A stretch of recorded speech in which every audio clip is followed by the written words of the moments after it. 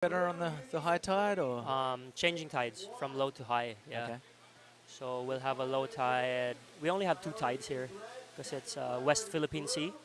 Unlike the Pacific side, we'll get two tides in a day. Here we just get one tide and not too big of a tide. So yeah, low tide today is around, I think, 6 a.m. and high tide will be at 7 p.m.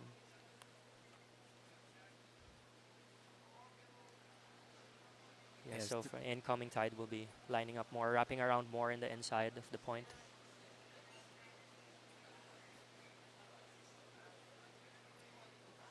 There you go. White's last wave was a 5.0 that moves him to second place. Benjamin Canyon now in second. Noah in third.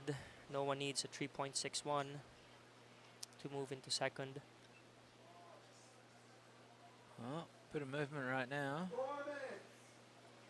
Just under 4 minutes to go, so Couture would like one more solid score to really kind of separate himself, but at the moment it's just a two-horse race for second between Noah and Benjamin. Just a 5 and a 2 beating a 4 and a 3, so there's not much in it between those two. They would have surfed plenty of heats together over the years.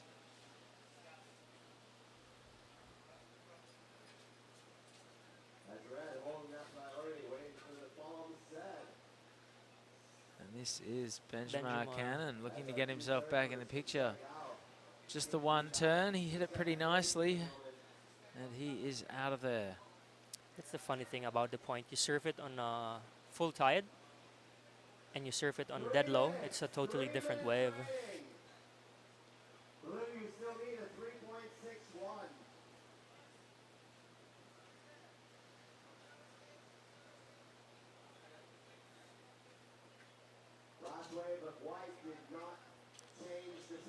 So that last score for Benjamin, just a minor, doesn't affect his situation at all. Noah Uckfeld is still chasing a 3.61. 2.5 minutes to go. Katut, of course, has priority, so Noah is he'll just be taking off on anything at this moment. Yeah.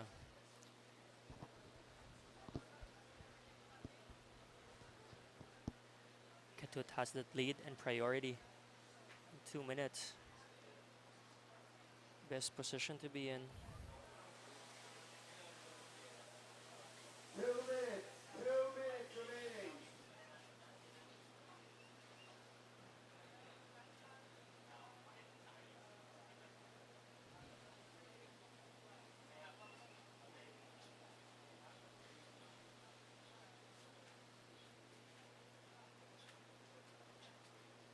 So thanks to our sponsors, NextGen, for this event, and the provincial government of La Union, the local government of La Union, and our local surf club for hosting our WSL and our Asia Series events. So there's a lot of surf schools on the beach here. Who runs those? The local surfers? Yeah, local surfers. Yeah. There's around 22 just Wow. on that small on that small beach. And the clientele mainly come up from Manila Yeah. for the weekend? Yep. Mostly Manila city weekenders.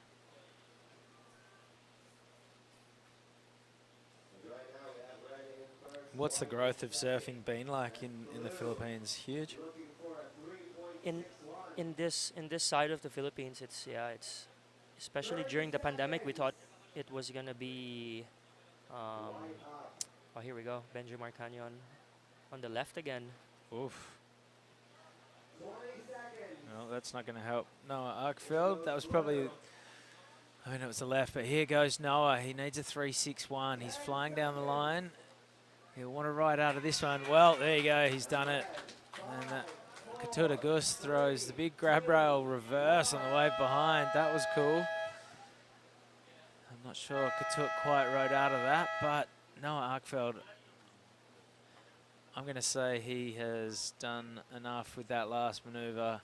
In the clutch, came through with the air reverse.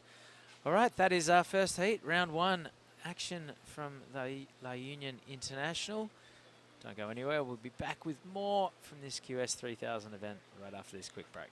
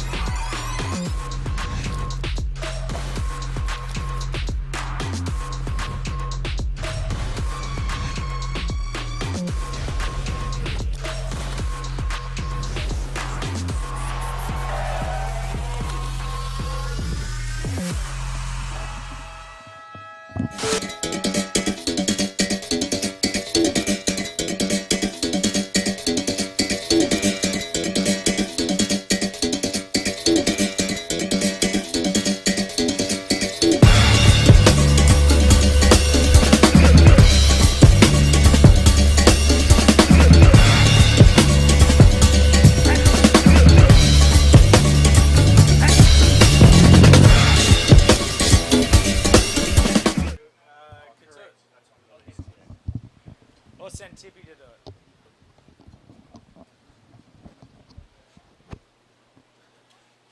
Okay, welcome back. This is round 1, heat 2 action, the La Union International. And that was Keiki Yamanaka in the blue jersey opening up proceedings.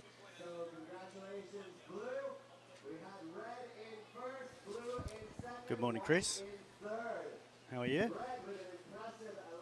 Very well, Jerry. How are you? Jerry Deegan, welcome back. Welcome to the booth for the first time this week. Thank you. I'm sure I'll be here plenty, and happy to be here. Happy to be here. Well, it's my first event in La Union. I think it's the same for you. Certainly, it's the first time I've ever been here. Okay, I was here about 15 years ago. It was a little different, and I was here last year during COVID. It was kind of weird. You weren't allowed to walk across the beach. You weren't allowed to swim. You could surf, but you still had to get across the beach, which I kind of felt was, you know, running the gauntlet. But it's a lovely place. I love walking the beach here. I love the restaurants on the beach.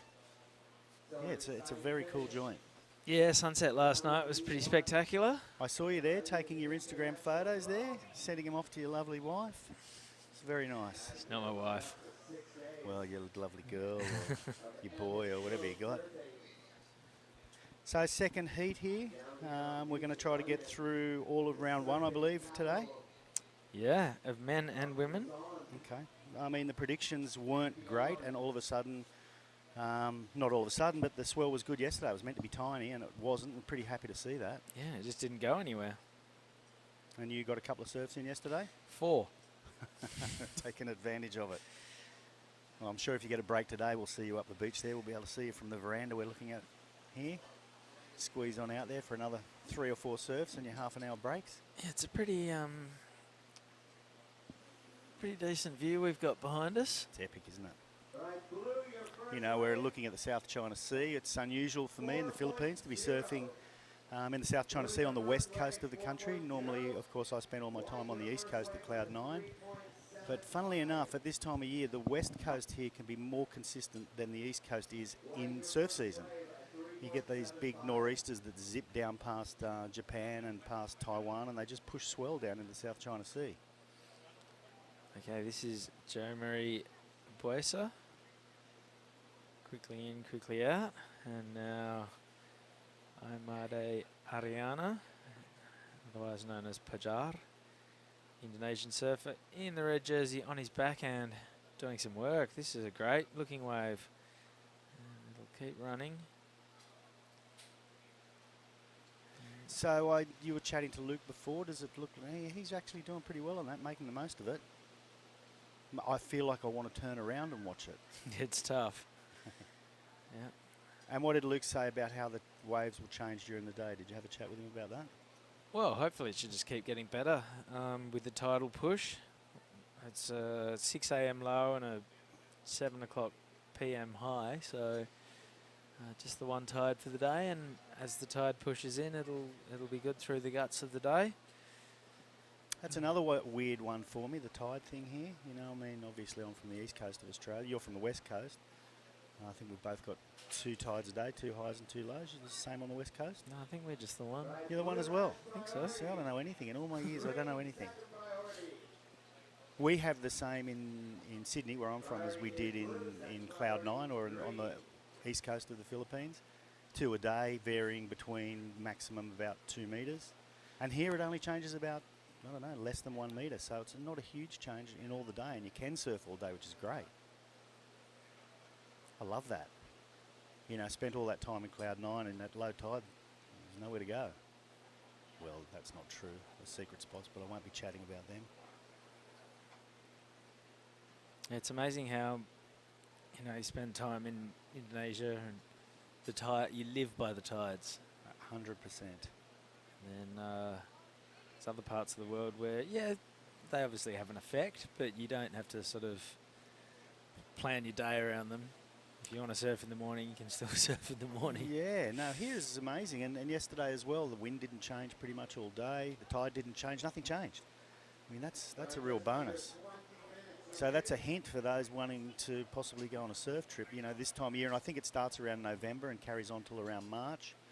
That's the same kind of timing as Siargao, right? No, Siargao is exactly the opposite. So Siargao, essentially the typhoon season starts around August and runs till into November.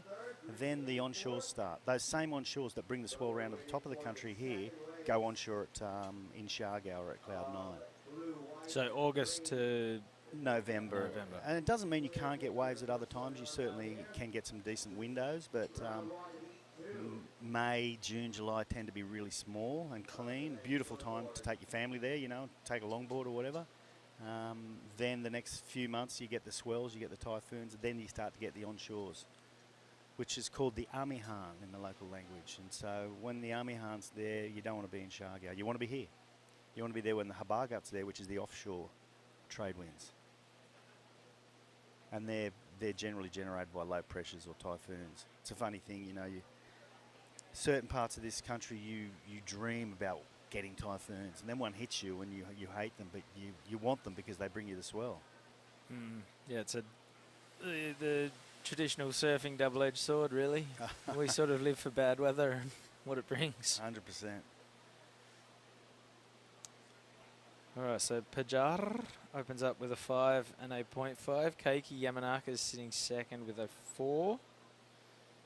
Jomari Ibueza has a 3.75, and Harold Chrysostomo. Just a 0.3 to his name. I believe Harold's from up this way. And Keiki, he's been on the show for a long time, I think, in 10 or 12 years. I was just having a look at some of his previous results, and so he's been battling the QS for quite some time. Probably one of the older statesmen of the Japanese crew, and there's quite a few of them here. What do you think of the fact that they've changed to zones, and they've got your Asia zone and your Australasian and Hawaiian, etc.? Oh, it definitely makes lots of sense, I think. As we see Jomari Ibueza on their backhand. 2 turns, the second one gets the better of him and he goes down. It makes a lot of sense that you can compete locally to then advance to the world stage. Absolutely, absolutely. And you're not always competing against the best in the world. Well, you're competing against the best in your region. If you're the best in your region, you get to move ahead. I believe we were going to do some interviews elsewhere, but I think Katut's up here to have a chat to you, Chris. They've brought him up here, so I might just move on over and let him jump in for a sec. No worries. Sounds good.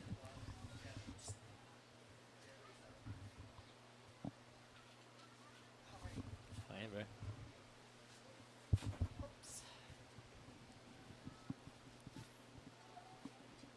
Oh, I like this. We're doing our post-heat interviews in the booth. Katut Agus, congratulations on the win. Thank you. How are the waves out there? It's really fun, even the small, but some waves, the medium one is like kind of wall, like until inside.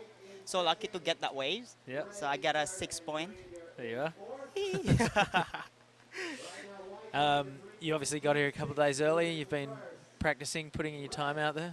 Yeah, like maybe 3 time session. Yeah. So the first day I only have like one session like before sunset, and but it's pretty hard to surf guest longboard, you know. So everyone was just take off from outside and just ride the waves, and we just sitting and waiting the small one. So we couldn't get the big one, you know.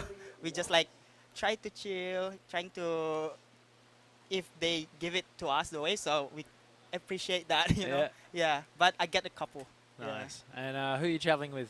I'm traveling with Mega, Artana, Ryuki Waida, Putra Hermawan, and Pajar, Madi Pajar. He's in the water right now. Yeah, he's in the water right now. And I saw Kian Martin in the water yesterday riding one of your surfboards. Yes.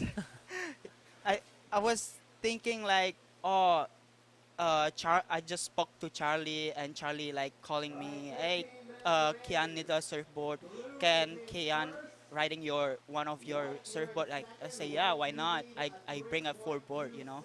So it's good for him too, using my board in there. But he say it's good, so that's mean for me like, oh, that's glad you use my board also, Yeah. you know. But then if you come up against him in a heat, you take the board back. No, all good for Kian. Yeah. And Kian just competed in the World Juniors in California. Yep. You competed in the World Juniors in Taiwan a couple of years ago. Yeah, like 2 or 3 years ago. Yeah. That's been a long time. Long time now. Yeah, it's really long time. I just shocked now, 2023. Yeah, well, we had sort of like a 2-year timeout, really, I Yeah. guess. But yeah, it's really good to be traveling back again, you know. Even last year on the Challenge Series, it's been hard for me to traveling. Yeah. But now it's trying to start it again, you know. And how did you enjoy the Challenger Series? I really enjoy like big experience, Yeah. like surfing with the other pro, like more high level. Yeah, I really want to back there again, you know, like Rio did really good. Yeah. So I really want to be there too with him. Yeah, talk to us about Rio. Pretty inspiring to see him make it. Yeah, it really inspired, like make me want to be there too, you know. Like I really want to with him to traveling around the world, you know, like represent for Indonesia too, you know. I really miss that. And talk to us about Pajar, who's in the water right now. One of your good friends? Yeah, we're traveling to Philippines here, La Union, together, and he always get a good waves here. So I think he will be fine out there. Look pretty slow right now, but it will be some waves coming for sure. What talk to us about the good waves when you're sitting out there. Are you looking for the big ones that stand up? Are you looking for the wider ones out in the bay, smaller inside ones that hug the reef? Actually, before I was like thinking to try to get a big one, but I saw before my hit start, I saw couple set it's pretty wide and fat. So I was thinking like, okay, maybe they take the small one, the medium one, and yeah, I was trying to get the small one, and it feel good, you know. Like there's so many, like all the way inside. It's pretty lucky to get that waves on that hit. All right, this is Keiki Yamanaka, Japanese surfer who's been on tour for a long time, doing the rounds. And we're into a new year. This is our first event for 2023. What's on the cards for you this year? For this year, I just trying to qualify to Challenge Series again. Yeah. So I will be, there's gonna be 3 or 4 even more coming. So I'll be doing that now. Just focus on this event and trying to be winning. Love it. Yeah. All right. Well, good luck. Congratulations. Thank you so much. And we'll see you in the next round. Thank you very much. Thanks, Katut. Enjoy. All right, here's a replay of Keiki Yamanaka's last wave. Couple of turns, did it pretty fluently, and he is out of there.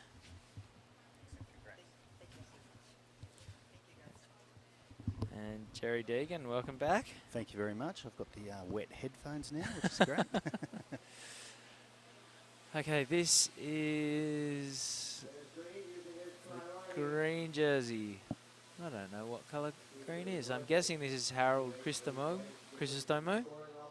Yeah, so just to let the folks out there know, we don't really have some colours in front of us, so we're lacking a bit of information on our little iPad here. But yeah, that's the only one that isn't showing up on the left-hand screen. I think the people listening and watching can see the same thing we can see. So that was Harold, and again, I'm not in, I think he's from up this area around Lenin. I could be wrong. If someone wants to text me and tell me something different, then I'll be happy to let you know. Last wave of blue is a 4.75.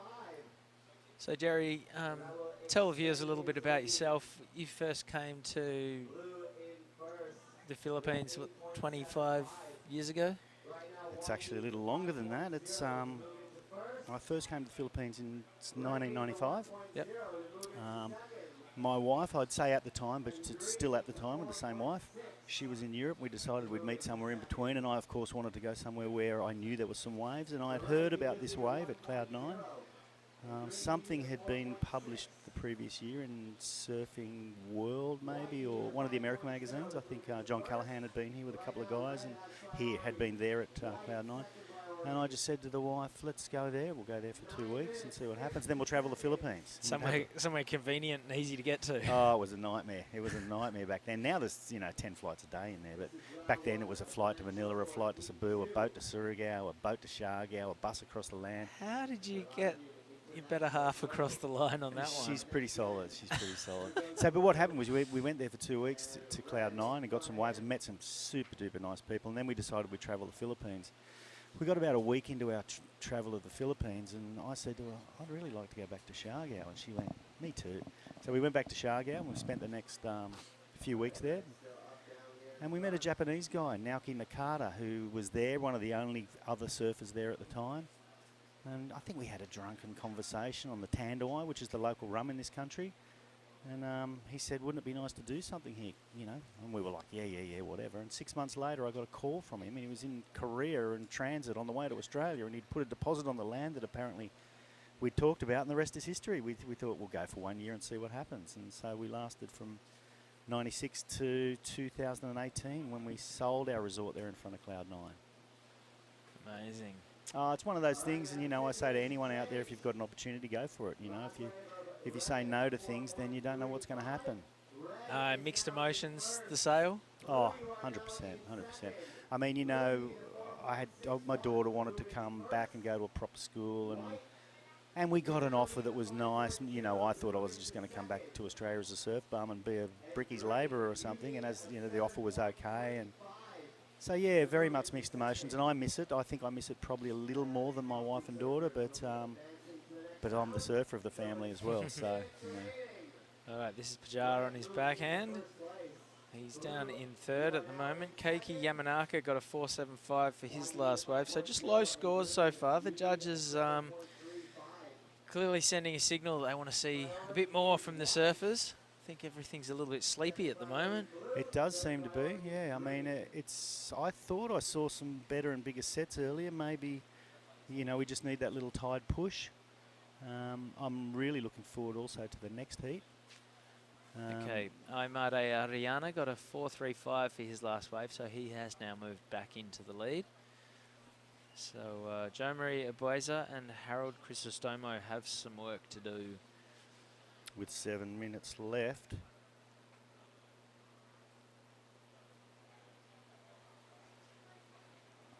My wife just texted me to say good morning, so if you're watching, Susan, good morning, and I love you, and we're having fun here. But we are working, by the way. It's all about the work. It's all about the work. Always. And over your, 30-year journey in the Philippines, you've obviously seen some remarkable changes in the surfing scene.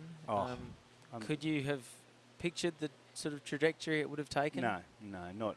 Had I been smarter or more forward-thinking, I would have bought all the land in Siargao and built some surf shops and whatever. No, not at all. As a matter of fact, when I first came into the Philippines, I think the first time I brought a surfboard, in Manila, they didn't know what a surfboard was. They just didn't know. What's that thing? Now, when you fly into Manila, they look at you and go, Siargao? It's changed. And Siargao in particular, I mean, more so than here. This La Union's been an established surf spot for quite some time, and thanks to Luke and Luke's dad and some other people, Bob and a few other people that I'm sorry if I haven't mentioned your name. This has been a real established surf area for some time, but the newer areas, you know, Shargau, Samar, down in Mindanao, you know, they're just blowing up, and surfing has just taken over. People love it. People realise how healthy it is. And I think it won't be too long before we have, you know, I'd like to think a CT surfer, you know, a couple of years, a year, 2, 3, whatever. I mean, I know it's taken Japan a long time, and they've had a surfing culture for a long time, and now Indonesia has... Rio has just made the tour. We're seeing his brother Ryuki is surfing in Heat 5. Okay, fantastic, yeah. So, I mean, I think... my thinking is that the Philippines won't have to wait the few or 3 or 4 decades to get someone in that, because it's just exploding and the kids are just taken to it, and there's some fantastic surfers here already. Certainly a bunch of QS, or a few have won QSs already. Filmar and Maramar and those guys.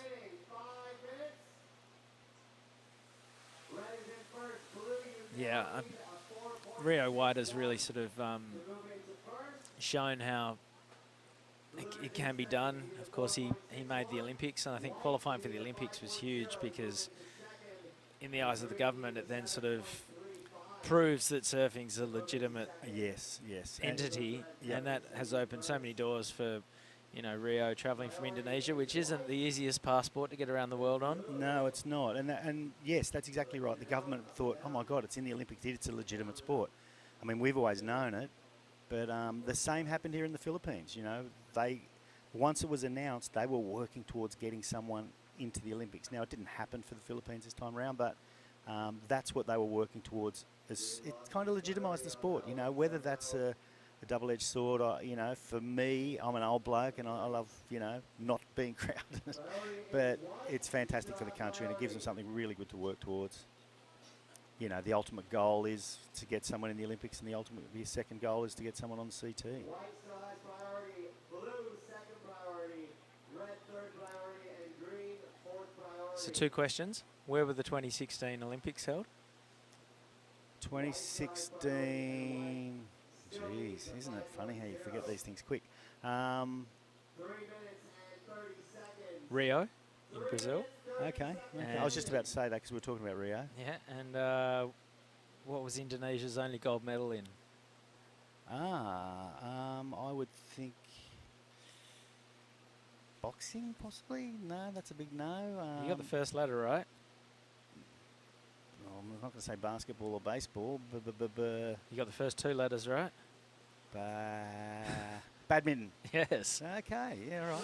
Oh, that's good. That was their first ever gold medal. Well, I don't know if it was their first, but it was their 2016 only gold medal. Okay, well, the Philippines got their first, I believe, and again, someone might jump at me, their first gold medal, and someone can tell me the name. A weightlifter won for the Philippines the first gold medal just in the last Olympics. I'm amazed there hasn't been a boxing gold medal. Or for sure. It's boxing and basketball are massive in this country.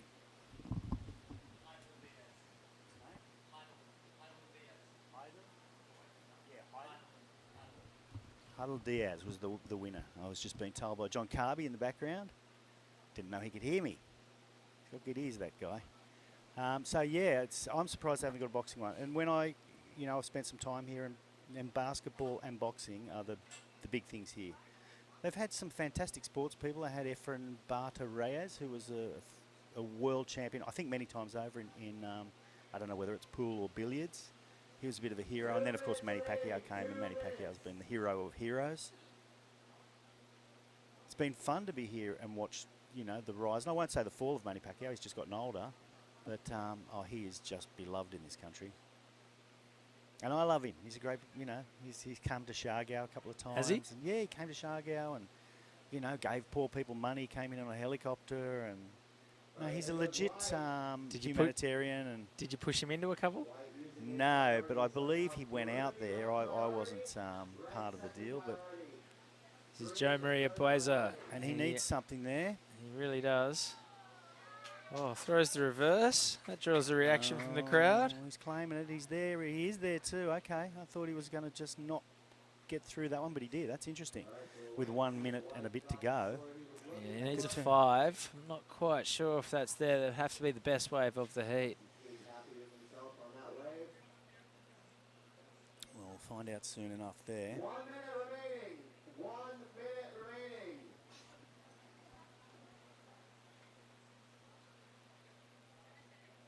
All right, Blues have it up. Here goes And Blue. here goes Keiki Yamanaka. He's flying down the line, but just can't find a section to work with and gets out of there. So priority is with the surfer in red. Priority red. So priority green. Joe Maria Bueza still looking for a 5-point ride. Harold Chrysostomo a 7.35, but time in very short supply. Here's the replay of Joe Marie's last wave. And White again in the dying seconds here. 10 seconds left. And he needed a 5 and he got a 4.5, so it's not going to be enough, and it's going to be Pajar, Aimade Ariana and Keiki Yamanaka from Japan who go through. So the Indonesian surfer in red and the Japanese surfer in blue take the win. Don't go anywhere. We're going to have a quick break and we'll be back with Heat 3, round 1 of the La Union International Pro from right here, San Juan, La Union in the Philippines. All right, White, you were looking for a 5.0. That wave was a 4.5. So that was not bad. All right, we're starting at Heat 3, 2, 1.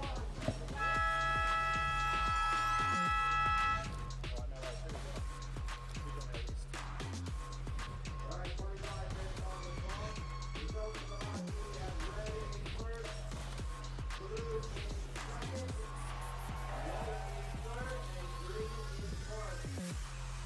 Congratulations, I made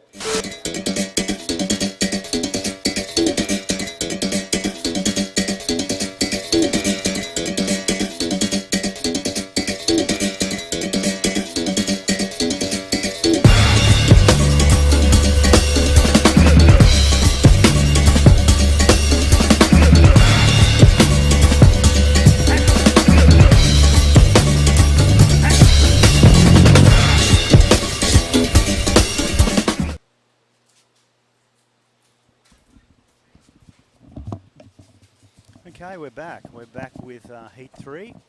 And we're joined by Tippy Jabrick, who's a great mate of mine and a fantastic Indonesian surfer. And he's actually the king of the Indonesian surfers as far as I'm concerned. How are you? Morning, Jerry. I'm far from the king these days. I'm just a social worker, actually, you know. Yeah, okay, I feel that way sometimes too. So tell us about our two Indonesian surfers here. So yeah, we have Varun Tanjung here, the son of Rizal Tanjung, and also Oni Anwar. So Oni is currently sitting in the first on the ranking of the Asian QS region. So he's trying to, extend his lead, hopefully, because there's still 3 more events to come before the challenger lists are decided. Okay, great. And our others is Robert Magaluna and Lema Delamide, 2 Filipino surfers. And Robert's quite fancy. I don't know Lema, to be honest, but I know Robert's a fantastic surfer and he's been chasing these Philippine events as well. So it should be a pretty interesting heat. Yeah, Robert was he was one of the great performance at the last event at Cloud9. He made it into the semis, if I'm not wrong. Correct. Yeah. And Oni came second in that event? Yeah, so Oni beat Moma. Robert actually. Oh, okay. So Yeah. they're out there again. Yeah. Could be a good matchup. Yeah. Fireworks. Yeah. Fireworks. Who's the best fighter? I think everybody is ready because this couple days I've seen like a lot of the surfers are been training and everybody's surfing really good actually. They're good, and for a lot of them, it's the first time here. I mean, I imagine most of the Indonesian guys, it's the first time here. Oni is actually he's still the current champion here. He Oh, is won he? the SEA Games, and that was the last international event. Correct, the SEA Games. Yeah. That's right, yeah. So 2019 SEA Games, and Oni Anwar take that one. So he's currently still the, you know, The reigning champion. reigning champion, Okay, good yeah. to see. Okay, well that's great. So this is Varun Tanjung, young surfer from Indonesia. He's also, you know, the one of the, you know, new hope for Indonesia, alongside with Pajar Ariana, who won his heat just before. And how old is Varun? Varun, I think he's only 19 or something. Yeah. Okay. Yeah. Okay. So wow, nice connecting there from Varun there. Yeah, he's not giving up either. Yeah. So Oni open up with a 4-2-5. I think 4-2-5 is been a keeper so far this morning. Yeah, I think the last heat of 5 was the highest score so far. So a 4.25 is a really good start, and I imagine Varun's going to have that, if not more. Yeah. Because we haven't seen any of Robert and Lemar's wave. I think that's Lemar, young surfer. I'm not sure where he's from. This is Robert. So Robert, a goofy footer from Siargao. Still looking for a section right there. There's one rebound to going left, and at the back we can see this is Oni Anwar on his second wave, trying to do his. I would say that's one of his signature moves. Yeah, what do you call it? Just a rebound like 360 right there. A rebound reversing thing, yeah. Yeah, I can't say I'm up on all the, you know, the airs. I'm semi-old school. I don't know what they're all called these days. Yeah. I always hope I'm sitting next to someone who does know what they're called. Yeah. For me also, it's a learning process, you know, because all those airs these days are super technical. You know, they use a lot of the skateboarding.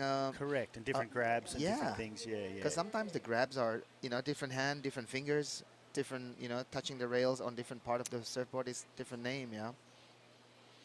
So and it's also sometimes hard for the judges to see what they're doing as far as grabs. I mean, if you know, imagine judging a skateboarding thing, the guys are pretty close. Yeah. They're in a bowl, they're whatever, but yeah, that's why we have 5 judge panels. So hopefully, like 2 or 3 of them, they understand all those details. So here we go. This is a replay from Varun Tanjung. So Rizal brought all his entourage. He brought his 2 sons, his wife Chandra also here, and Bronson Mady also. He's here. yeah, I saw Bronson just before. Okay, there's Robert. That's Robert. Yeah. So this is a totally different wave from Cloud9, Jerry, because Cloud9 is a bit of a machine. This one is a bit of a groveling wave today. You need to find that wave that opens and give you opportunity, like you know what Varun did. That wave was kind of open, not the way he wants it, but he got a 4.5, so a good start. Yeah, that is a good start. And you're right, it's a vastly different wave than Cloud9 wave. It's longer. It's, you know, a fair bit softer. It was a little more intense yesterday, I think. I think so, yeah. It looks so much different looking at it on the screen than turning around and looking at it out there. I mean, it actually looks bigger when you look at it in real life. Yeah. On the screen makes it look a little bit smaller. I don't know if that's because the cameras are up high. Oh, that gives some difference, you know, because some elevation, you know, you will have a bit of a distort, you know, like you know how you see it. If it elevate, you might not see how deep is their bottom turn. Correct. Yeah. I know they've got a couple of different angles. They've got a couple of cameras near where we're sitting, and we're actually on the 3rd floor here of a nice little place in front of the break, and there's a couple of cameras down, or another camera down on the judging tower. Yeah. It's a pretty good setup here. I'm sure at some stage we'll get some drone shots to give the people out there an idea of the full setup, the lineup out in the surf, and where the judging tower and all the rest of it is.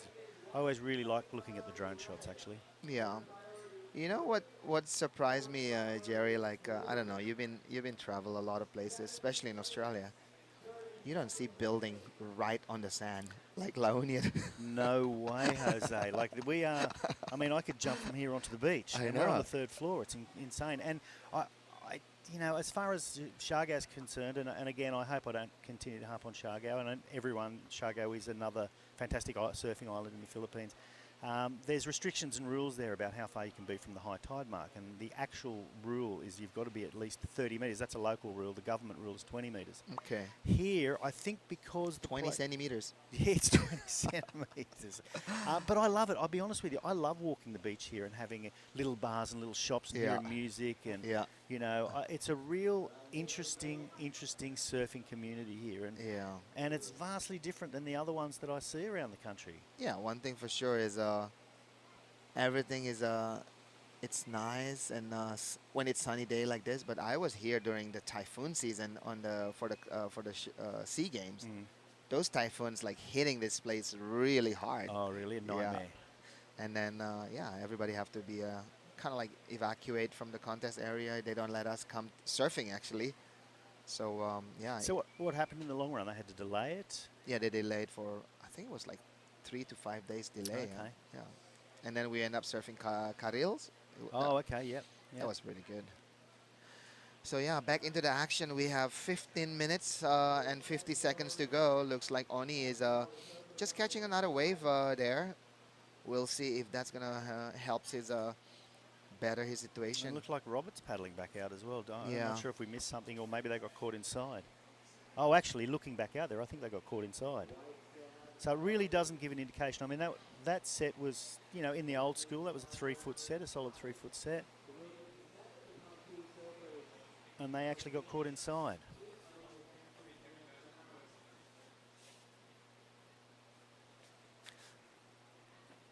Yeah. So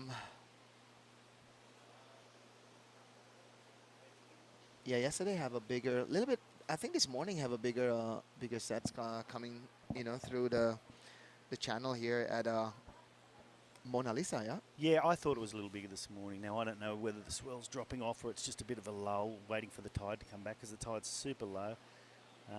The predictions were that the surf today was going to be awful, and yesterday was meant to be no waves, and tomorrow. But I showed up yesterday, and it was, you know, they were solid 4-foot sets. And again, on the face, I'm keeps harping on how I'm old school, but the faces were maybe 8-foot faces, I suppose, on a 4-foot wave.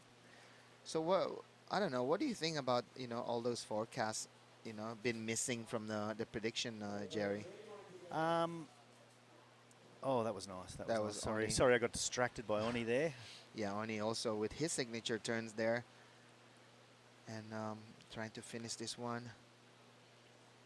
He's a hard guy not to go for, Oni. He's such a lovely kid. Yeah, he's a good representation of our country, you know, Indonesia. And he's loved here. They love him here in the Philippines as well because he spent a lot of time here, done all the events. As far as the predictions are concerned, I was speaking to Luke Landrigan previously about the predictions here, and he said they're very hard to trust here in particular. I think on the East Coast, it's far more predictable, although it isn't always right. If it's 1 foot and you look out and it's 1 foot, it says it's going to be 3 foot the next day there. It's usually 6 foot. Yeah. But they tend to get the timing pretty good there on the East Coast. I just think, for reasons I'm not sure, it's harder to predict here. Here goes our surfer in white. So this is Lemar. See what he can do. Oh, that's a nice wave too.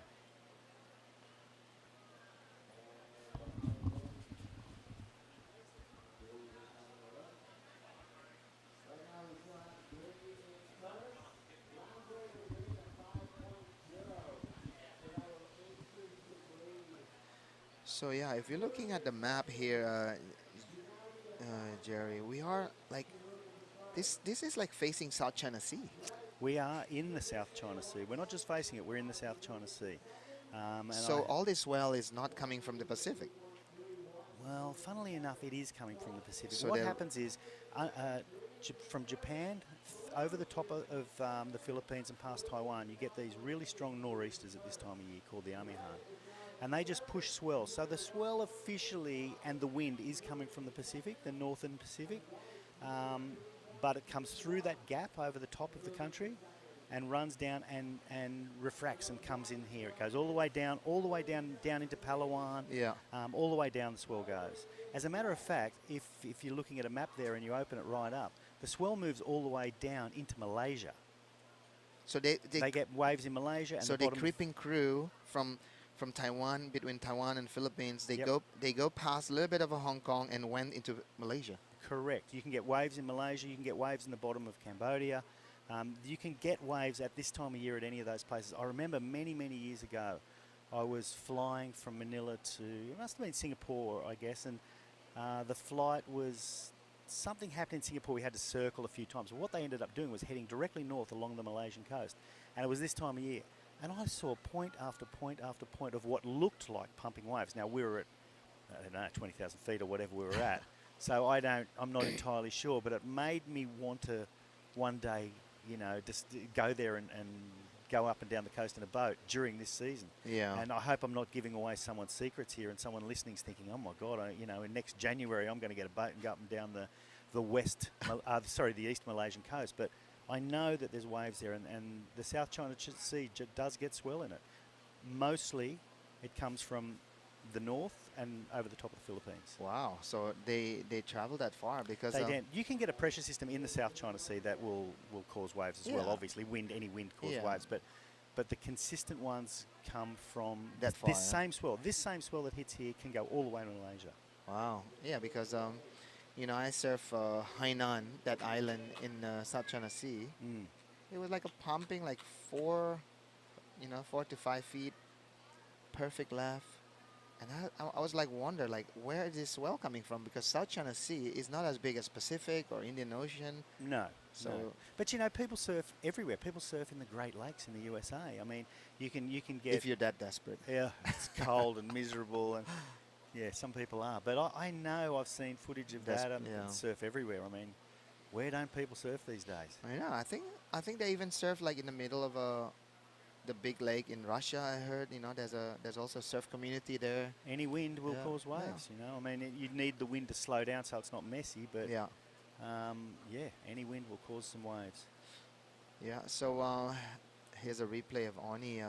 He's currently sitting in the first position. So it looks like this wave are just of the end of the replay of Oni. Yeah. So somebody's going left.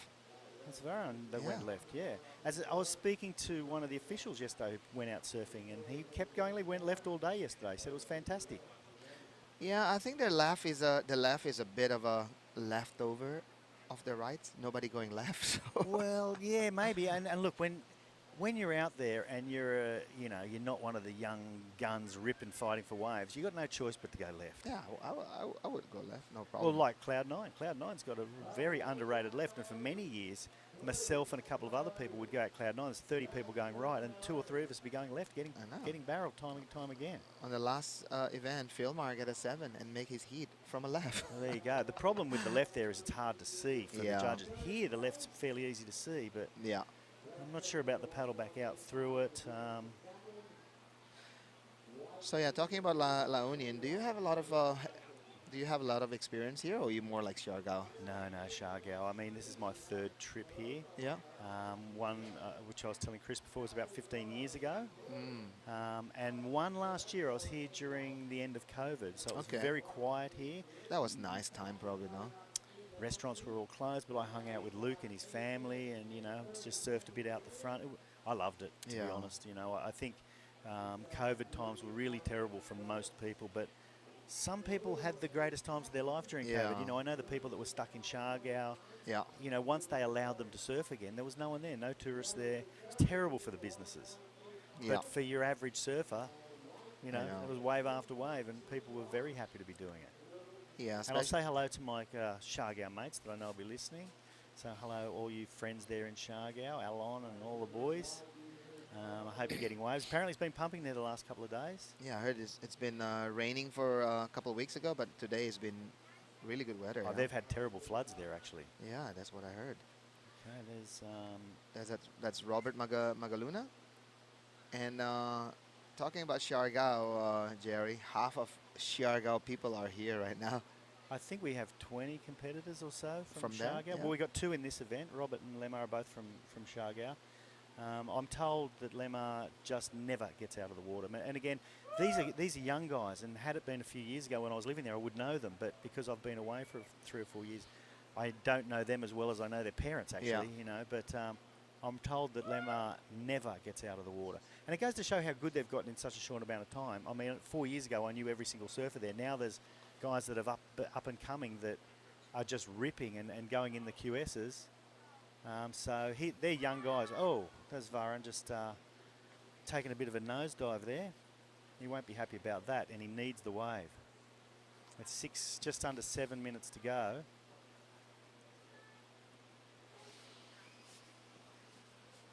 Now, I'm not exactly sure what he needs at this stage because we don't have the actual individual wave scores up at the moment, but that was not good for him.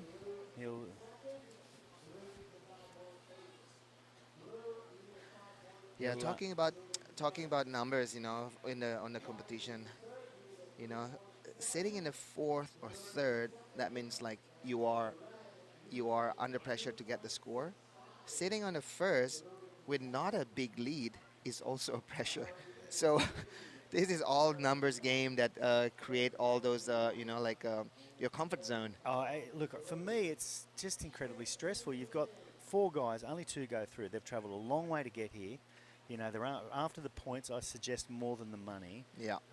It's a tough game. It's brutal, to be honest. But if you see it only in a small perspective about competition, of course, this is like a cutthroat, you know. You lose, you're out of the game. But, you know, to serve and explore, meeting new people, you know, I think... It's priceless. It's priceless. And look, for the 2 young guys, Robert and Lemar in particular, Olin Varun, you know, it's experience. It's surfing experience, competition experience, and like you said, travelling experience. Even for Robert and Lemar, if they come from Siargao, to come here is not cheap also. No, they get some support from some of the government people there, and some of them have some sponsors, but it's expensive and it's not something they're used to doing. As a matter of fact, when I first went to Siargao, there were people that had never left Siargao. There were people that hadn't been to the main town in Siargao. People didn't travel anywhere. Okay, here we go. Varun Tanjung is looking for numbers, Jerry. Here we go. Different camera angles. Can he finish that one? Not a rebound. Ooh. Okay, so there were 2 big manoeuvres there. We just slightly missed one in the camera change there, but it was a fairly big manoeuvre. Yeah, so Varun have a 4.5. He's, you know, at 4.5 to replace that 7.1. He looks like he's only looking for small numbers, yeah. It does look like that, and you've got to think in a big manoeuvre like that, maybe that was the case. So as we can see, Robert and Lemar also waiting there, you know, making sure like, you know, to get all the information, to calculate in his brain what he needs. Yep. Yeah, well, and they can, thankfully they have the beach marshals there telling me exactly what they need and how many minutes they have to go. Sometimes it's probably great to hear that. Sometimes it's distressful. Yeah. But with all the information that they have, you know, in this kind of competition, it's also give them strategy in the water. Agreed. Yeah. So this is Lemar. Nice top turn there. He's also looking for some good numbers here. He's currently sitting in 4th now. Varun taking over that one. Yes. Yeah. Oh. So that's also a good surfing from Lemar, actually. And he doesn't look like he needs a great deal either. Yeah. So, yeah, pretty interesting heat, this one. So you know more about it than I do, the stress and the tactics. I mean, you're a competitive surfer. You know, my greatest achievement was once winning the Cronulla Point Border Riders event on a Sunday. So, you know, I haven't been up to the dizzying heights of QS or any other levels. Yeah, like this is first round, early heat. Everybody is still like, you know, still have a lot of pressure under their feet. You know, moving on into like, you know, later round, closer to the final, everybody just gonna showcasing their, you know, all their ability. Right now, they just have to make sure that, you know, it's all about the 4 and the 5s. Getting through. Yeah. So we have 6 days. We have 6 more days. Now we don't need to use all those 6 days. So, you know, we'll get Luke and the boys to figure out if we continue on tomorrow, whatever. But obviously with waves today, you know, there's no way we're stopping. And again, it's hard to, we talked about it before, how different it is. When I turn around from where we are and look out there, it's actually you know, this is a semi-decent sized wave that he's on there. And from on that shot, it just looks tiny. Yeah. But this is like, you know, the first event for the WSL. Of course, the WSL crew, they want to make sure that, you know, they get the best information from the, you know, from the local knowledge. If it's a long-running event like Cloud9, for example, they have that confident to work with you closer. You know, this is Yeah. a first-time event. Even though they know Luke can give the best call, this and that, but from WSL perspective, this is a new place. You know, 100%. And look, to be honest, I'm glad the waves are the way they are today because, as I mentioned before, the predictions weren't for great waves. Yeah. So, you know, it's that word we all hate to hear, contestable, but Yeah. it actually isn't so bad out there. And I can see the next heat is starting to paddle out there. What do we got there? We got Hirato Ari from Japan and Kiari Noro, also from Japan. Alan Derecho and Danny Koldura. Danny's a Shargau boy. Alan lives in Shargau. He's not originally from Shargau, but he's considered a Shargau boy as well. Yeah. So here we go. This is Robert Magaluna. Ooh, there's a situation change actually. Robert sitting in the 4th place, but that first maneuver was really good, I have to say, Jerry. Yes. Yeah, no, he really got it up there. He got almost vertical. Let's see if something happens on the inside here because it's his last hurrah. Yeah. Things get a little bit, you know, like sideways here, but if he can put another maneuver here. Oh, he just wasn't able to do it. Yeah. Okay, we'll see what happened there. So 35 seconds to go.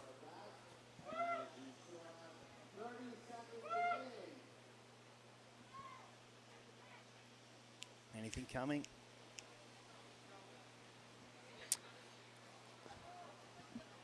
So 20 seconds to go. And at this stage,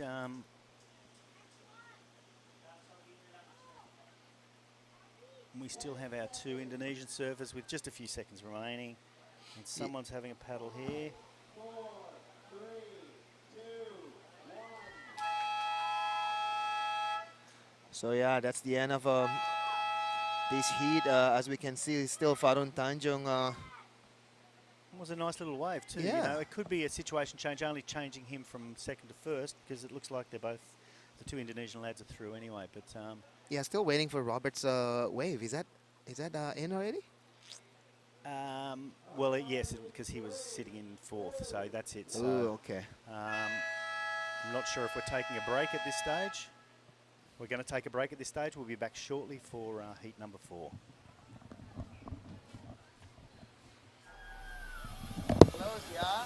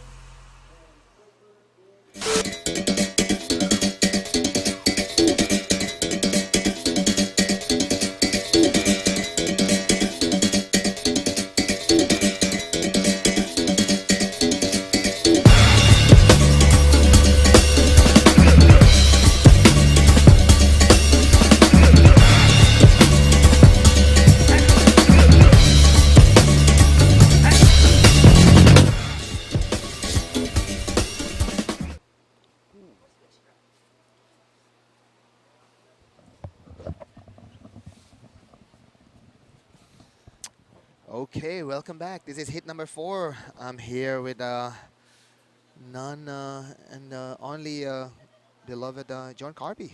Hey, good morning, Tippy. Great to be here in the beautiful LU. A bit of excitement in the final minutes of that, final seconds of that last heat, huh?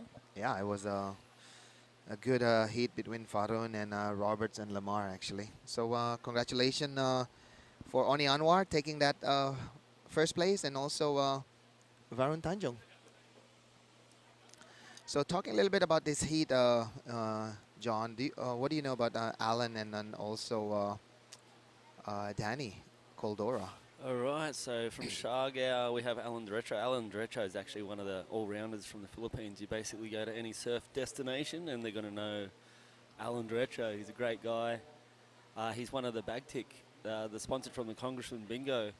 He's actually here as one of their coaches, and he also surfs and looks after the team who's travelling. So, Oh, that's good, yeah. yeah, he's turning into a great little mentor for these surfers, and hoping to move into coaching roles and mentoring the younger generation to sort of get there and sort of keep their mind on that athletic side of you, and get away from the crazy life. Yeah, because at the end of the day, you know, it's always good to have a local representation, you know, for the development of the sports. Because if he want to take that role, he should take it and make sure that give a good example, and then see from there. Yeah. Absolutely, yeah. It's empowering Filipinos, empowering Filipinos. It's the same what you're doing over there in Indonesia with the ASC, and I'm sure it's happening in Japan with some of the older generation there. Yeah.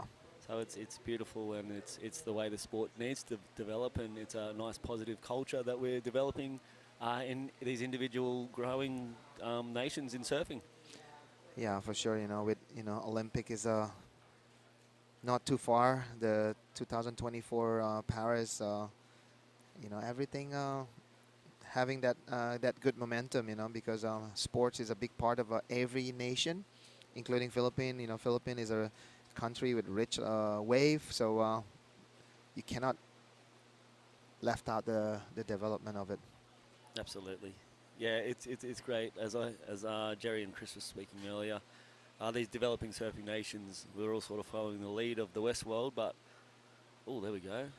That's actually Hiroto Arai. Really nice 3 turns right there. Hiroto is he's pretty young, but he's also a veteran competitor. He been around for so long. He was one of the top junior when he was young. You know, when he was 16, he was in that Rip Curl International kind of team.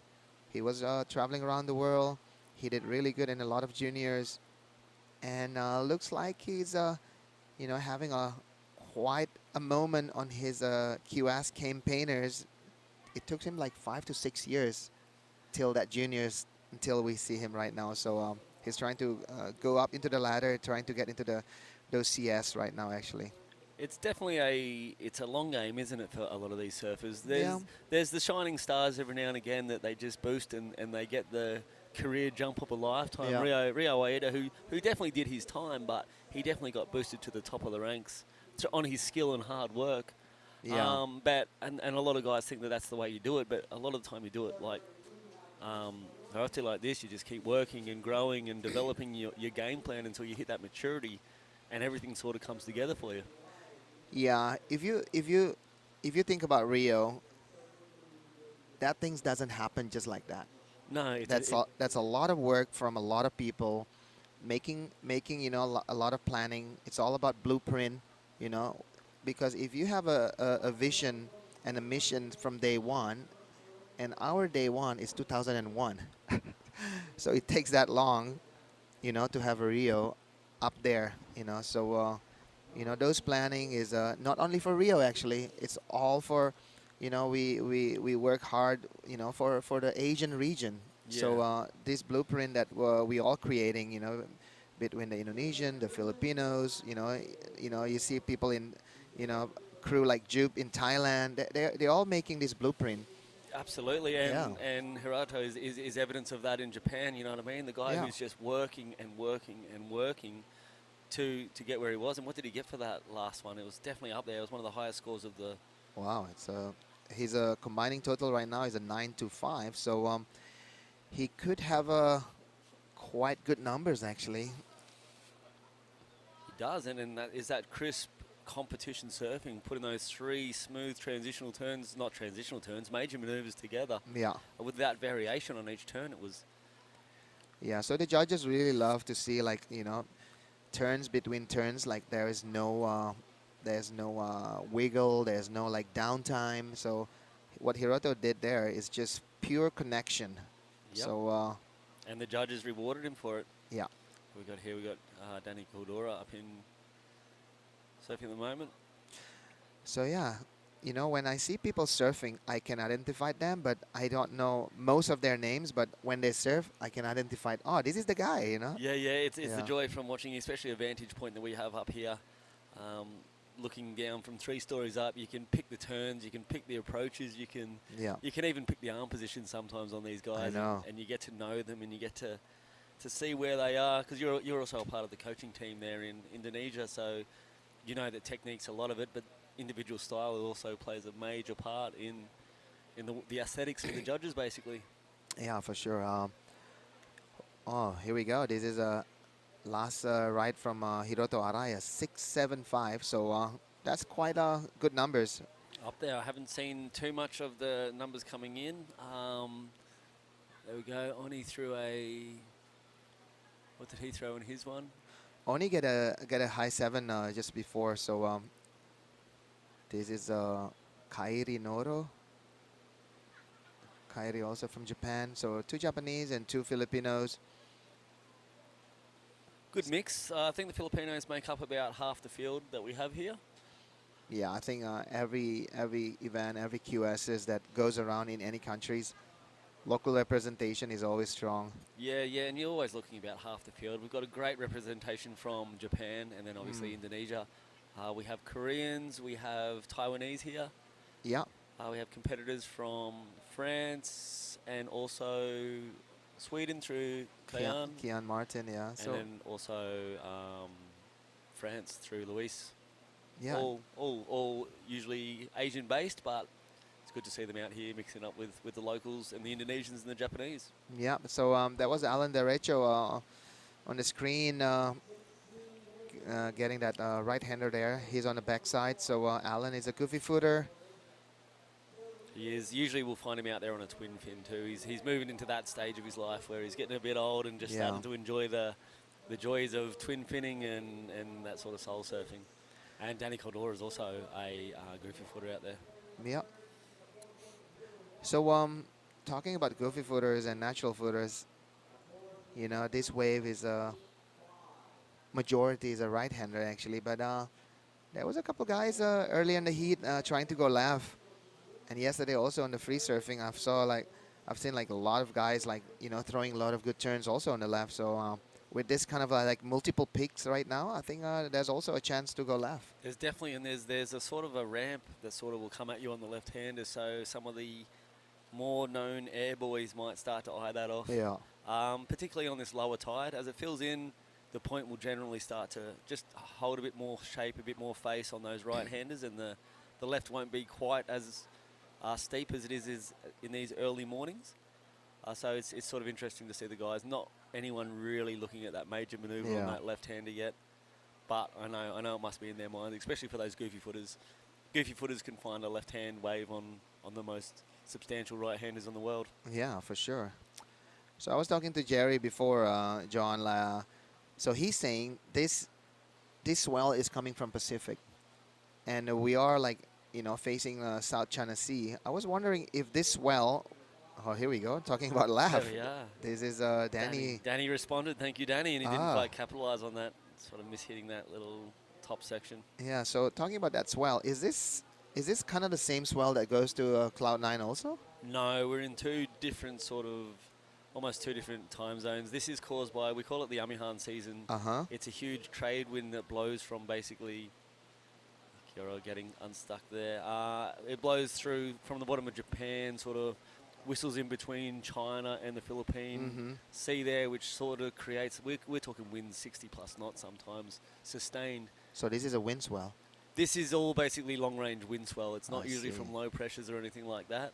Okay. It travels then the whole length, half the length of the Philippines, sort of cleans up the lines and wraps in with the refraction of the ocean and the directions of the swells, and it's usually a nice north swell that we get that started from down the bottom of Japan, basically. Wow. So it travels a long way to get here. The other option we have waves here is when the low pressures actually move across into that South China Sea, or West Philippine Sea, as we like to call it. Here in the Philippines. It also blows in, then we get our ground swells and everything like that. And a bit of a different, which sort of opens up different areas to surf also. You get those unique waves that break under those sort of swell conditions. So, these waves come from a long way.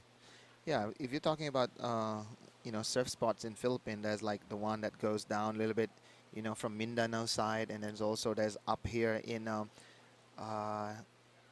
Pagudpud. There's a wave Yeah, around there. Pagudpud, that's Yeah. right at the top. It's Pagudpud's the version. It's sort of basically the end of the road. Yeah. The name actually means like you've just gone a long way. You're at the end. It's a long haul to get there, especially back. It's getting better now with the roads improving in the Philippines. Yeah. So that's almost like the end of the world. That's the end of the world. It is, and we had a local event there beginning of last year, and they scored. Wow, really? Yeah. The only drama sometimes you may have is that wind. Actually, it was September, and they scored some amazing conditions. A great punchy left-hander. We had longboarders getting barreled. It was Wow, really? It was an event. Yeah, it was a great event. Yeah. But we've got Lucas del Sur, which is where we are. We've got some great breaks just on this west coast, which surprises a lot of people because generally you look at the maps and you don't see much happening. But this, as you can see, the conditions are almost. So if you can identify all those surf spots with all those character of the swell building, you can kind of predict which month is good for which area. So this is a really good for development also, and then also approaching an event like this WSL, so we can know, the potential of having a flat day on those period can be, avoid a little bit, Yeah, absolutely. But with nature, you cannot have like a direct, phone numbers. That's what happened, with G-Land, for example. We thought The most anticipated contest on the WSL schedule last year, right? we thought we were gonna be scored on that month because that's usually the month where Indonesia are flooding with a swell. But there's almost like 8 days of what do you call that, like a waiting time when everybody is just sitting around and there's not much wave, not much swell. So I'm here with Oni Anwar, the winner of previous heats. So big shout out to Oni. You want to say something to family at home, or how? First, tell me a little bit about La Union. How do you feel surfing La Union? Well, good morning, TP. Yeah, thanks for having me here, guys, everyone who's watching live. So great to have an WQS in La Union. This last time I came here. It was huge. I remember that day. It was like, I had a final with Rio here, and you were coaching us. I remember that day because I was the coach for Rio and Oni, but they made into the final, and I said to them, I'm not going to coach you guys, just surf and have fun. That's what I said, yeah. Yeah, we're like, whose side is TP going on today? I'm not anybody's side that day. Yeah. So, actually, I have to say, One, you are still the reigning champion of La Union because on 2019, on the SEA Games, you are the champion, and after that, this is the next international event. So, unofficially, you're still the champion.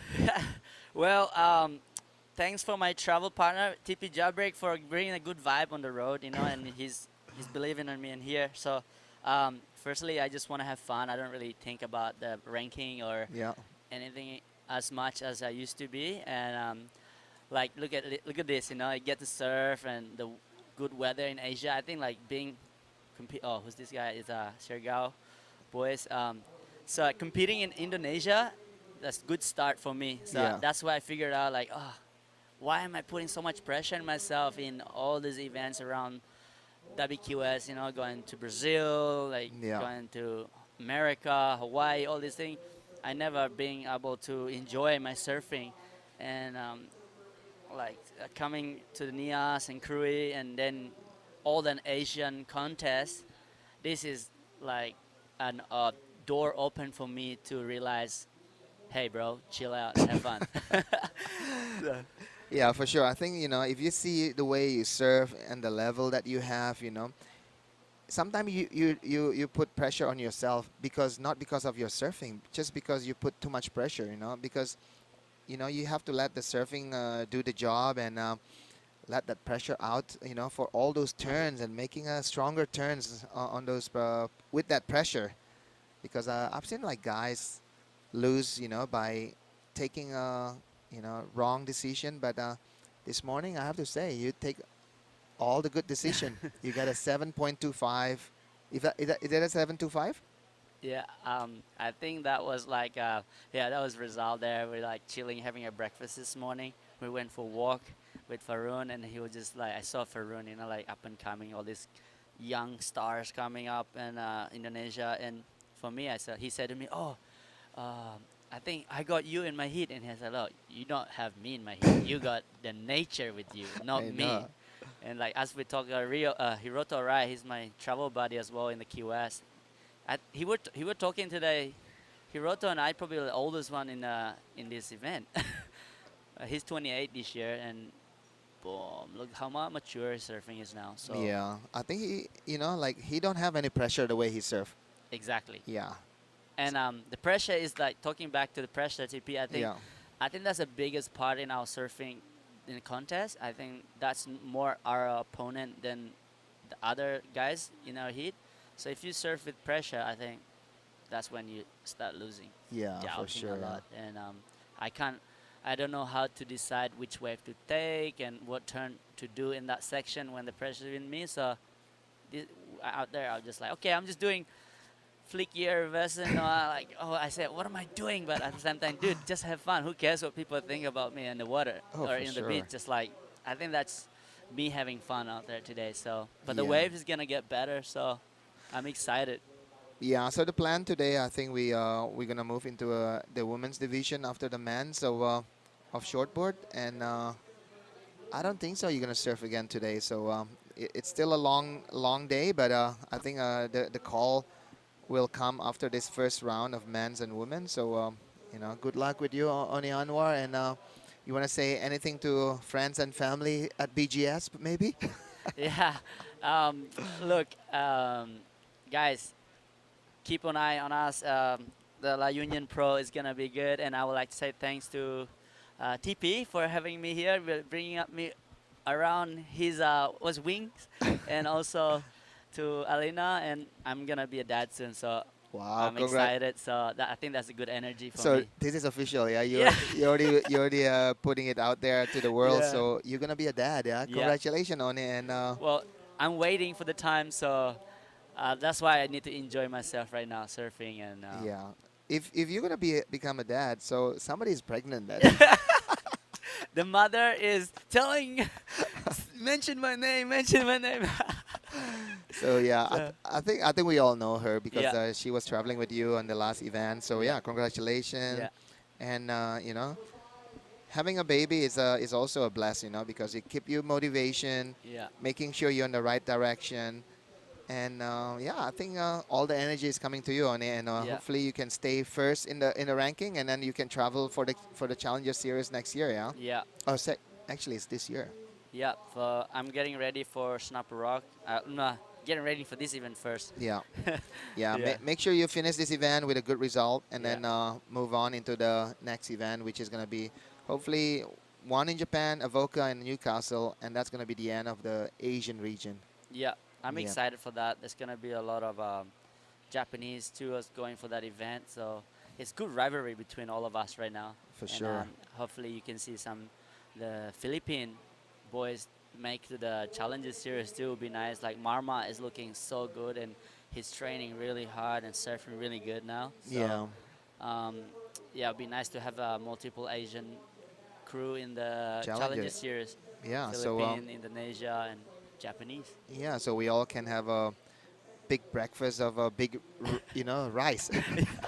The rice storm. Yeah, Not the rice storm. The storm of rice. Okay. So thank you very much, Oni, and then hopefully good luck with the event. Keep focusing, and hopefully the best result for you. Yeah, thank you, TP. I'll see you guys soon, and have a good day. You. I'm sure I'm going to have some coffee. Thanks, Oni. Yeah. All right, here we go, brother. So yeah.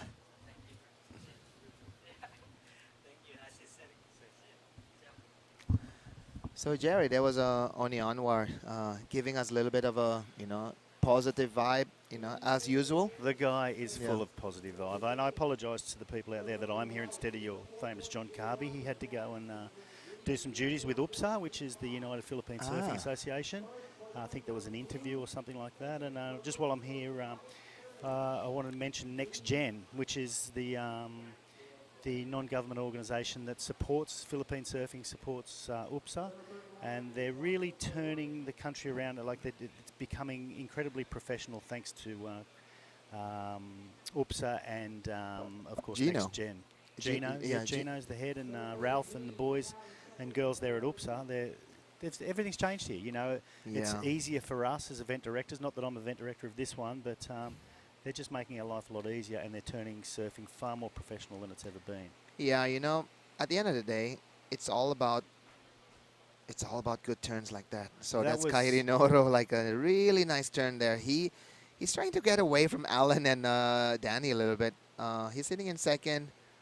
Not a big numbers, a 7. So, you know, talking about UPSA a little bit, Jerry, you know, I'm really happy to see, you know, the consistency of the same people, you know, putting dedication on the surfing development. You know, a couple years back, I've seen like John Carby is always around, you know, with the development, and now we've seen like Gino and Ralph also in every event. That means like the consistency is there. Yes. You know, the product that they build, you know, the development, it's going to be consistency rather than, oh, the people in Siargao is run by different people. Look, Yeah, it was hard for a long time now, because I've run the Siargao one for a long time, and you would have different people helping every time, and there'd Yeah. be groups that came in that didn't know anything about surfing. Yeah. That had run a basketball event maybe, Yeah. or something else. So yeah, the consistency is really a game changer. Oh, it for really sure. is, and to see the same faces, and they know what their roles are. Yeah. They know what your role is. Yeah. And yeah, it really makes a difference. And these are, you know, like I said, this is the second only WSL of location. Yeah. UPSA plans to have more Yeah. for the Asian region, more events here, WSL events here, and I have no doubt WSL will be happy about it, because they realise what a good job's being done and how much help they're getting, and they're bringing people in like NextGen who are coming in with the money and helping with sponsorship and other things. So Yeah. yeah, That's, it's a game changer. yeah, it's amazing, you know, because I talked to Ty Sarati the other day, and he said like Asian region, it's one of the most country that hosting a QS. Yeah, okay. You know? And can you imagine 20 years ago, you know, you had a couple in Japan and I don't know how many in Indonesia, but one in the Philippines. There's nothing, you know. Yeah, it's not enough. But now you see like 2 in Philippines, couple in Indo, you know, hopefully couple in Japan. India is coming on the map. Sri Lanka, Taiwan was always there. You know, China is always also one of the places where we go. So yeah, that was the end of round 64, hit number 4. We have Hiroto Arai and Kairi Noro. Looks like advancing into the next round. So congratulations to those 2 surfers, and we're gonna go into a short ad breaks.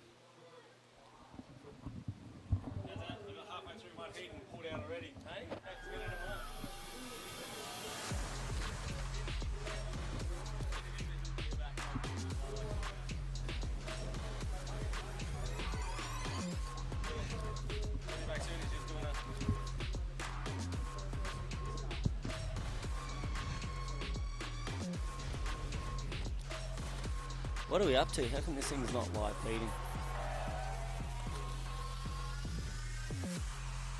Ooh. Puffing and puffing like an old man running up the stairs. Sounds good on the...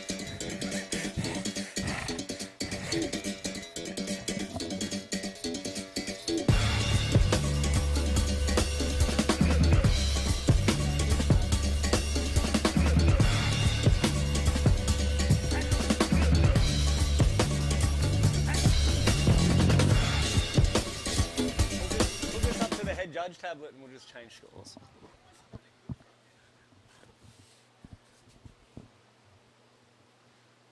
Good morning, John Carby back, joining with Jerry Deegan. I'm a bit of a fill-in at the moment, but happy to be doing it. You're always a fill-in, Jerry. Well, I don't really even know what that means, mate. So we're into heat number 5, and we've got Ryoki Wada, the brother of Rio Wada. Yeah, and a great surfer in his own. I guess living in the shadow of a giant like your brother Rio, he's obviously keen always to get out there and prove his point that he is, on his own merits, an amazing surfer, and we'll see in this heat, I'm sure, that he is. Yeah, and we've also got our two Shargow boys in there.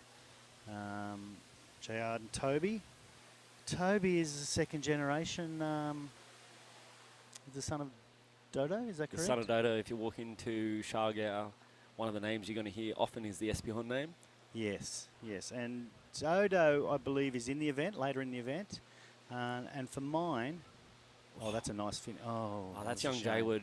Young Jaywood Tata El Ciso. This kid has got one of the best little natural abilities to read a wave and just reaction time. He's really, really good at these. How old is he? He's only 17, I think. 16, Okay. 17. You'd probably know him as Tata, Eduardo's yeah, I do. brother. Yeah. When you were there, he was probably knee-high and hustling down on the beach to try to make some surf lessons and get a bit of spare cash. And he's, growing into his own. And I was burning him out Cloud 9, and now they all burn me. If I even get out there. Yeah, they'll paddle around you 4 times before you make it to the back, Jerry. I'll just plough through. I'll buy an old man's board and just plough through. So, yeah, Toby is the son of Dodo, who surfed later. Now, for mine, Dodo, he didn't always get the best results, but he's certainly the first generation of Cloud 9 surfers. But for mine, as far as backhand, he was the style master. Was always the best surfer, take off on the biggest waves, get the best barrels. And this was in the generation before Filmar, so... Dodo and Carlito and yeah, Filmar was inspired by these guys. And all that crew. Filmar was inspired by these guys. Like that's where he learnt his art from, and that's where he took it to the next level.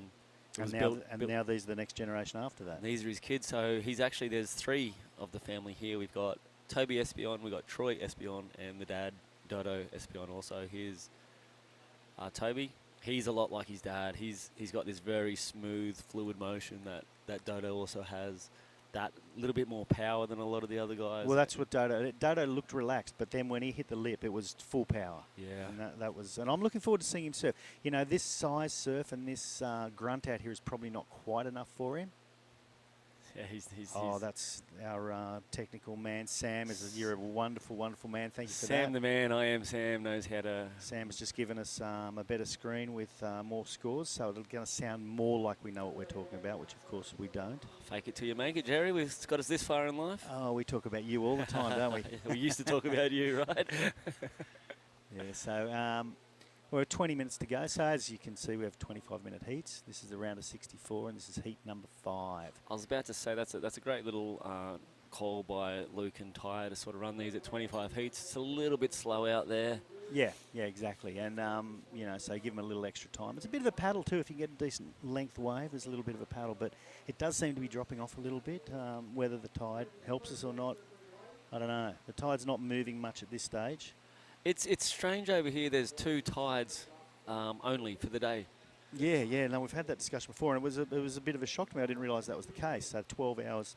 12 hours, 1 high, 1 low, and 14 hours in between. And I spoke to Chris Binns, who's from WA, and he said they only have 2 tides. Yeah, I as well. was talking to Mark Clifford not so long ago about the same thing when we were in Kabulgao doing a certification course through ASC there, and it was a similar conversation, and it sort of blew my mind that I just thought it was 4 tides a day, 6 and a bit hours apart, and it was the way the world ran. So I thought that too. And I got 20 years more thinking than you do, so it doesn't say much for my thinking. Well, you got 20 more years thinking. We'll use it lightly. Floating. Okay, so it is a bit slow out there now. You just had an interview with someone, John. You've got the national TV here. We is have that the national news. Like I said, this sort of event is huge for the Philippines. Our second event possibly on the calendar this year in the Philippines. The inclusion of longboards, it's sort of starting to show that, we're starting to make a push towards serious surfing here in the Philippines. And I heard you saying 10, maybe 20 to 30 years before we can get those surfers to that next level. This is where it starts. Oh, well, look, no, what I was actually saying was I think the Philippines will do it quicker than other countries that have discovered surfing a bit earlier. For example, Indonesia and Japan. Really, I'm just talking about this region, really. I think I think the push has been very quick here. You know, everything's happened in the last 10 years. Previous to that, Yeah, there was some. We had the one event, which wasn't a QS event yet, but it's just gone crazy. You know, now there's an event almost every weekend here. There's now 2 QS events. There's a bunch of the events on the UPSA circuit or on the Philippines circuit. Oh, that was a big manoeuvre. That was beautiful. There's Roki showing that sort of class that we're talking about, that experience that he's got, and the showcasing. Watch, if we get a replay of that one, just even that last tap, just smooth, silky, and yeah. So my theory is that I think that the Philippines is moving forward faster than what other countries in the area have done. I love a good theory, Jerry. You know That's I a love theory, a good theory. that's a I love a theory. good theory, Yeah. especially when it's voiced out loud on record. Yeah, well, I stick by my theories. You know, I'm trying to be a little bit careful what I say when there's 10 or 20 people listening. The other thing is that we're learning off the back of giants, so we get the advantage of what did Japan do, what did Indonesia do. 100%. And there's also been surfing established in this country, like I said, for a generation at least. Names like Bjorn Pablone, Abdel. We got Marco up in the north. We've got names all throughout this country. We got Angara down in Belair. We got South in Mindanao. I'm just trying to think of a few names because these guys do get the credit and the glory for starting this sport here in the Philippines. Yeah, I mean, Paulo Soler was there in the early Paulo days. Soler. You know, there was the foreigners that helped too. Ian, you know, Ian Seguin from here. And down in Shargo, you know, you got Kevin Davidson and people like that pioneered, you know, Shargo at least. And up here you've got Luke's dad, Mr. Landrigan. Yeah, who built a hotel out of a wing and a dream to something like this would grace the shores of La Union again. And and it's visionaries around the country who A, took up the sport, and B, thought of an idea of a way to sort of capitalise it and get it here. Well, you know, and some of them didn't even think of a way to capitalise. No, they just just loved wanted the to sport surf. so much that, and this is what I did. I didn't think I was going to Shargo to make money. I went to Shargo so I could surf every day and not work. I mean, Build lifestyles, I think we were talking about yesterday. That's yeah. that's the idea of surfing. There's not too many surfers running around trying to be millionaires on the back of surfing. no, and if you do, you just get lucky, really. Exactly. You know, so There's a lot of people running around just wanting to surf. yeah, I mean, that's all I wanted to do. That's And I all. was lucky I had a wife and well, the daughter came later, obviously, but a wife that sort of backed me and moved away from Australia to live in the Philippines. You know, I'd go home and people would go, what in heaven's name are you doing in the Philippines? They don't get it. I'd be surfing. I'm surfing. And what's that going to do for you? I don't know. I just want to go surfing. It's going to put me in a good mood. That's what it's going to do. Yeah, that's right. You know, people when I had the resort there, people would say, "You making much money?" I go, "Well, actually, no, we're not really making any money." What are you doing? I said, "Well, I count my money in lifestyle. You know, how's your lifestyle?" Yeah. You know. It's a new kitchen bench. Yeah, which is nothing. You know, people do Oh, here we go aspire to again. that, so that's nothing wrong with that. That just wasn't what I was after. Absolutely. So Roki's making the most of that little small milky one. Yeah. But this definitely is going to go into the wave of the heat so far. Haven't been loads of high scores, so I think there was a 7.52 heats ago. I think. Oni, and then we had a 6.5 in the last heat from our Japanese competitor. I think it was. Can you read that far? Would you like my glasses? Hiroto got it, or it was Curry who got, putting up some big numbers, the two Japanese guys going through in the last heat. So strong contingent from Japan. They're the second highest country entered here throughout all the events. So we got the men's shortboard QS 3000. We got the women's shortboard QS 3000. We got a 1000 longboard event and also a 1000 women's longboard event, this is what the North's known for. Yeah. It's the longboard capital of the Philippines, and they're starting to produce some real talent. I can't wait to see the longboarders out there, to see how they sort of are matching up against the other countries, Taiwan, Yeah, look, Korea. Oh, we got some fins out there. Yeah, look, I'm not, to be honest, much of a longboard expert. Well, actually, not at all. I mean, you know, I've been on a longboard a few times. I've watched a few. I mean, if longboard's on TV, I'll watch it. I've been run over by a few longboards out of there in Cloud9. Yeah, so have I, actually. So it'll be really interesting to see that and see how it goes. You know, I don't know surf-wise. It'll be up to Luke to decide when the longboards run and when the shortboards run. I think, obviously, if it's going to drop off a little bit, that's probably when the longboards will run. Which, you know, I don't know if that's what they want or they don't want, but that's the way probably it'll be. Yeah. But because obviously, you know, the short boards do need a bit more swell. The long boards, I guess you can hang 10 on a small wave. Well, the joy of the longboards is they have a lot more volume, a lot more length, a lot more rail in the water, so they can carry through those fatter, smaller waves while still performing at high end. Sometimes those bigger waves on the longboard is actually a little bit detrimental because you've got to control all that weight, all that board, Yeah. all that rail in the water. And you'll find there's that mix of tradition between traditional longboarding, which is all that nice walking to the nose, hanging 5, hanging 10, showcasing style, cross-stepping. I did have a discussion with Ty Conahan, our head judge, yesterday about the longboarding and how they judge it. And he was saying these days, and again, someone's going to think, why is this guy on the microphone? He doesn't really know what's going on. But he was saying to me that they're judging it more on the traditional stuff now than the modern moves on the longboard. So, yeah. you know, I think longboarding, it's because it's hard, because there's these guys like me that go out on a longboard and we surf it like a shortboard because we don't know what else to do on the thing. Yes. And a lot of these big, strong men were jumping on these longboards and doing that, and it was hard not to score it because it's a beautiful looking, like, you know what I mean, a turn on a board that big, you know there's power, you know there's flow, and you know there's skill involved. So it's a reward. So I think they're around that 50-50 or a little bit more now towards traditional. I like think they're going more towards the said. traditional. Yeah, I did have a chat with him, and he just said, look, that's the way we're going to score it. You know, he said, if you ride it like a short board, you're not going to score. I said to him, as a matter of fact, I said to him, what if you're on a longboard and somehow you manage to go and do an air 360? He said, you wouldn't get scored very high.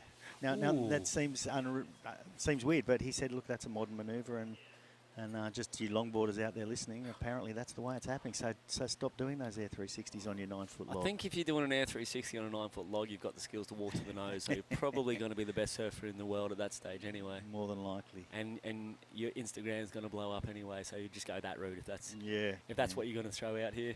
Yeah, it was just interesting because I, to be honest, didn't really know anything about it. I don't know a great deal about longboarding, so it was interesting to have that discussion. I thought I better learn something if possibly I'm here chatting about it.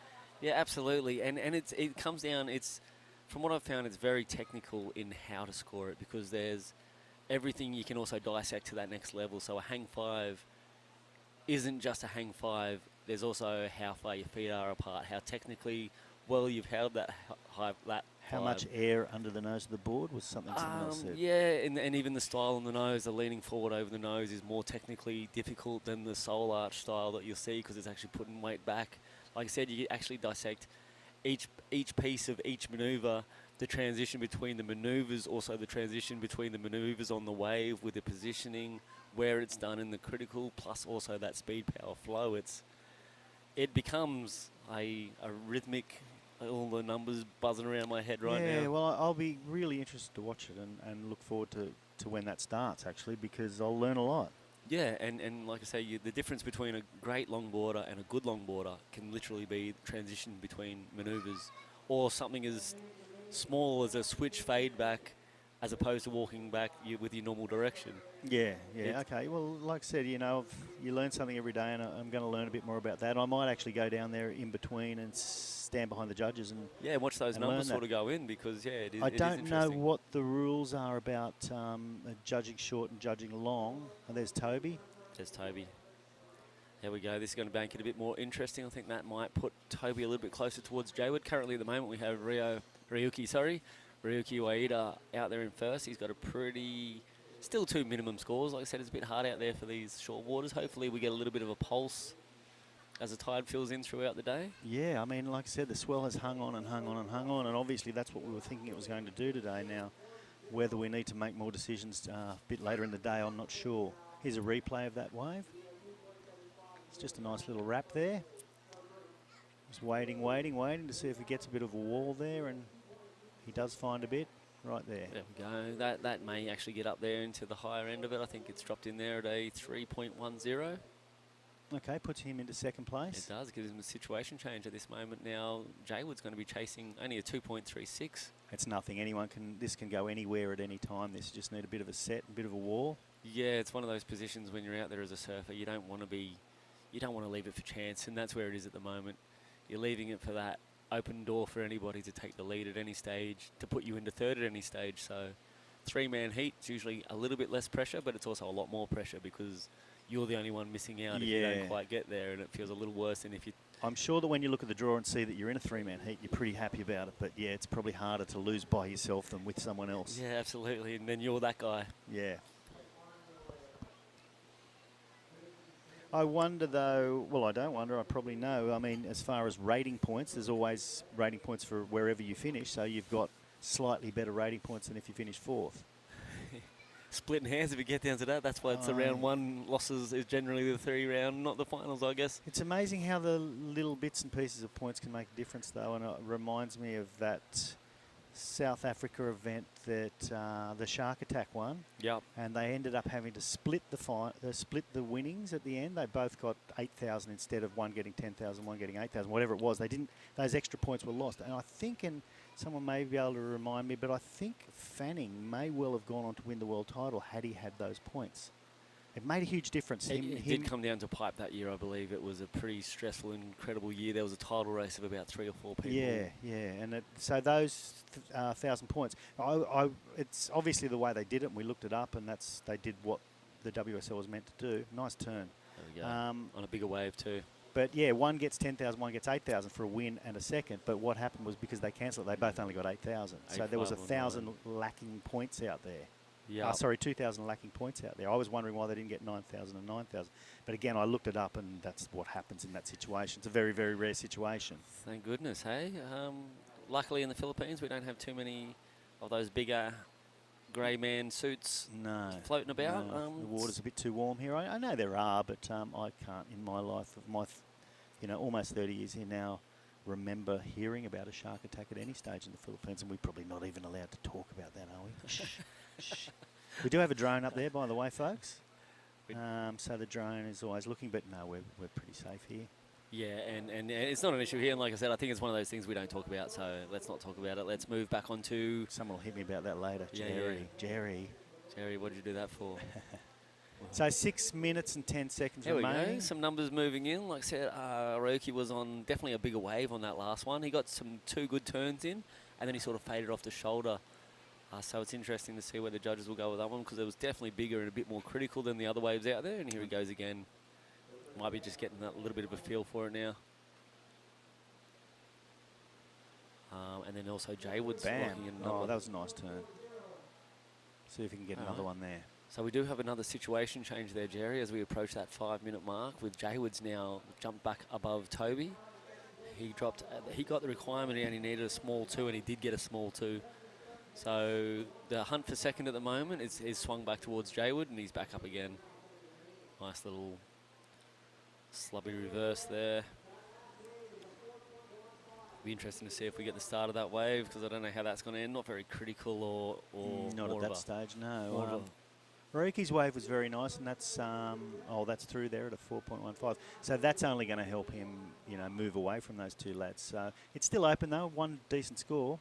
And people there it is. No, it's a 4.50. Yeah. Slowly getting out of reach with the other guys not really bumping above. Okay, this is that wave, and I think it's not this manoeuvre. The next manoeuvre was the big one, the money one, right there. Yeah, nice little float transition into that nice wrap. It's definitely... Well, he probably could have got a little more. He didn't make his final manoeuvre, but it's the highest score of the wave so far. Highest score of the heat. A couple of sets out there, is there? There's one out the back. There's Toby up and riding again. It's definitely a race for second and third at this stage, I believe. I think Roki might have done enough just to pull away from them.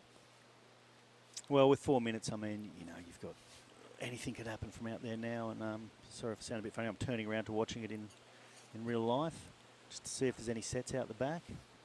With 4 minutes, that's still plenty of time to get 2 good wave scores. Like it can still swing at this page, but if I'm Ryoki, I'm feeling a bit more comfortable. Looks like he's going to get out towards that priority area.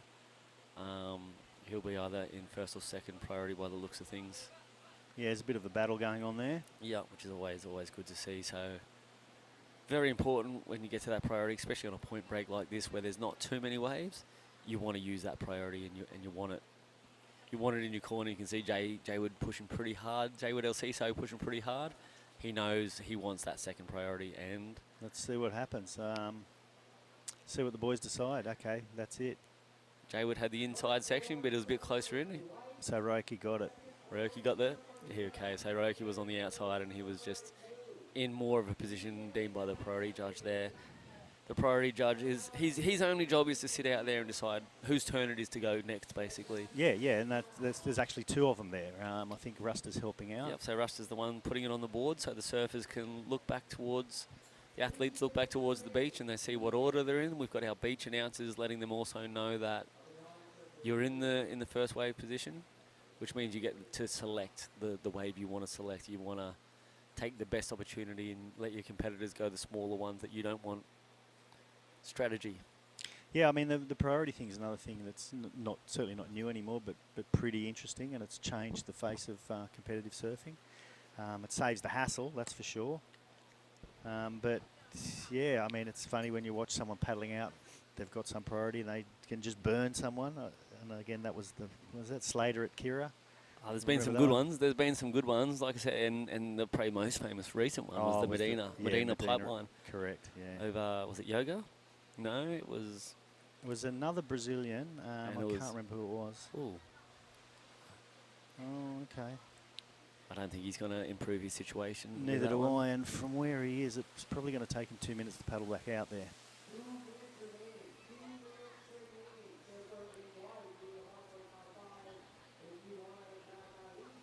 All right, so just waiting for those numbers. Definitely not going to go in towards his top two. It's still definitely a battle for third and fourth at this stage to see who will get through to that next round. It's at the moment back with Toby, so it's flipping and flopping all over the place. Like I said, when the requirement's only what do we got? 2.66 to move. We got Toby Jaywood needing a 2.66, and I know this kid he can pull air reverses on those small flat sections. He has got a few bags of tricks to get that 2.66. It's 2 turns. It is. It could be 1 turn. I mean, yeah. In the next heat, who we got up? We got Renta Orto from Japan. Neil Sanchez. Neil Sanchez. He's a great surfer. He's a beach break surfer from Belair. They've got a few reefs down there, but he spends a lot of time on the beaches. And there's something about beach break surfers in conditions like this where they can make their speed. Yeah. Look, Neil's a fantastic surfer. Yeah. He's very fast. He's very zippy. I'm actually interested to see him. Just the speed that he'll carry through these sections and the way he's gonna sort of attack the lip line, because he's very dynamic to watch. So I'm looking forward to seeing Neil Sanchez coming up in this next heat for sure. Now that was a nice way by Toby. That may just help him out a bit, and Jared's only got 40 seconds to see what he can do. Yeah, it's definitely adding some pressure. Speaking about the drone, what are we flying over there? The other nice two in the next heat are a couple of Shargow boys. All right, 30 seconds. Is there something going to step up for Jaywood? It looks like it might go to sleep, which is always frustrating for a surfer.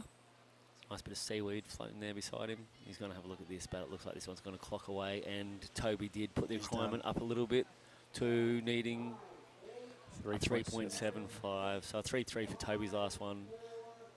Wraps up the heat nice and smooth. Yeah, so that was it. Roki and Toby will move ahead, and I believe we are going to go on a break, and we'll come back with Binsey and Luke. Heat number 6. And Binsey and Luke.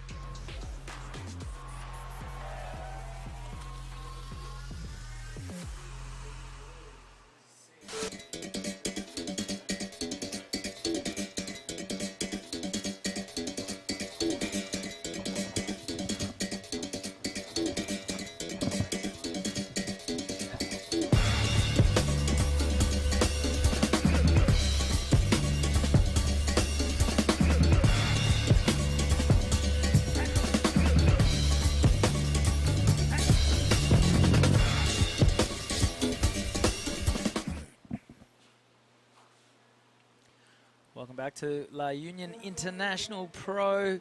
This is a QS 3000 event here in the beautiful San Juan, La Union in the Philippines. Big right point, you can see it right there. Quite sectiony, changes a little bit on the tide. It's a steeper section on the takeoff, and then it fattens out a little bit into the bay. It's going to be perfectly durable throughout the coming week to run not just a shortboard event, but also a longboarding event as well. We've got over 100 competitors in town, mainly from the Philippines, Indonesia and Japan. And the standard's been pretty good so far. In the water right now, we've got Rinta Utu, Neil Sanchez, Carly Nagalo and Dionisio Especial. And we're just waiting for Ryuki Waida to get up here to have a chat. Really looking forward to that one. He was looking relatively comfortable in that last heat. We haven't seen too many big scores so far today. It's been a bit sleepy, to be perfectly honest, but the waves, in my very limited experience here in La Union, get better as the day goes on. All right, this is Neil Sanchez, bit of flair, that was beautifully done.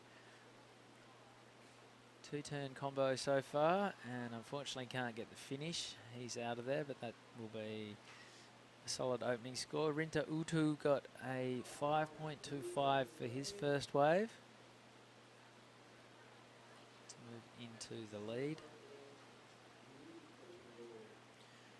And it is steaming hot this morning with the right point, the black sand and the heat. Could almost be in Mexico. It's yeah, really cool town right here in La Union. Lots of surf schools operating on the beach break, deeper in the bay. Plenty of accommodation and little hotels, beach bars, that kind of thing. Sunset last night was glorious. It was Instagram o'clock with plenty of people out, had the cameras out, dancing around on the sand. As we see Neil Sanchez, he got a 6 for this one. Would love to have kept going and you know, just cross those final T's and dotted those final I's, but still a 6, enough to put him into the lead. Just 4 minutes gone, so stronger start to this heat.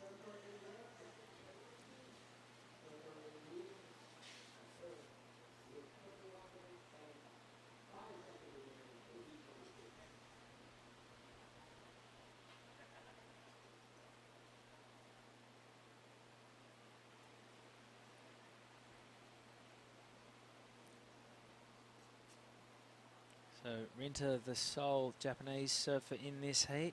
3 Filipinos, Neil Sanchez, Kaori Nagalo and Dionisio Especial. And Kaori yet to open his account. Naturally has priority. We're about a 4-hour drive north of Manila. So those familiar with Filipino surfing, obviously Cloud9 over in Siargao is the jewel in the Filipino surfing crown. But yeah, we're here closer to the capital, Manila, so it's a lot easier to access. Cloud9 these days isn't too difficult, but once upon a time was involved all sorts of ferries and you know, small plane flights. Whereas here I flew straight from Singapore and then it was just 4 hours drive.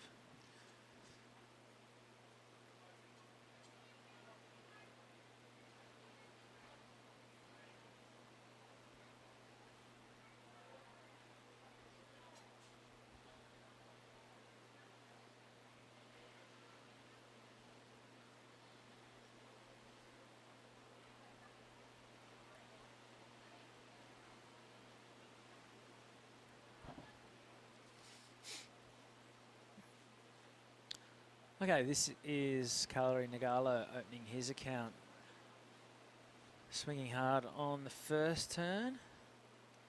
As we see this one wall up, race down the line. And you just see the waves kind of fatten out as they get deeper into the channel, but this one it's a little bit smaller. It's hugged the reef and allowed Kaori to unleash a string of turns. That's going to be a decent number for the man in white.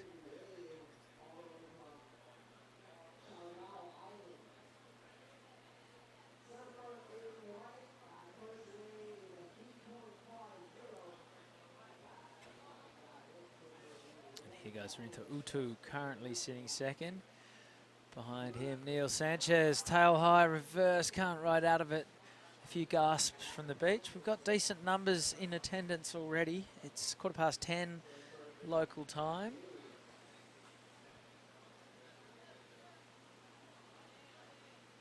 And now this is Dionisio Espechon.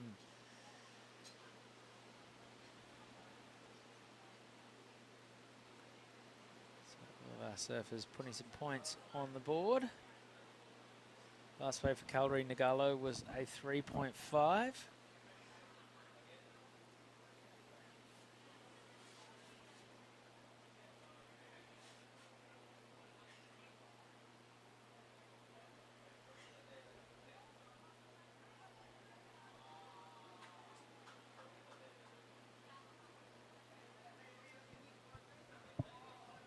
So this is the replay of Calgary's 3.5.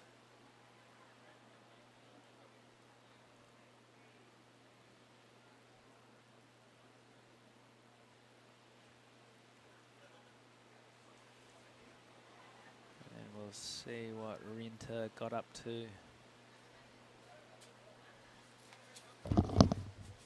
Oh, we're being joined by the winner of the last heat, Reiki Waida. As we see Neil Sanchez taking off on a good looking wall. Beautiful drone angle of this one. He's got a section to deal with and does it very nicely. Trying to keep his speed, see if he can't get back out onto the open face. And he's done it very nicely. So the local surfer showing a bit of knowledge right now. Ryuki, congratulations on the heat win, mate. Thank you. How is it out there? I don't know, when my hit, feel like the wave's like so slow, and then I just like try and catch the small wave to get the score. You got here a couple of days ago. What do you think of the wave? It's like pretty fun, but I don't know when like free surf I can catch like really good wave because like there's like so many people on longboard. So yeah.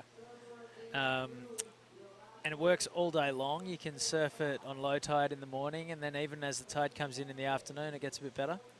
Yeah, I don't know. I feel like when high tides, like the waves more like wall and then more. I mean like more good, like more wave. I think yeah. Yeah. And you've been to the Philippines before, or? In here I was first time coming here, and then before was I first time to when Siargao too. Yeah, Cloud9. Yeah. How'd you go in that event? I was knocked out in round 1. Okay, so you've already got your best result in the Philippines. That's not bad. Mate, talk to us about your year. Obviously, the goal is to try and get onto the Challenger Series. Yeah, I want to go to Challenger Series.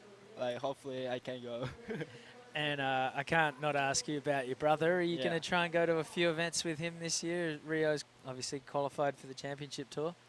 I don't know, maybe in Australia. I doing the QS first, then after that maybe I going to come to Margaret River first. Yeah, maybe Margaret or Bells.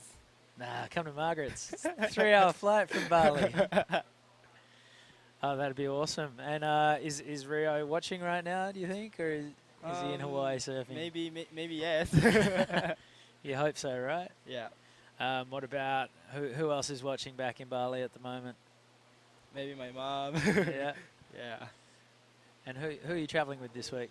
I'm traveling with Fajar and also Katut, Putra, and Megartana. Yeah. And Kian came in from California, right? But yeah, right. Yeah. Doesn't have any surfboards? Yeah. Katut, maybe Kian's board, Katut's board. Fair enough. What did you know about this wave before you came here? Like when you heard it was the right point, were you like, oh, okay, I definitely want to go? Or you would have come regardless? Like, Rio is come here before, so I know this place, so yeah. Oh, for the Southeast Asian Games? Yeah. Oh, okay, cool. Yeah, it's pretty fun. I can't get over how hot it is. Yeah, it's pretty fun, like long ride. Feels like we're in Mexico. Long right point, really hot. Right, yeah. All the surf schools are pretty funny. There's beach bars. It's a pretty good vibe. Yeah, there's like other spots you can surf, and yeah, I surfed there yesterday. It was fun. And what have you been doing training-wise? Just surfing a lot in Bali? I was doing training too, a lot of surfing everywhere. Yeah, wet season? Are you going over to the East Coast or? Yeah, I surf East Coast Karamas and also Pandawa. Yeah. Yeah. How good. And what do you know about the guys in this heat? Rinta Utu, he's been doing the QS for a long time. Yeah, he's like really ripping. Like I saw, like really powerful. Oh, we're about to lose our iPad here. And the local surfers, you'd know Marimar and a few of the other guys? Yeah, I know them. Yeah, I know them from the Siargao. So yeah. How good. All right, well, we might let you go, but congratulations on the heat win, mate. And hopefully you can come up here for a few more chats through the week and keep getting through the rounds. Thank you. All right, cheers, Roki.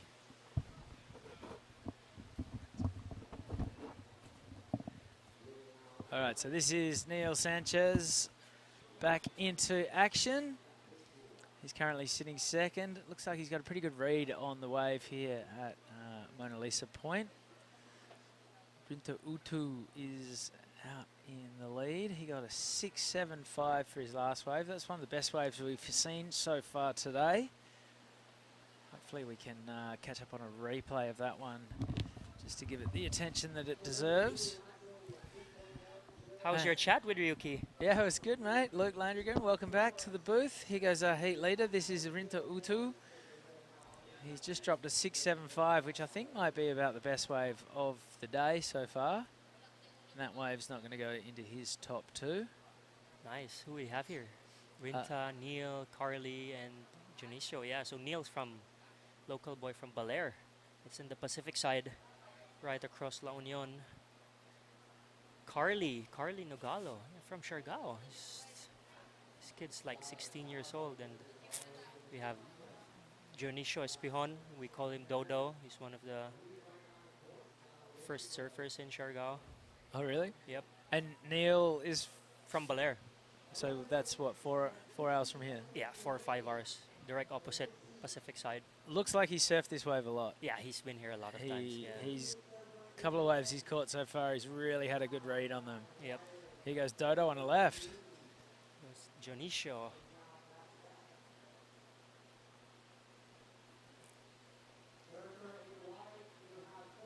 And that's not uncommon for people to go left out here?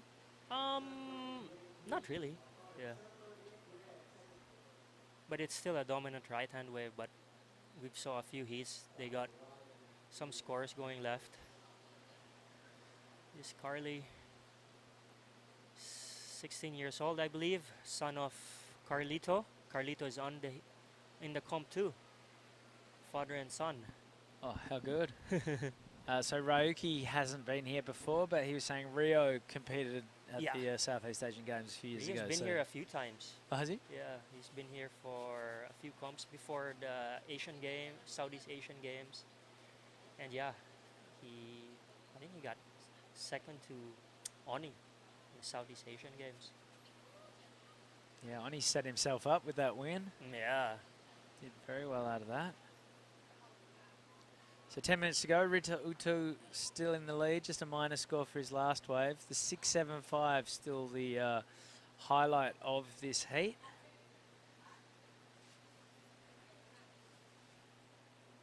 Yeah, so we have 10 minutes to go. Next heat we have Daiki Tanaka from Japan, Putra from Indonesia, and Troy Espihon from Siargao. Actually, Troy Espihon is the son of Dodo Espihon. Dodo is on this heat now. Next heat is his son. How good. And the when we go to the event in Taiwan, there's a lot of Japanese surfers who go to Taiwan as they go there on surf trips all the time. Where do most of the surfing tourism in Philippines, where does that originate from? We do get a few here during November, December, January. And aside from that, of course, the Siargao will always get their fair share of traveling surfers when it's season, when their season is on. Yeah, so from here we get November, December, January. When from here up to further north, 300 kilometers, there's a few waves.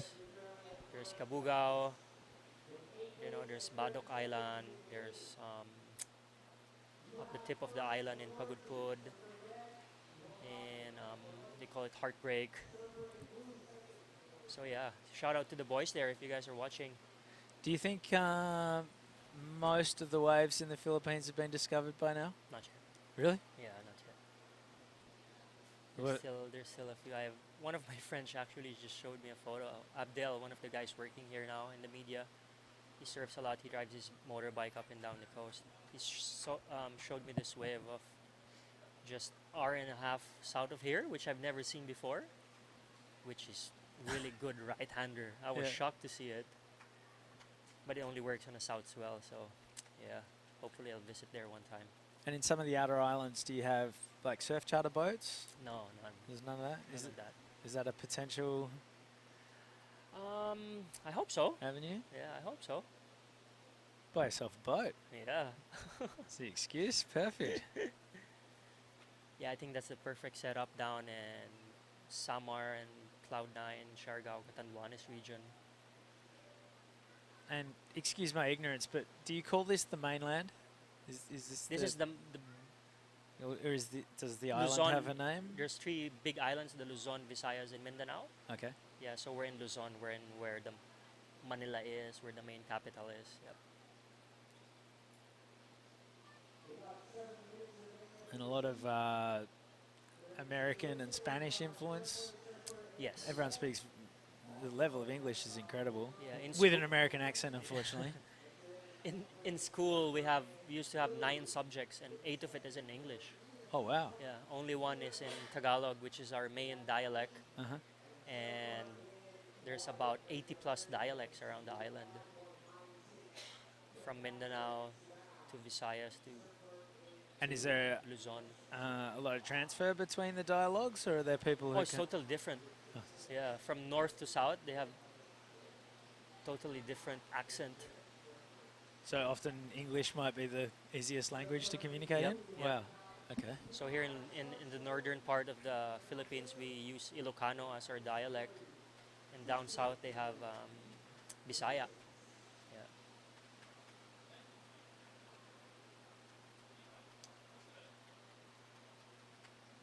All right. Well, your mate Dodo's not going to die wondering. He's caught 7 waves so far.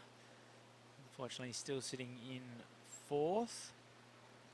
Carly has he's chasing a 5.96 for second. Neil is looking for a 6 for the lead, and Rinto Utu has a 6.75 and a 5.25 to be pretty comfortably in the lead with just over 5 minutes to go.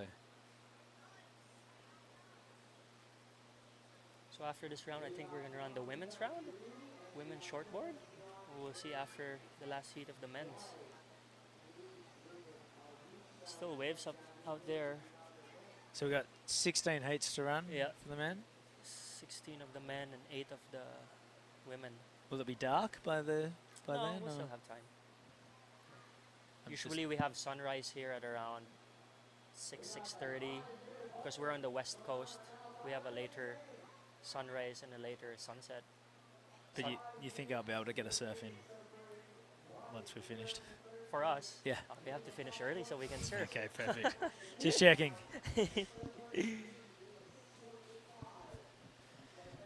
Yeah, I only surfed 4 times yesterday, so I'm pretty keen to get the wave count up.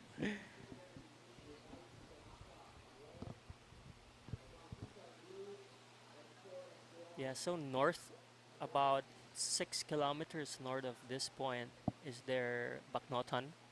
You see that structure further north? That's Yeah. the cement factory. Yeah. There's a pier going out in front of that factory, and usually there's fun beach breaks just by the pier. So there's waves everywhere. Yep, is what there's you're waves saying. there. This is Dodo again. I keep hearing about Jesus Point. Is Yeah, that- that's in Korea. That usually works when it's maxed out here. So anything over 6 foot, this place is closing out. So that's where everyone goes. And it's called Kareel. They call it Jesus Point because there's a statue of Jesus by the water. And yeah, it's a super long right-hander. God, Neil Sanchez has made something out of nothing on that wave. Looking very fluent from start to finish. He's just got a really good read on all the sections. He's so comfortable in this wave. Yeah, like you said, he's been here a lot of times. He serves a lot of beach break in Balair. Kind of similar wave where there's a slow moment and it gets fast and it goes slow again.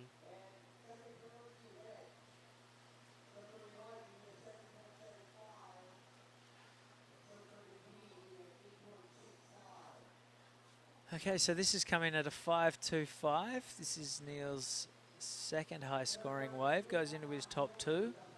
Makes life a little bit tougher for Carly and Dionisio. They need a 7.75 and an 8.65 respectively with 2.5 minutes to run.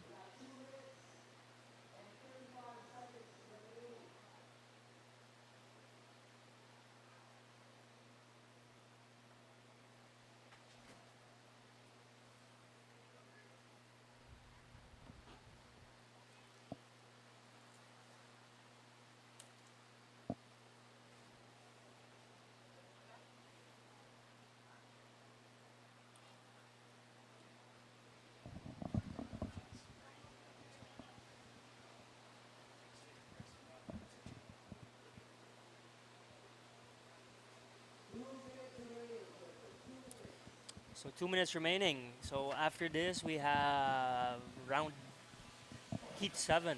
We have Daiki Tanaka from Japan. We have Putra from Indonesia, and we have Toby Espihon from the Philippines. Who would you say are the top seeded Filipino surfers this week? I would say Marama is up there, J.R. Esquivel, a local guy from here.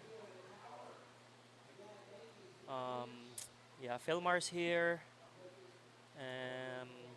Noah, unfortunately, I think got knocked out earlier. And yeah, La Union would have a bunch of longboarders. I would say around 5 to 6 surfers from La Union will do good in the longboard. So when you were putting this event together, which came first, the QS for the shortboards or trying to get the longboards in, or they both happened at the same time? Both happened the same time, yeah, both happened the same time. And you're happy with the number of people who've signed up for both events? Yeah, for sure. Like I said, we've never seen this much talent in this spot before. Yeah, it's great. And obviously, I'd imagine the local businesses are happy to have this influx of business. Yeah. So we have most of the hotels here are full. Yeah, restaurants full. All the athletes and their friends are here for minimum of 10 days. So doing a surfing in a small town like this really boosts the tourism for sure. All right, well, speaking of boosting, Rinta Utu and Neil Sanchez have boosted their hopes of claiming a win here at the La Union International Pro. They are through to the next round. Unfortunately, we say goodbye to Carly Nagalo and Dionisio Especion. Don't go anywhere. We have more action coming your way right after this quick break.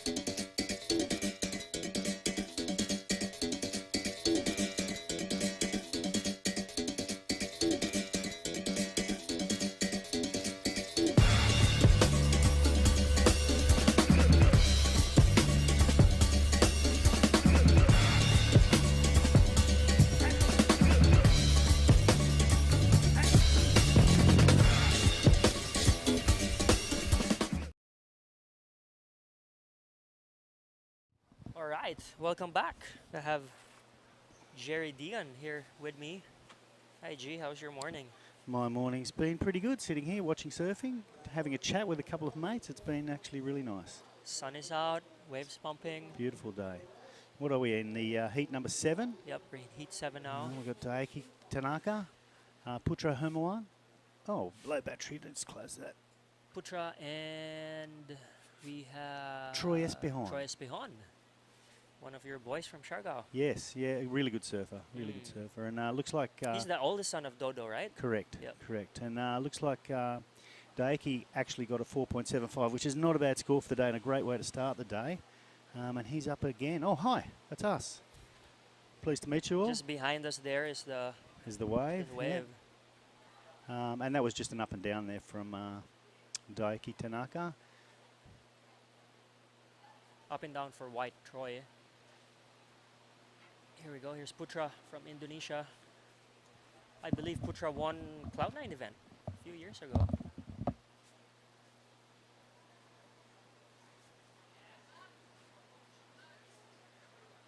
So yeah, thanks to our major sponsors, NextGen. Thanks for making this competition possible. Thank you to the provincial government of La Union, the municipal government of San Juan, the Department of Tourism Region 1. Shout out to our RD, bro Jeff Ortega. Sorry, mate, I just walked away from you there. We had a little technical issue. There's the drone shot. I love the drone shot. So right in the middle, sort of right, you can see it's something that says resort restaurant. That's where we are. Yep. We are sitting in there, and the judges' tower was right in front of that. I love that drone shot.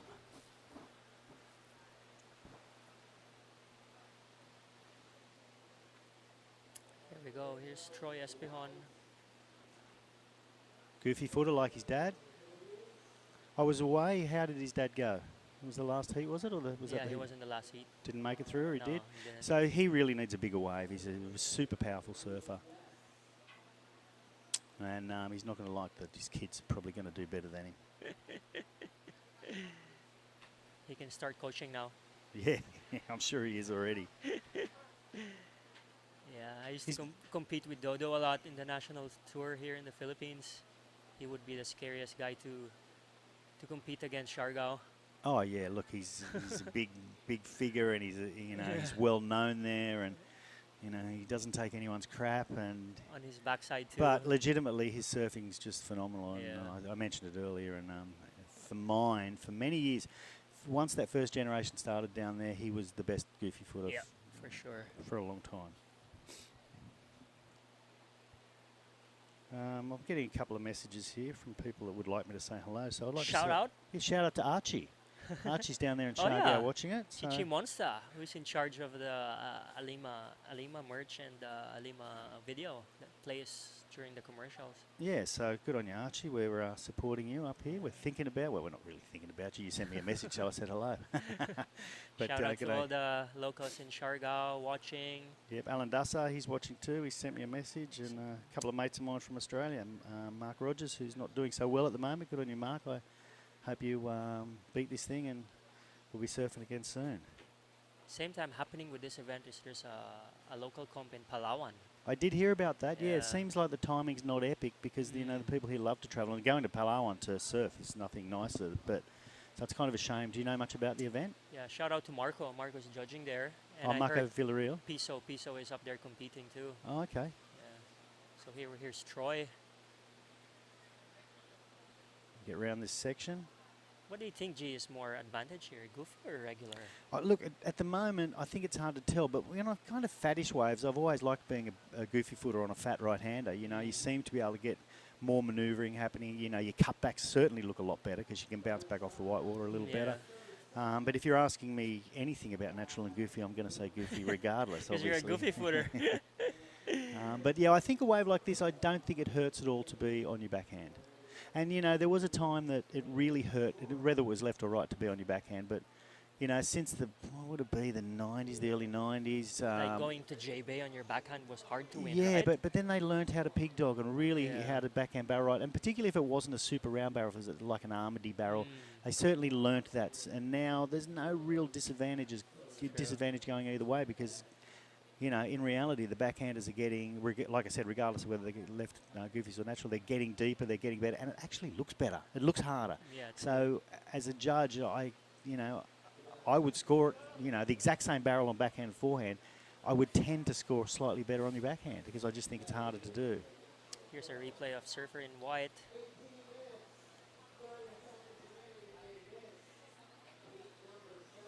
All he needs is a 4-2-5 to first.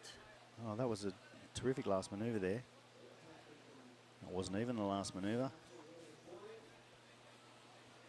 What do you think the paddle out is? Would it be a minute or more than a minute? No, 2 minutes? A minute. Just a minute, yeah. Okay. When it's this size, it's pretty easy to Because go there's out. no duck diving. Yeah, shout out to all the surf schools. Just by the beach. If you guys are in San Juan area, we've got a bunch of surf schools right there in front of the beach break. Best spot to learn. It's sand bottom and you're on a soft top and you're with a trained instructor by the La Union Surf Club. So shout out to all the boys watching and teaching down there.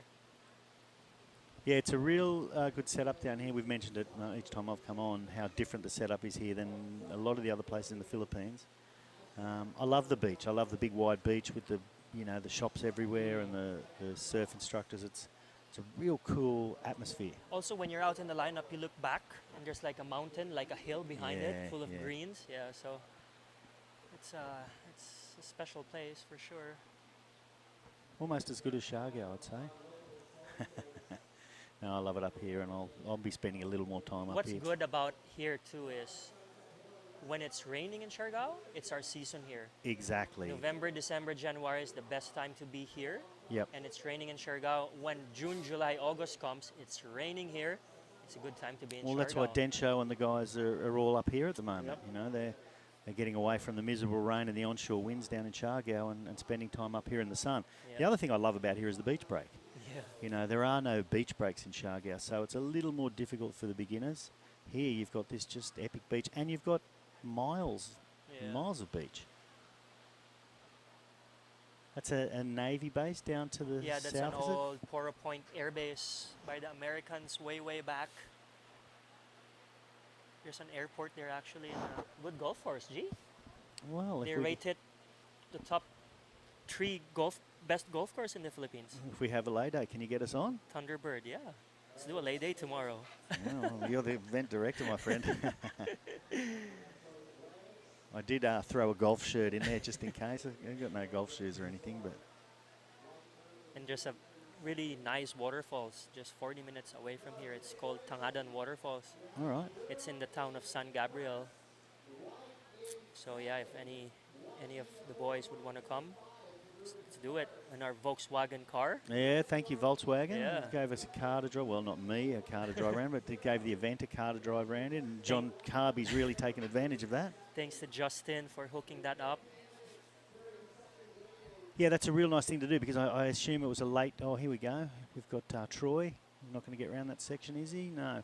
Apparently, it was a very late thing because I haven't seen the Volkswagen logos on anything, on any of the promo stuff. So They gave us 2 cars, free gas and free toll. So that's unreal. That's really good. Who you got one? Carby's got one. there's 2 for everyone. Oh no, 2 that's provided for whoever needs it. So one to the golf tomorrow and one to the waterfall tomorrow. Perfect. Let's do it.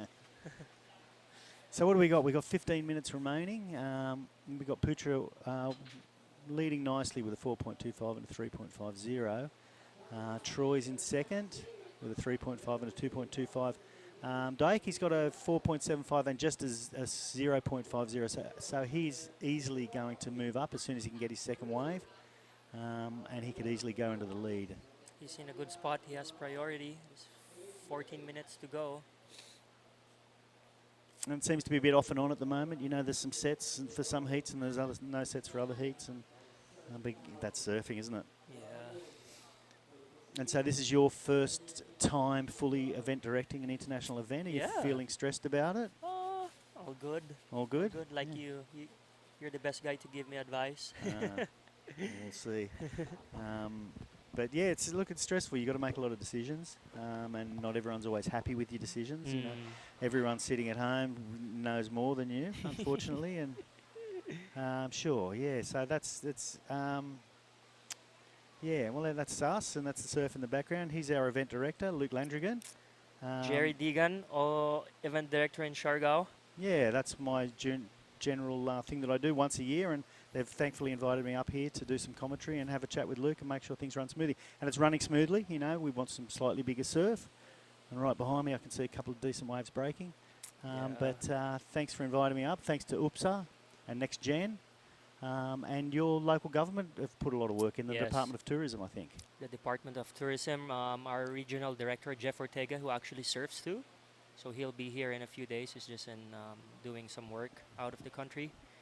The provincial government of La Union, of course, from our governor and our vice governor, our mayor from the municipality of San Juan, and yeah, it's been team effort for sure. Yeah, it always is. It always is, and it's good. And you know, it's hard to start a new event sometimes because a lot of the people working on it haven't done a surfing event previously, so they're not really aware. Surfing's a weird one because, you know, if you're running some other kind of event, it happens at 5 o'clock and it goes for 2 hours, or if it's a round robin, you know. Here it depends on the waves, it depends on the wind, it depends on the tide. So there's a lot of factors that could affect it, yeah. Yeah, absolutely, and a lot of people don't get it. I know many times I've been running the event down in Siargao and the press will want to come down. And the surf will be pumping for the first 4 days and we'll finish it. And on the 5th or 6th day, a bunch of people from the international press will come down and go, well, we come to watch the final. I'll say, I'm sorry, it's already done and dusted. And they're like, what? That's why it's usually 6 to 7 days waiting period, so we pick the best days. Correct. And what do you think? We have 4 full days of surfing for this particular event? This is going to start to drop a little bit tomorrow and the next day, and we're going to have a new swell on the 23rd, 24th. But still, like, we were looking at the charts yesterday. Yesterday, the charts were saying 1 to 2 feet, but it was bigger than that for sure. Well, it was 4 foot yesterday, yeah. This is a great wave. Loads of experience, Putra. He's, oh, no, this Daiki. Oh, that's what we've been waiting for. Sorry, yeah. He needs only a 1. I think he got his 1. For sure. Let's say, there you go, 525. Oh, no. No, that's his total score. So we're waiting for that score. Oh, no, it's coming in. It's coming in as going to be around a 6 or just under. Here we go. Here's the replay. Oh, that was an epic turn. Lots of variety in this as well. Most of these Japanese just suit surfing this wave, huh? They're doing well. I mean, I don't think any have been knocked out as such. Not yet. Okay, that came in as spot on a 6. So he's moved straight to the lead. And he's put Putra back into second. Putra needs a 6.5 to move into first. And Troy needs a 4.25 to move into second. That was a great wave. That was a really good wave. I'm a little bit surprised it wasn't even scored more, but epic wave. And there he is getting caught inside. I don't know if you guys could see that. Did you go for a surf this morning, G? I didn't, because I didn't realise how late the sun comes up here. I heard you guys discussing it before. Yeah, it's pretty late. It actually rises earlier, but because of this hill here. Yeah, but that's probably great because you don't get the sun blasting in your eyes first thing in the morning. Yeah, that's true. I had a surf yesterday. I surfed out the front on the sandbank, and I just got caught inside 10 times and got a bunch of sets on the head. So I didn't really go. I used your board, by the way, so I blamed that. But it was good. It was good to be out in the water. The water's got to be, what, 28 degrees, I guess, something like that. Really warm, really nice. And there was only 2 or 3 of us out there. Everyone was here at the point practicing. Yeah. Maybe a technical heat after the event. Oh, I love the idea of a technical heat during the event. Let the servers judge. Yeah. I don't know how casual we can be, but you are the event director, and I know we've done it once before many years ago in Siargao. Pre-social media days? Pre-social media days, yeah. Yeah, no, we just said, surfers, get out of the water, it's pumping, and us judges, and well, I wasn't the judge, I was the event director, but I just said, we're going for a surf. We dragged a couple of the surfers into the judging tent, and they judged. It was great, it was great. It was funny, you know, everyone thought it was a good idea, particularly us. It's hard to sit on the judging tower for 7 days, you know, and watch it. Really difficult. And so I think it's very difficult to be a judge because there's very little thanks. Mentally draining, really. Oh, you've got to be on your game the whole time, head judge in particular. And, you know, the only people that ever talk to you after the event are the ones that aren't happy about what scores you gave them. You know, you rarely get the winner coming in and saying thanks. Maybe the winner, but, you know, the other 40 people that didn't win don't come in. And so it's a tough job, and it's hot, it's sweaty, and you really have to concentrate the whole time. So true, I agree. You know, those guys, I send kudos to them, and also the cameraman and the numerous other people that make this thing work in the background. So a shout out to all those people. Yeah, that was my request. Can you guys downgrade me not to be a judge anymore? Just do the webcast. So you've been downgraded to event director. Yeah, it's tough. Yeah, Judging's tough. You know, I did it a few times in Shargau, but I wasn't cut out for it. Especially the longboard. It's so hard to judge the longboard. Well, yeah, I discussed this before with Carby. I'm like a level 2 judge, but I've never had any experience doing longboarding. So, I mean, I know the head judge down there, Ty, has had a lot of experience with longboarding. So. Yeah, for sure. Because just by them walking to the nose, you're already looking at how they approach the nose, if they're cross-stepping or shuffling, or if they're really on the nose. If they really reach the nose, if it's a hang 10 or just a cheater 5 or just a hang 5. Yeah, it's so much detail into it. Yeah, no, I'm certainly not up on it at all, and I'll be learning a lot in the commentary, you know, and by the scores they give. But at least we have the best position for the judges there, just right by the beach, looking straight into the surfers. Yeah, and it's really good because the way the sun rises here and the way the sun sets, it's never really in the judge's eyes. Yep. It's tending to come up in the west, and then it's because it's winter time, it's sort of setting towards the north a little bit, and towards the south, and so it's not in the judge's eyes at any stage. And I know at Cloud 9 it's a nightmare in the morning. Yep. You can't, you know, even the spotters can't tell what colour's paddling. And Stakey again, nice little off the crumble there. I believe Daiki was in Shargau. He was. Yeah, he was there. I can't remember how he went. I know he won at least one heat because we did interview him. Shame he didn't finish that one off, but he's in a fairly commanding position at the moment. And so someone's just handing us a Red Bull. I believe Red Bull's one of our sponsors as well. Yeah, thanks Red Bull Philippines for hooking us up with some of the products, and Clean Beach for giving us good coffee and healthy food.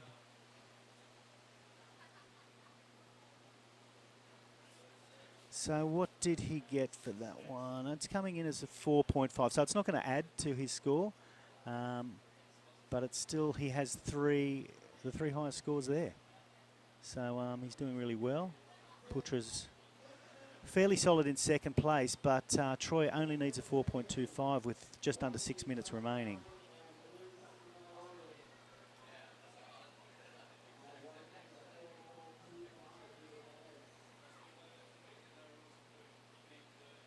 So they've brought up our lunch, and so who is supplying our lunch, Luke? Today it's Clean Beach Cafe. Okay. So every day we'll have a different restaurant sponsor our food, our snacks, coffee. It's nice. Everything, yeah. Did you organise that, or that's okay? Yep. You've been around. That's part of the door to door before the event, begging and pleading. Yeah, that was part of the job. Yeah, okay. Mostly owned by friends, so it's it's like in Shargau. It's pretty easy to talk to them. Yeah. But yeah, it's No, it's good. I mean, what you do is you need the local people to support it. You need the local businesses to support it, and then you need to give them a shout out. And you know, no doubt at some stage, because of what they're offering, I'll go there and eat. You know, and say give them a thanks and actually pay for my food. You know, which obviously helps them out. So Troy still needs a 4.25. Toby is his brother. And Red he still has plenty of time. Information there. So next heat we have Bronson Mighty, J.R. Esquivel, local guy, one top seed local guy, I would say. Alan Magos from Balair and Gabriel Lirog from Shargau. Oh, this is going to be a mixed of surfers from everywhere. Indonesia, La Union, Balair, and Shargau. Okay, here's Troy trying to get that score. Is he trying a little bit too hard? I mean, Wasn't much of a wave, that one, and didn't finish the wave at all. Possibly getting a bit desperate. I know he's just a young guy, gaining experience here, travelling to La Union. Because I think before this, he's only competed in the QS in Siargao. That's the only one, Yeah. and the local Siargao Yeah. nationals.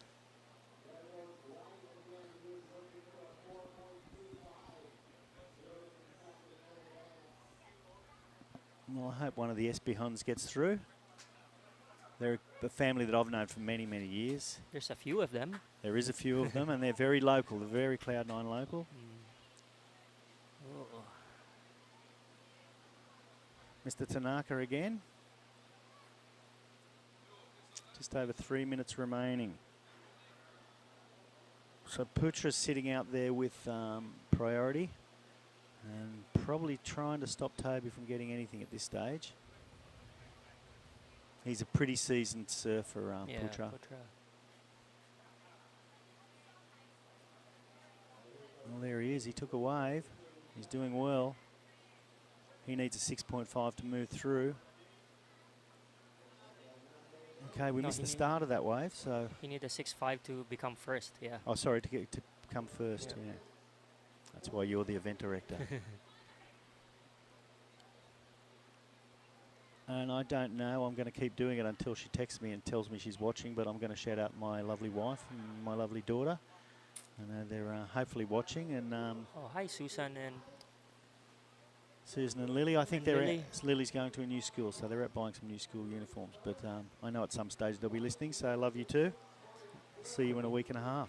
1 p.m. now there in Australia? 3 hours 2 ahead, PM, yeah. 3 hours ahead during daylight savings, 2 hours ahead when we don't do daylight savings. The Philippines doesn't do daylight savings at any stage, do they? No I mean, need, not we're even always late anyway. Exactly, exactly.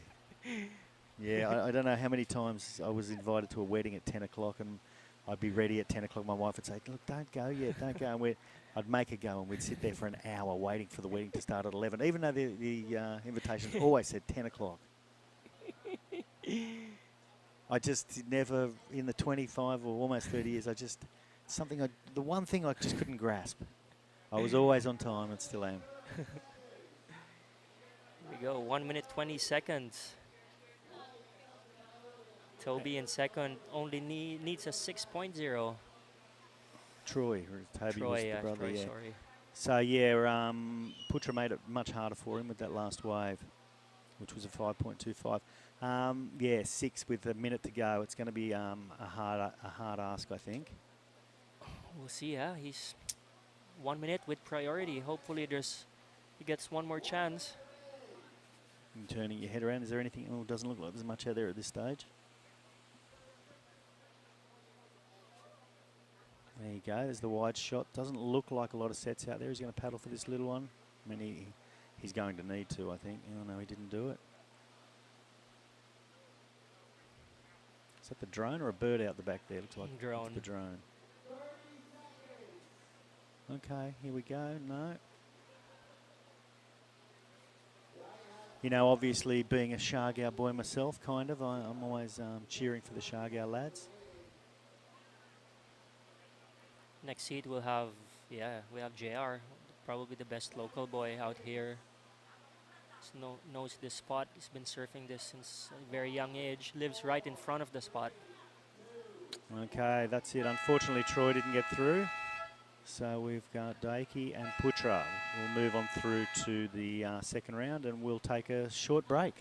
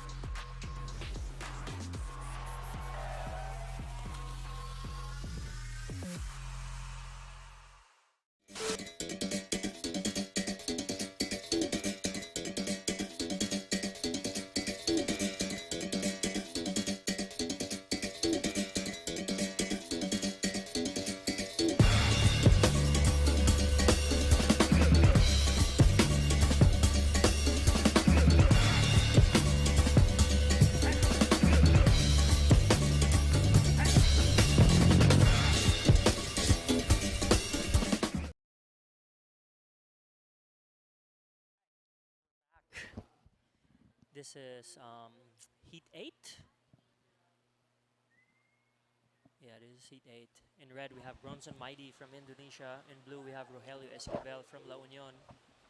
In white, we have Alan Magos from Belair. And in green, we have Mr. Lirog, Gabi. It's a pretty stacked heat. As far as one of the morning, it's a great little allotment. I'm interested to see Bronson and JR get involved out there. Of course, JR, one of your team members from the Philippine surfing team. Yep. Under your coaching, which is pretty exciting. Longboard and shortboard, you're going to see him throughout the week a fair bit, I think. It's amazing how he can do that. Surf pretty good in the shortboard and pretty well in the longboard. Pretty well. Both. Pretty well. Excellent surfing in both. How do you do that? I don't know. I can barely stand on a longboard. Forget stand-up paddle boards. I'm just shortboard. So you're looking at the wrong guy for me. What about you? You go all right on a longboard? I'd go straight on the longboard. Yeah, straight. I'm a straight-hander surfer on the longboard. Here we go, Alan Magos from Belair. Alan Magos from Belair, great up-and-coming young kid. I think he's 18 years old. Yep. Nice. Like I was talking about Neil Sanchez before, these beach break boys, they just got that real whippy, fast. A lot of the Japanese guys have it too, where they can just generate speed on these waves that you just sit back and go, wow. It's harder to surf a slow beach break than a perfect reef break. Definitely. All I want to do is stand up and let the wave do the work, where these guys sort of have to generate their own speed, get to the sections that we can't even see as sections. So here we go. Here's a replay of Alan Magos. Magos, just that zip and speed that he's got. Nice light frame to get over those sections. I think he went to a few QS in Indo with you guys, right? Alan was there. Yep, he was a part of the junior contingent in Nias and Krui. And he also he went to Japan, I believe, with Filma. That's right. Not so long ago. That's right. So his experience and exposure's starting to climb up a bit higher, and he's getting well-rounded and reacting to these competitions, these high-pressure competitions, a lot better than some of his similar age counterparts. So it shows that experience and just that, I don't know, growth definitely helps when it comes to stepping into these bigger events. Yeah, for sure. Imagine surfing against Bronson and JR on a QS with live telecast, everyone watching. On a QS 3000. All right, looks like some sets are rolling in. We've got the advantage of having, you can hear the crowd down there. Yeah, you know, once you hear the crowd, for sure it's a La Union local. Yep, so out there, I don't know, that might have been Shah Cowboy, that might have been Gab Lirog. I know. JR was on the wave first. Yep, so there's Bronson up and riding now. And Bronson, he just recently picked up a sponsorship with Billabong. Huge deal for Bronson. There's a bit of talk going around at the moment on the social medias. The Billabong team getting behind him and starting to boost him up. So epic news for Bronson Maeda, and well deserved. The kid's definitely developing into potentially one of the greats. Yep, for sure. Air game like no other. Springs in his legs. Up, over, around, and I used to go around sections. These kids just go straight up and over them. There's a crew behind him too. Rizal and his family are here. Shout out to Rizal and Chandra and Sinar and Varun, who's competing also. Yeah, good friends with Rizal. You got a good connection here with Rizal. He's a regular to this beautiful town. Yeah, he's been here a few times. Yeah, and I see why. When you get down to La Union, it's pretty easy to want to come back again and again and again. You guys have got the beach, you got the mountains. We've got Buggyo up around the corner, right? Yep. Yeah, there's Alan staying very busy. JR staying super. Oh no, JR's on the board. He's got a 2-3. Yeah. There's Alan up and riding on his second wave. Might give it a little air reverse. A little bit of a loss of foot, but he still throws the judges, let him know who he is. My first experience with Alan Magos was a beach break in Belair, I believe, when he was in the national titles, start of 2022, I think, or the end of 2022, just at the end of the COVID, no, 2021. December 2021 in Belair, where he was actually a 17-year-old going against some of the OGs and He took out Filmer, he took out Noah, he took out some of these big names. Surfing like this against Yeah, Bronson and JR, his confidence is way up. yeah. Doing stuff like this. And that's it. He got a little bit high on his back foot, but he knows he knows he surfed it well, and he knows that's going to be his best number. And there it is, a 4.40. So good for his confidence. Yep. But this is where the experience of Bronson and especially JR, he's a well-rounded competitor. Like I said, doing dual disciplines for how many years now? He's 5 years, 10 years? 10 years. Yeah, 10 years. And a thorough professional. His demeanour, he's a bit more quieter than some of the other rowdier surfers that we know. But he gets the job done. He's there for business. Yep. It means a lot to him when he succeeds. He's got a great support. He's actually the support of his family, right? He's the guy that they rely on, and he takes his job seriously. And there's Bronson. Bronson setting a full rotator on a 2-foot wave. That's what he's capable of. Just coming a little bit unstuck on the landing there, not really riding out on the foam ball where you want to be. Just flats and solids. Yes. Thanks to our major sponsors, NextGen. NextGen. Without NextGen, we're not here. Yeah, they're gonna be supporting the national tour a lot too this year. Yeah, they've sort of filled in a hole in this Philippine surfing where they actually see what it means to the next generation, basically. Maybe that's why it's called NextGen, yeah? Yeah, it is. They want to support the next gen. They want legacy. They want the Philippines to sort of get to where they know the Philippines wants to be. They got visions of the Philippines, and they've sort of taken to surfing because it makes sense. You see the power weight ratio of Philippine surfers there. Islands, the archipelago style of the Philippines, it's just a matter of time before we start tapping into this. And now with the programs through the Philippine Sports Commission, with the coaching and the ISA, the World Games, WSL events. It's all happening. We've got our friends at ASC over there, TP, Tim Hain and the boys, who actually encourage us and support us also, help us learn the fast way as opposed to making all the mistakes ourselves. And NextGen, so they're the ones who can make it happen for us.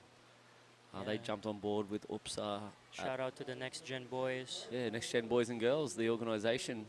And the best thing is they want it. They're happy to remain almost anonymous. Just do the hard work and support and do what they can to benefit that next generation. It's in the name, and so maraming salamat, as they say here. Thank you, boys. Here we go. Here's a replay of Alan Magos. Staying super busy. This is his second good score by the looks of things, and this will be his second wave. He's gonna maybe a little bit manufactured on that air reverse there. Usually the judges will look for height and distance traveled with maneuvers like that. Yeah, one of these things they can throw air reverses, but they need to get into that critical section of the wave where you're actually coming off a lip, getting clear separation, and it's a good comparison when we've got two guys in this heat who know how to throw airs. JR staying very quiet at this stage. He's very patient, but he also knows this break better than anyone, right? Here we go. He knows what he's looking for. Let's see. Talk us through it, Lukey. JR Esquivel always staying sharp. I believe he's riding a 5.7 DHD, I think. Oof. Oh. Maybe the wrong choice from JR, but yeah, he's always getting that board to 12 o'clock, and then it whips back around quicker than most. It's good to watch. I've seen him send some massive sections, full commitment, and holds it up 90% of the time. Surfs within his means, and his means are very high. See what the judges, I think they're going to go crazy on that one. I don't think so, but I think he'll better his score. There you go at 2.3. 2.3. There's Gab Liderog with only one wave at the moment too. Might have made a bit of a priority error on that one. You went out for a quick surf this morning? I didn't. I got a case of the lazies this morning. I surfed about 3 times yesterday. I was sunburned and sore. Like I said, we moved from the point down to, what's the next point down here called? Near ads. Near ads? Yeah. What's that one named after? I don't know. They just call it near ads ever since I was young. It was the area is called near ads. Okay, that's probably it, Luke. I think you Yeah. hit the nail on the head. Yeah, I spent my time down there, and then I moved up to the shore break. I moved back out to the rip bowls that form out the back. Having a ball yesterday. I couldn't turn down a surf. But I paid for it this morning when I couldn't get out of bed. There's Gab Larog sending a nice little air reverse. Sending it. It'd be interesting to see that one too. Like we got 3 somewhat air specialists, and JR also, when he wants, he can throw that thing above the lip at I any think time. these juniors like Alan and Gabriel would just want to say, these guys are my heroes. I watch them all the time. I'm gonna try and beat them. Yeah. Yeah, it looks like this one took Not a great wave, but he did some damage there. He did, yeah. There's a lot of downtime in this wave. He's just waiting Yeah. a long time for a section. But the judges like the air. A little bit higher in the tail there, nice and smooth. And the judges, obviously knowing there's not going to be a whole bunch of airs out here because it's not a really aggressive lip line that comes at you, or there's not many boost sections. And he's gone into that 4.3 range, and he's got himself up in the first place on There you go. on 2 waves. So Gab Lirelg showing a bit of wisdom. He's about 21 or 22 now. Yep. Always been a solid surfer. Here we go. There's JR Surfer in again. blue. Oh, what happened there? There we go. We're going to chase him, hopefully. There he is. Oh, we just missed one of his turns. There we go. JR starting to warm up now. And once again, we're going to see him again in the longboard, where you'll see his technique and style and skills in that one.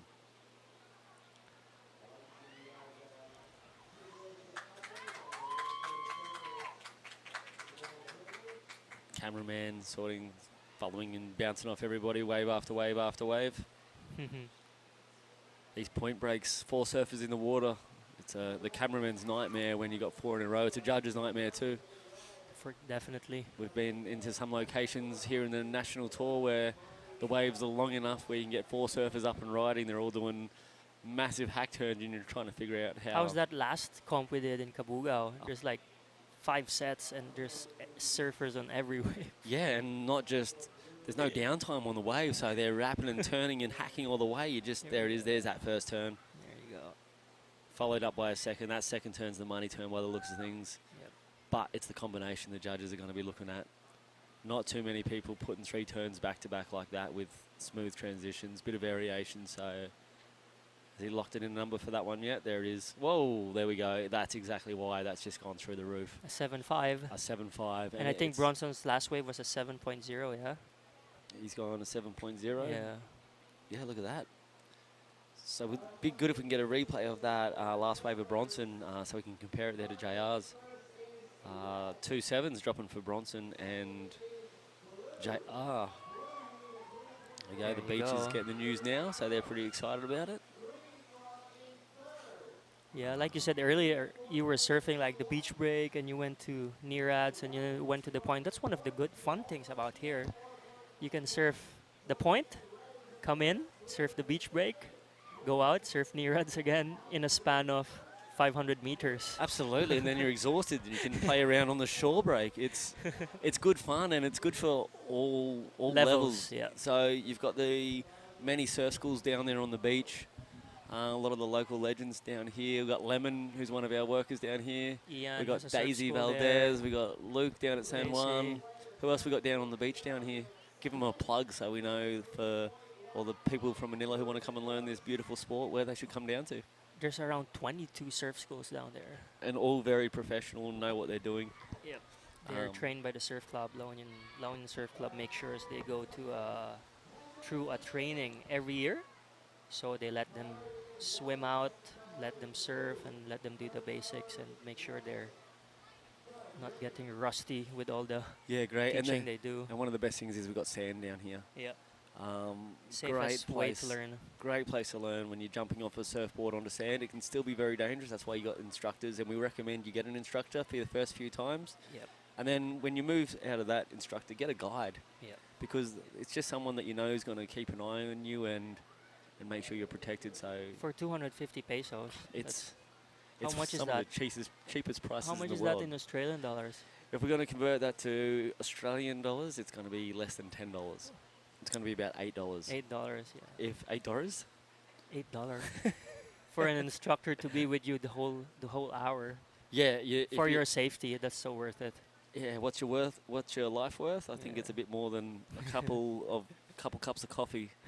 and these guys, like I said, they're the locals. Not just are they safe surf instructors, they're also legends. Yeah. Great personalities, and they're going to treat you with the utmost dignity and respect, and they want the best for you. They want you to love this sport. Why? Because they want you to come back and surf again. For And sure. share the stoke. One of the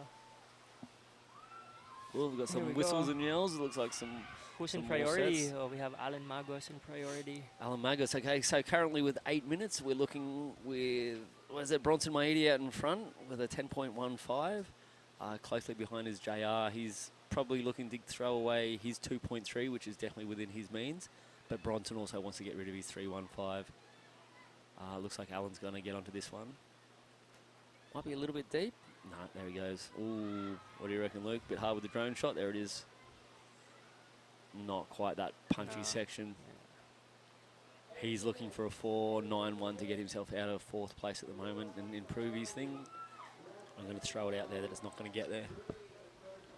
Yeah, I don't think that's enough for him to get the score. No. He, That'll be dropping in the judges. The judges want to see. They want to see those big moves on those, especially on the outback section. doing the damage out the outside, yeah. If you're going to hit that big section at the start and it actually shows up for you, then make sure you put the damage on it, because that's the money part of the wave. That's where the most risk is. That's where you're gonna get the most water, the most air, all the good stuff happens on that outer section.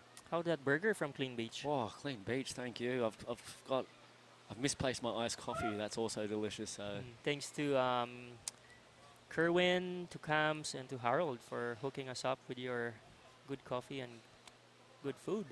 Thanks, good guys. food. So who we got? We got priority is with JR at the moment. He's sitting a bit further down the point. Local knowledge. Waiting for those wide ones. Yeah, a little local knowledge. With the priority area, I'm pretty sure he must be well within the ranges of the priority area, and he's not going to get himself into a blocking position, which wouldn't make sense for him at the moment, because I'm sure, knowing JR, he wants to win. He'll be happy enough to go through, but he's going to want to send a message to these guys that this is his home, and There you go. That's the point, and further down is the beach. there we are where we're talking about. There's that beautiful bay of San Juan. What's the beach called down here? Ortiza Beach? Orbistondo Beach. Orbistondo Beach. Yeah, it's in Barangay Orbistondo. Shout out to our barangay captain. There we are, yeah, letting all this happen, basically. We've got barangays, we've got municipalities and regional Province, province. regions, yeah. We'll have our opening ceremony later with Governor Raff. Yep. I'm looking forward to that. Bit of dinner, a bit of an introduction and a hello at 6 p.m. I think we're going to have that. Where are we having that tonight? In Puerto de San Juan. Beautiful. Looking One of the forward to it. resorts near San Juan town. Lechon on the cards, you think? Huh? Lechon? I would say, yeah. I'd say yeah. There's always lechon in Philippines. events like that. Exactly. Lechon is, what do you call it? Roast pig. Pig on the spit, I think we call it in Australia. Oh, there we go. There's JR using his priority. We had Gabriel pulling off that one, and I think, like I said, JR's clinical in his approach to these things. So sharp, no? Ooh.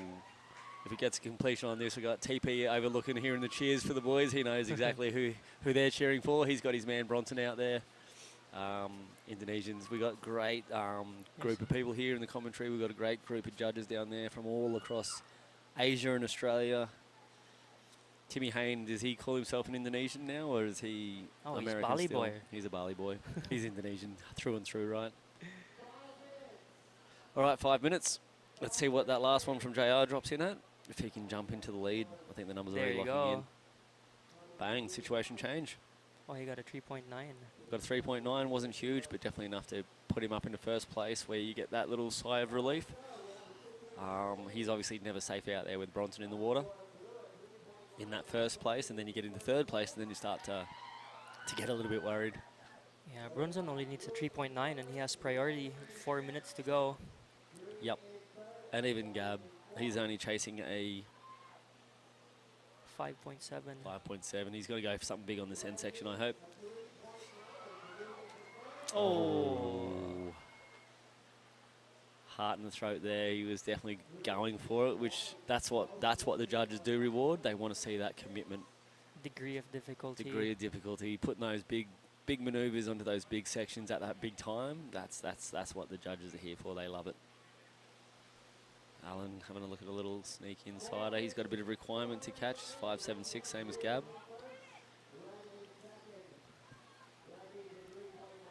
Nice little wrap from turn. This is all the setups.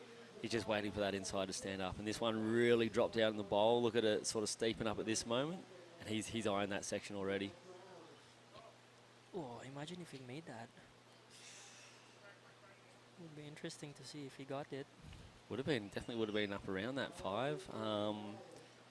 Would have been close to his last, probably better than his last there for sure. Plus those few manoeuvres, he definitely would have gone over there. He's dropping towards those 3s for those few moves that he did. So yeah, after this, next heat we have Kian Martin our Swedish Indonesian. and Kasuke Okamura from Japan and Marty Rodella from Siargao. Manny Manny. Rodella. Manny Rodella. Another great heat. Kian Martin was doing really well in the tour last year. Stacking up those points. He was getting towards the top of Asia at one point, and then he had a few bad legs towards the end of the year in Taiwan. And in Siargao, he didn't quite fire as high as he was hoping either, but great guy, great surfer, and always fun to watch out in the water. Big shout out to some of the boys, Luke, some of the guys who actually helped get us here. Like I said, first event in San Juan with the longboard and shortboard WSL International. Pretty exciting. My mind races with all the names of who's really founded surfing in the Philippines. A couple of the guys like Bjorn, Abdel, Ian, you, Wilmar. Who else we got? It's pressure because you don't want to forget anybody. We got the Rasta's boys there. Rasta's there. We got the boys over in Barongan. Yeah. Marco.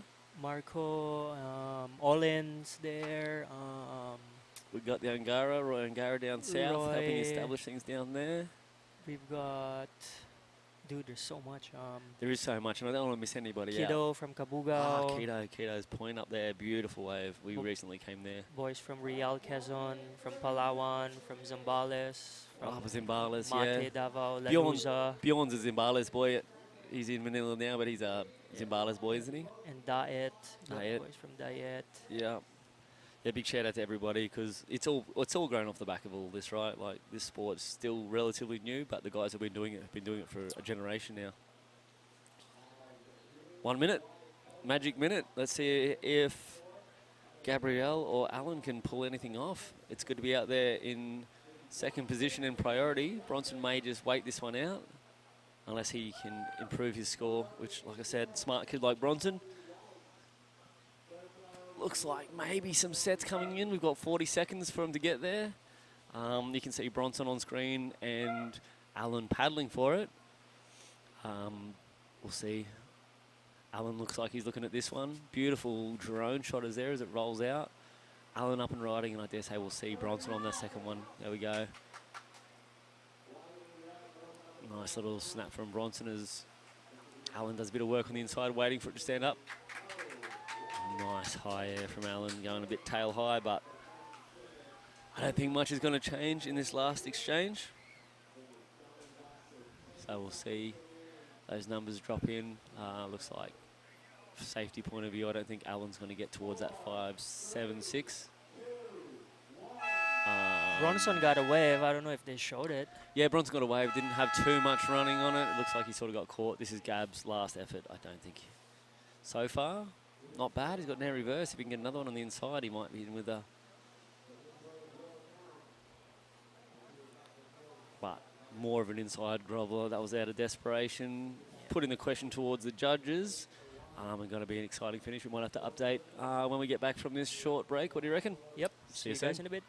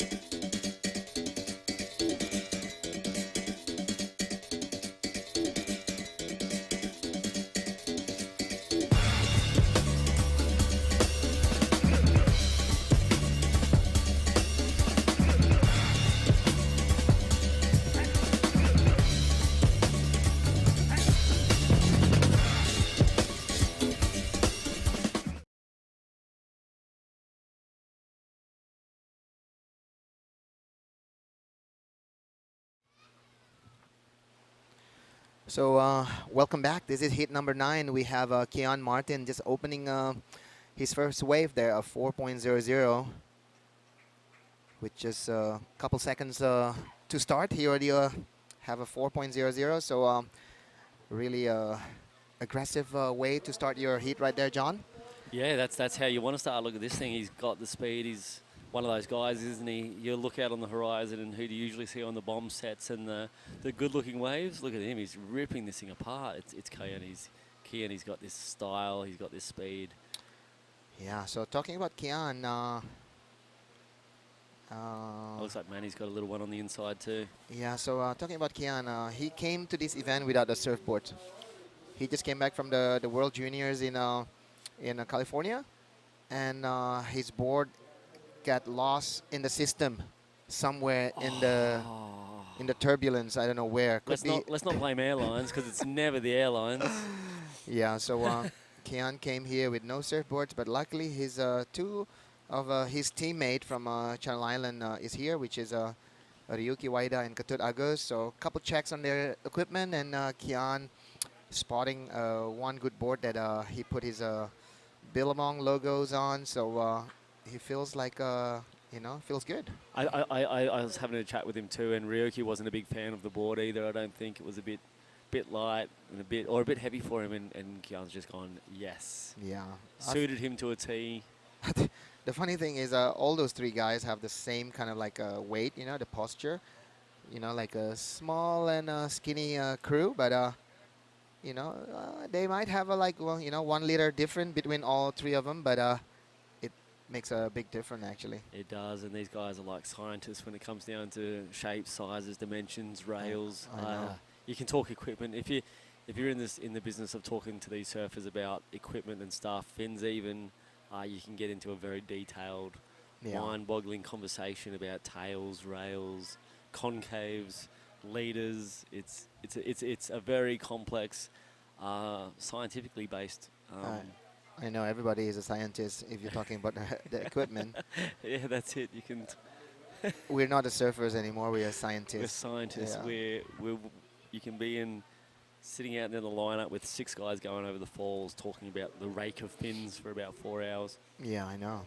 Luckily, I'm not one of those people because I came here with a fixed fin. So Ooh, old school running fixed fins. Yeah, old school. Like I don't have the knowledge about fins actually. Like for me, fins are a little bit of a a burden. Like so much option out there. For me, just give me a fixed fin and I'll make it work. Yeah, that's it. And it is one of those things you'll find, like, unless you are these high-level guys competing and trying to figure this stuff out, Yeah. it doesn't matter to your average surfer. That's the joy of it. If your board has fins, you're going to do a lot better if you don't have fins, so just put them in and get out there and give it a crack. Yeah. The reason why there's a system, these days is the only reason is for traveling. Yeah. If you're talking about, fins difference between one or the other, you have to feel like the slightest difference, so you need to be like, I don't know, Kelly Slater is one of the guy that really, really have a lot of knowledge about his equipment, and he can talk about fins and stuff, but for me, Put them in and adjust. yeah, so here we go. This is Kosuke Okamura. Nice surfing there from Kosuke. Really fluid there. You know what? All the Japanese have really similar style. They have like a really nice flow, really super low center of gravity.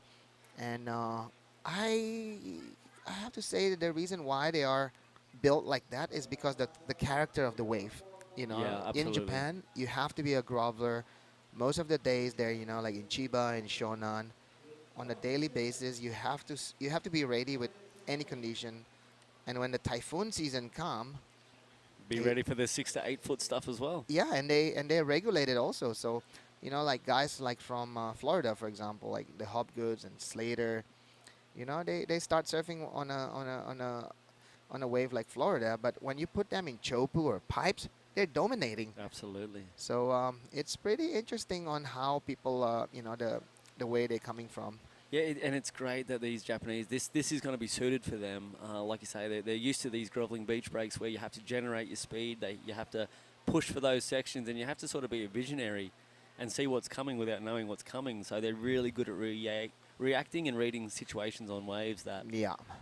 and it's going to be almost natural for them, and you're going to see them doing some whipping turns and like just zipping those sections out. So it's really good. Yeah, for sure. Talking about a reaction here, we have one of the fastest surfer that react to any kind of maneuver. We have Bronson Mady. Hey, welcome to the booth, Bronson. Really you. well surfing there. Really impressive. At the end of the day, at the end of the heat, you get the score to push you back in first. So Yeah. tell me a little bit about that heat. Yeah, that heat, I had like a cramp the whole heat. As soon as I started walking up the beach, I had a cramp, and yeah, just stoked to be able to stand up on a wave because my cramps were so gnarly. Like I couldn't even stand up on a wave. I had to like stretch it out the whole time, but it was good. Stoked to get a couple waves and make the heat.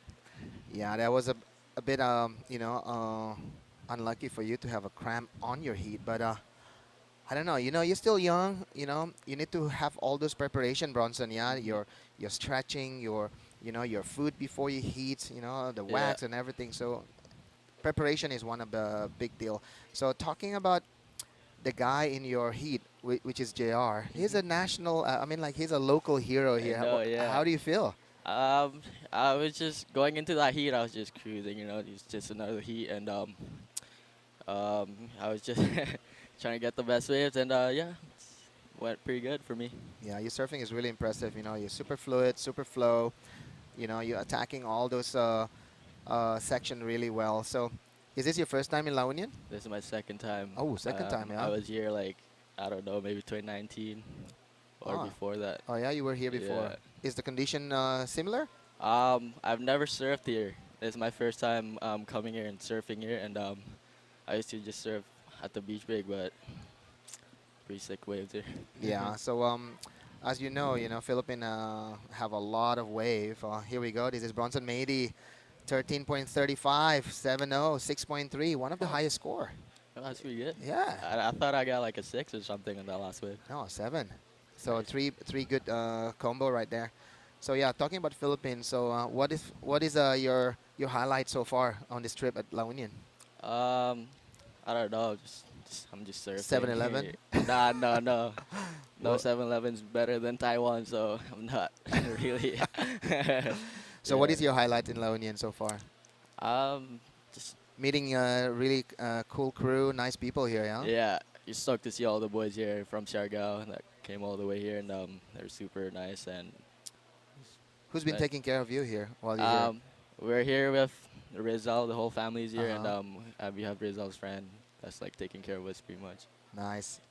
You wanna? Hey, talking about new sponsorship. So I Yeah. just saw a new clips from Instagram from Billabong. They congratulate you. So congratulations Thank you so joining much. Billabong. Tell me a little bit about your new sponsor. Yeah, no, I'm super stoked to be on Billabong.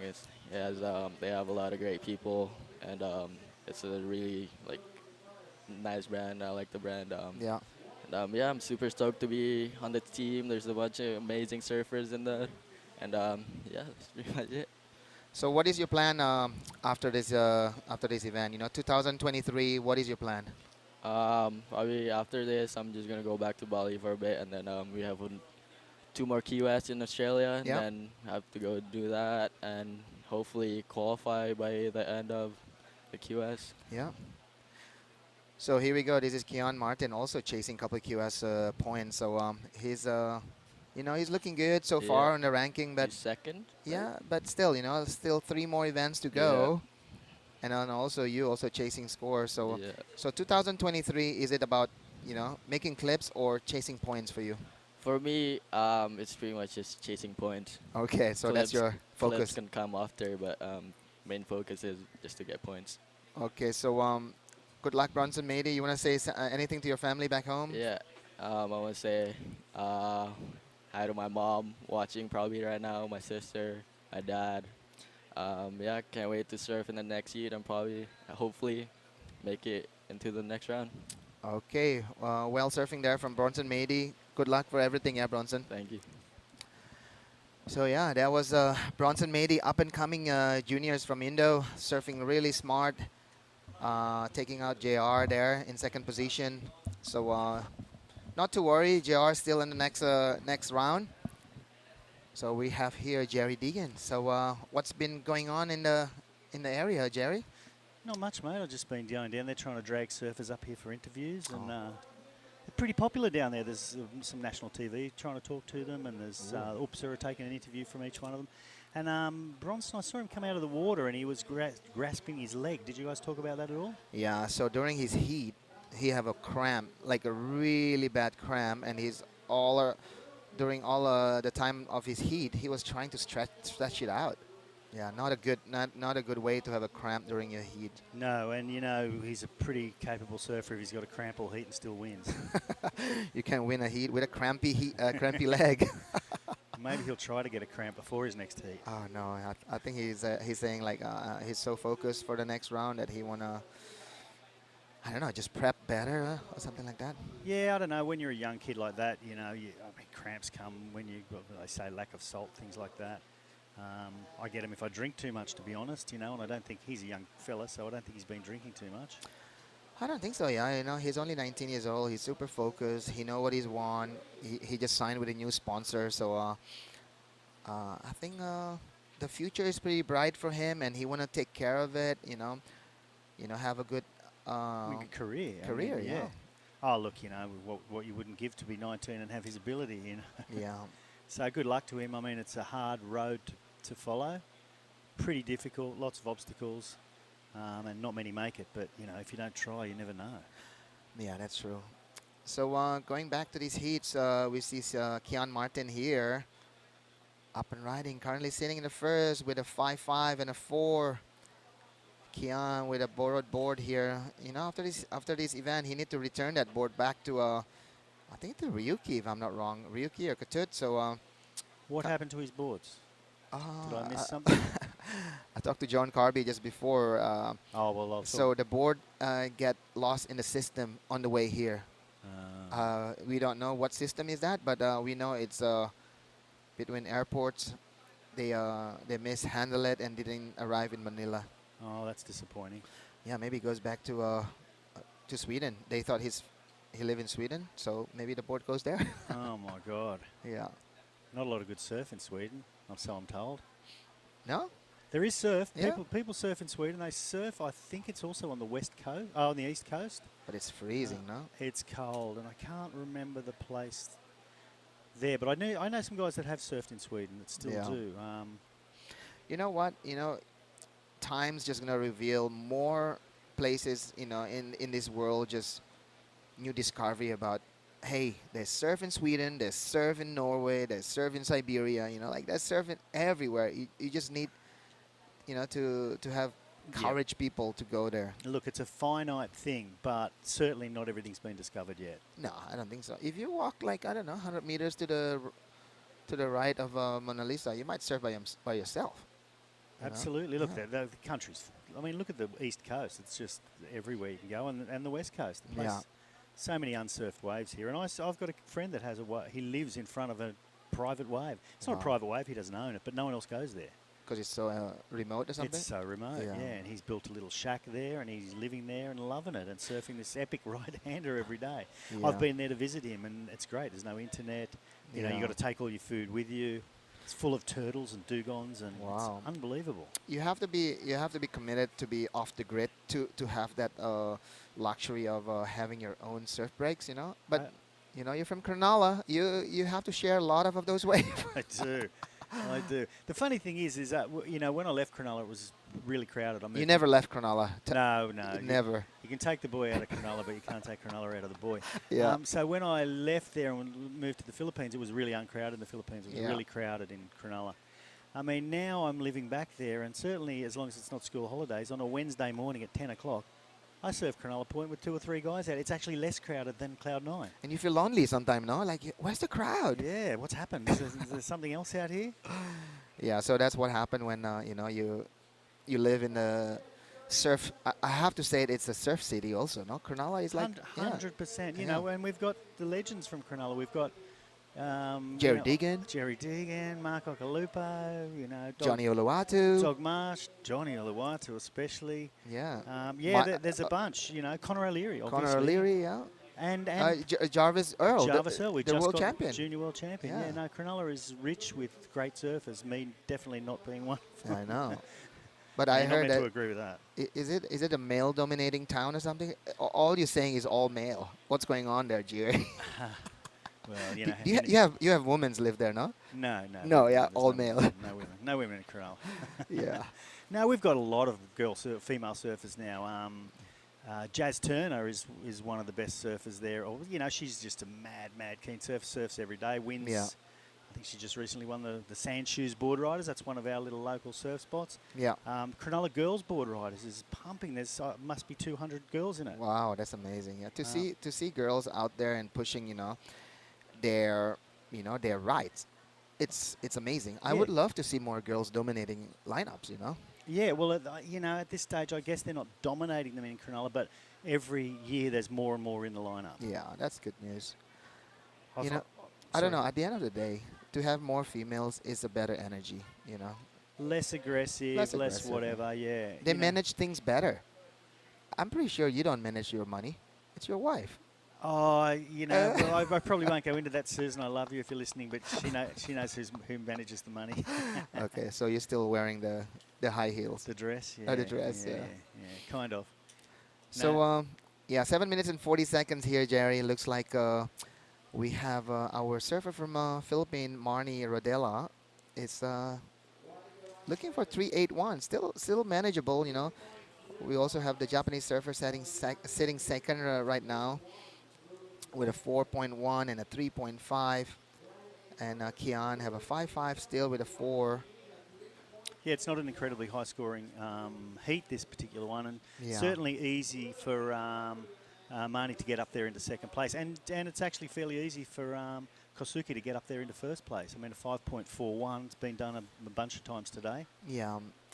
You know, Marty is actually surfing really, really good, but I don't think so. He's surfing on the criteria, you know, like he connect all the maneuver, but maybe just lack of that, you know, like a bit of a vertical on that approach. So if Marnie want to get that 3.81, easily can manage, you know, with 2 turns. Yeah, but he just needs to be a bit more vertical. Yeah.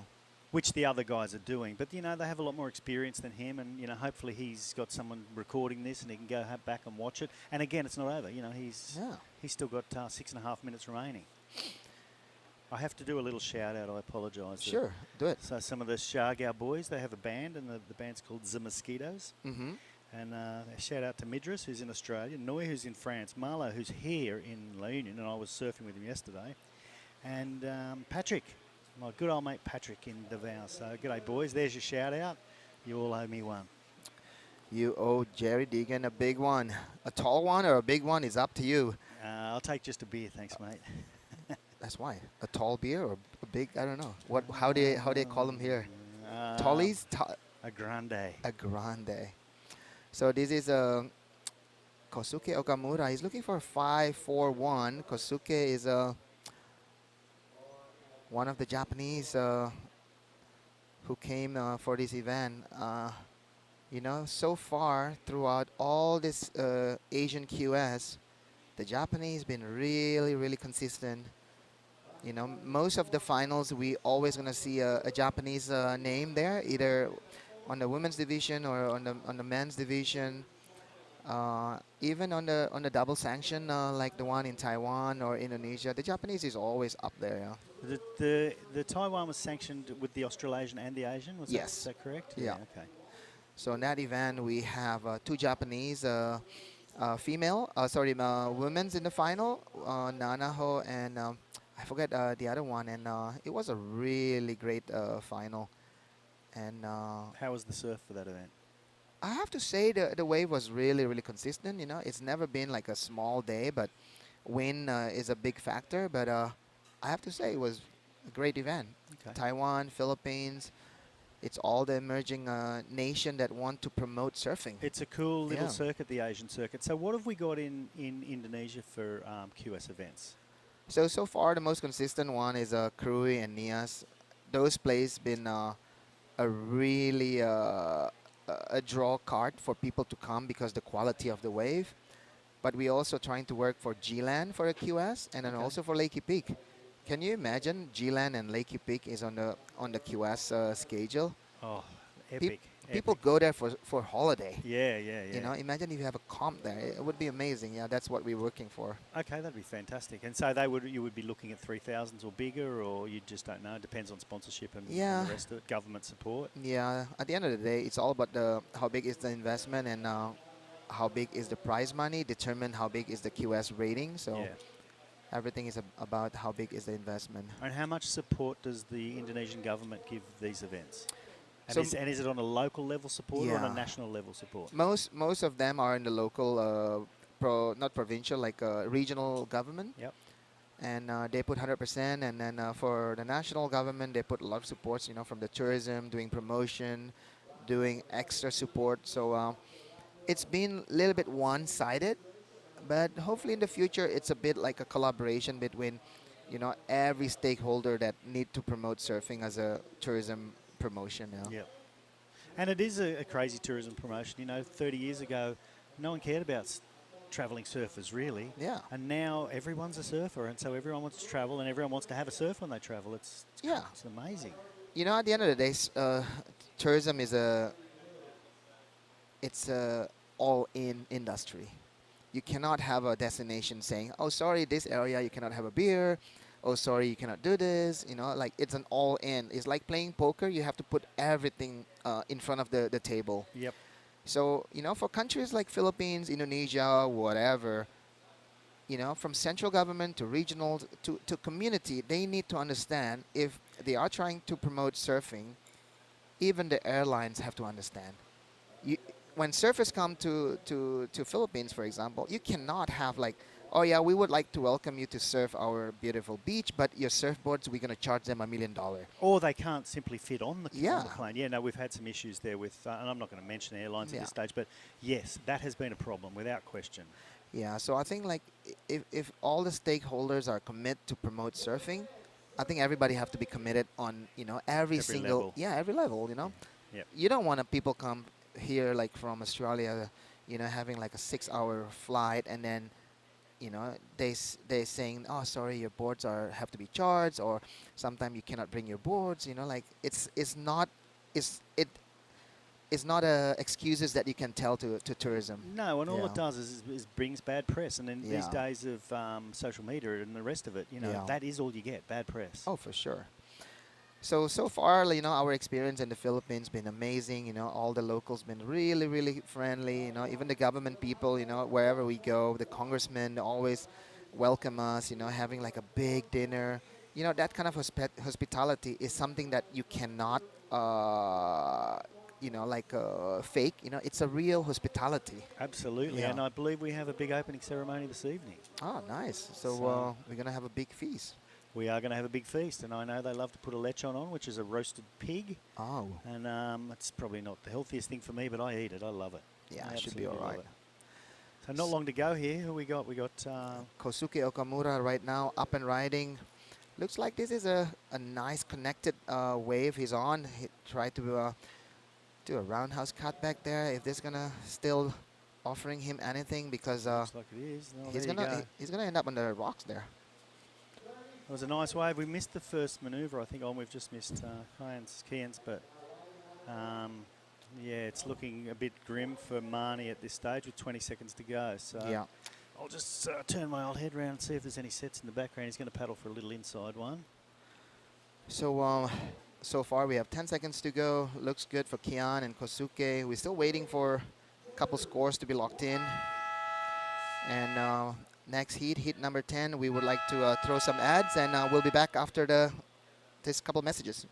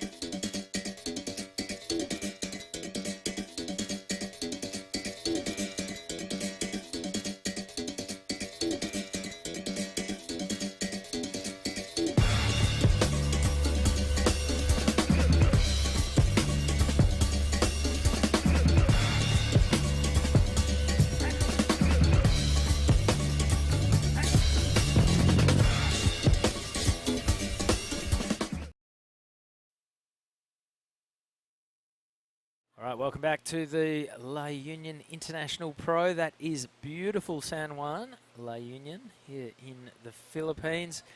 Gorgeous little beach town, and not a bad right point break either.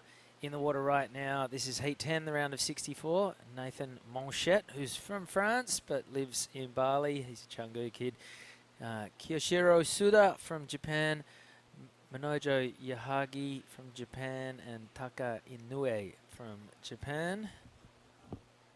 I hear you have some history with Manojo. Would that be something you don't want to talk about? I swear he sees me paddle out and goes, there's my guy. Targets you. Man, I don't know what it is. He competed at Taj's Small Fries in WA like 6 years ago as a 2 foot tall kid. So I've known who he is forever. And he's had it all over you since then? I just can't get away from him. So I'm sure he's a lovely bloke. You're cheering for him now? You have to cheer for him. Look, I'm good mates with Nathan Monchette. Oh, okay. He's my boy. So, yeah, I'll be a little bit biased Well, here. you have to cheer for Manojo, because if he doesn't get through, he'll be over there on the free surfs where you're at. So you want him to keep surfing out here on the competitive bank or on the point. Oh, he might be off to his next event. He's Can waiting leave for you. me He's alone. waiting for you. Good one. Here is that man in blue. Quickly in, quickly out. Do you know anything about him? He's a young fella? He's an old fella? I would say he's about 22, Okay. maybe. I don't remember him from the Shargo event. I don't remember the name. I've surfed with him in Taiwan a couple of times. Yeah, catches a lot of waves. I know that much. Great paddler. Aren't they all? Can really get around a lineup. I don't know. You're not a bad paddler. You got a couple of mine yesterday. Oh, we shared a couple. Just thought you might like to surf behind me. Oh, I loved it. That was a struggle for me anyway. So opening wave for Taka Inui was a 2.5. Nathan Monchette opens with a 1.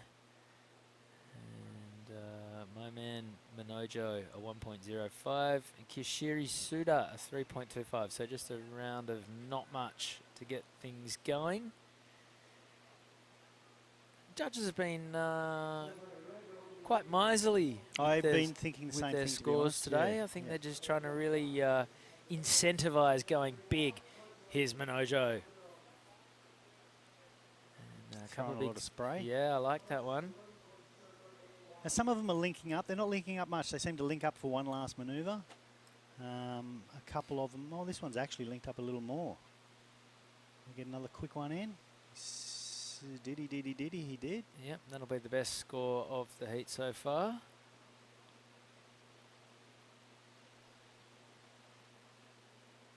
So we're in heat 10. What have we got? 16 heats yeah. to go, and then we're going to start the women's. Yep. And 8 heats of that. 24 heats could be a huge day. Yeah. I mean, I don't even know what time it is. I could look and see what time it is, but It's almost midday. almost midday here in the Philippines. So it's 3 p.m. in Sydney and in WA. Well, WA is the same as right here. Oh, it is the same, is it? This is Taka Inui cashing in his priority. A little bit of a foam climby tail drop floater thing. Finally gets him back out onto the open face. Throws the Oh. fins and can't quite ride out of that one. All right, Jerry, might boot you out of here and get Kian in for a little chat.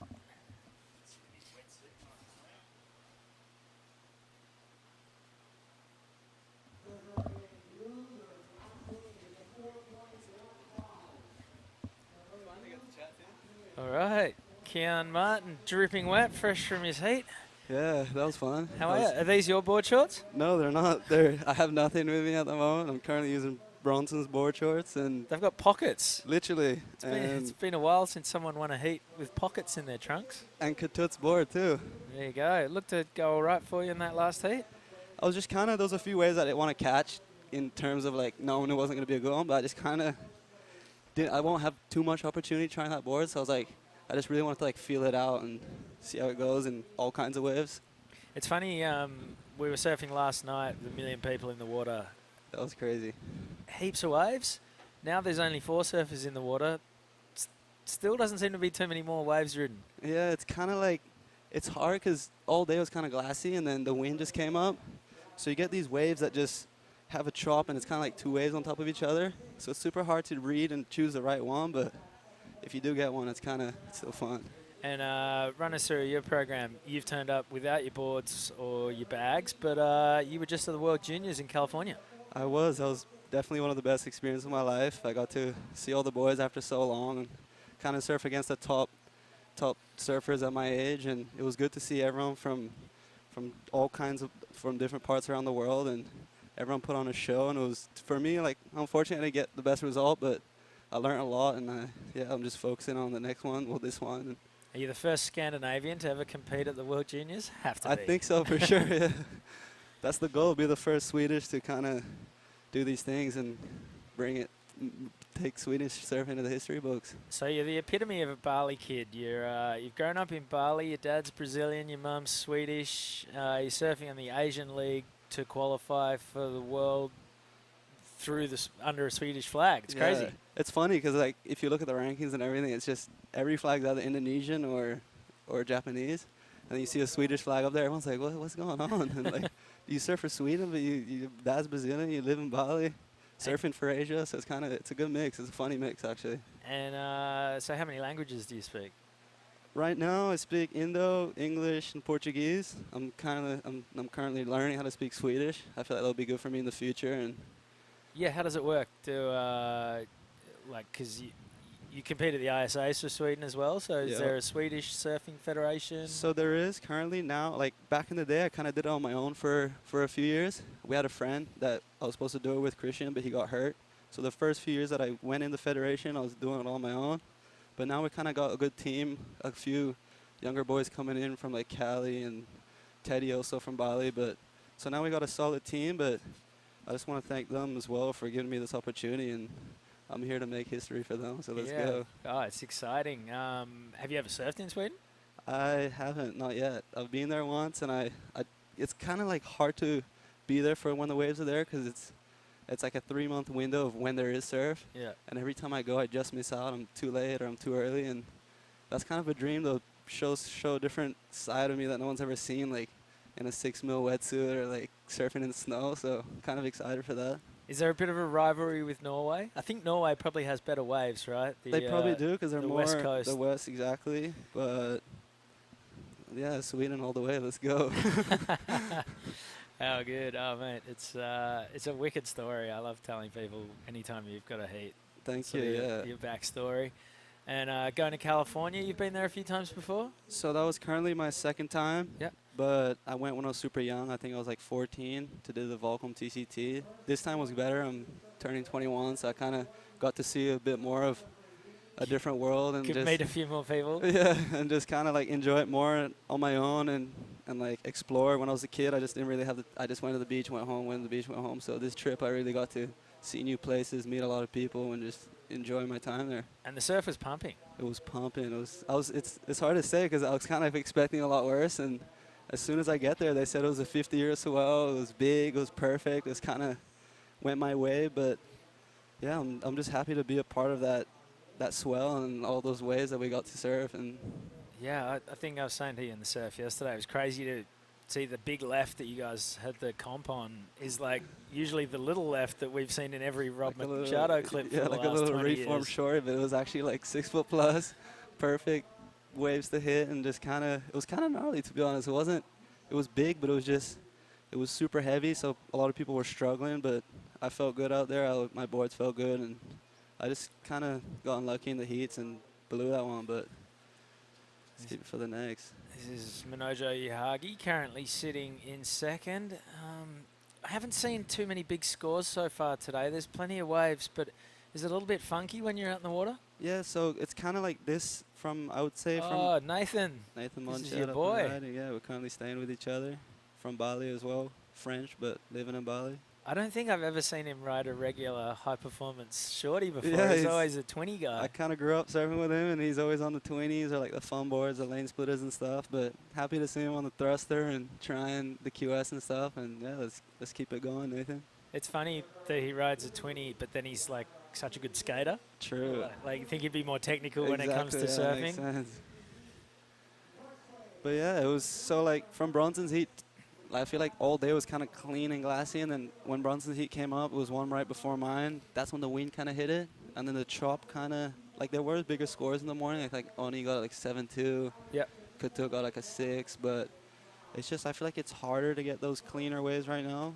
But either way, it's still fun. It's nothing to complain about. It's kind of good for a QS. So yeah, and we've got a decent forecast for the end of the window, so that's your incentive just to 100% stay in it so I can be a part of it. Get on the grind and get through it down to the business end. Talking about Bronson, he's just joining you on the Billabong team. That's pretty cool. Yeah, welcome to the team, Bronson. We love you, and it's so sick to see him a part of it because he's got a good future, and he's kind of taking surfing, like Indonesian surfing, to the next level. And now I'm just happy to have him on my team, and now we can kind of do things together, do trips he can together. lend you shorts. He's got me the board shorts too, so he's kind of been saving me already. But that's what it is. That's what it's all about, teamwork. And yeah, it's gonna be a fun future with me and him, and Billabong Asia and stuff. So I'm excited for that. There's a big crew of Indonesian surfers traveling at this event together, but you went to California and then came here doing it all by yourself? Yeah, so I kind of got split up from the crew that I wanted to be with at the moment, but it was all because, yeah, I was in Cali all the way across the world, and then it was kind of different timings for all of us to be together, but... Oh, Manojo Yahagi, wow, that looked sick. that was clean, that was perfect. That should be a good score. He's not done yet either. You can sort of stick with it and get a bit of bonus point action down the line. Hold it. Just hung on to that one. Wow, this thing's just bitten the reef on the inside and stood up. And that's going to be probably one of the better scores we've seen so far today. I was going to say, that's it. That's going up. The scores are going up for that one for sure. I don't think we've gone into the excellent range yet, but that might be challenging it. That was kind of for what wave he had. He beautiful surfing. He put it together, started off big, and then just held it and got the finish. So that definitely should be a bigger score. Talking about Billabong, probably one of the highlights of your career, I'm guessing, last year, going on the Billabong A-Team trip to film the Interlusion movie with Joel Parkinson and Creed McTaggart and all those guys. Yeah, for me, to be honest, that was by far the best trip of my life, and I'm just so grateful to be a part of it, and especially with Parko and Creed. So like me, Dry Dakota, we're the young ones, and then we had Creed, Parko, and Aton, kind of like the big dogs, showing us how it's done. But even not just the waves, it was kind of like everything that went on that trip, the vibes in the boat, the vibes out of the boat, like everything was perfect. It was by far the best trip of my life. Parko came late? Yeah, he did. He came a few days after, but he kind of came in the right time because the first few days were just, we had like a lot of like, it was a wave, we surfed bank vaults, so it was 2 days of just kind of like doing airs and going huge. But as soon as Parko came, the swell came, and he showed us how it was done for sure. Yeah, how much did spirits lift? And do you find yourself pushing a little bit harder? Like if you're paddling into a bomb and you know that Joel's going to be paddling over the shoulder, fully, you're so like, I can't hold back. Can't hold back or can't pull back. So it's kind of, it definitely made you want to give it your all, and that was like my mentality throughout the whole trip. Like, I'm here with the best surfers in the world, just kind of have fun, of course, but also like give it your absolute all, because it's not many times you get this opportunity. So I just wanted to make the most of it, and no words, by far the best trip of my life. Yeah, well, it all came together really well. One of the movies of the year, and well, okay, we see Taka just utilizing his priority now. I was gonna say, yeah, he kept Nathan off that one, but ooh, little fin drift. Throws the tail. Oh, that's a nice score from Manojo that came in. Yeah, that's it was a 6.5. Taka showing the benefits of being a little lightweight. He's finding all sorts of speed out of this one. He is done. 10 minutes to go. Yeah, and Parko's like obviously a world champion, but he's a champion of a human as well. Exactly, just like kind of everything that comes to it. And he's like, he was the oldest one on the trip, but he was still the biggest frother out of all of us. So he was getting up the earliest. He was kind of bringing us around. So it was sick to see how much love and passion he still has for surfing, and kind of like, it's just a good way to show the next generation that like, that's how much he froths out. So I think we should at least try to stick to that rule. But I just love it to see how much he loves it, and it makes us want to do it more for sure. And he loves every angle of it. He's pretty happy to hang out with you young guys as well, and He's not afraid of the nocturnal activities once the sun sets as Yeah, well. that was the thing. Like, kind of everything about that trip. It was just not just the waves, not just the like. Everything was good. Everyone kind of got along with each other, and it couldn't have been a better. I think it was a good mix of like personalities, and Yeah. it kind of just showed on how much fun we had. And yeah, hopefully that one keeps going every year, and we can maybe do a different location, but same crew, same vibes. God, you couldn't have asked for better waves. Huh? That's the thing too. It's kind of still the end of the COVID window, so we had the perfect waves without the crowd, and Yeah.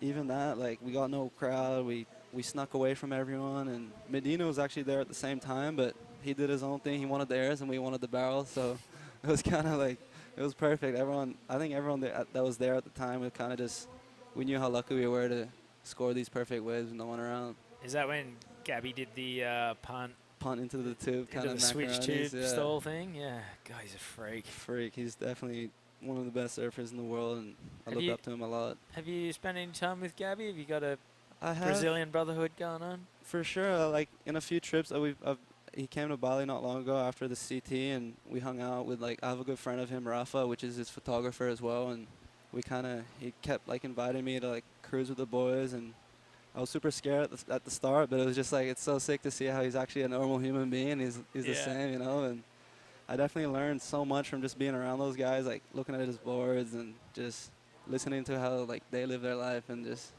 try to do the same, but take Alright. bits out of it. Nathan on the wave in Oh. front, but Minojo Yahagi going crazy on the wave behind. How's that dive? I think he's probably got the better of the exchange. Yeah, the funny thing with Gabby, I always find,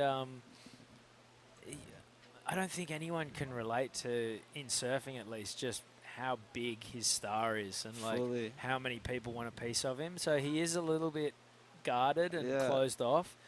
But once he knows you, He kind of, like, he's one of the nicest guys ever, and that's the weird thing that I think, like, a lot of people that don't know him kind of just automatically have a thought about him, and if you meet him in real life, you're gonna trip out because he's actually, like, he's super loving, he's super kind, he's super, like, Yeah. stoked. He's still a grown. He's, you know, he's so excited to surf, and it's it- great to see a guy at that level that still has so much love for the sport. It's not kind of like he never told himself that he's done enough. You know, he just wants more and more and more, and he's bringing it to the next level. So thank him for that. yeah, I mean, it's pretty exciting this year with the Billabong Pipeline Pro about to kick off in, what, a week or so.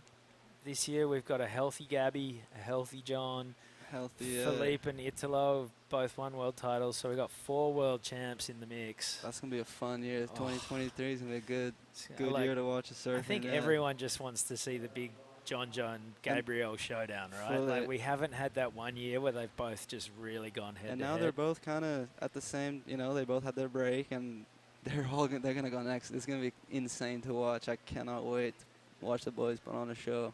And there's going to be an Indonesian flag in the show this year as Rio well. Wida. Rio. That's definitely my #1 fan on the tour because I kind of grew up surfing with him. So Yeah, how much do you reckon it's going to have an impact on just Indonesian surfing, just everyone, under, the younger guys just getting inspired to take it to that level and big join time the big because leagues?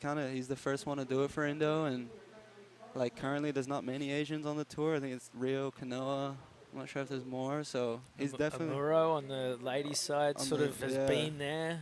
But like that's definitely going to be a big impact for Indonesian surfing. Like even the upcoming Groms that are already here, they look up to him a lot. So he's definitely showing them the right ways, and It's crazy how hard he works. it's crazy. He's got that work ethic of like that he's Indo, but he's got that Japanese like mindset in him. You know, he's like ever since he was a kid, like when we were like 8, 10 years old, he was already like just so focused, and I learned so much from just hanging, like being around him and just seeing how he does it. Well, he's grown up in Kuta, but I don't think he could even tell you where Sky Garden is.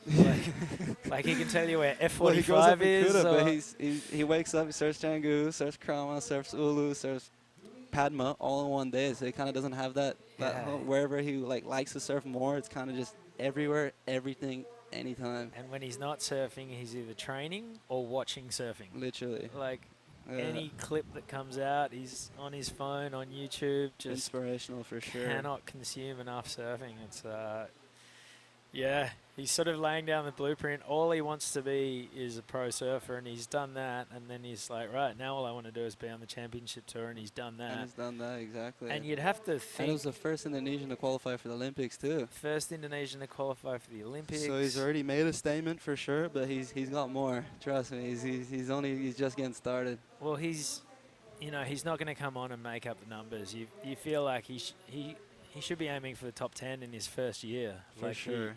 Even the final 5, I think he's definitely got the surfing to do it. Just see how the first few events go so he can get the rhythm and stuff. But once he's on, he's on. There's no one that's going to hold him. So it's a tough first 5 events. It is. It's kind of different to like the second half. There's a lot of bigger waves on tour and like the scarier waves. So pipe, that can be a lottery. Yeah. You can come up against a wild card. You can... And people can drop 10s with the last 1 minute. It's kind of like, it's exactly what you said. Pipe is a really hard one to... Sunset is probably one of the hardest waves in the world to and master. The scariest. It's one of the only waves Kelly Slater's never won at. Fully. Oh, no way. Yeah, and then you go down to Portugal. Super Tubes can be amazing. It can also be terrible. Yeah, so that's a lottery. And then you're at Bells, which is a big right. He'll go okay, but that's when veterans really shine through at Bells.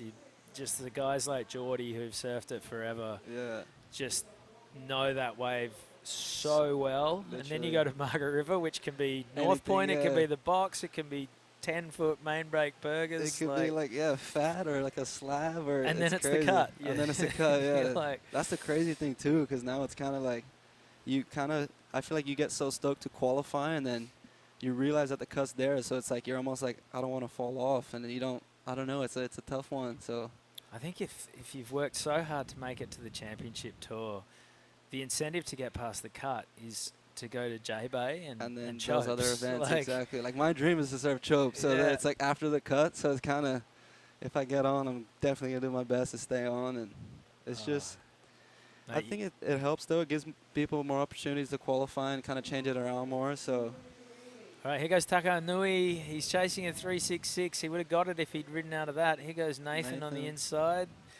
What's this wave doing for him? Not a whole lot. So it's Minojo with a 6.5 and a 4.15 in the lead.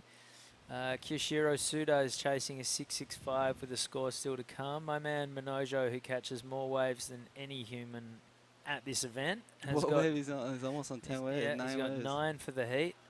And a 6.5 and a 4.15 are doing the damage. And Tucker and Nathan have some work to do with just over a minute to go. And so where do you go from here, Count? So I currently came straight here from Cali, and then I'll actually be going home. And then I think I have like a couple weeks till Australia. Australia's next. How good. Got the 5,000 in Avoca, and then Newcastle right after it, because that's the last few events that we have for the 22 season. So I'm just gonna stick to that and keep the rank and qualify for the challenges. And the Tweed Coast Pro, is that? That's the first event of the challenges, I think. And oh no, that's Snapper's the first event of the challenges. Sorry. I think Ryuki was saying he might come to Margaret River to watch Rio, and then 5. Oh, that's sick. Good stuff. Yeah, 30 seconds left in this heat. Kind of a lot of waves ridden though. It's the most ridden wave heat I think all day. Everyone's staying very busy. Any word from the airlines yet? Have you tracked down your boards or no your gear? words at all? Been trying to call them every few hours, and they don't even pick up. No one said anything, but I have family that's helping me back at home. That's kind of trying to organize it for me, so I don't have to think about that stuff too much. I don't think they're gonna come in time for this comp, so I'll just stick to the one board I have. Well, hopefully they don't turn up after you've flown home. Yeah, that's my biggest fear. So I still have 8 days for them to arrive, and let's hope for the best. Let's hope they make it. There's a swell coming, so hopefully you're still in the draw and your boards turn up and everything works out nicely for you. All right, Minojo Yuhagi has taken the win. Kyoshiro Suda is going to go through with him. Don't go anywhere. Heat 11 of the La Union International Pro is coming our way with more action right after this quick break.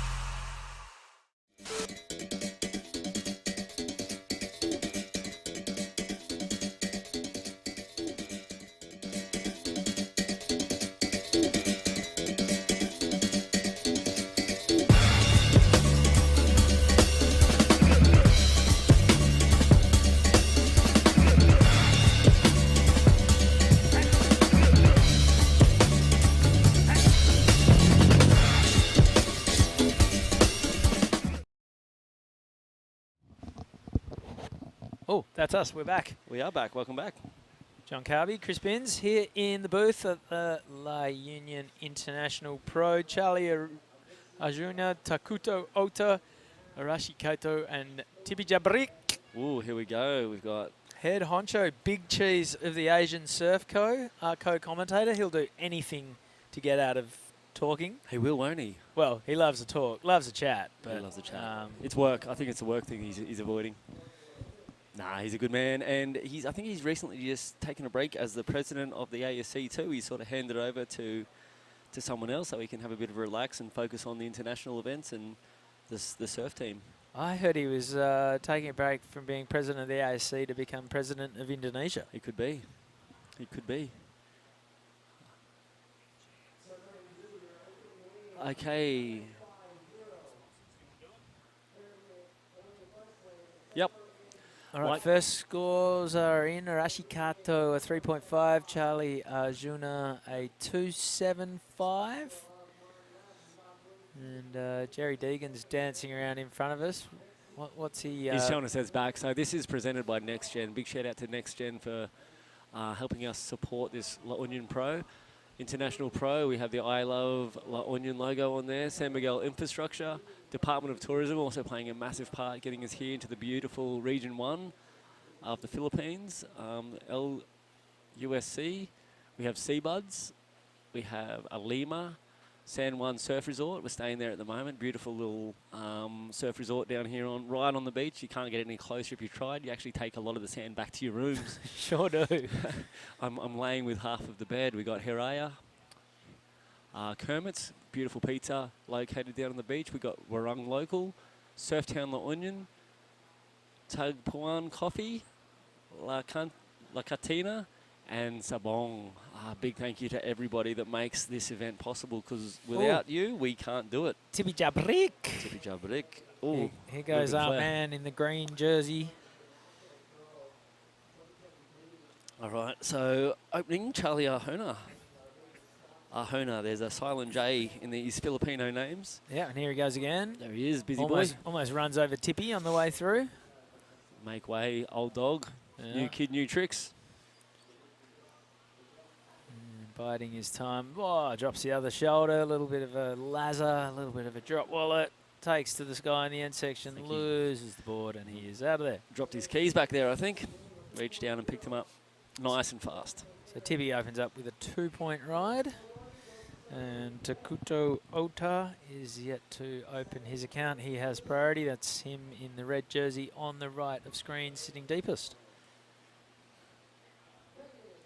Nice little fluffy onshore kicking up for this afternoon. I find often here in San Juan, it's sort of the wind picks up a little bit and then it goes back to completely still, no knots. Looks like we've got a little bit of a onshore running across the face. Good for the air boys. They'll sort of see that as an opportunity to spin those air reverses. Yeah. I haven't seen it offshore yet in the sort of couple of days we've been here. Is this the time of year where it's generally kind of an onshore pattern, or? Generally it's an offshore pattern for this area, but the way it comes around the mountains, the big mountain behind us, Baguio, it just stops all wind.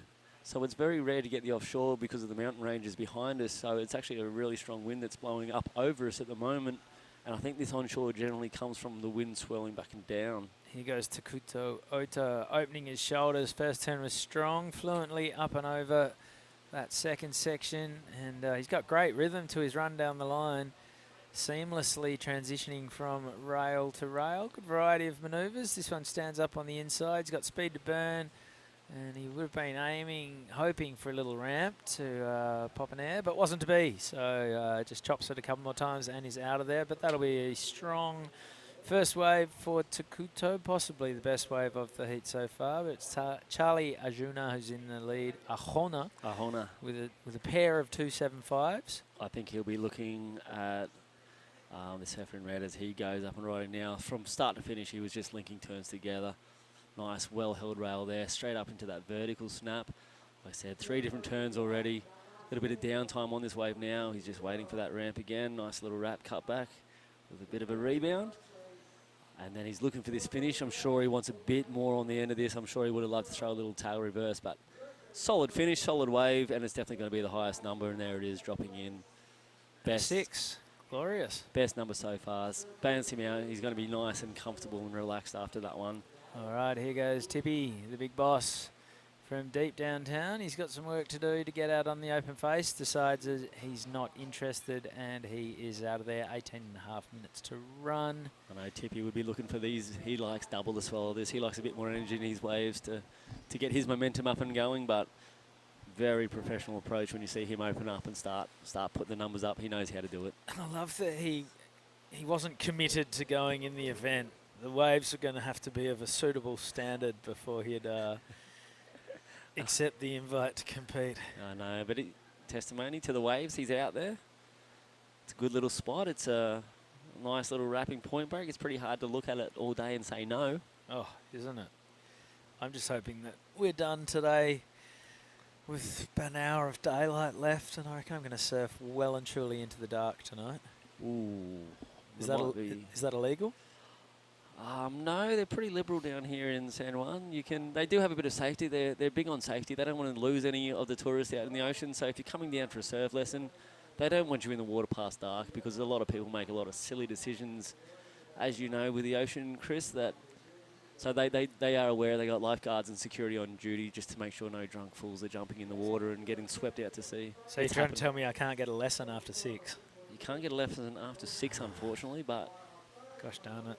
On the full moon, I reckon you'll find someone. Sneak away somewhere else. There was a guy out there last night on dark who was sitting about 200 metres further out to sea than me. Soul surfer, Chris. You'll find he's a soul surfer. Well, he wasn't surfing anything. He was looking for something. He was out in the shipping lanes. I kept sort of whistling and waving at him to check that he was all right. He seemed fine, just having a moment. Sharing his thoughts. Staring at the heavens. That's the joy of surfing. Sometimes it's just about that connection to the ocean. Communing with nature. Communing with nature. There's nothing like it. You never regret a surf. No. Unless you spent, you spent about 6 hours out there yesterday and got roasted. I didn't get too sunburned. Didn't get too sunburned? No, I'm all right. Healthy tan? Yeah, just working on my base coat. Well, you're in the middle of an Australian summer over there, and over in the west it gets pretty hot, right? Sure does. Yeah, I woke up this morning though, and my eyes were definitely stinging from 5 or 6 hours in the brine yesterday. It is a beautiful problem to have, though, isn't it? Yeah, look, I don't even know what day of the week it is. Is it Friday? I don't know. We got our Japanese out there. This is Arashi Kato. Yeah, I got mates at home they've got ties on. What's that? And they. I'm surprised to see him wearing shoes, to tell you the truth. Yeah, they rode public transport into the city. Oh. It's hot, and we're here sitting on a point break, watching Tippy rip apart. Watching our man Tippy Jabrik throw that chili of his around. Ah, chili. Who hasn't had a chili?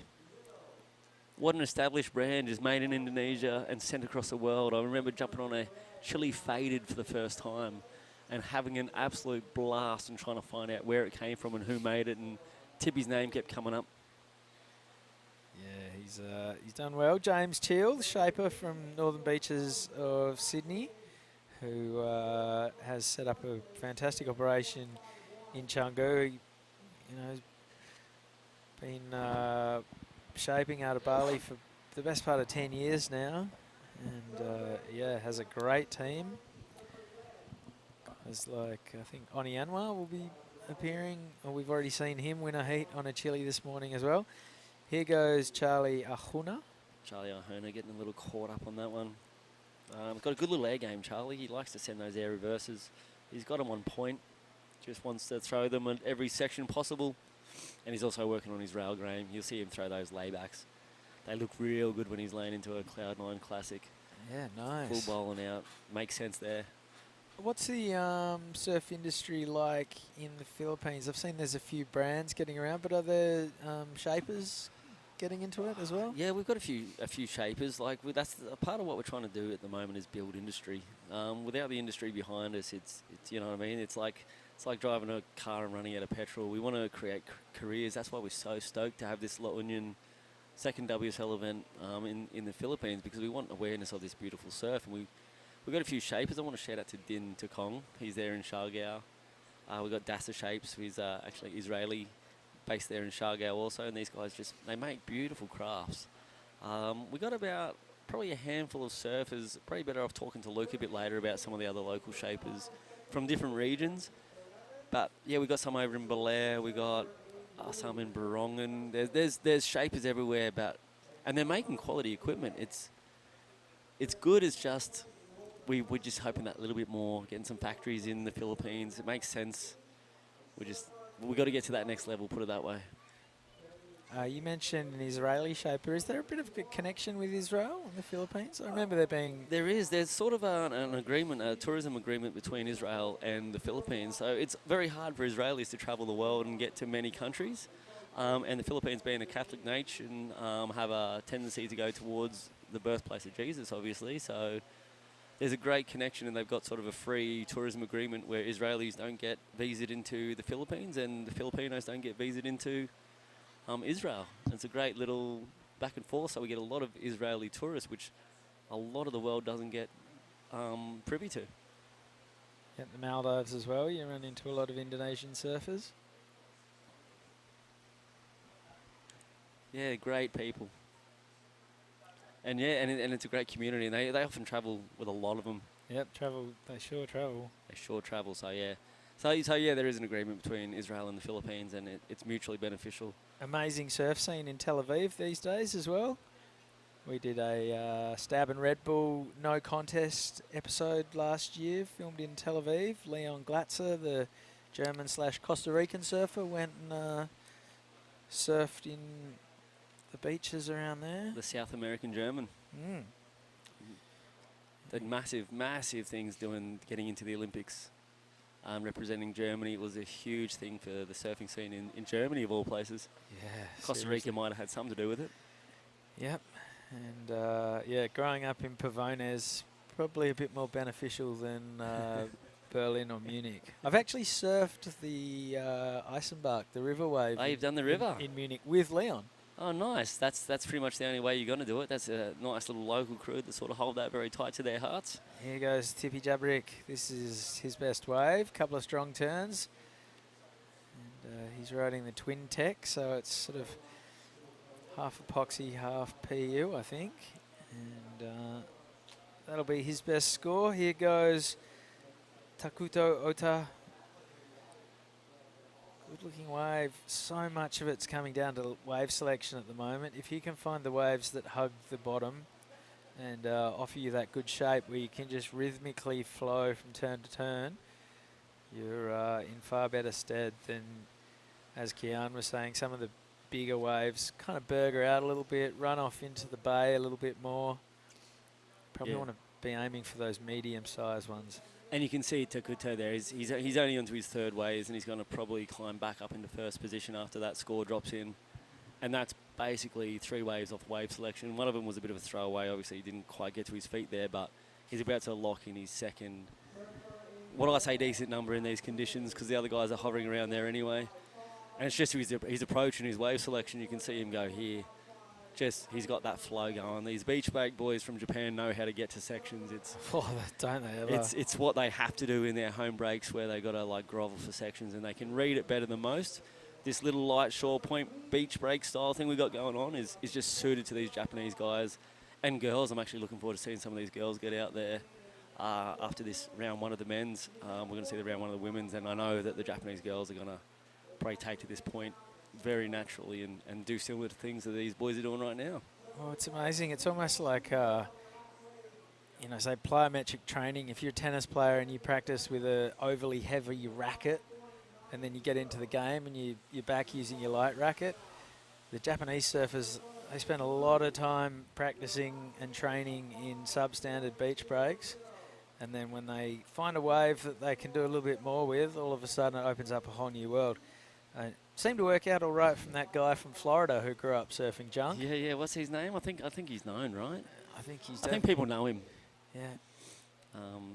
Karen? No. I think it's Robert Kelly Slater. And there's not too many waves places in the world he hasn't won. I was just talking to Kian. Sunset is one of them. I don't think he's ever won here at Mona Lisa Point. No. So maybe we throw down the challenge, see if we can't get him out here next year. I know Rizal Tungjun's got a good connection to him. So. Yeah, Rizal's here with Varun and Bronson. Yep, so maybe he can just send him a bit of a challenge. Say, mate, next year we've got a bit of a challenge for you. A feather for your cap, so to speak. And if you're up for it. They've just brought in another box of food. Thank you to the sponsors. You guys are going to make us fat. I think every week here is a month in the gym. Far out. But it's all good, healthy food so far. So far, so good. And it's all delicious. What were we talking about? Kelly Slater. There's Charlie. Just looking a little bit left behind. Coming from that reef break in Cloud 9. What we're talking about, the beach break. A lot of time these beach break kids who know how to shred and get speed on those small breaks actually sometimes have to settle down a little bit on those big, heavy reef breaks. Like you said, it's good training until they sort of overdoing it, and the big, heavy reef breaks like we have at Cloud 9 and around the world, you actually have to take time to settle down and let the wave do a little bit of the work, which is a bit of a transition for them. So, John, how did you end up living in Siargao? Oh, long story short, it's not really a long story. Went there on a church mission trip, actually. Ended up having an opportunity to start a school there. So me and my wife founded a private school over there in Siargao, an English-speaking Christian school. And from there, the story's just grown bigger and bigger and bigger. Gee, that's a convenient location, isn't it? Oh, it wasn't a hard decision, put it that way. But it is a hard decision to leave your country and move away from what you know and sort of risk it on your dream and a better way of living. It's something. Were there any other options on the table, like Kansas or the middle of Arizona somewhere? Yeah. Surprisingly, no. It all came about pretty quick and pretty easy. And you probably know, you've been to the Philippines yourself. It's pretty easy to fall in love with probably more the Philippine people than the countryscape itself, even though we've got beautiful tropical conditions, palm trees, blue oceans, reef breaks, beach breaks, waves all year round, almost. It's actually the people that are more enticing than the actual beautiful landscape. So big testimony to the Philippine people. That's why we're here, and we love being a part of them and their culture, and yeah, just moving forward. And I'm trying to become an Australian Pinot. And so you've been in and out of the Philippines for what, sort of 10 years now? Basically full-time in the Philippines for 8 years, barring a little bit of a 18-month stint in Australia for, we'll say that dirty little COVID word. But it was COVID, sent us back for 18 months. But other than that, full-time in the Philippines. And just getting into the surf scene more and more, just because it makes sense for me. These guys can do it. And you said it was a big challenge and a bit of a gamble to pack everything up and go to the Philippines. But then when you were back in Australia during the pandemic, you must have found yourself missing the place. Oh, absolutely. And that's the sort of stuff that's sort of cements what you're doing is something that you want to do. Same thing with these surfers, you know what I mean? If they get a loss, it's a good chance for them to sort of sit back and look at their life and choose this career, or to pull out of the career and go a different angle, because it's a tough life, these guys on tour and putting everything on the line for wins and losses. So it's similar to what we're doing in the surfing. Everyone's got those choices in life, and yeah, we sat back in Australia for 18 months and pined for the Philippines the whole time. Yeah, you don't know what you've got till it's gone. That's right. Yeah, probably we'll never take the Philippines for granted ever again, I reckon. No, absolutely not. Well, normally we go back every year for a holiday in Australia. This year we're sort of going to give that a miss.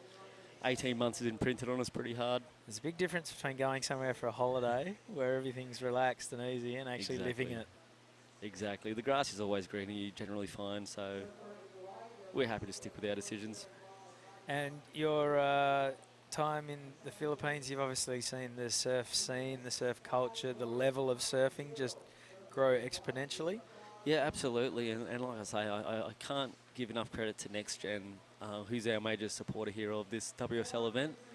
They're some of the main partners jumping on board with us because they see the potential that I've sort of seen just being involved in this surf scene, that we've got a great resource here in the Philippines of surfers, the power to weight that they have, the natural ability, very athletic builds, generally speaking. They're built for surfing, and it's just going to get better and better as we get a little bit more evolved and a little bit more maturity in the whole surfing program and scene. So big shout out to NextGen.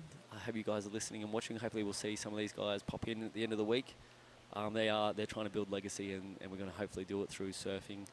Getting these guys, we've got about 12 years in a row to get into the Olympics, right? 12 years in a row, or 12 years? Tippy Jabrick, that was a decent turn. Just destroyed the back of that wave.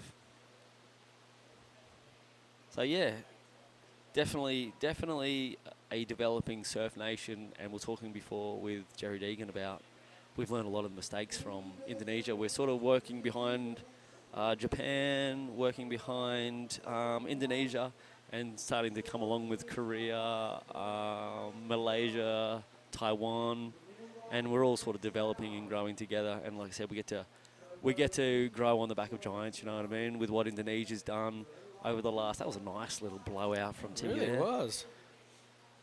It's just smooth and effortless. That's like I said, the bloke's experience. He knows how to surf. He grew up and lived his life surfing some of the best waves in the world, and I reckon he gets his fair share in his Bali breaks. Yeah, you hear them talking basketball about old man style, like old guys who are big, they've got the moves, and they're just effortless. The way they don't really run, nothing's hurried. They just get around the court, they get in the right position, and no means is this an insult, but that was kind of old man style from Tippy. Just no extra effort, just putting himself in the right spot, and maximum return for minimum effort, just veteran moves from Tippy. Exactly. It looks like he's stuck in third, but like I said, like he's third with his head held high. These guys are half his age, some of them out there, and yeah, that explains it beautifully. Putting himself in the right position at the right part of the wave and letting the wave do the work and just put your board where it needs to be at the right time. That's experience, and that's one of those things that these guys are growing into. You watch Lionel Messi in the recent World Cup, barely runs.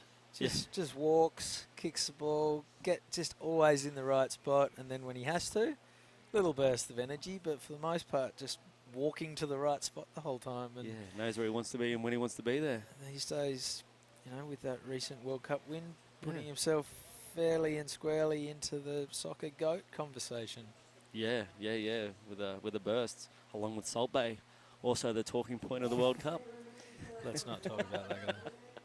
All right, 1 minute to go, and it is Takuta Ota with a 6 and a 4.55, who is looking good for the win. He's got second priority here, and he uses it to catch this wave that was no good. So he'll go to the back of the line. Arashi Kato, his compatriot, is sitting second and now has priority. Tippy Jabrick is looking for a 5.75. Looks like we've got some sets rolling on the horizon. The boys are doing a bit of a flurry. Yep, so it is Arashi Kato in the blue. Turns his nose up at that one. Tippy, well, he's got 20 seconds to go, so he'd be well advised to try and jump on one of these. Last roll of the dice time. And there he goes. He heard your bins. He knows what you want. Yeah, all right, he's on the hunt for a 5.75. And gives it the Kelly Slater nose wipe, but not quite the Kelly Slater clutch last 10 seconds win. Did you see Kelly's wave at Pipe the other day? I did. The freak, hey? How was the hair flick? The back door. The hair flick with no hair for how many no years? Hair. He's 30 years without hair and he's still maintained his hair flick. It's like he's got, you hear about people having a phantom limb. You lose your arm in an accident. He's got phantom hair, you reckon? You still feel pains? Phantom hair, 30 years on. The GOAT with phantom hair pains. He had the most luscious locks too, unfortunately. Yeah. He had it made. Can't have everything, Kelly. Can't have everything. Poor bloke. He'll be right. Okay, that is San Juan La Union that we are looking at right now. Home of La Union International Pro. Don't go anywhere. More round one action from the round of 64 coming our way right after this quick break.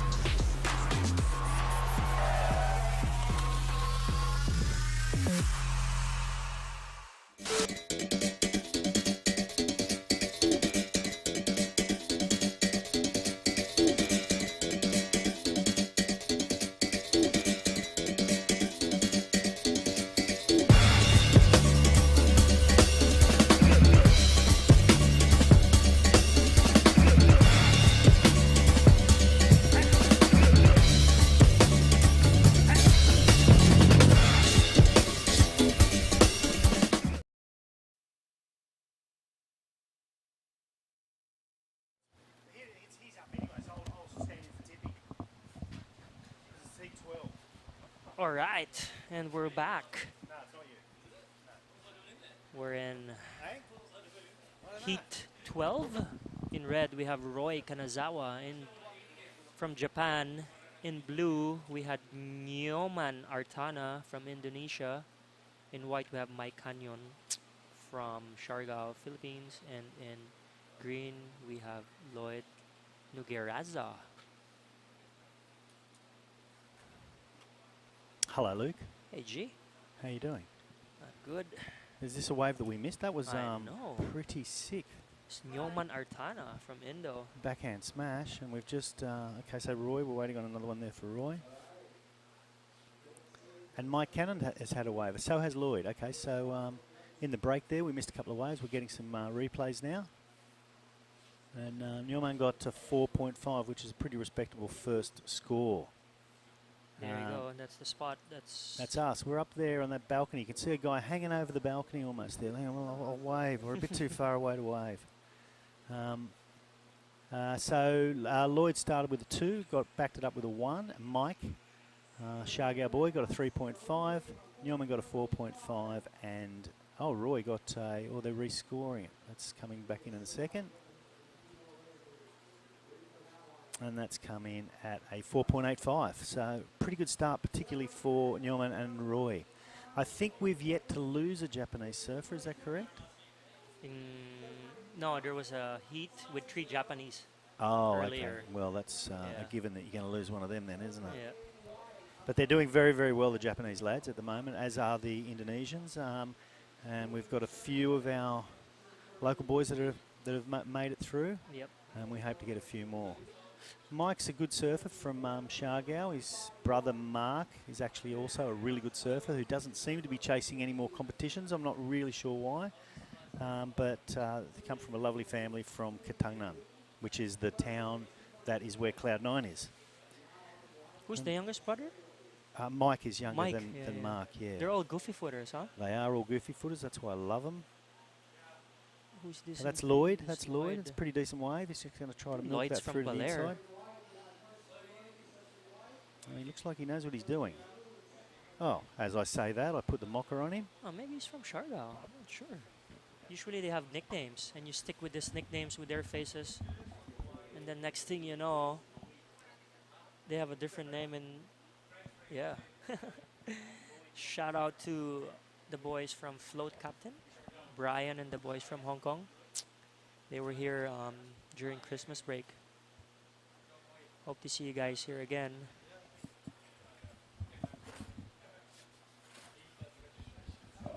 Where's Lloyd from? Siargao, right? He's one of the Butiti boys. Butiti. Okay, so we found out Lloyd is from Siargao. I should know that. I don't know why I don't. I was just saying, like, usually they have nicknames, and you They do. stick with their nicknames until you... Dodo, Yok Yok, Usut, yeah, all nicknames. like JR. JR's real name is Rogelio. Oh, really? JR. What's your nickname, Luke? Uncle Luke. Uncle Luke. Yeah. Uncle. For years and years and years in the Philippines, in Siargao, I was just called bossing. Bossing, bossing, bossing. Now I get a little jealous when they call other people bossing. It's kind of sign of respect from the boys usually. Uncle or bossing, Kuya. or kuya or manong. Yeah, so we'll see a bit of a push on the tide starting to come in. Usually high tide will be full tide at around 7 p.m. It is looking a bit better out there. Little waves like this are lining up better. Yep. And that is Mike. Mike's a terrific backhand barrel rider. I don't think he's going to get the opportunity here, but yeah, he surfs deep at cloud 9 and rarely doesn't make it. Rarely doesn't make it. Yeah. Or rarely doesn't make it. Rarely.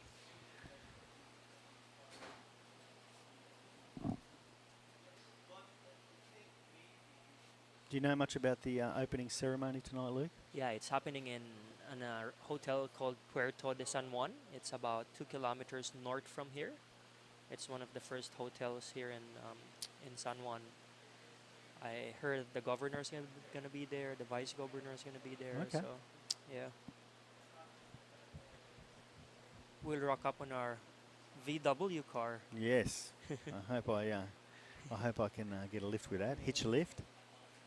Shout out to Justin for hooking us up with Volkswagen Philippines.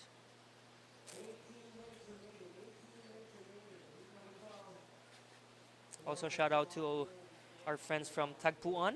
They just gave us our lunch. Tagpuan is located just across 7-Eleven by the road there in by Seabay. I think that's our second lunch in about an hour. They're trying to get us fat, that's for sure. They want us all to have like Tim Paddon body. Poor Tim.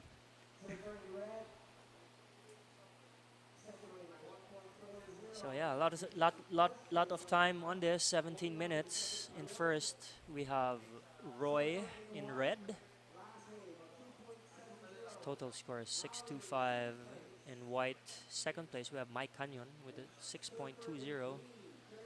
Surfer in green needs a 3.5 to progress, and surfer in blue only needs a 1.7 to progress. A lot of time, 17 minutes. So your resort, how long has it been there, Luke, here on the beach there, San Juan Resort? Dad built it in 1992. 92, and it wasn't as big as it is now. With 3 small bungalows. Yeah, okay. Yeah. And how many rooms do you have in there now? Now we have 34.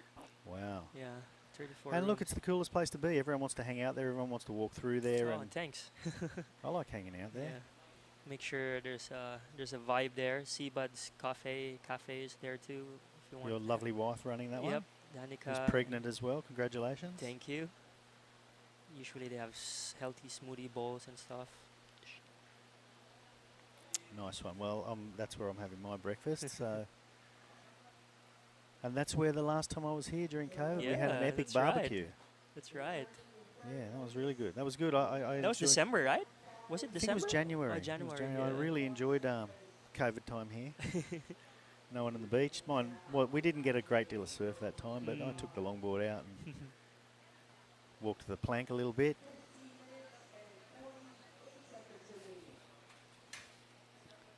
So it's a bit slow, this one. It started with a flurry. We missed all the early waves in our commercial, and then we haven't seen much since then.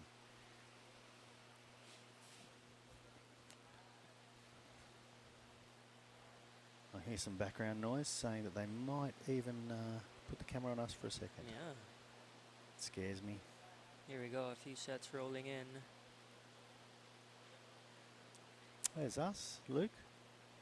Luke to my left. I don't know. We'll seem to be backwards here, but hang on. It is to my left. Oh, the lights have come on as well. Here we go. A surfer from Japan. Oh, Roy Kanazawa. So Roy was in Siargao in. Yeah, there's a few of them I October. see here. I Yeah. saw them in Siargao too. I think there's a group of them. There is, and they've been travelling together. A bunch of young guys surfing really, really well. Yeah. There we are again. There you go. There's the famous Where is it? This way. That's the famous Mona Lisa point. Yeah, and so we're watching it, and it's pretty good. And here comes some sets in the background. I don't think you see us anymore, thankfully. So that's Lloyd. It's Lloyd, I'm one of told he's from Shargow. yeah, one of Carlitos' boys. It's funny, like I said, I didn't know he was from Shargow because I don't recognise the last name or the apellido, because normally there in Shargow there's 20 or whatever last names. Everyone has the same last name. And that one, Noguera, I know, but not Nogueraza.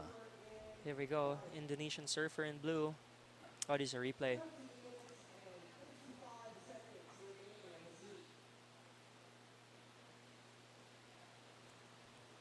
Bit of a paddle battle there. And that was Mike Cannon finishing off a wave there.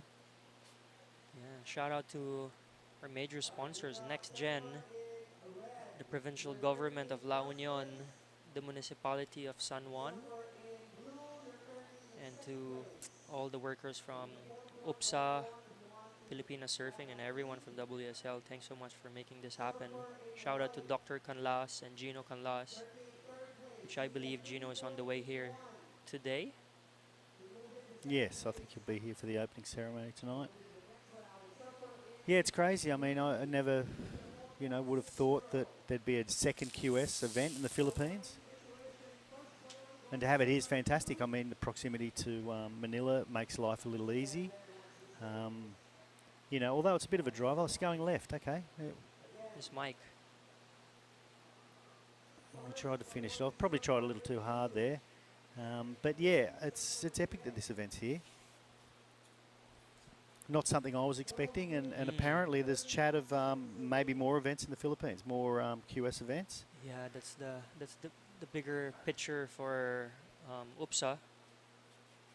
And how many events do you think is feasible or reasonable? We're trying to pitch in around 6 to 8 national events. National events. And in between those national events, probably 3 to 4 QSS around. So that's the plan. We'll see how it goes. Well, I mean, there's no shortage of competitors. We ran the, there's got Surfer up in red. Is he going to get around the section? He certainly is. How fast did they get I couldn't get around that section if I had a rocket on my damn board. I hope it pays off for him.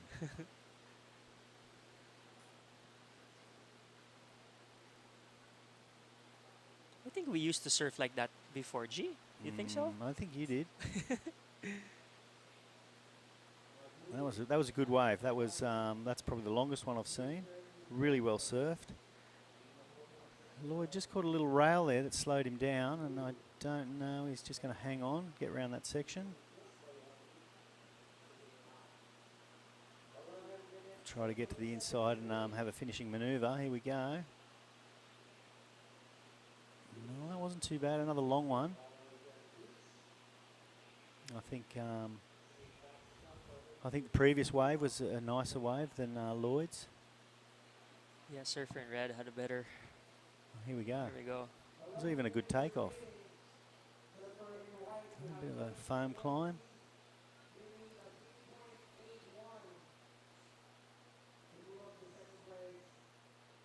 Okay, it's probably a little less in it than I thought, but he really milked it all the way through here. Boom.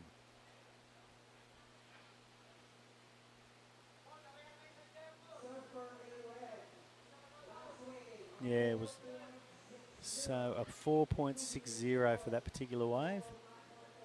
Probably didn't do as much work out the back as I thought, but to get across those sections is just amazing. The speed is unbelievable. Yep, definitely.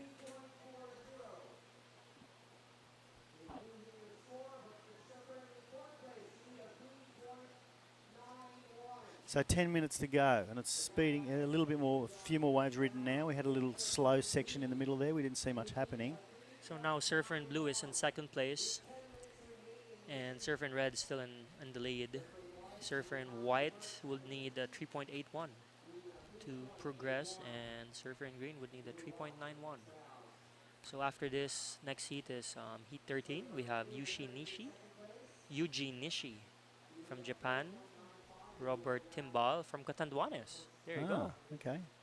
And Carlito Nogalo.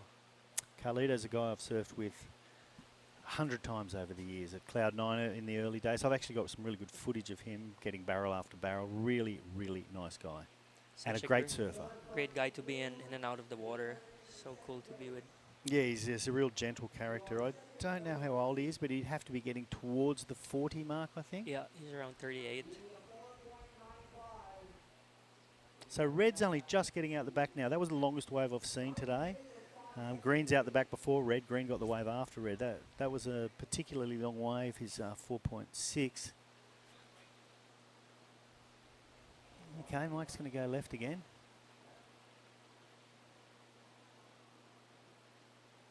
You're going to ride out of that little thing. He is. Don't know how highly they'll pay that, but he only needs a 3.8 to move into the second place. You know, some interesting stories I hear from the first surfers here.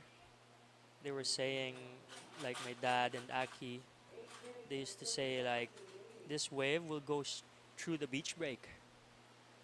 From the point all the way through the beach break. Yeah. I wonder if over the years the sand has shifted or... Because now it stops, like, just right there in the end section of the And point. what about if it's 3 foot bigger? Sometimes when it's like 6 foot, sometimes you get the odd ones that would break here in the middle section and then ride it straight to the shore. Ride it all the way to your house.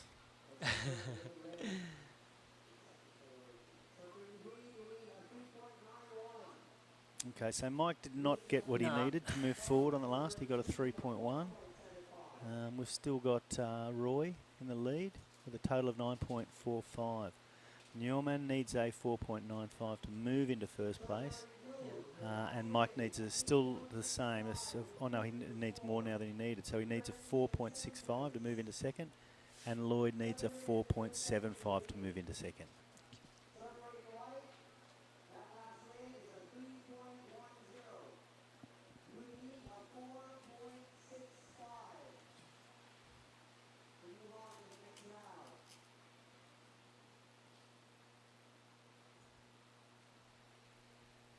Seven minutes to go. I don't see too much on the horizon at the moment, so the boys are just chilling out there, telling each other some jokes, I imagine. Talking about what they're going to get up to tonight.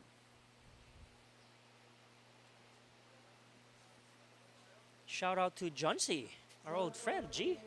I was a bit disappointed Johnsy wasn't here. I was going to go around his place and catch up with him. It was good to see him, but it was a full year ago now that I saw him. Johnsy runs a very well-known place here. Yep. Flotsam and Jetsam. It's a, what would you call it? It's not really a... It's like a hostel that turns into a bar. Yeah. A beach club or something. Yeah, and it gets packed, right? People come all the way from Manila and party there. Yep. I think I probably won't go and party there. Might feel a bit old and be struggling to wake up in the morning. Go play some golf. I'd rather play some golf. So Luke tells me there's a really good golf course here. So if we have a lay day, we're going to try to hit the course. Yep, for sure. There's a 9-hole course by San Fernando. It's called Thunderbird. We can go and play twice. Get 18 holes in.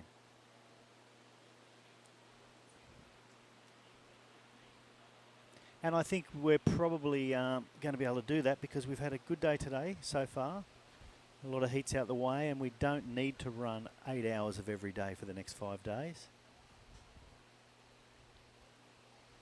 We've got a nice big window, and the Lloyd. Okay, he needs a 4.75 to move into second place. It's a pretty good start.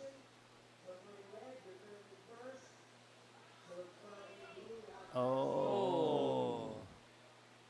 Well, might have done it had he landed that.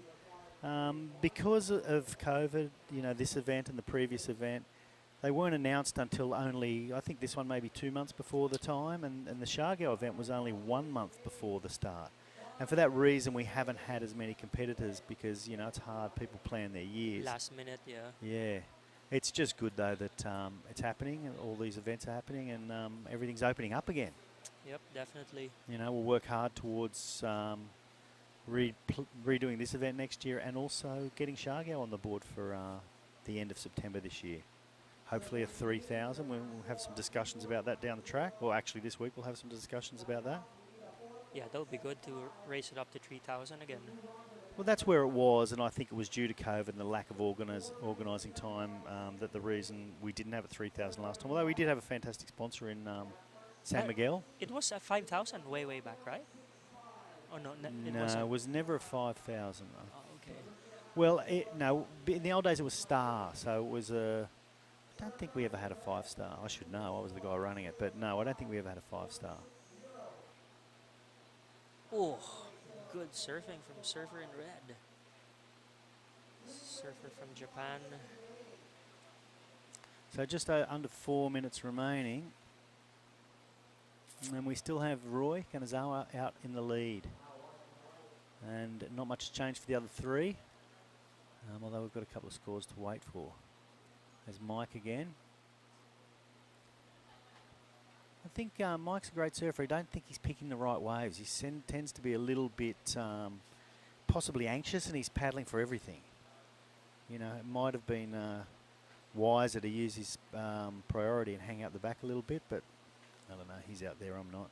Plus here too, you'll have to have the right board because it has its flat moments. Yeah, you got to get through those sections. Yeah, definitely your 4 to 6 foot Cloud9 board won't work it. It's not the board here. No, you need a little more foam, Yeah. a little more width. Yeah.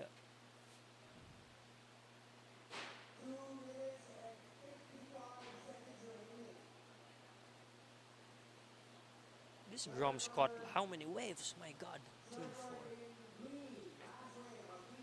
8 waves. 8 waves in 18 minutes, G. I'm lucky to get 1 wave in 18 minutes. As a matter of fact, I surfed for an hour and a half yesterday. I think I got 5 waves. I'm very patient. 200 duck dives and 4 waves. Yeah, well, that's what it was, because I just kept getting him on the head, which wasn't much fun. Good for my fitness, you know. When I get caught inside, and all I do is think, this is good for my fitness. This is good for my fitness. I don't think, oh, here we go again. I think this is good for me. So 2 minutes to go, and we are going to need some work here from the surfer in white and the surfer in green. Not much has changed in what they need to get through. So we'll see. 2 minutes is a long time. Surfer in red did better on this 6th wave. It's now a 5.60. There you go. Still in the lead. Here he is again. Yeah, he's not leaving it to chance. He's taking the waves. He's using his priority. He's making sure that he continues to score, which is pretty good tactics. And I know the Japanese guys come here with incredible tactics, and they think about it. They don't just think, I'm paddling out there, I'm going for a surf. Yeah. They think about how they're going to do it, how they're going to run the heat, what happens if things change during the heat, how they're going to change their tactics. And there's Mike again.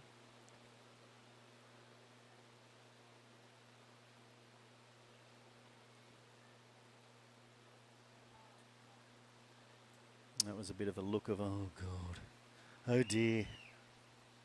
Oh dear, I know that I'm not going to get that score. 1 minute to go. Thanks to our local sponsors, Hiraya, Sunset Hill and Restaurant, Clean Beach, San Juan Surf Resort, Alima, Sabong Fried Chicken, Surftown La Union, Tagpuan, Warung Local, Zera Water, Kermit, Seabuds, La Cantina, and Line Up Bistro. Those are all local establishments here who's helping us with the food and snacks. So if you guys are around, make sure to visit those establishments. Thank you guys for... Or if you come here on holidays, think about them and come here on holidays. Stay at San Juan Surf Resort. San Juan Surf Resort will... What happens here in June, July when you don't get the swell? What are people doing here? The beach is obviously still beautiful. You know, it's funny because when we say it's low season, here we go, 5 seconds to go. Well, that will be continued, that conversation. Okay.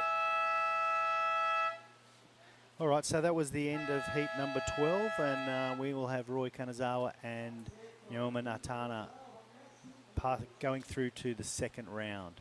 Congratulations to you guys. We'll take a little break and we'll come back with heat number 14.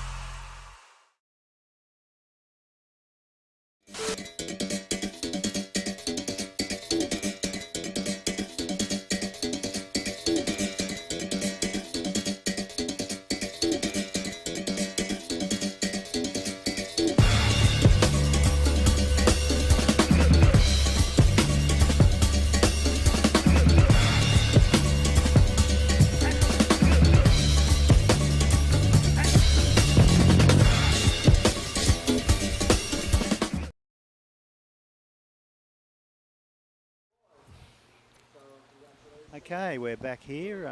Tippy is joining me in the on the balcony. Regarding that conversation I was just going to have with Luke, we'll carry on that the next time, just to things that you would do in the off-season here. So if my memory helps me, I'll remember that for the next time. But now we have Yuji Nishi from Japan, Robert Timbal from the Philippines, and Carlito Nagalo from the Philippines. And I hear Katandwan is Robert Timbal is from.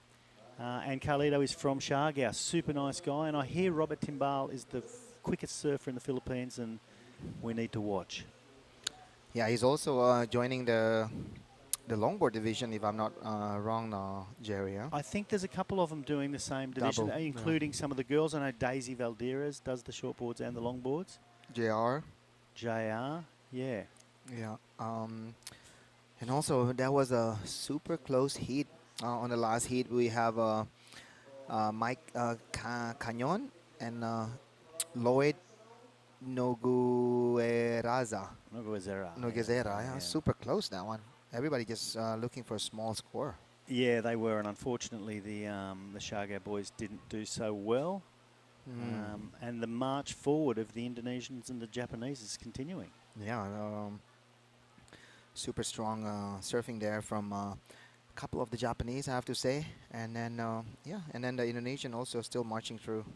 I wonder if the Siargao boys aren't doing as well today, because to be honest, it's a little bit grovelly, you know. There's some really good waves, but not loads of power in it today. And it's even, the wind's even a little into it. Now, the Siargao boys are used to that Cloud 9 power offshore waves. Yeah, it's a totally different wave, Jerry, because in Cloud 9, the wave shape, it's a bit more, you know, like the transition is a little bit clear between, you know, your bottom turn and your top turn, or even setting up for the barrels. But here, you have to do like a lot of, I have to say, like you have to, the word is manufacture the speed, you know. So here. Yeah, and find the sections, yeah. Yeah, so here we go. This is Yuji Nishi. As you can see there, he's manufacturing like a lot of the speed right there to connect between one section to the other section. But he managed pretty well. He did. He got through that section easily.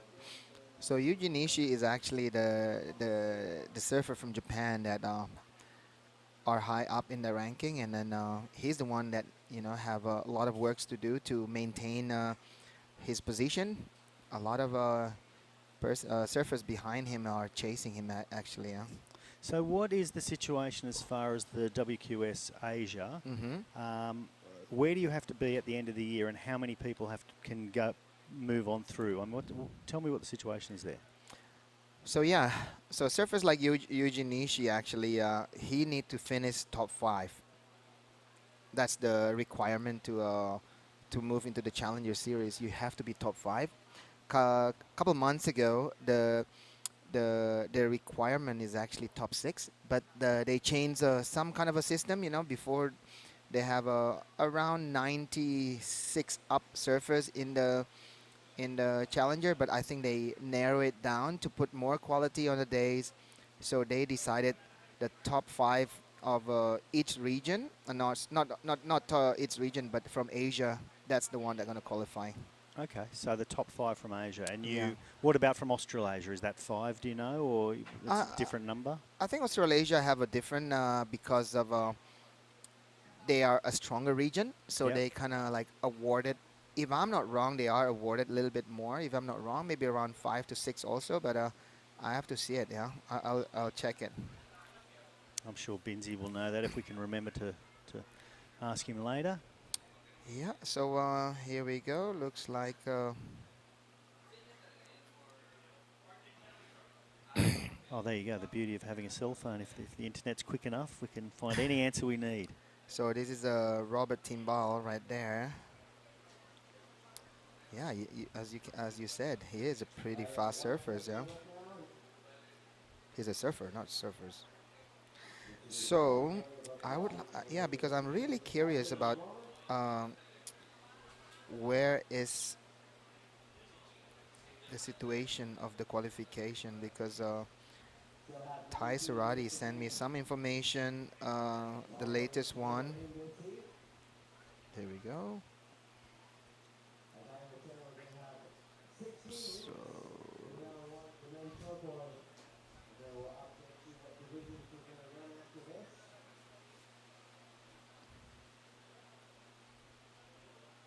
Yeah, I didn't realise they'd reduced the amount of people in the Challenger Series. okay, so here we go. Yes, we are correct. So Asia have 6 representation, which is top 5, but with 1 wild card. Okay. Australia, they have 8 surfer, 7 qualification, and then 1 wild card. So we have they reduced from 96 to 80 surfer, which is like they have surfer from the CT non-qualifier is 12 surfers. Previous Challenger Series surfers, there's 10 people. Australia, North America, South America, and Europe, they have 8 representation of the top ranking. Okay. So we have Hawaii, Asia, Africa, Hawaii and Asia have 6, Africa have 5. World Junior Champion, so we have Jarvis Earl already automatically in, and then we have 5 wild cards to make those 80 numbers. Okay, all right, Yeah. well, there you go. That's really interesting. Mm. It's tough, isn't it? I mean, you know, there's a lot of surfers out there. There's only a few spots, so you really need to be consistent and competitive all the way through the year. It is hard, you know. It's not about, it's just about, you know, making all those preparation and then making it happen on the day. I mean, that's it. The most important day is the day. yeah. Yeah. Yeah, well, it's a tough road to follow. I mean, all professional sport is a tough road. You know, it's heartbreaking. It can be heartwarming, but it's also heartbreaking, you know. And we talked about that before, but yeah, look, every time someone gets knocked out, I just feel bad for them. Yeah, there's nothing bad about, you know, travel so far and you know, get knocked out in the first heat. But I got knocked out just now. You did, yeah, you did. I'm yeah. all right. But you know what I want to see is the next generation. You know, I want to see my daughter, you know, doing good and represent Indonesia one day. So your daughter is in the women's event? Yeah. Which will start this afternoon. What heat is your daughter in? She's going to be hit number 3. We have also a lot of numbers of Indonesian women's coming from Indonesia. We have Dea Natasha, Kalani Johnson. We have Jasmine Studer. So Kalani has a sister too, doesn't she? I remember the 2 sisters were in Sharjah a few years ago. Pua Johnson, yeah. So she's not surfing in the series anymore? No, she's currently in Brazil right now. So I'm pretty sure she's watching when Kailani is surfing. So big shout to the Johnson. Absolutely. Yeah. So we've got just under 16 minutes to go. Yuji's out in the lead with 2 3.75s. Carlito's up there in second. He needs a 4.4. And our super speedy surfer, Robert Timbal, he's only had a 2 and a 0.5. He needs 0.81 to move through. Yeah. So if you can see, I think the judges are really giving you know, a hard time, giving like over than 4. They're pretty critical today. They're pretty critical. So a lot of 3s and 4s are the numbers are being throwing, you know. Sometimes surfers are advancing with, you know, like 2 4s. Yeah, look, I suspect they need to leave space for the big airs and the other things that, Yeah. that we do expect to come. So that wind's ruffling it up just a little bit now as well. Still lining up okay. Tide's coming in. Beautiful day here in Paris. So that's Beach Cleanup Iced Tea. That's one of our sponsors. Wow, this iced tea is amazing. Is that? I actually haven't had any of that. What is there? Like, I'm pretty sure there's a tea and then maybe orange juice. I don't know. I'll have to try some. It's crazy. I won't drink out of your bottle. No, because that last spit worth left in the bottle there. You know, we're still not far from our Corona period, so you got to be careful on. Still panicking, you know. People Yeah, still worried. still fresh in our memories. Where Corona is a big deal in our, I don't know, in our lifetime. It's a huge thing. It's the biggest thing, the biggest interference in our life, in all of our lives, you know. I mean, we didn't suffer through wars and things like that, but, yeah, you know, for the average person in the average city in the world, then this is it was quite a shake-up. you know, the scary thing is some forces or people or power, you know, in this world, they can utilize that fear again because they know this kind of thing can control human. You know, like there's a lot of humans are staying home, you know, get panic and, you know, it goes to their mind and some of them didn't make it. So it's pretty sad. So hopefully. It is sad, and it is still really right at the forefront of our minds. I mean, Yeah. it is. Every time you get on a train or a bus and somebody coughs, you think, I know. you hold your breath, you know. I know. It was a weird thing to experience. It's a weird thing for everyone. You know, I've got a lot of friends that have got kids that are just now turning 20 or whatever, and they've lost their, you know, 18 and 19, those years of partying with Crazy. your friends. That's and, true.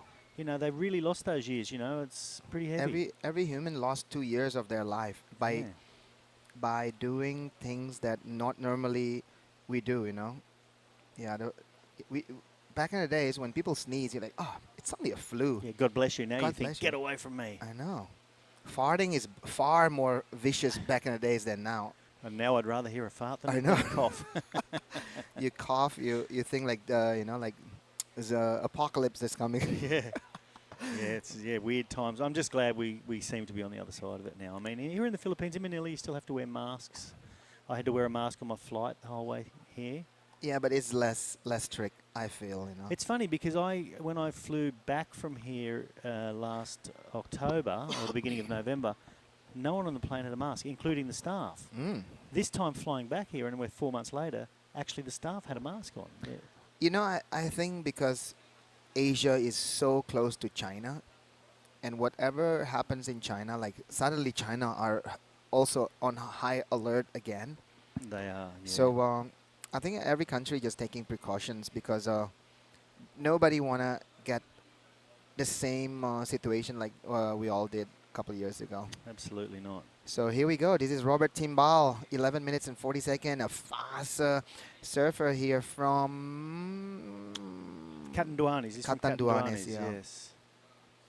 So Robert Timbal, you know, I have to say a lot of people surfing super like lateral. Whoa. You know, except that one. That was particular turn. As soon as you say that, Yeah. of course, that happens. And this is Carlito, I have to say he's one of your legend here in the Philippines. He is, and you know, he's running a boutique surf school in Siargao. His son is surfing there now. His wife's lovely. Yeah, everything about the guys you just can't fault. You know, again, Who's his son?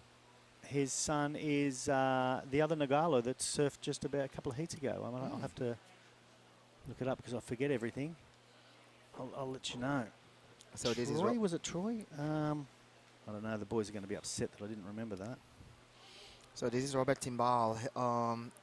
His last wave was a 365. I'm pretty sure as soon as I said he's going lateral. I know. And he just did whacked this. it right there. Yeah. And he got the score. He did. That was good. How's that? 3.65 was all for that one maneuver. Yeah. So it's still, you know, wide open.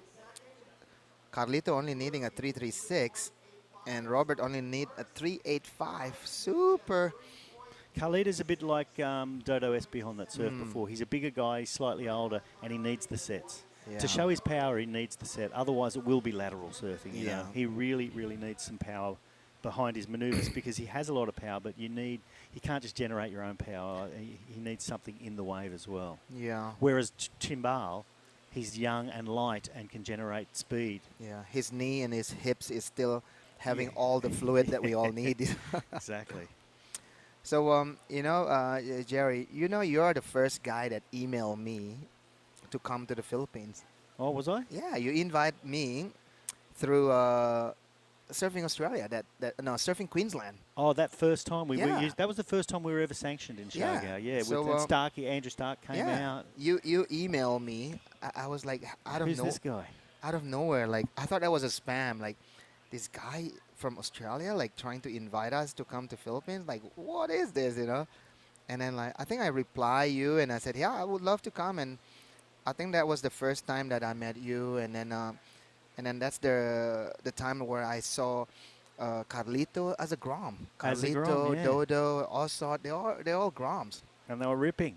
They're all ripping. And the funny thing now, those guys, they the one who's creating the path for guys like Robert Timbal or even Maramar. Yeah, Yeah. Oh, absolutely, yeah. Yeah. Oh, that's interesting. I don't remember the email. I think I emailed about 400 people and no one wanted to come, and you were my 401st, and thankfully you came. And now you're as popular in the Philippines as you are in Indonesia. I know.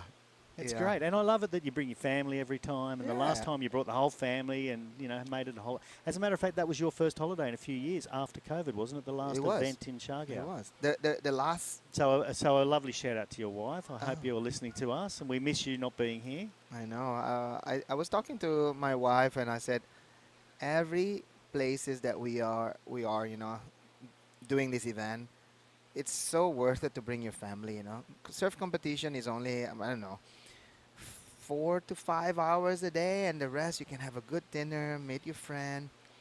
Here we go, Robert Timbal. Ooh, looks like the camera is He sneezed. The yeah. cameraman sneezed. So here we go, Robert Timbal. He's lightning fast and He is. fluid, Yeah, look, I can't wait for Siargao this next one, and I will bring my wife and daughter as well. And Yeah. I was going to try to bring them last time, but it was still a bit COVID-ish, and it didn't fall in the school holidays, so it made it a little hard. My daughter's getting a bit old now to be taking 2 weeks off school. I love you, Lily, but you need to do it in school holidays. So hopefully this year in Siargao it'll fall in the school holidays, and I can bring my wife and daughter as well, and your wife and whatever. Actually, what I might do is we're going to have a discussion about the Siargao dates. I might quietly look up the school holidays before we talk about the dates. It's always worth it to plan events, holidays, because it's a tourism kind of like a push, like we don't want to have a surf event in the middle of not any potential holidays. So in Indonesia, when we set up like the tour, for example, we kind of have it like it's a summer holidays, or at the end of the event somewhere in Thailand, it's also a holiday, so we can bring more juniors, for example. Okay, perfect. Yeah. Yeah. Well, that's definitely the way to go. I know in Siargao, traditionally, they always ran the event after the fiesta, and fiesta is something that every area has every year. They have their yearly fiesta. Yeah. So we always ran it off the back of that because it happened to be in the surf season too. We'll have the discussion with yourself and with WSL as to whether ours can possibly be co-sanctioned. It'd be nice if it's good for Siargao was tourism, yeah, and then do it during holidays. Then you get a bunch of 17-year-old Aussies coming out there as well to surf against the locals and against the Indonesians, against the Japanese. Yeah. So I was talking a little bit with WSL, with Ty Sarati actually, because Asia is a developing region.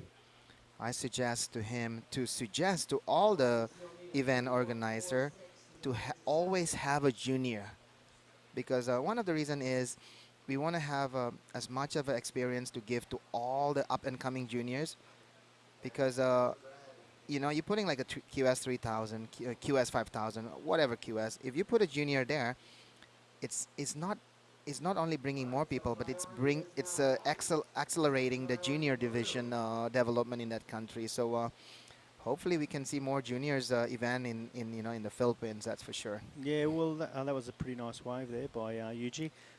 We had a Billabong junior event in the Philippines. I'd have to say 10 years ago.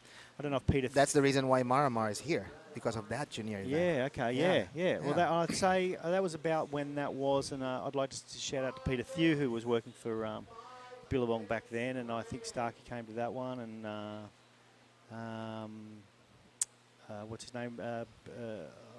White. What's his first name? Sorry, I forgot. His name is Jake White. Jake. Sorry, Jake. Yeah. I apologise that I forgot your first name there. I put myself on the spot, but those guys all came out and helped us run that, and that was a great junior event. Yeah, that was really, really good, and we followed it straight off the back of. We did the junior event, and then we had the Cloud9, yearly event. Yeah. So yeah, I think it's always worth it for for UPSA to always having a junior on the WSL event. I know they want to push longboarding here. You always have to keep the longboard at the longboarding capital. But if you have 8 days, it's not going to hurt you to have a a junior series also. Look, I think 8 days allows you to do that, and I agree with that. Cloud9's another. Cloud9, you wouldn't have a longboarding event, so maybe there's space for a junior event too. Yeah. Problem with Cloud9 is just the tides are such an issue there that you only get to surf half the day. So yeah, it's super that tidal. Tends to be a problem. But yeah, bring on the juniors. Yeah. So going back to this heat with 3 minutes and 40 seconds to go, Yuji Nishi with an 8.6 total, Robert Timbal with a 6.55, and Carlito with a 4.2. It's still pretty wide open. Yeah, Carlito just needs that set rolling in. He's been hanging on to priority for quite a while now. He's only had 3 waves. Here we go. Carlito is paddling for this one. Okay. He don't want to grovel. No, and that would have been a grovel. So yeah, maybe it was a good idea. I don't know who else is out the back at this stage. I can turn around. I don't have to look at the screen. No, I think he's going to get his priority back. That's certainly not my decision, but I think he seems to be the only one out the back. So, oh, no, he isn't. No, oh, yes, no, that's blue and red. So hopefully Carlito will get his priority back. He's got 3 minutes remaining to wait for a set. And there is a little one approaching, so let's see what he can do. And there it is. So here we go. Carlito looking for that open face, but no, he hasn't done it. He's lost his priority. It'll be 3rd priority now, which is not going to be helpful at all. Yeah, he's a power surfer and he needs a power wave. Unfortunately, there's not a lot of power waves out there today. So at this stage, Yuji and Robert are feeling fairly comfortable, although it's not much of a score that's actually needed. There's a bit of a set out the back there too. Yuji going to get it? He's too deep, or not far enough out. No one's going to get it. Everyone got cleaned up by that one. Wow, 2 minutes to go. Crunch time is coming to Carlito here. He only looking for a 3.75. This is his highest score that he's looking for, because currently his top score is a 3.10 and a 1.10. So a bit of a task for him. Yeah, I think he needs a bit of luck now, without question. He needs a bit of luck. Come on, luck. In any sports, I think your personal ability and everything is pretty fair. But surfing, luck is involved. Luck is involved, yeah. And the luck starts with the organisers and the dates and the wind, and then the surfer needs luck out in the surf. I know. Quite a. If it wasn't for I'm surfing, and when I'm out there, if it wasn't for bad luck, I wouldn't have any luck at all. Here we go, Robert Timbal sitting in 2nd position. Looks like that's a really good lines for him. Boom. Boom. Oh, we lost the board from underneath him. I don't think in the long run. Oh, there's Carlito. So what can he do? So yeah, nice looking wave also for Carlito. Not looking. He doesn't look for a big score here, but he needs to finish it well. We didn't see anything out the back. At the back, but it'll be interesting. What is it going to be? Yeah, I suspect he will have had to have a decent manoeuvre out the back to get that score, because, as you said before, the judges have been fairly harsh today. Yeah.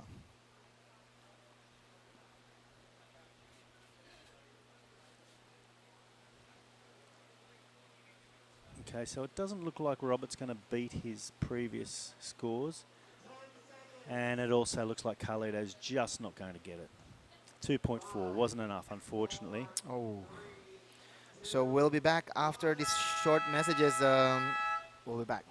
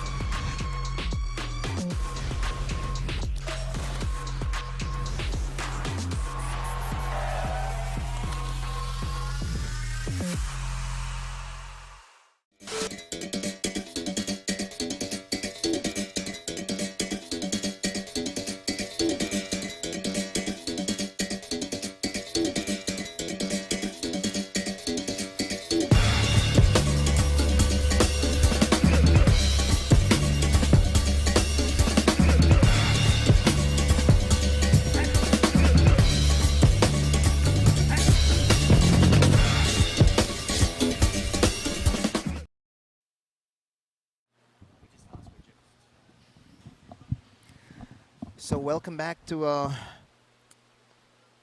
La Union Key West 3000 here in the beautiful Philippines. As you can see here, this is the aerial shots from the drone. As you can see, that's the judging area, all the hotels around. That's the reef break of Mona Lisa. And on this heat, we have Keijiro Nishi, Tenshi Iwami, Reden Espejon, and Jefferson Faron. So 2 Japanese and 2 Filipino.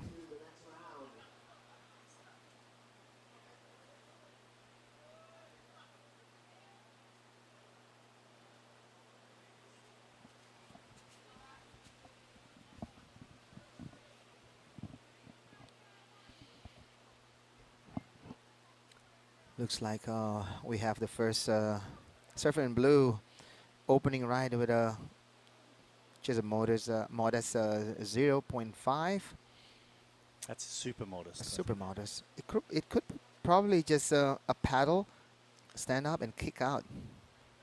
Okay, Surfing Red, Keijiro, Nishi, a bit of speed there. Boom. Okay, there's some vertical. Yeah. So Keijiro is a known Japanese campaigner. He won the first the Krui Pro back in 2018, if I'm not wrong. So he's no stranger for having the trophy in his hand. I saw the trophies the other day. They look fantastic. Like a plaque, a platform with a jeepney on it. Nice. The classic Philippine jeepney. They look fantastic, actually. Wow. I'm wondering if it's a surprise. Maybe I shouldn't have said it.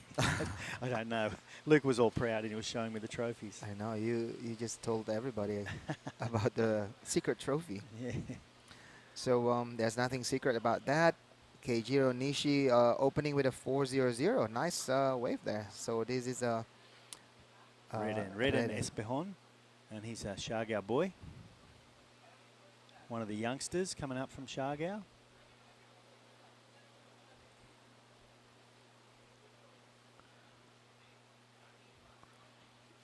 You know what? Like all the Filipino surfers, they're really progressing. They're really hungry. They travel as a group. They kind of like have a bit of a management things going on. Like you said before, there's a couple like government people like putting some support on their regime. So hopefully in the future it's a bit more organized. Yeah, well they're getting more and more organised every day. They have a team, the Philippine Surf team. Yeah. Not all of them are in. I know Reden's not in that Philippine Surf team, but they do, and they go to the gym together. They do things together. They really are committed. But that's the Philippine people as well. They're very family or people orientated or community orientated. Yeah. So they try to do it all together. There's Jefferson there. He's a Filipino. I'll be honest with you. I'm not exactly sure where Jefferson's from. That was a strong one right there. So this is Tenshi Iwami He's representing Asia on the World Junior couple days ago. Actually, he was in California alongside with Keon Martin, representing Asia for the World Junior Series, World Juniors event in California. So yeah, talking about like get things organized, Jerry. One thing for sure about Philippines, they produce world champions. If you're talking about Manny Pacquiao, they have the the path to be a world champion. So they have the commitment. They have commitment, More importantly, they've got the hunger. Yeah. And I find these guys from the provinces that traditionally haven't been very well-to-do places are super hungry. Yeah. Super hungry for success. Super hungry to move away from their rural sort of lifestyles. And surfing has really opened it up. And again, my main experience is Siargao. I can't claim to talk about the rest of the country, but traditionally what would happen is before surfing, these kids would end up in Manila on construction sites. Wow. And the girls would end up maybe in Dubai as yayas or domestic workers. Now it's giving them, this is the first real generation of young local kids that are fully travelling and travelling as professional athletes. It's amazing. Yeah.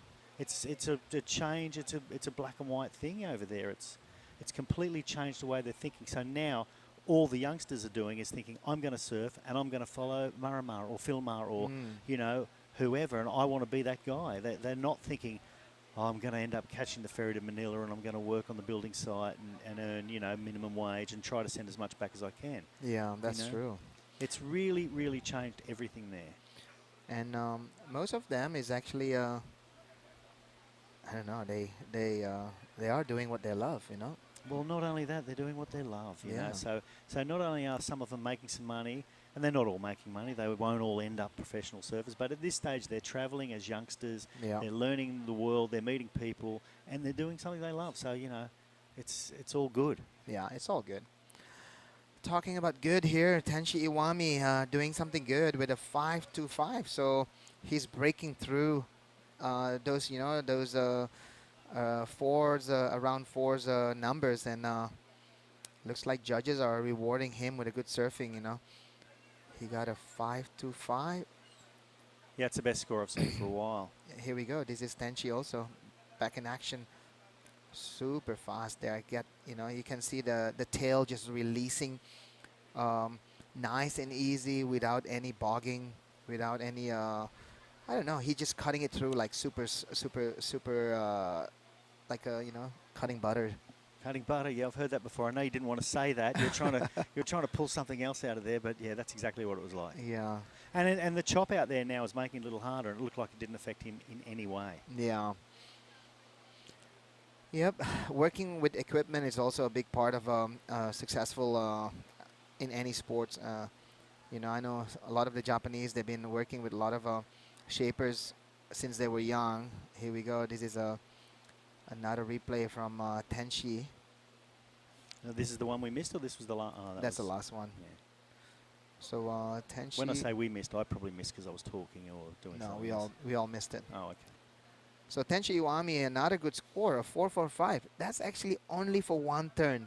That was that one turn. That's perfect. Yeah. So the judges are getting a little more generous, or they just loved what they saw. Yeah, they can see the commitment. The tail waft. It's that's what you're looking for.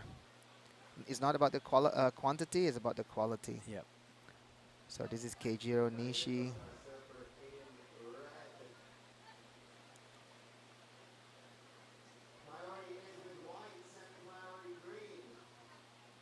Yeah, a couple of really nice turns there. Boom. Yep.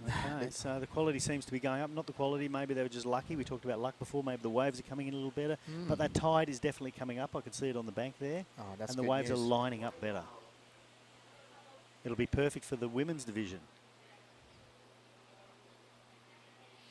So yeah, the plan, we're going to have the women's division also. And we'll see what's the contest director going to make the call for after the women's. Is it off, or we can continue? I don't think we're going to get... I don't think we've got enough time. Well, we might have just enough time to do the whole women's division. I don't think he's going to want to start it and finish it, but I think it's dark around here before 6 o'clock. Yeah. Wow, that was a super strong maneuver there from Keijiro. And here we go. This is Jefferson Faron.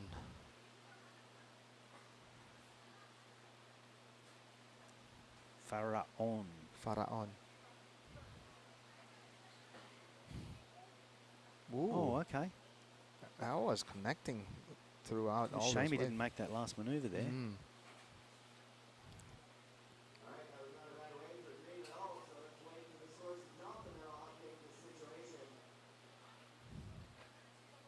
And that's only his second wave. So here it is again on replay. Oh, there it was again in replay.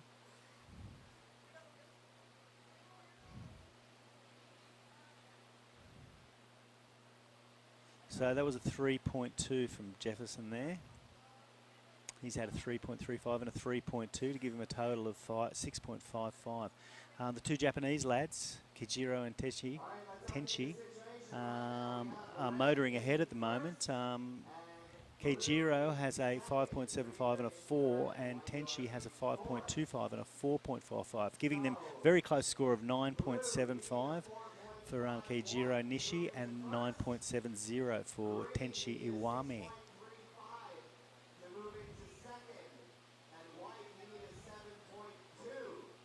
Not sure if they can hear our beach announcer in the background here. But we've got Tim with his booming Canadian voice. Is that, yeah, that's Tim Fat Lips? Tim from Fat Lips Surf Shop in Shargau, yeah. So a shout out to Fat Lips Surf Shop. And a shout out to Kudo Surf. They're one of the other major surf shops there in Shargau. And we have Redan now up and riding. Getting shot by the drone.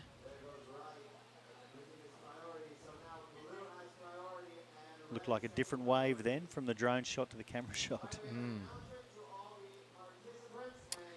So the last heat, we'll have heat number 16. We're going to have Mara Mar and also Philmar in one heat. And and then also Clarence Vidra and Daniel Espejon. Okay, so what we have there is 4 Shargau surfers. Wow. That's unlucky, really. I mean, at least we know 2 Shargau surfers are going to get through, but yeah, it's a shame. It's the way the draw works, and it's not the luck of the draw, or it is the luck of the draw, but it's done scientifically. It's not done to do that on purpose, that's for sure. Yeah. So we have Tenchi paddling.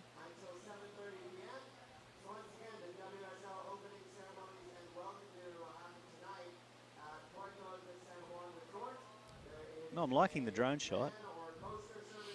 Yeah. Okay. You give a different perspective on, you know, your front view camera, actually. Ooh, Tenshi Iwami. If he could have just pulled that one, looks like a good way for him. Yeah, that would have made all the difference, I think, that last maneuver. And it's come in just under his previous wave. One more maneuver may have been one more point. Yeah.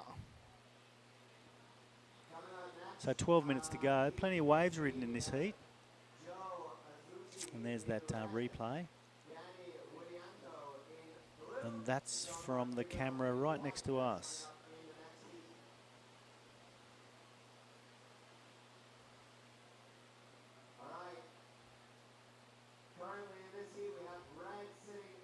Okay, Jefferson got a wave that we happened during the replay, so I'm sure we'll get some information on that one.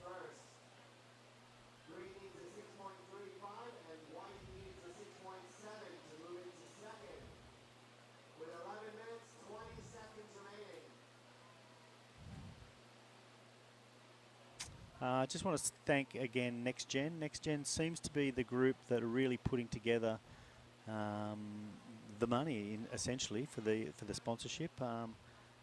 They're supporting surfing in the Philippines and turning surfing far more professional in this country, with the help, of course, of UPSA and Department of Tourism, etc. But yeah, NextGen seem to be super committed. 10 minutes to go. This is we have Jefferson. No, this is Reden. Reden Espejon. He looks like a 12-year-old there. Looks like a little kid. Guess he is a little kid. They're all kids. They are. Oh, Jerry. Especially to me. Yeah. Pretty busy down the beach there now as well.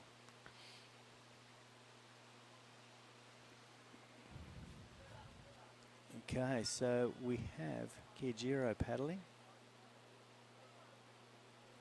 Go the goofy. Oh, that was nice. Now what's he going to be able to do? Is he going to back it up?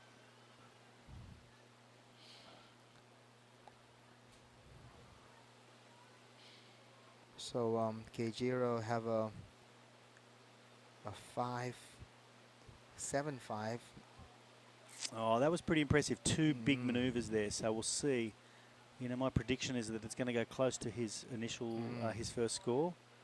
Not sure if you saw that first mover. I'll see if we get a replay of it, you can tell me exactly what you would call it. So yeah, waiting for replay. Hopefully we can have a replay here from Keijiro, sitting in the first position. So Keijiro, little bit improving his score with a 4.65. Here we go. Talk to me about this first maneuver. So right there, ooh, a nice, you know, tails 360 there. A bit of a downtime here, if you can see there, Jerry. Correct, yeah. Judges doesn't like that, you know. And here we go, another long setting up turn there, but looks like it's the beginning and also at the end of the wave that's give him the score. Yeah, it's only two maneuvers actually, but you know, it was a full commitment, and that's the reason it's a 4.65. Not quite where I thought it was going, but I'm not judging. So, but did go into his top, and it helps him a little bit. Yeah, you know, for Jefferson and Reden to get a 6.35 on those scale of a 6, it's not easy out there. But you know, who knows? Because even with you know, the highest score of these two surfers from Japan, they're not even on the 6th region, you know. So here we go. This is Jefferson. Yep, he's out. Paddle back out. Try to get another one. He could see there was no scoring left in that thing.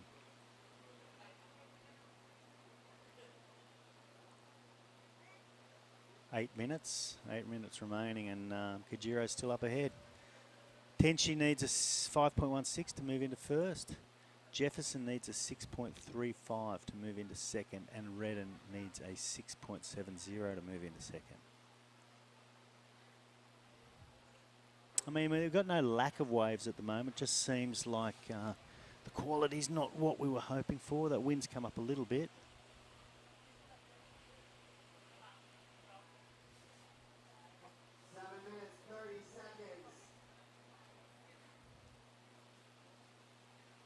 What's your, I know you've surfed all over Indonesia, what's your favourite wave in Indonesia? Now, I'm not talking about going to a comp. If you could go there and surf it by yourself, or with a mate, or with your daughter, or whatever, what would be your favourite wave in Indonesia? You know, I've been traveled to a lot of places in Indo, and then, you know, doing events and stuff, but I always go back to HT. You know, just for surf trips with family and friends, you know, that wave is just so amazing, you know. The wave, you know, it gives you enough kind of intensity, you know, and then also, you know, having a comfortable time with your kids. You know, when it's small, you can go to the beach break. When it's a little bit big, you can go out there and pull in a, you know, like super nice barrel. But yeah, HT. I didn't know there was a beach break there. It is, but in the other side of the island, yeah. Okay, and have you, I know there's something called the surgeon's table there. Have you been dragged across it and lost some skin? I know where it is, but... you avoid it like the plague. Whenever you paddle, you know, into the lineup, you always pass the surgeon tables. And you always kind of like, you always putting a mark on your mind. It's there, you know, so you kind of know what to do. It's the most dangerous part about the surgeon's table is only two things. When you fall off on the wrong spot on the barrel, or you get washed by the sets and you want to go outside. So when you get washed on the outside, as a surfer, you know, you're being greedy. I want to get out there as fast as I can. As and opposed to paddling around. Yeah, and you're gonna end up on the surgeon's table because you're doing like what what we call a shortcut. Yeah, yeah, yeah. It seems closer, but the surgeon's table is a pretty big, what do you call that, like a big- patch of reef, Yeah, yeah. and you need to get around that one because there's no way to get around it. It's there. You know, when the wave just the white water is pushing you, you cannot see it. But as soon as you paddle into it, Your fingers are touching it. Yeah, yeah. fingers touching Fins. ribs, fins, and everything. So yeah, so surgeon's table is something that you need to respect and identify the position. But it's a good wave. Yeah. I myself haven't surfed it. I've been to Mentawais quite a few times, but I think we pulled in there once. It was pretty crowded. They do get really crowded because it's Yeah. a really popular destination. Yeah. I remember the first time I went there, and I went there with Suli on his boat, a fantastic boat. I've forgotten now because I forget things, but and I will remember it. But we went there, and I had all these dreams of Mentawais. What's it like? What's it like? What's it going to be like? So we're overnighting, and we show up, and the day we show up in eBay, and it was just that picture perfect dream that I had always had. eBay is one of the most perfect left-handers in the island. Oh, it was so good. It's a bit like underrated because people like, they go to macaronis or telescope, but eBay's have their moment right now. Actually, people go to eBay now because it's a bit more forgiving left rather than Kandui. It's on the same area, so if you want to go crazy, of course you think about Kandui, but Yeah. eBay is a bit like, it's a really nice left-handers. And there's resorts there now. I mean, someone tells me that there's very few waves there that don't have resorts these days. No, I they- haven't been there since 2011, I think. Yeah, so if you're talking about 2000, it's all about boat trips. Yeah. And people start making like a surf resort, and they're gonna think like, what? Are you crazy? You're gonna deal with malaria, this and that. But now, it's almost like, I don't know. The boat used to be like 60 boat, and now it's only 5 boats, and there's 60 resort. Yeah. So, things have changed. Yeah, things are changed. Yeah, there's more resort now because on the boat is actually it's limited on what you can do. It's super surf centric, Absolutely, yeah. It's all about male. You're putting like 2 girls on the boat. It's just putting like a really bad balance. Yeah. Yeah. So I think with resort, it's a bit like family friendly and everything. Yeah. Yeah, look, I mean, getting stuck on a boat for 2 weeks can be tough. And I now remember the name of the boat. It's the Huey. The Huey. The Huey with Yeah. Suli as the captain. Greatest boat ever. Greatest guy. Hello, Suli, if you're listening. Okay, so we got blue and reds. Sorry, yeah, these are our 2 leaders anyway. So this is Keijiro Nishi. Yeah, Keijiro and Tenshi are just dominating this heat, I have to say. They certainly are. And look at Keijiro. He's like going back with full steam of paddling. He's with 2 minutes to go. Everybody's like almost like looking for big numbers, and he's still like putting his guard up there. Yeah, no, he hasn't given up at any stage. Look at him. You can see his paddling. He's kicking as well. Keijiro, you have to save some energy for the next round. Yeah, there's no paddle battle even. He's 50 meters ahead, and he is just powering out there. Yeah, I think he's just psyching himself, like Yes, you don't yes. want to let go anything right now with No. 1 minute and 30 seconds to go. Yeah. So it's been a great event so far, Jerry. Everybody having a good time. Everybody having a good coffee in the morning. The wave is here. You are here. That's the I'm most here. important. I'm here. You're here. Yeah. Carby's looking at us. Carby's here. Yeah. So let's throw some some shout out for all our sponsor. Yeah, we have NextGen. We have the tourism, provincial government of La Union, San Miguel infrastructure, and then we also have PLDT, and Smart, Volkswagen Philippines, Red Bull, and before we go there, we have Jefferson. Nice grab rail there, but unlucky for him. I think that was his last hurrah. Yeah, that was 40 seconds to go. We have Hiraya Sunset Hill and Restaurant, Clean Beach. Thank you very much for the IST. That was amazing. You can sponsor me anytime, any day on this event. And then we also have the new up-and-coming brand called Alima. Shout out to Luke and also Archie. We have Sabong Fried Chicken, Surftown La Union, Tagpuan, San Juan, Warung Local, Zera Water, Kermit, Seabuds, La Cantina, Lineup Bistro. There's a lot of Luke There's a Landrigan lot. right there. Yeah, yeah. They're all his friends. If they're not his, they're his friends. I know.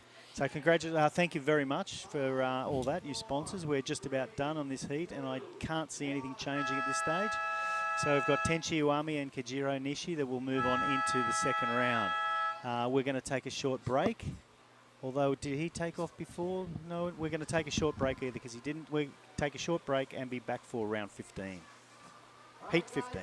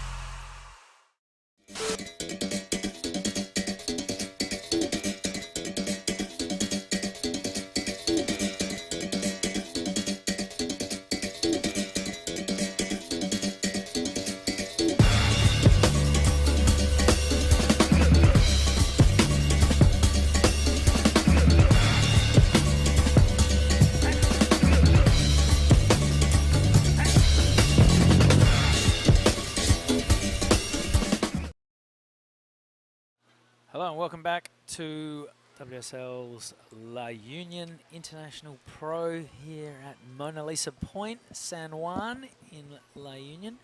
Is La Union, is it a province or a state? How does it work here in the Philippines, Jerry? Oh, I just wish you hadn't asked me that. What, you only lived here for 30 years? Well, not in this area. I mean, San Fernando's the big city close by. Oh, yeah, Ilocos del Sur is the province. Right. And the closest town is San Fernando. It's a big town, which is just a little bit south of here. So what's La Union? La Union is just this part. It's like this municipality of Ilocos del Sur. So it's just a part of it's a municipality, I think. That didn't sound very convincing, did it? And then San Juan is this beach right here. And Mona Lisa is the point. Mona Lisa is the point. I think the beach, I think the actual little town here, San Juan's the area, the little town's Urban Tondo, I think, is what the actual area is. But I'll find all that. Next time you ask me that question, I'll have that completely sorted, okay? Okay. So don't ask me those questions. Yeah, I promise not to throw you under the bus like that, assuming that in your 30 years of living here you'd gain some knowledge. But that's fine. Actually, it's only my third time here in this town. Ask me about Shargo. I'll tell you everything you need to know. All right, we've got Joe Azuki, who is always one of the highest ranked Japanese surfers on the qualifying series, you know, in the mix for the Challenger Series. He's a great, powerful natural footer, really fluent style. He's been around for a long time. He's coming up against Danny Widianto and John Mark Figueron. John Mark, of course, is from Shargo. A lot of double barrel names in the Philippines. Is that a throwback to the Catholicism that's strong through here? I think it is. It's a super popular thing, but ironically, they have double barrel names, but they rarely use those names. There's always a nickname involved. Right. You know, like John Mark Takong, who's in the next heat, his nickname is Marama. Yep. You know, and I don't know this John Mark figure, but I can assure you no one calls him John Mark. Could be JM, it could be Dodo, it could be Bong Bong, it could be, you know, it doesn't matter. There's always a nickname. And this is him, and he looks like a pretty young fella.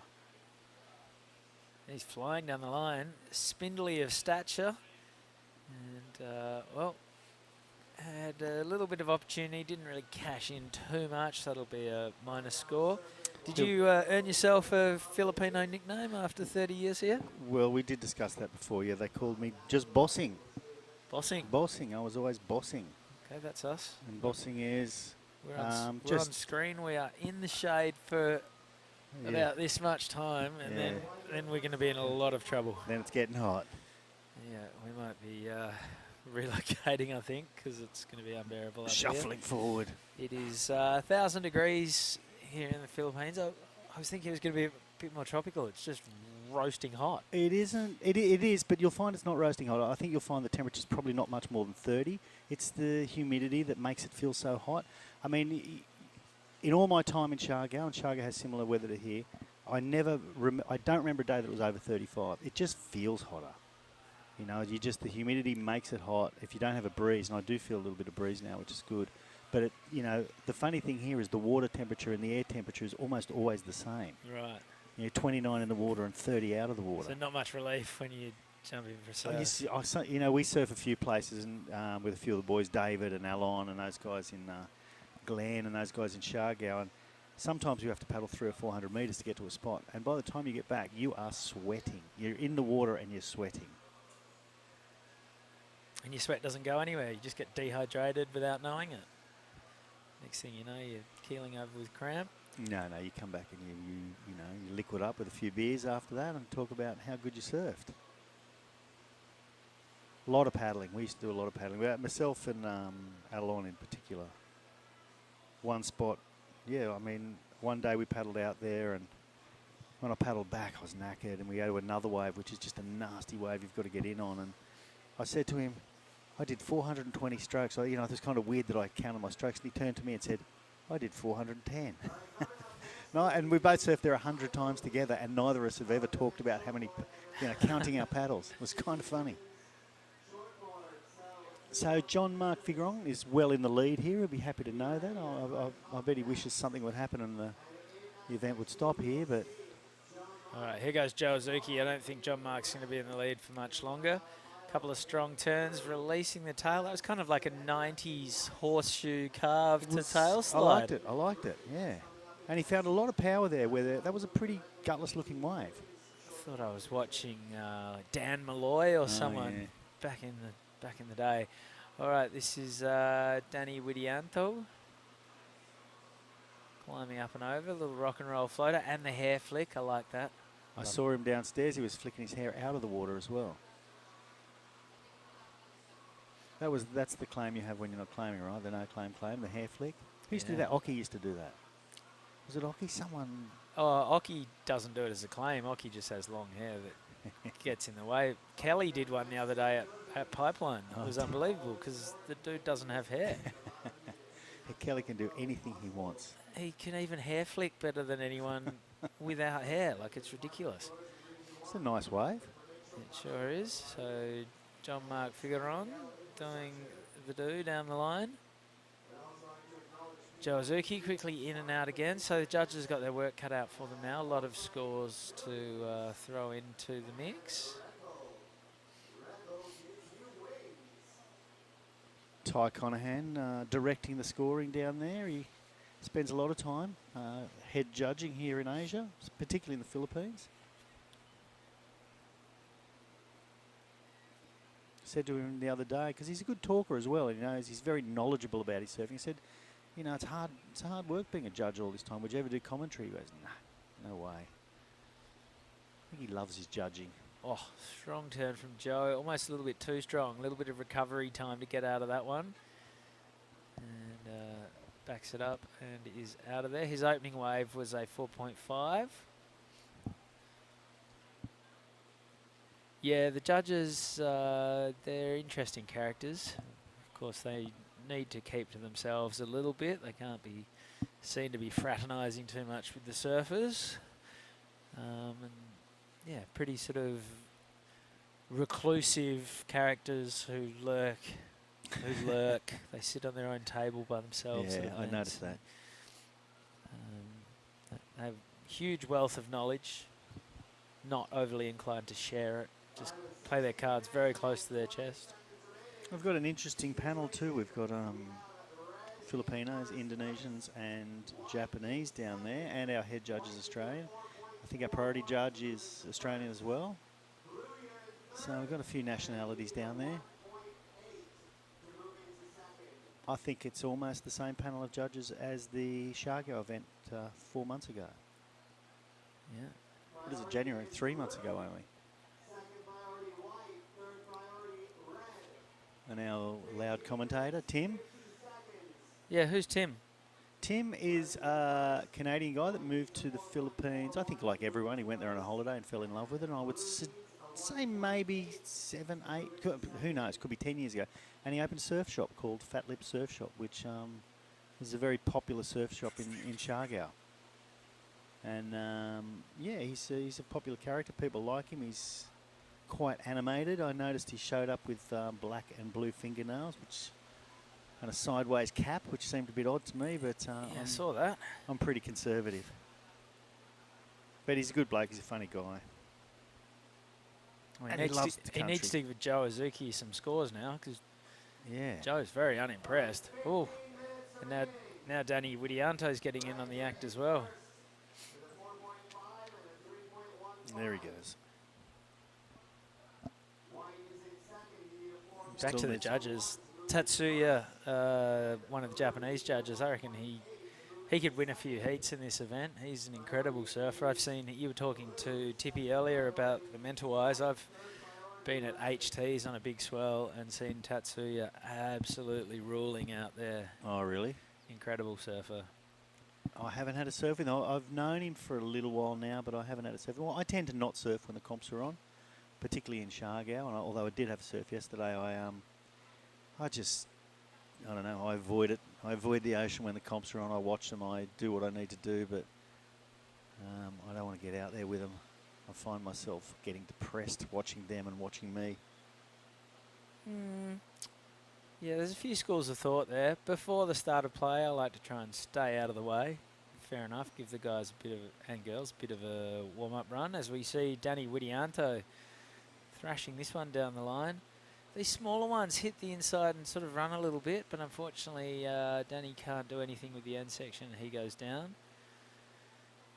You know, but we have a day like today, long day. Don't see any harm in sneaking out at the end of play to try and, you know, we can't just watch. No, well, surfing all look, day it's just long. nice to get wet, and you're in the tropics. There's nothing nicer than being out there. And yesterday was a little different. There was no one out there. I mean, I'm looking down the beach here now, and I can see 15 or so people out there. They're not out the back, though, where we were yesterday. We'll see how we go. Maybe you can convince me to go for a paddle. I also find, you know, if we're going to talk about this wave ad nauseum for the next 10 days, It'd be nice to surf it a couple of times and then know what we're talking about.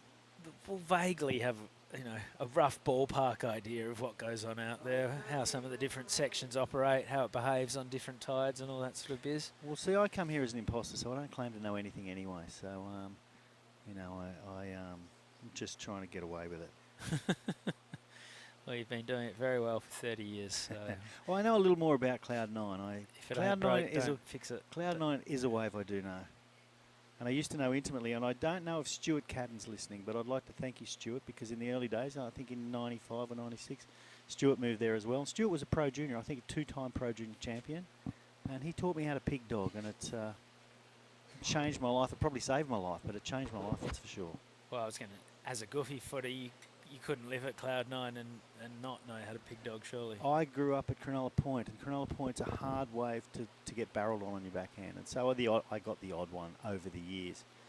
But when I moved to Cloud9, you know, I got a few pointers from Stuart back in the day when it wasn't busy, and I turned into an okay barrel rider. You know, I still can't turn, obviously. You saw me surfing yesterday, but, you know, give me a 4-foot Cloud9 barrel and I know what to do with it. Are you one of those guys now who is more comfortable in the barrel on his backhand than his forehand? I think so, yeah. Yeah, depending on the wave. But I feel very comfortable on a backhand barrel, yeah. And to be honest, I prefer to surf on my backhand, funnily enough, because I grew up at Cronulla Point and then moved to Cloud9 for however many years. Not that I don't love a good left. Yeah, I've got a couple of goofy footer mates from Burleigh Heads who just have that backhand barrel thing locked. Shout them out. Who are they? Jesse Outram. Okay. Is the main offender. Yep. It hurts to say that. But yeah, deadly backhand tube rider. It's a funny wave, Burleigh. We went to, I don't know if people out there know what Schoolies Week. Australians on the East Coast go to Schoolies Week, and you go to the Gold Coast when you finish year 12. And I went up there and stayed there for a year. I didn't go for a week. I went for a year, and we surfed. Schoolies year. I had schoolies year. Yeah, I was on the rock and roll and Started as a schoolie and finished as a toolie. Yeah, a year later. that's still exactly there. what happened. And we surfed Burley a fair bit back then. And I don't know, the last few times I've been up there, it doesn't seem to break like it did back then. It just seems the banks seem to be different. Every time I've looked at it, it just doesn't seem to be that long flowing barrel. I don't know. Yeah, well, there's been so much sand movement over the years on the Gold Coast. You know, the creation of the Superbank through all the pumping, dredging of the Tweed River. Obviously, it's created the Superbank, but then that same sand that gets pumped out of the Tweed keeps heading north with the southerly currents and flow. And, yeah, you hear about, like Kira now, the beach is miles wide. Yeah, I nearly died the last time I saw that. And then, you know, it just keeps moving and moving and moving. And maybe there's too much sand at Burley? Be interesting to hear quite from possibly. But then you get these big storms and it scours out the sand again. So everything just keeps moving. There's also Tally Creek pump sand as well that comes out near the pavilion in the corner. That's a beautiful place that is, isn't it? Tally Creek. Yeah, I go over the drive over the bridge there and just see the families. It's shallow. It's beautiful. It's just a fantastic part of the world. But it's amazing how many of the Gold Coast's best waves are more or less man-made. The Superbank, Kira, the groins, they've been man-made. South Stratty is just man-made. And it's incredible. Well, the irony there is, didn't they make what's it called? There's an artificial reef at Palm Beach, yeah. They made another one at Narrowneck. Narrowneck, yeah, but it didn't really work. Is that the case? I think Narrowneck was sort of sandbags and whatnot. Oh, okay. Early days. I think that was back in the very early technology. 80s or something like that. Yeah. All right, here goes Jean-Marc Figueron. He's got a pair of threes to his name. He needs a 4. He's not going to get there on that one, but he's still sitting second. So this is another 3-man heat. Joe Azuki in the lead with a 4 and a 3. Jean-Marc with 2 threes, and Danny Widianto with a 3 and a 2. So, yeah, not a lot to report across the first 17 minutes of this heat. No, far more waves ridden in the last heat. You look at that drone shot. It looks incredible out there. Just... yeah. Maybe we need to stick to the drone shot. Well, maybe we need 200 people in the water, because that's how it's been the last few days, and there's been waves getting torn to pieces all over the place. Suddenly the landmarks and the priority buoys disappear. Yeah. He's going to try to do something, finish this off on the inside. That was a 90%er. He got the pop. He did. He's finished up in knee-deep water there as well. Okay, 8 minutes to go in this heat. Joe Azuki has the lead, but he won't be happy. He's holding on to a 4 and a 3. He'll want to cash in his priority for something bigger. Here's Jean-Marc's last wave. Nice manoeuvre there, and he's going to just cut back here and just pump it until he gets inside, and he's going for that air. And he got plenty of height. I mean, he was well above the wave there. Well, let's have a look. Well, he was. He just couldn't get it back around. He caught that outside edge on the way back round. Great trunks. You see those things? I didn't notice, no. Yeah, they look very snazzy. Saw Kean Martin in here before. He surfed his heat in walk shorts because he lost his luggage or his luggage everything. hasn't turned up. So he's on borrowed boards, and he had borrowed boardies as well. He surfed a heat with pockets.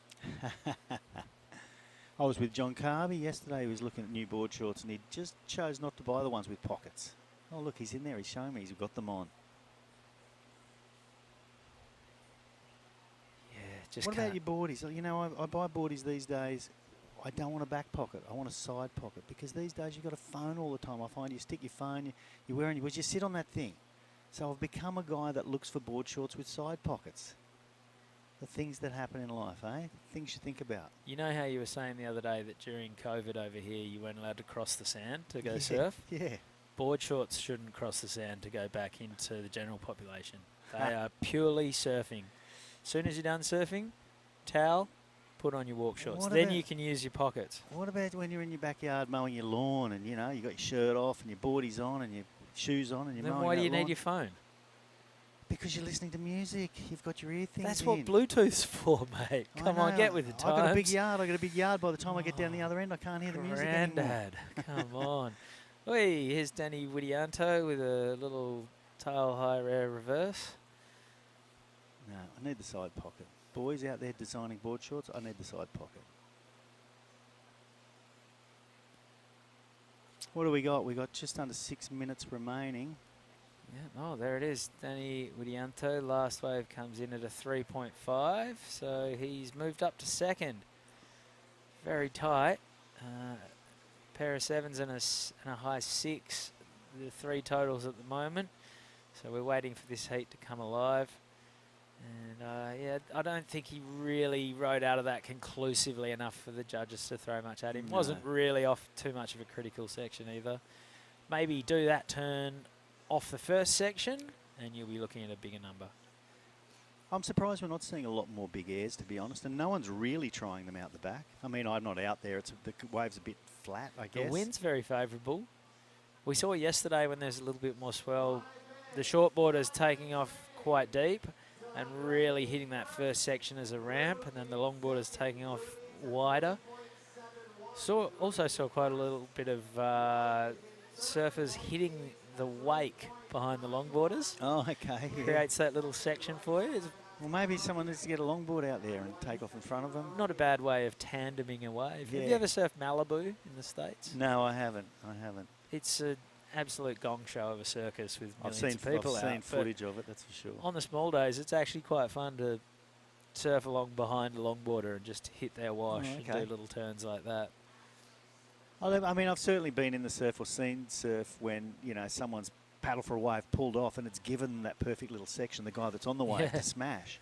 Yeah, you don't want to do that when someone's sitting in the barrel, but... No, obviously.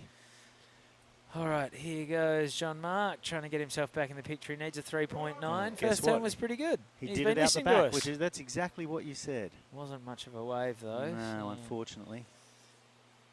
let's see where the judges go with that one. So that was a nice little drone angle of what we're looking at up the coast.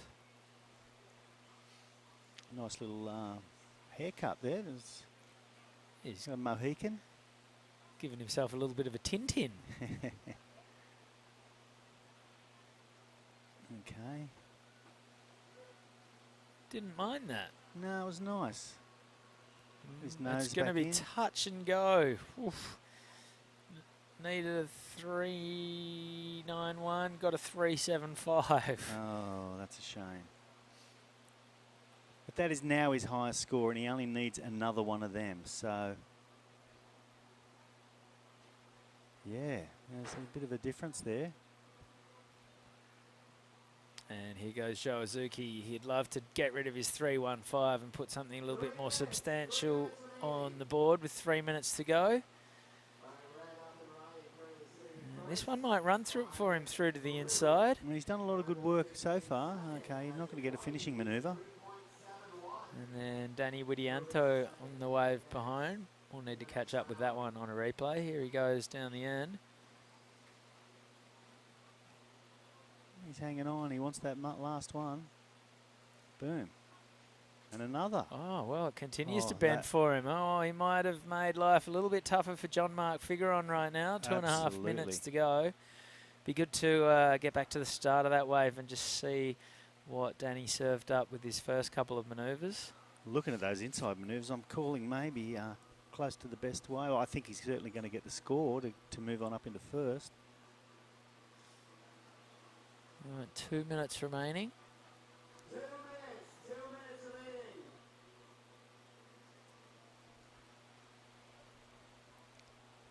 2 minutes, John, 2 minutes.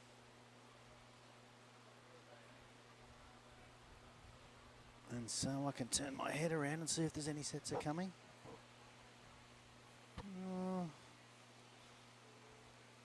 Not really.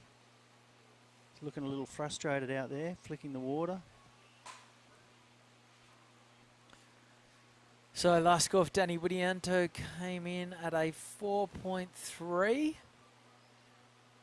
And John Mark is now looking for a 4.5. Joe Azuki's previous last wave was a 4.85, so it's enough to keep him in the lead. Basically, the result of that set was that Joe and Danny built a little bit more separation from themselves, and John Mark A Seems 9, an 8, and a 7. So not the greatest of heats, but No. Joe and Danny will take it if they get through with just under a minute to run. So Danny mustn't have done much work out the back. All his work was done on the inside there, and it was really nice work on the inside. Yeah, he had a great rhythm. Had the flow going.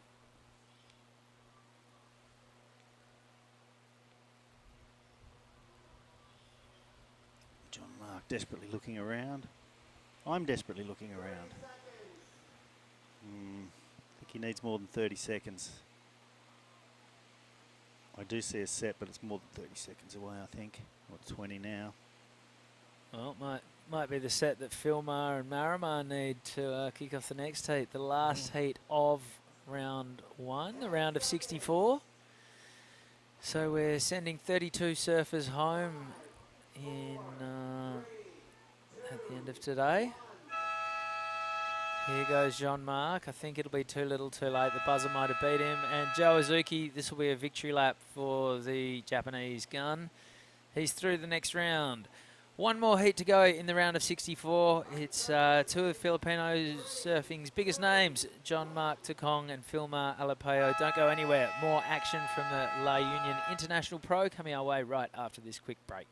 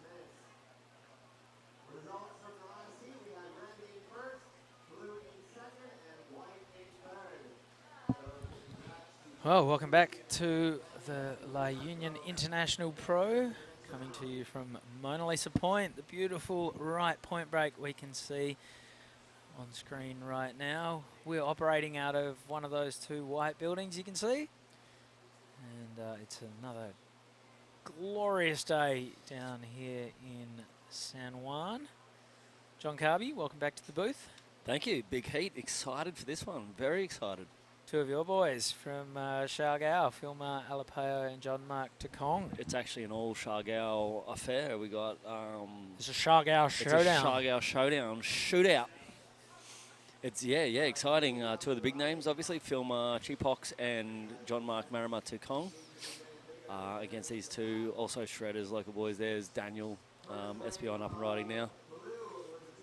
Good heat, like I said, some thoroughbreds of Cloud9 and some of the local boys there also. So they're a part of the Daniel Espion and Clarence are part of the Bagtick team.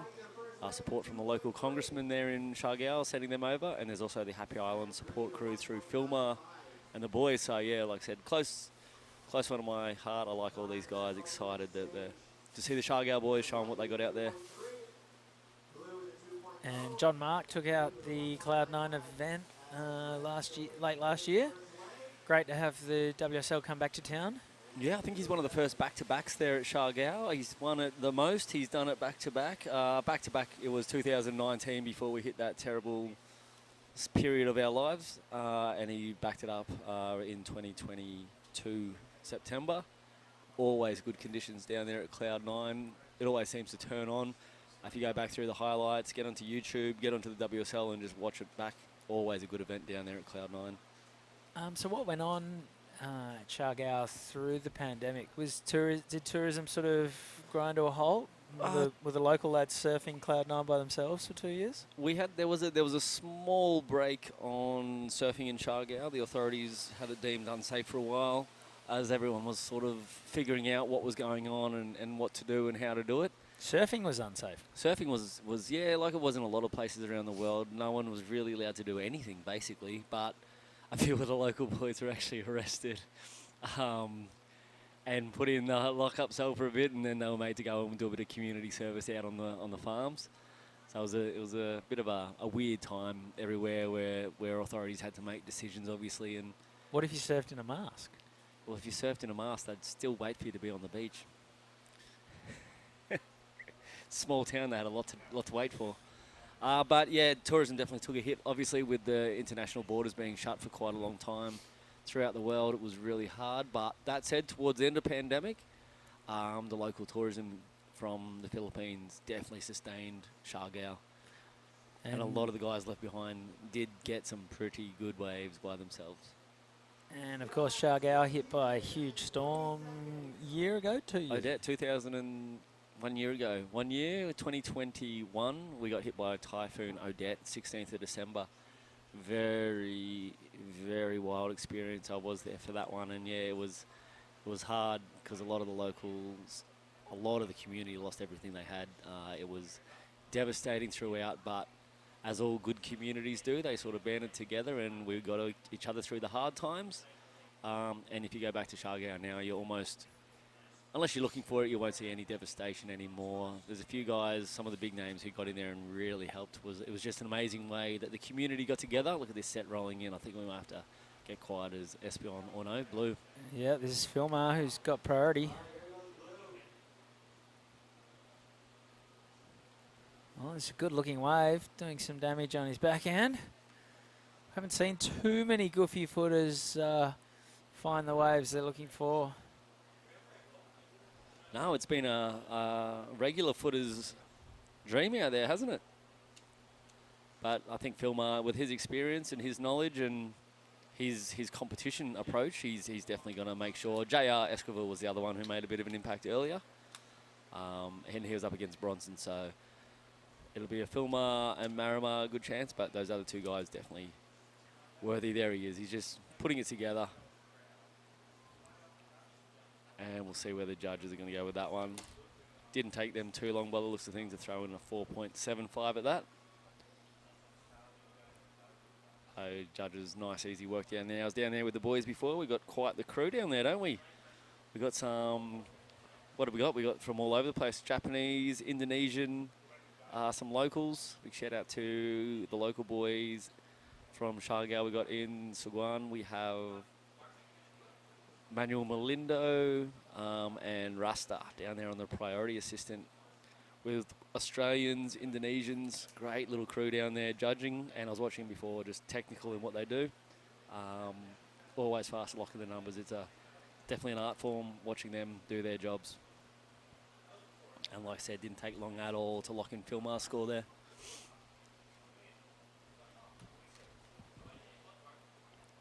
So looks like Marimar's yet to really get on the board with anything interesting. Little throwaway for him. Yeah, Filmar got a 4.75 for his last wave, so that's the only wave of any real significance at this point.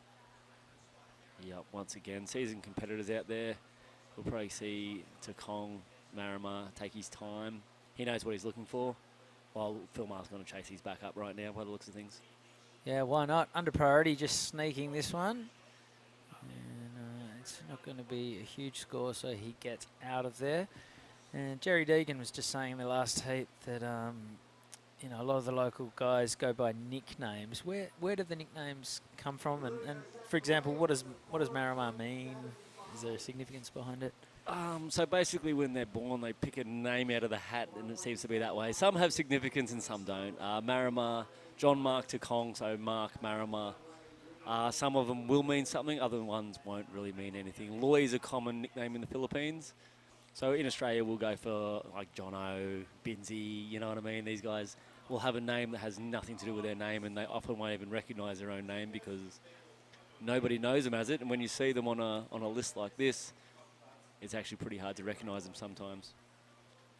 Did you ever have you earned a Filipino nickname? I haven't. I'm full name John Carby, seems to be everywhere I go. So instead of just being John or Carby, what I would be back home, I'm John Carby everywhere I go. And there are some variations on that which make me smile walking on here. John Krabby and John Corby and John Curbsy. John Krabby. I don't mind that. Yeah. There's plenty of variations and keeps me guessing, keeps me on my toes. But like I said, it's more about everyone will just say hi to you no matter what. I was pushing to Oni Anwar that perhaps John Mark could be Anwarito. Because he's like a scaled down trunk version of Oni. He is, and you know the best thing about Marimar and Oni looking so close, they've had some awesome matchups over the last few years too. I know they went over to Thailand together and they had a little battle over there. They had a battle at Cloud9. They just seem to be matching up everywhere. I think the last exchange they had was actually, where was that?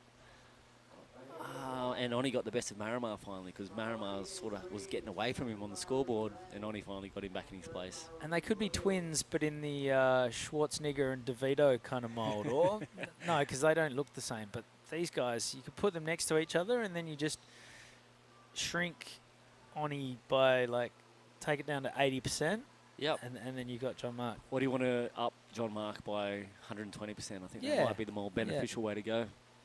But Marimar, for his size, like I said, you won't see anyone at Cloud9 doing what Marimar can do out there. So his power to weight is sensational. He's the only one rolling in on 8-footers under the lip. It's beautiful to see. Yeah, he's a barrel wizard. Barrel wizard. And then he comes flying out of the tube with all that speed and generally turns it into something pretty exciting as well.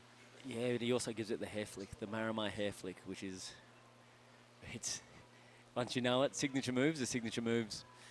Yeah, he and Oni, two of the best hair farmers on the in the Asian region. They are. Magnificent wigs.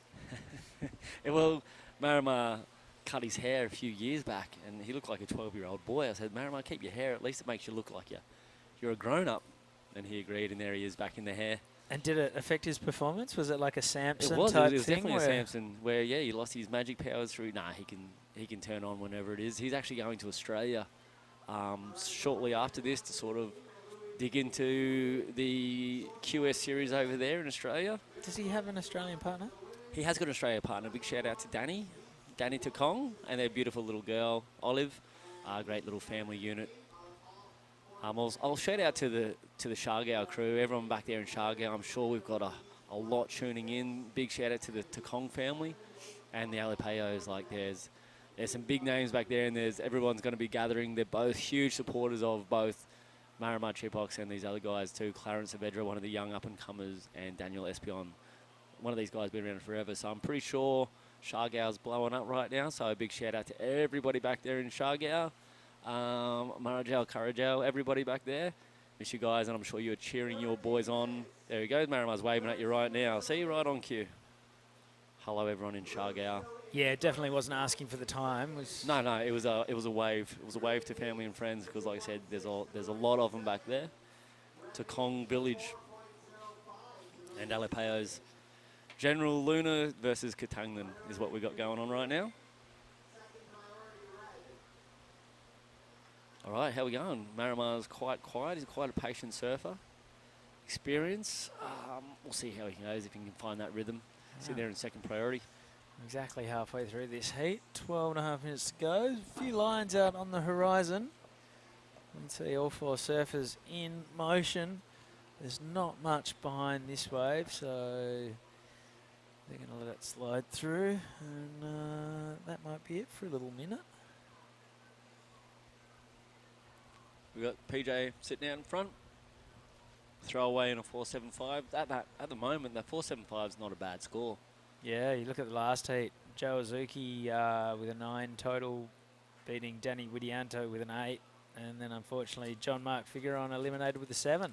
Yeah, so it's tight. It's hard to get anything getting towards that good or very good stage at the moment. So I'm sure with the quality out there, Philmar, he knows how to hack away at these waves and get the points just ticking away, and Marimar's got that air game plus a nice fast approach to waves. So very interesting to see how they're going to approach this, and I'm sure Marimar's getting a little bit keen to get a wave, and it looks like he's going now. Yeah, good looking wave. He's got some work to do to get out in front of it. Puts the foot down, racing, then goes the big open face carve. And, looking like this one's petering out, but that will be his best score. It's not going to take much to put him up into second, but a 4, probably not so much on that wave. Need to have a look at the front on replay to get a more accurate gauge on it. Yeah, it looked like a bit of foam climbs and a few transitional moves. There he goes. Yeah, like I said, just a transitional foam climb to set himself up for the section. Nice wrap. Bit of pushing, and he's going to give it just another wrap. And I think that's sort of how it winds up. Has a sort of wobble in that wave, and it doesn't quite line up for that inside section. So he got the... Oh, looks like Filmar, was that Filmar? Did he get completed? No, it wasn't. It was Clarence Saavedra. Once again, a Cloud9 local boy. Looked like he gave that a good hit out the back. I'm not sure about the clean exit. Hopefully we've got a bit of a follow-up on that one.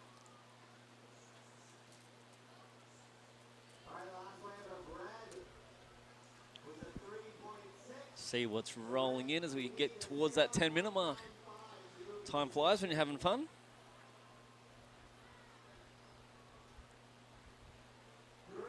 .3.6 for Marima. Yep, so 2.5 points between first and fourth at the moment. Filmar's about to slightly extend his lead. A 3.7 does that. He still won't be happy with those scores. No, but boys with those experience, they know they don't need to get 10s the way through. They just got to get through to that next heat. Progression is key in these situations, aren't they? Well, that's the incentive to get through as well. The swell forecast for the end of the window looking very, very appealing. So you don't want to lose out now. You want to be in the finals. You want to be there on that day when it's 6 to 8 foot pumping Mona Lisa Point. It can handle a bit of swell, this wave. A little bit hard on the paddle back out when it gets to those macking days. Spend a bit more time paddling, but the joy of having these lower number competitions, you actually got the advantage of maybe extending the heat times and maximising the opportunity for surfing, which is what we want to see, right? Any idea where the Mona Lisa name comes from? I can't tell you that one. It'll be a Luke Landrigan question. We've got another point just around the corner, the famous Kirill Point, and that one's nicknamed Jesus Point. There's a statue of Jesus there on the corner. Warding off the that big makes scary sense. waves. Yeah, that one makes sense. Yep. But Mona Lisa Point? We're a long way from the Louvre. If you just point the direction of that way, I think we'll get there eventually, but yeah, a bit far away. Nice looking set coming in. We've got Daniel Espion having a look. Oh, he's going to leave it for Marima. So Marima spins on the inside. Why not? Pouncing on the opportunity. Only needs a minus score to get up into second, and he's definitely done that. And he is out. So scoreboard position-wise, he'll be happy with how that's resulted. Filmar, whether or not he can extend his lead on the strength of this wave, I'm not sure. Yeah, I believe Marima just knew what he had to do to get himself out of that elusive fourth place and get into number 2 to get himself into that next round, and he's just done what he could. And you saw his eyes on the ocean straight back out there. He's going to be putting in the effort to get back out to get another opportunity to actually improve himself rather than do what he needs to get by. Filmar up and riding. Like I said, he's a point machine. He knows how to just grind these points out of a wave. Looks like he's got quite a fast hairdo as well. It's pretty slick, isn't it? What's he running? Is that the short sides, the long back? It's a variation on the mullet. You're saying is that what I heard? The long back, yes. The long back. Probably more of a Mohican style, Mohawk variation, a Mohawk mullet. If we can somehow put that together in words and ask for it at your next hairdressing appointment, Binzi, I think you'll be onto something. A mulhawk. There you are. I knew you were working on it there as you were quietly breathing away. A mulhawk. The latest. Ooh, bit of motion right now. We can see Marima on the move. Filmar spinning on the inside and can't get into that one. So John Mark's last wave was a 2.75, enough for second.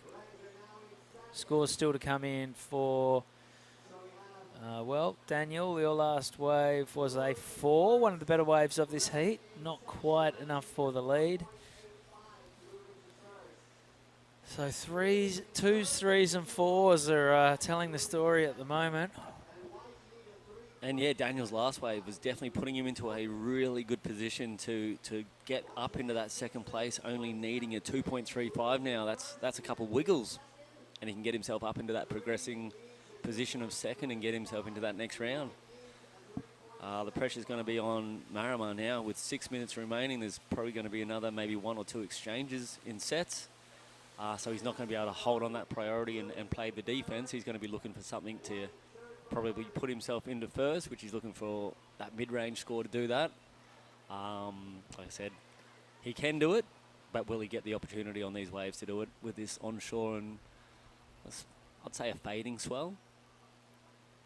Yeah, so the forecast, it sort of drops off after this, but then comes in strong. Oof, like I said, finals day. Do whatever you can to get to finals. If that means getting 3s and 4s to get through, get your 3s and 4s because it's going to be well worth it. Looking forward to seeing the longboards out here. First time at Mona Lisa Point with the WSL. It's going to be sensational just watching some of that beautiful technique that only the longboarders can deliver. Those nose walks, cross steps. Just another discipline in this surfing, and it's more of the elegant way, and they're going to go leaning towards more of the traditional surfing rather than turning those longboards into shortboards and doing airs and progression. They want to see some traditional stuff. Yeah, the stylish, cool stuff. That's what we're here for. The stylish, cool stuff. Yeah. Nose walks, hang 5s, hang 10s. Definitely way more technical when you come to judging the longboard stuff. So it's good for the judges down there that they're up for it and they know what they're looking for. Big fan of the drop knee turn. Oh, cross step drop knee turns. Here we go. Yeah. Now we're getting into the language. Yeah, I love the drop knee turn. And then when you put that cross step drop knee turn and switch it up, so many ways you can start squeezing points out on these longboards. You've got your fakey turns from the nose, little variations that sort of get those scores up and running. Like I said, can't wait for them to be out here in Mona Lisa, but I'm also looking forward to the girls getting in there next. Good little swell for them to get out there while the waves are still sort of cooking. And as this tide fills in, it usually gets a bit better as it fills in. It lines up really well. So can't wait for seeing the girls out there soon. Yeah, 4 minutes to run in the last heat of the opening round for the men. So it's the round of 64. 34 surfers left after this. And for the women, round 1 is the round of 32. So 32 women in the draw, and it's 3 women heats. Georgie May Hicks, I believe she's our Great Britain representative. Yep, she lives in Bali. Yep. And she rips. We've got our Japanese girl. Yep, Minamai Nanaka and Diane Nagalo. And Diane Nagalo, another Shargonian. A Shargonian. Yeah, I don't know if I've ruined that language, but I'm going to throw it out there. A Shargonian, I think of something like that. Luke's looking at me, he's like, no, that's not it, John. What are you talking about?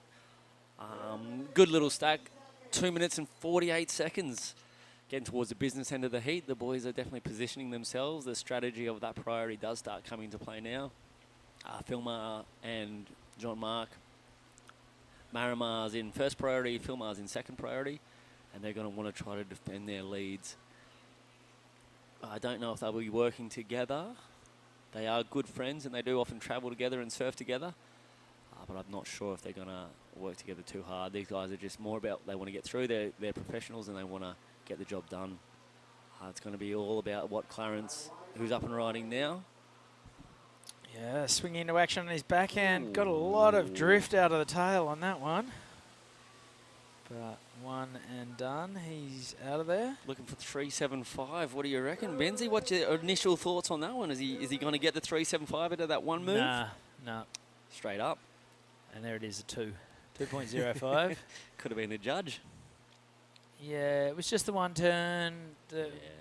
Needed to be a bigger wave to, absolutely get a, I was going to say good score, but to get like a 4 for one turn, you need it to be pretty jazzy today. Looks like they're feeding us again, Benzie. What do you reckon? Oh, I don't know if I can eat anymore. Thank you to the sponsors for looking after us so much. I'm going to go home a new man, I think. Unfortunately, that new man's going to be 120 kilos. And I need to lie down and a nap. I don't need more food. 1 minute.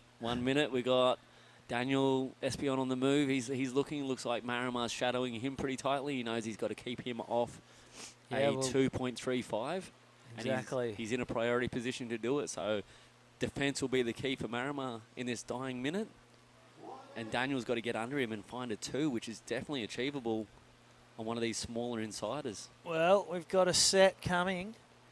There's a couple of waves in this one. So will we get one last reshuffle of the pack? Priority is with John Mark Takong. He'd love to get rid of his 275 and really put this one to bed. He doesn't think he's going to do it with that, so leaves the door slightly open for Danielle and Clarence. Neither of them go there. There's only 30 seconds to go. And, well, Philmar goes left. Splits the peak with Marimar.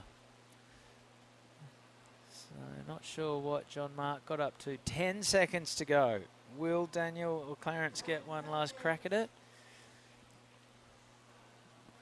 Looks like a little bit of a sleepy ocean out there, and it looks like it's going to run away possibly without him here. A bit of frustration there from Daniel. He knows what's just happened, going down with a 2.5, but that's just strategy, isn't it?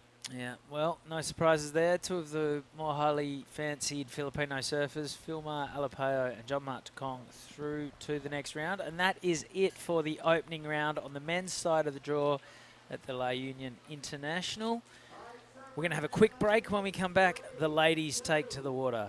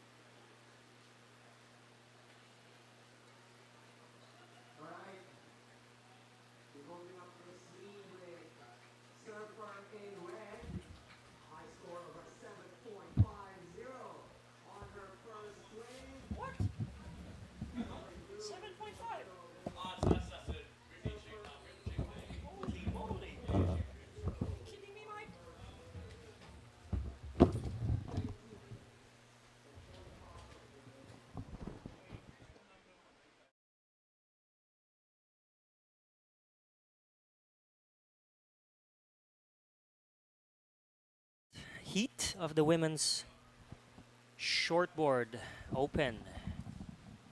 In red, we have Minami Nonaka from Japan. In white, we have Diane Nogalo from the Philippines. And in blue, we have Georgie May Hicks, surfer in red. Just got a 7.5. There's a replay of that last heat. We got Marimar out there. We saw the split peak. We saw Philmar get that left.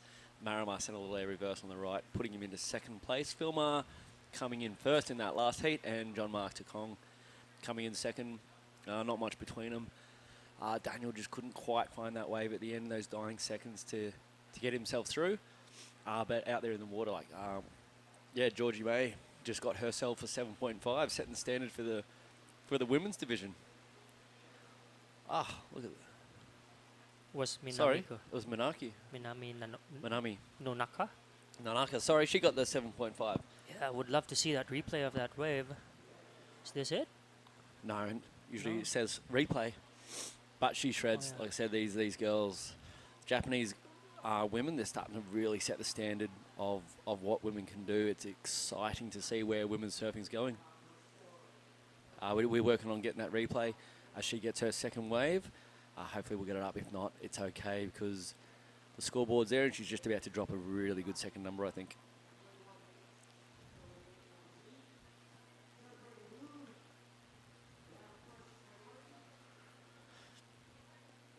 Alrighty, so there's that last wave of Minami, a 6.0 to go with a 7.5, setting a pretty big exclamation mark to the other girls that...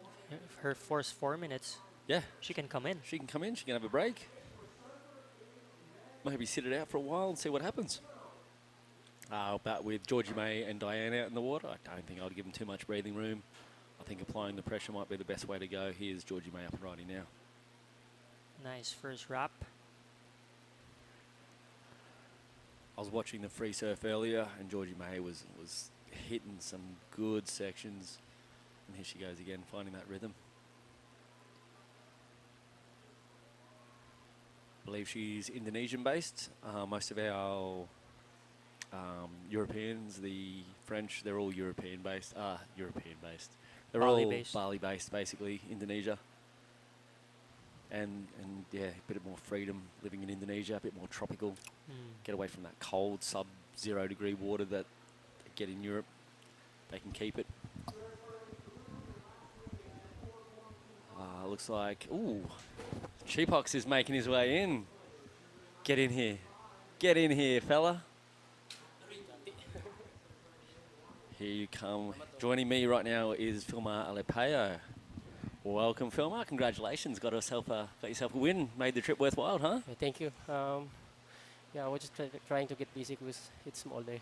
Bit small. I know we were talking yesterday. You don't love the small stuff. You were sort of conceding that you were not going to go very far, but came through with a win on that first one just by using your knowledge and experience of how to get points. And you can see it in you. How old are you now, Filmar? I'm 30. 30, old man. I am. I am now. But it's your experience and like I was saying to you, stepping into that mentoring role and possibly moving into a Philippines coaching position. Yeah. So excited. Yeah, and well, it's good to see you can still match it with them out there and you're still knocking them over. You're actually knocking over some of these young guys.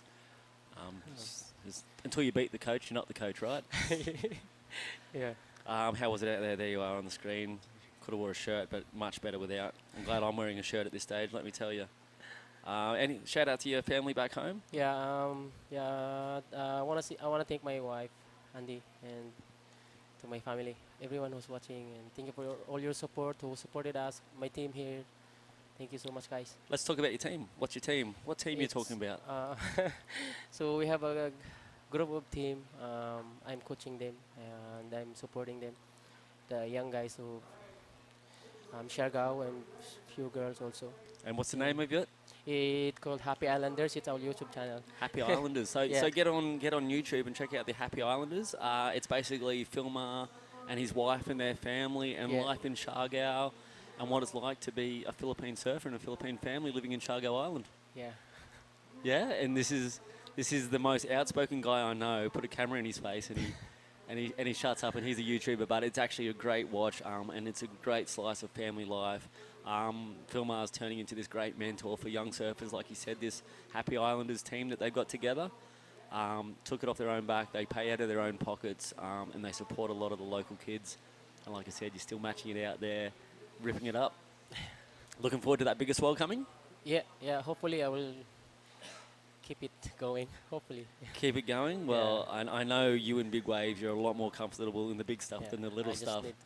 I just need to keep it there. Are we going to see a radio flip this event? Maybe. Maybe. That's If on my it's list of bigger, things yeah, of things to 'cause I do need for more. Filmer. I want to see one of those rodeo flips that you're getting famous for. Yeah. I don't will think try. anyone else is doing them. If I will see a wall, yeah, I will try. Yeah. So you want to shout out to anyone else back home? Yeah, just to my wife. Salamat mahal sa pagsuporta sa amo, maintain. Sa tanan mga bata. Sa ako pamilya, sa tanan mga nagsuporta sa amo, team, salamat ka daw sa iyo suporta. Yeah. Who do you reckon we've got hopes on the girls? You reckon who's going to get there in the women's department? What's that? Who's gonna shine for the women's in from the We from have Siargao? Who are you hoping for?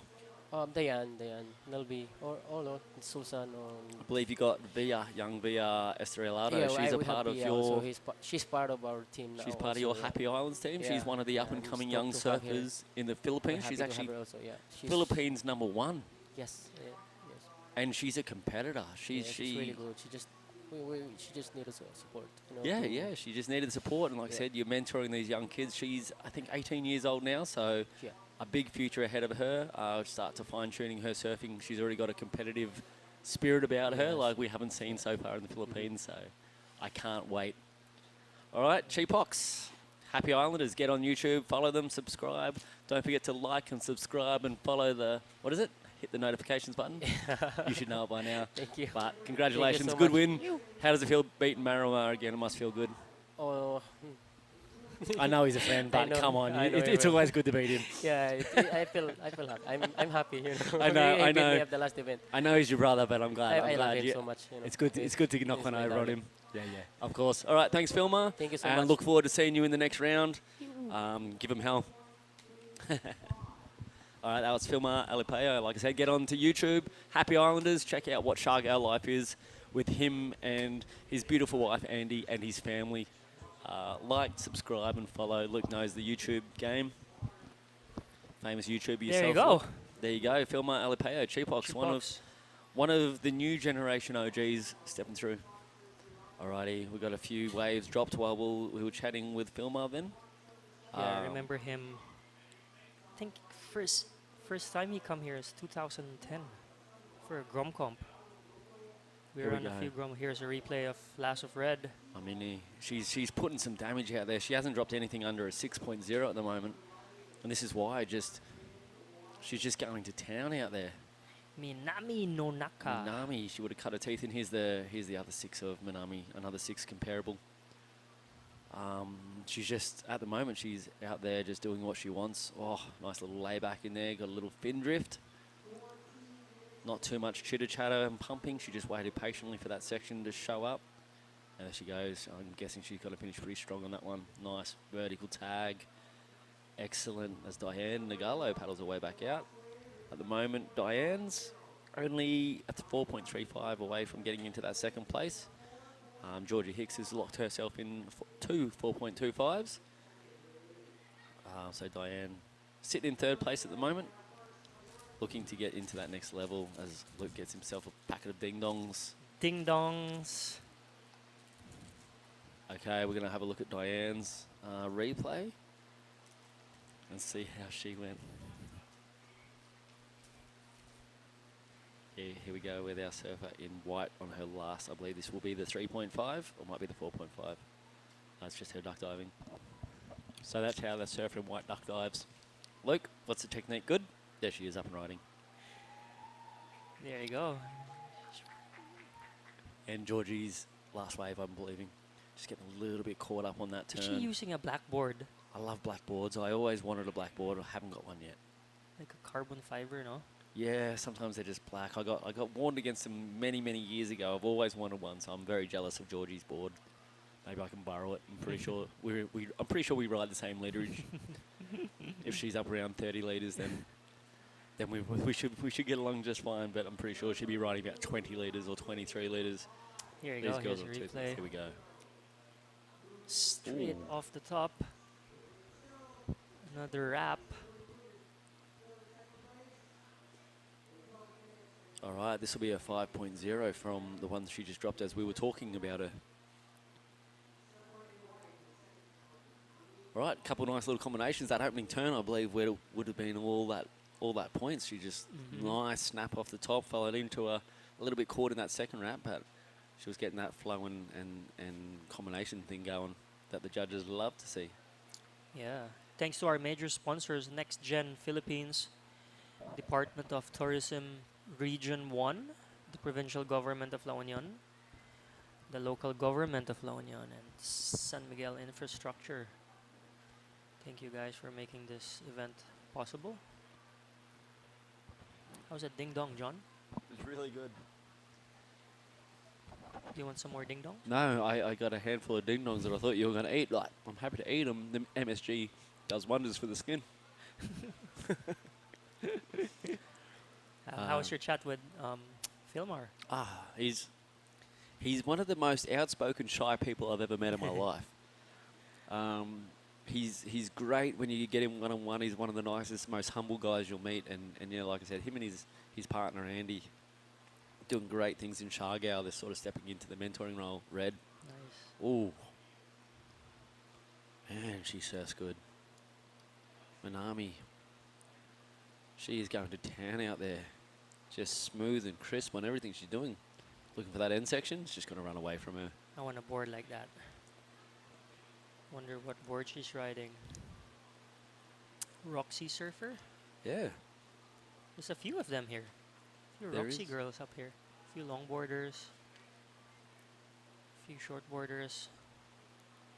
I was talking earlier with, was it you? We were talking about the pros, we were talking about the men, and who's the next Italo Ferreira, who's the next John Florence, who's the next Gabriel Medina, and we were sort of struggling for names, but then when we started talking about the women and who's starting to push the limits, there was a list of women who are up and coming, and they're really setting a new standard in surfing, like the Clarissa Moore, Steph Gilmore.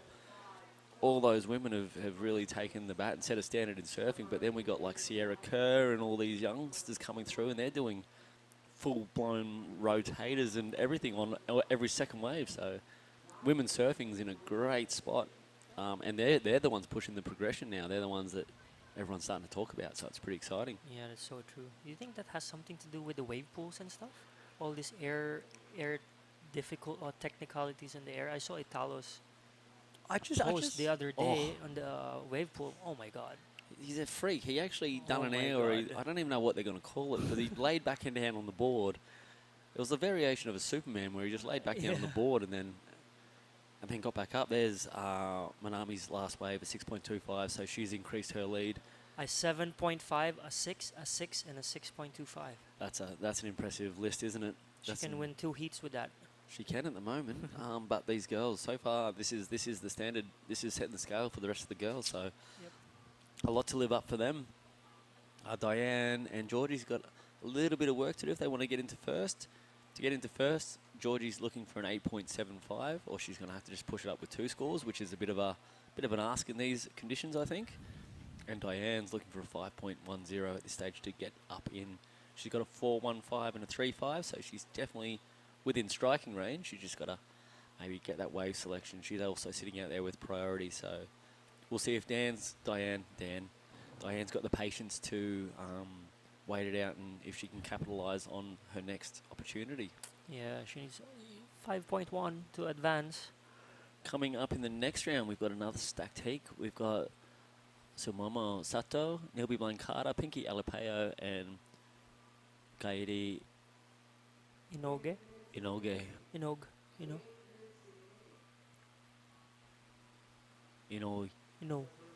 Tricky last name. Too many consonants for me to pronounce. But that's a good-looking heat. Nilby Blancada, obviously, and Sumomo Sato, well-known surfers, and looking forward to that competition, that matchup. It's going to be another high-scoring affair, I think. For sure. For sure. Taking it out of you this afternoon. It's a nice day of surfing down here in the beautiful San Juan, La Union. And like I said, you must be stoked to finally have a WSL event down here at your hometown. The biggest event ever by far here. Yeah, we had a QS 1000 and a QS 3000. With a 3000, that's a pretty big deal. I would say that's could be the biggest event of the year until we'll see what Jerry does with QS Shargao. See what Jerry Deegan does with Shargao. WSL event. No pressure, Jerry Deegan, but this is a 3,000 and it's looking pretty good, buddy. He's nodding his head, he's smiling, and he's got a thumbs up. But yeah, the SEA Games 2019 was the last big event you guys had here. Yep, that was a big event too. But this is way bigger. We have 120. This is the big show. This is exciting. The SEA Games was limited with the competitors because it was one of those, a part of it's a mini version of the Olympics, we'll say, in the Southeast Asia region. Yep. For those who don't understand what the SEA Games is, it's the Southeast Asian Games, where for the first time ever surfing was listed in that games, and it was right here at beautiful San Juan. First time it has been listed, and yep, first time here in the Philippines, and it's only for Southeast Asian countries. Yeah. And here we are now for a Asia region WSL event. It's super exciting. And longboard, first longboard WSL event, I think, in the Philippines. Yep. That's why we have countries from surfers from Korea and Taiwan, Japan, Indo, Thailand. Yeah. Yeah, it's from all over. It's great and bigger and better for next year, hopefully. Hoping to make this a regular event. And hopefully, oh, here goes Diane. Let's see what she can do. Good looking wave. She's going to have to put something major on there to get that score up. Nice wrap there. There you go. Strong core, strong legs, thanks to CrossFit Siargao. Oh, yeah. Big shout out to Mike and Daff at CrossFit Siargao. Diane's a part of the national team there in Siargao. She's in that gym regularly. CrossFit Siargao helping build stronger athletes. What do they say? We say lift big, surf strong. CrossFit Siargao. Good call. Let's see what she needed. She needed a good score. She's didn't really commit to any major sections or anything like that. There was a little bit of chittery, chattery sort of transition moves between that. Safe surfing, yeah. Yeah, safe surfing. Dropping in at a 3.90. And you can see why in this replay. She didn't quite... You see the surfing that Minami's doing. She's setting the standard in this heat, so the judges have to go off that scale. Nothing really too committed or aggressive from Diane. And she's capable of it. Those safe sort of open face turns, more of a transition. The judges want to see that committed stuff on that open thing. But Diane Nagala, a great surfer, capable of it. Just needs to step up. Probably a little case of the nerves, surfing against these two sensational women surfers out there. And with Minami sitting on a 13.75, a little bit intimidating out there possibly. And there you go, her last wave was a 3.9. 3.9, not enough, and hasn't really lowered her requirement either, so she's still looking for a 5.10 to get up into second with 4 minutes. Few sets rolling in. You know about this break, it gets a little bit better at the higher tide, Luke. Yep. From low to high, it seems to wrap around better in that point. Yep. Compared to dead low tide, so maybe stands up a little bit closer in and sort of hugs the reef a bit better. Yeah. It's a strange point because it's sort of a beach break, point break, isn't it? Yeah. Actually, further down on the right of that screen, you walk onto rocks and then it's sand. Yeah, it's a beachy pointy. Yeah. It's a strange. It's a strange new concept. one, a beachy pointy. A pointy beachy maybe might be a better way to go about it. But plus it's covered with seaweeds where the water is at, so it's pretty spongy. Yeah, but I did see a bit of claret, a bit of blood coming from one of our athletes yesterday. Yesterday, yeah. One of the Indonesian girls sort of had a little bounce and a bit of a run-in with the rocks during the free surfing and put a few dents in herself. She's okay. She's got a bit of bandages. Here we go, surfer in blue. Georgie just in thrown and out. away. Priority.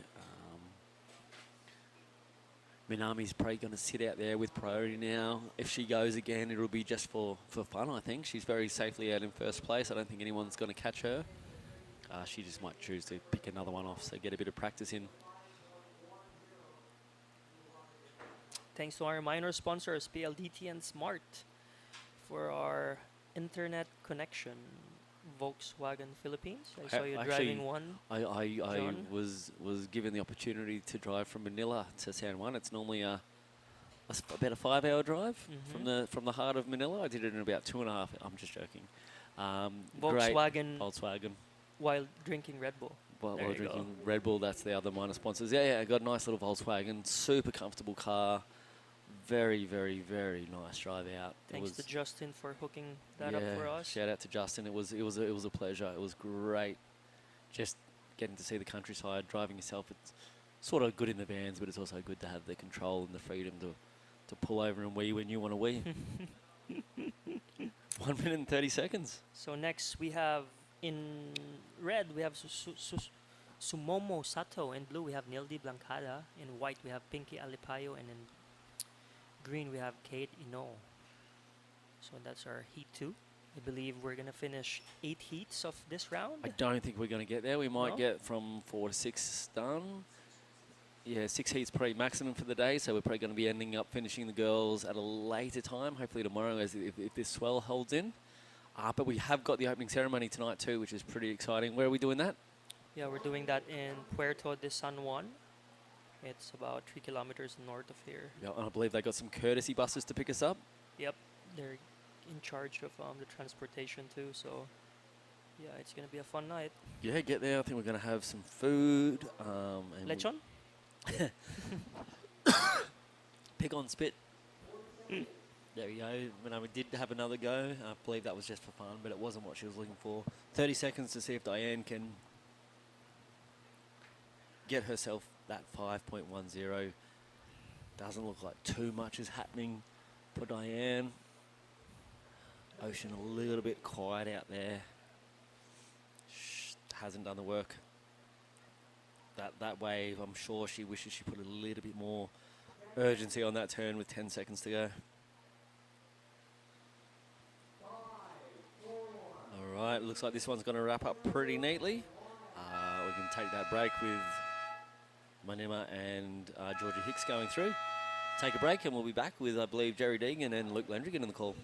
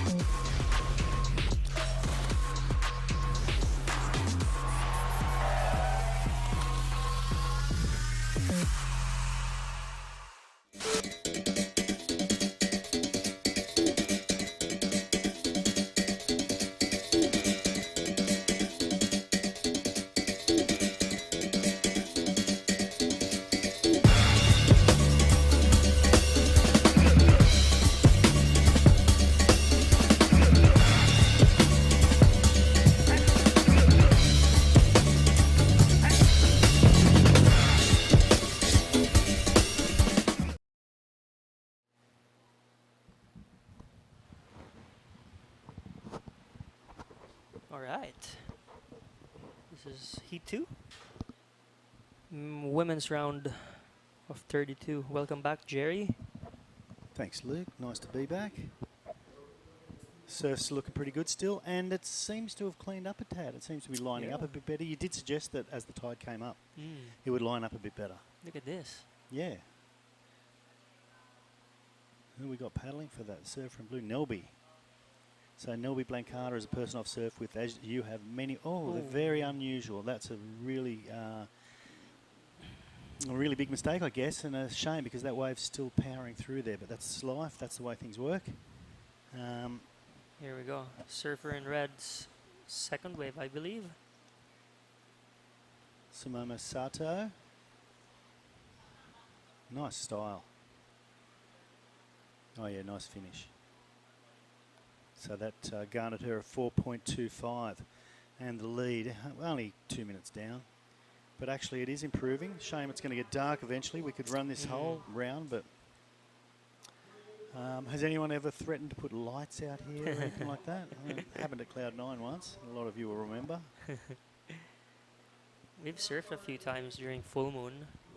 Yeah. Yeah, it's pretty Oh, fun. here, well, at the point or on the beach? On the point. Yeah, we used to do that at Cloud9 regularly, and then we got actual lights.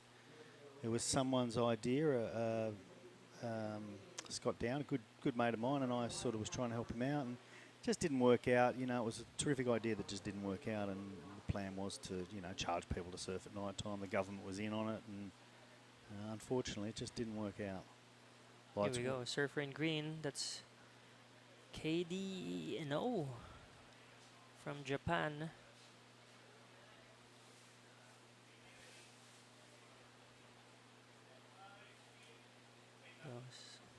And Pinky Alapayo from right there at cloud 9. Oh, okay, that wasn't a good start. It wasn't much of a wave. I know Pinky's family very well. Her mother, her father, and all the brothers and sisters.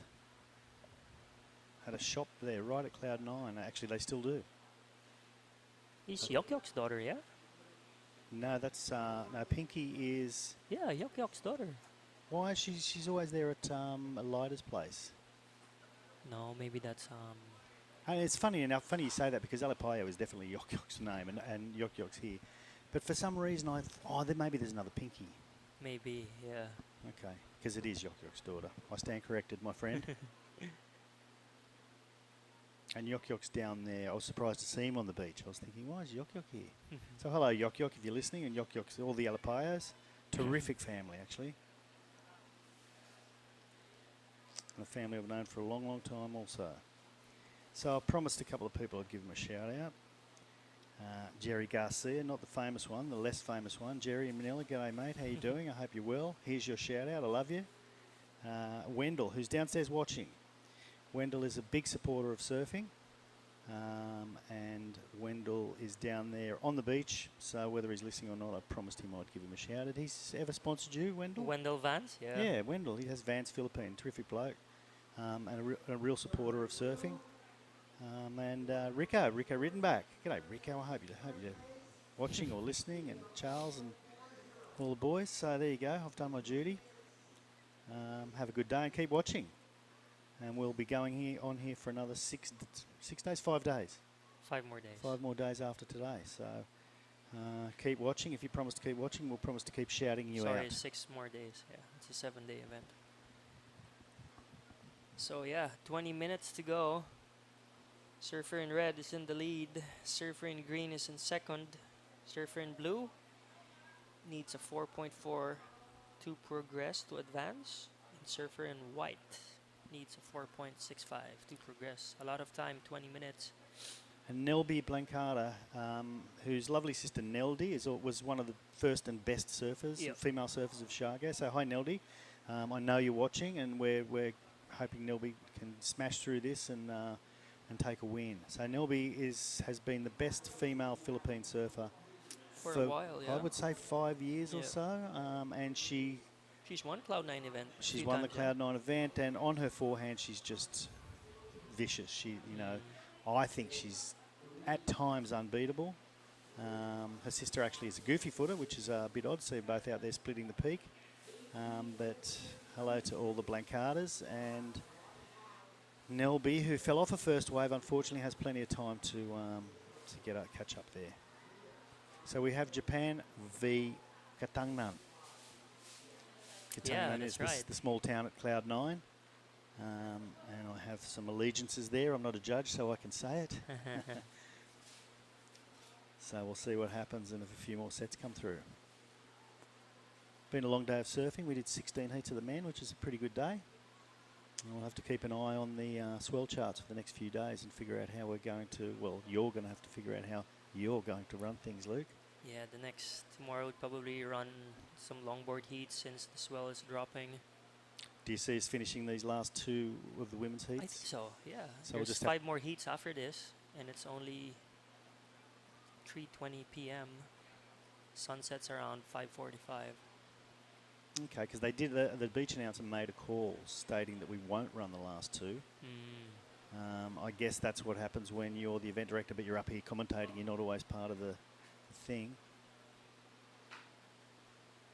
So maybe you can go down there and. I had a chat with Ty actually a few minutes, 30 minutes ago. And he said we would run through. Yeah. Okay, well he maybe said he said he made a chart that last heat. Okay, well I heard the announcement earlier than that, so maybe they've Probably, changed their plan. good. Look, I'd like to finish it, and I sometimes find it a little unfair if the last two heats Yeah, get true. thrown out on a smaller day, or who knows, could be a bigger day. But we'll see how we go. Yeah, it has been a big day. We've been here since, what, 6 a.m.? Started at 8 a.m. And we have an opening ceremony, so we're not going to finish for some time. Hopefully we'll have maybe 1 or 2 beers and some nice food and relatively early night and do it all again. There you go. Beat, beat. And then we talked about the nicknames before. So Bibi is her nickname, and it comes because her name is Nell B, and they use the last bit of the name, Bibi. Good power surfing from Surfer in Red. Yeah, it's a nickname thing that I know the boys have talked about today, and it's funny, in the Philippines I went there with my wife Susan. Hi Susan. And in Australia her nickname is Sue, in the Philippines her nickname is San. Everyone called her San. For a while we're thinking, who's San? Oh, Susan. Okay, that's a better way from Pinky.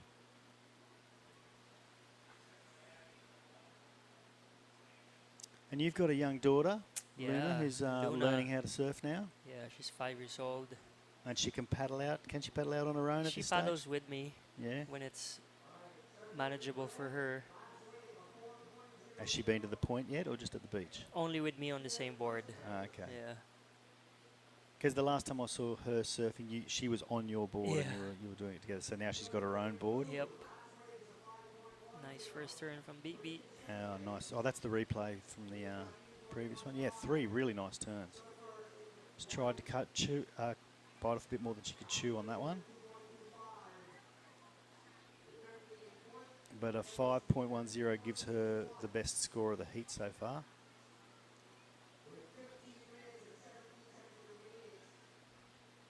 Yeah, thanks to our local sponsors, Hiraya, Sunset Hill and Restaurant, Clean Beach, San Juan Surf Resort, Alima, Sabong Fried Chicken, Surf Town La Union, Tagpuan, Warung Local, Zera Water, Kermit, Seabuds, La Cantina, and Lineup Bistro. What is Tagpuyang? Tagpuan is like a restaurant. A local food? Yeah, just local food across 7-Eleven. They usually open throughout the night. After, after having a few beers, that place to go where you have some to eat. Yeah, well, in Australia it'd probably be a kebab or something. Yeah. But That's Tagpuan. Here we go, Surfer in Green. KD Inyo, I'm really not sure how to pronounce her name. I'll have to find that out for tomorrow, hoping that she makes it through. There you go, Baby. Last wave is a 5.0. That pushes her to 2nd place. Surfer in Green. Oh, another change. Surfer in Green just got a 3.10. Now she moved back to 2nd place. BB only needing a 0.85 to progress, to advance. And Surfer in White needing a 3.7. And BB out there with priority, and here comes a wave. I don't know how much line is on it actually. Yeah, okay, I'm glad she didn't take that. Doesn't look like there was much wall there. She surfed in the games here in Yeah, she 2019, did. was it? She did win it. And she won it. She got gold, yeah. Yeah, she's really hard to beat on a day. And a good person, always friendly, always happy, chats to anyone. She's a mum now. She's got a lovely kid, Clyde. Hope you're watching Mum Clyde.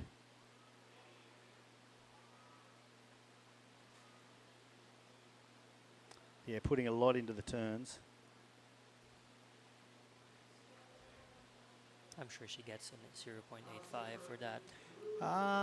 Yes, I think you're right. I think it's a good call, that one. Here's a replay of our Surfer in Blue.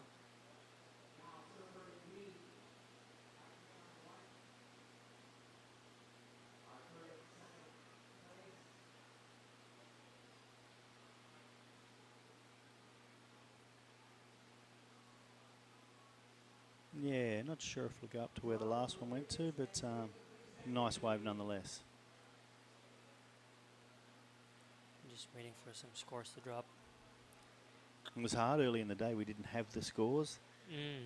We had probably as much as anyone on the screen had, and thinking, oh, we don't know anything here. Been a lot easier since the boys, since Sam helped us out there. Thank you, Sam. You're a champion.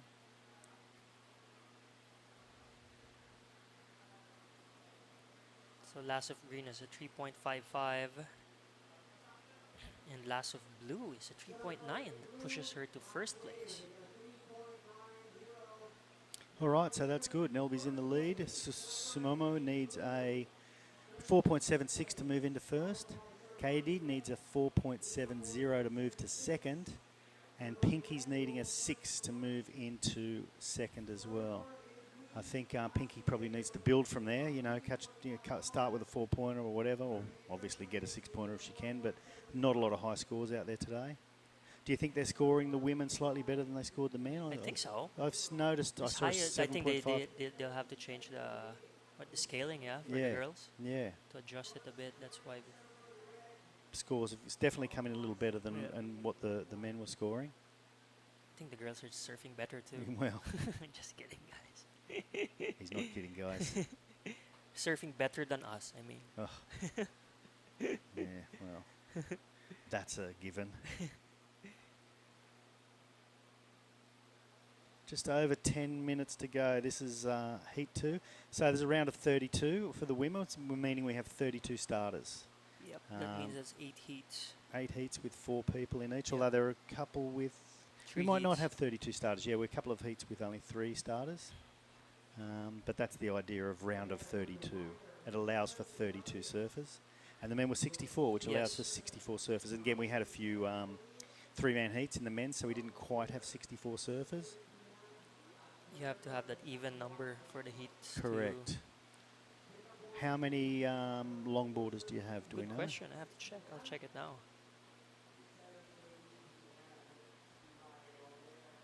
So we're looking like probably moving into the longboards tomorrow. The predictions are that the swell is going to continue to drop off. And then it looks like we've got a big swell at the end of the week or at the beginning of the new week. And yes, on the 25th and the 26th, there's going to be a... which may be too big for us. Could that be the case? I hope it doesn't get too blown out or doesn't get bigger than 6 foot, because over than 6 feet here, the whole bay just closes out. But again, during SEA Games, we have 7 to 10 foot waves, and the boys were out there. Send them the out girls anyway. were out there, yeah. Well, we've got a little bit of time to play with, so we'll see.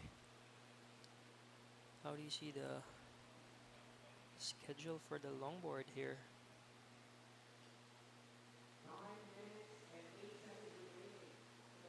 Oh, there you go.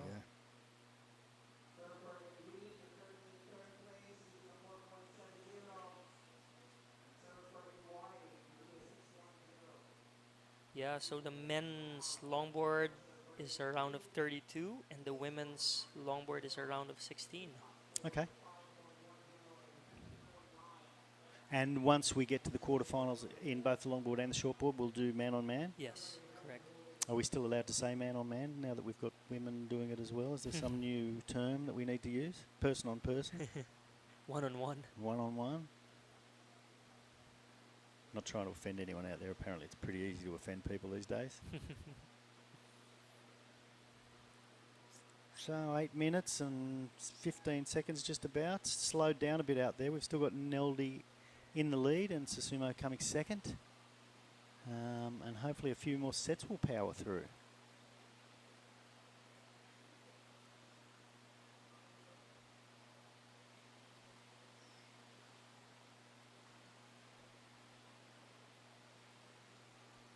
Yeah, so coming on the next heat, we have Shinno Matsuda from Japan, Anissa Flynn from Thailand, Susan Escalina from the Philippines, and Suri Jabrik from Indonesia. So Suri is Tippy's daughter, Yep. Tippy who has been commentating all day with us. That's right.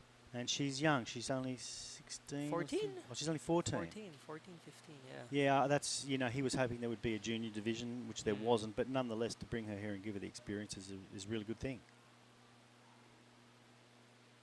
Shout out to Feby and Chia, the wife of Tipi and the son of Tipi. Yeah, back in Bali. they've been at the last few events, haven't Yeah. they? We'll see you guys back in Siargao in September, I hope.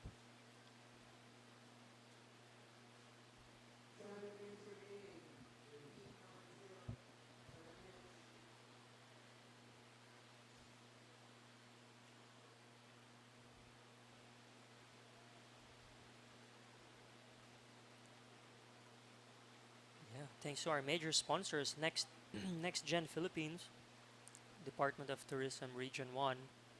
Shout out to Jeff Ortega, a fellow surfer from La Union, who's the regional director for DOT Region 1, the provincial government of La Union, the local government of La Union, and San Miguel Infrastructure.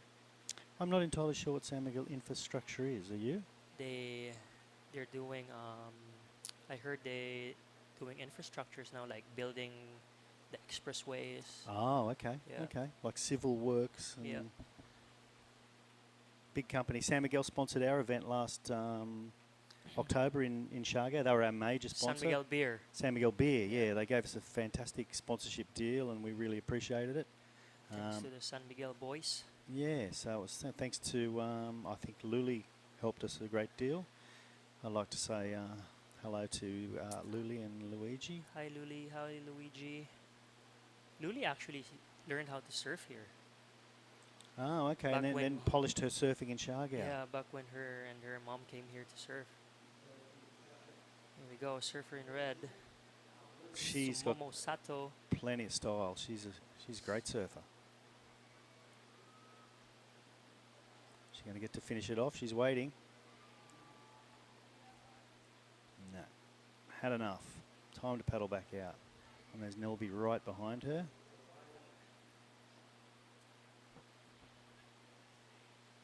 Five minutes remaining, so Pinky and Katie are going to have to get a wiggle on there, catch up to the two front runners. Katie's lowest scoring weight is a 310, easy to replace, and Pinky's, of course, is only a 2, so easy to replace as well. Oh, Susumo's got a really good score coming in here. Nelby's has come in as a 5.50, and Sumomo's come in as a 6.25. So they have moved further ahead. Katie now needs a 6.95 to move to second, and Pinky needs an 8.25.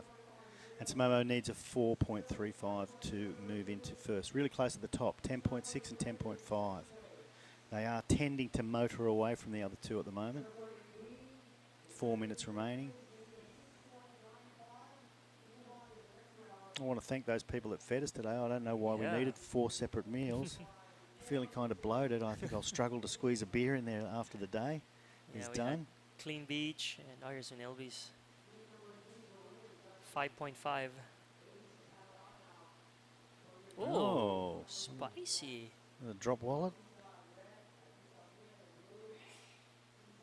Oh, okay. She finished it as well. Okay, that was pretty impressive. And this is Red's 6.25. Bam. Yeah, not much downtime in this one either. Like, she kept the board going, decided to give up rather than just wallow along for a little longer. I think it was a well thought out wave, that one. So afternoon tea, what's that going to be? Actually, they already brought pizzas downstairs. We have her pizzas there. Oh. I think that's from Kermit. Thanks, Kermit. Thanks, Johnny. Hope you're listening. Johnny's in town. Yep, he is. Well, there's a shout out to Gianni. Thank you, mate. Hung out with Gianni last time I was here, so I better catch up with him this time.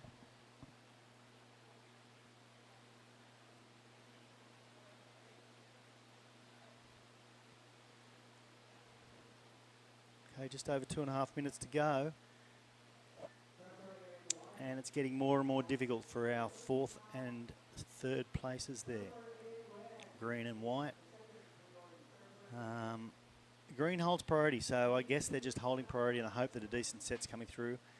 Pinky does not have priority, so she's going to have to catch something inside or outside their priority if she's got any hope of getting the score she needs, which is an 8.25. I don't believe we've had an 8.25 today.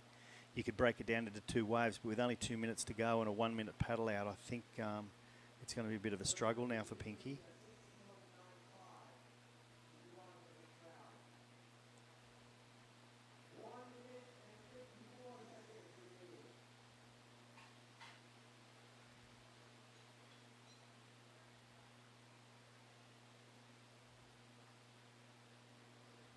A bit of a set looming up out the back. There's Katie's opportunity. Is she a bit deep? Okay, round the section.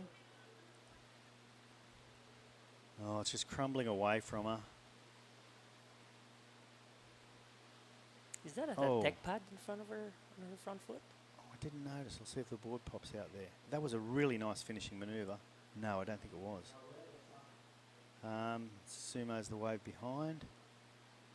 Just probably making it so the others can't get it. That's an interesting wave there from Katie. She didn't do much at the start. She had to catch up with it, but the last manoeuvre was sensational. 1 minute.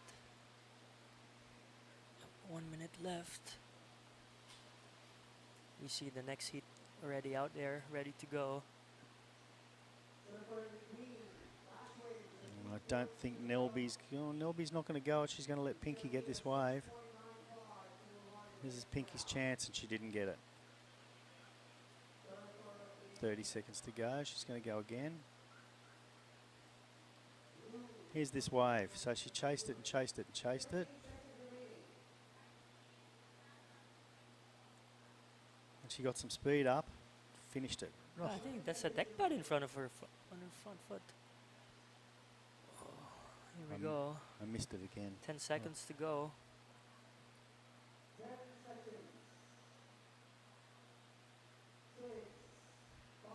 All right, so that's going to be the result. Nelby's just going to take this last one. So Nelby and Sumomo will move ahead into the next round. Bad luck for Katie and Pinky, but we'll just have a quick break and we'll move into the women's heat 3 shortly.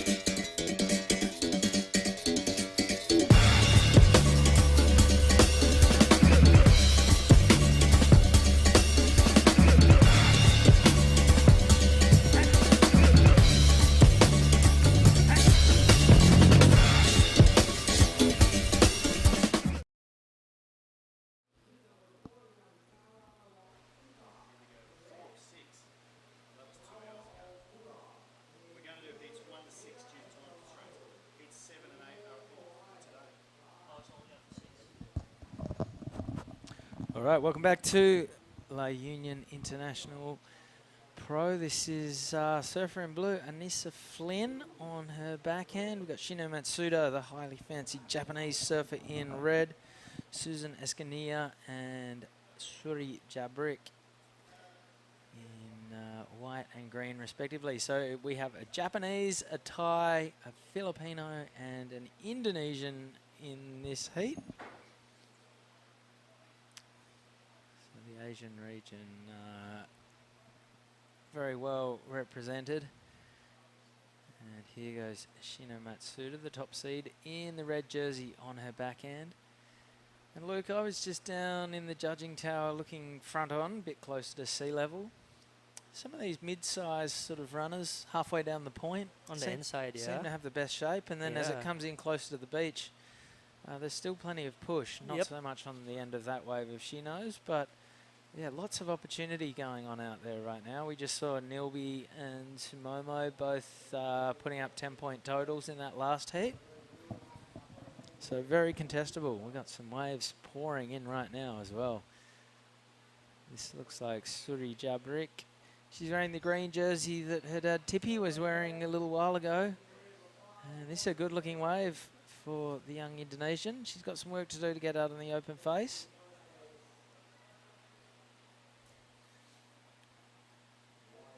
And it comes unglued on her second turn. She's out of there. Here goes Susan Escania. Yeah, Susan from Siargao. Just about took Suri out then as well.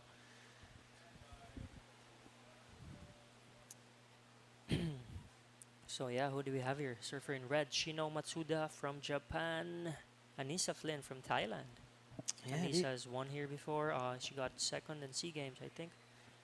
And Susan Escanila, surfer in white from Siargao, and Suri from Indonesia. There you go. Surfer in red's first wave is a 5.0.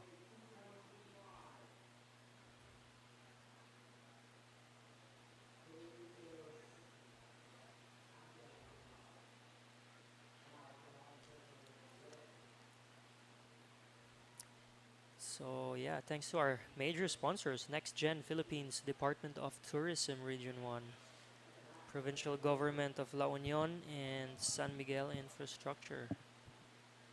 So after this, we have Heat 4, Sara Wakita, Nao Omura, and Vea Estrelado. Yeah, Sarah Wakita, incredible surfer. 2 Japanese and Philippines. And Anissa Flynn from Thailand. Have you surfed in Thailand at all? Yeah, it's pretty fun. Phuket? Yep. Yep. Super fun wave. Shout out to all the boys there.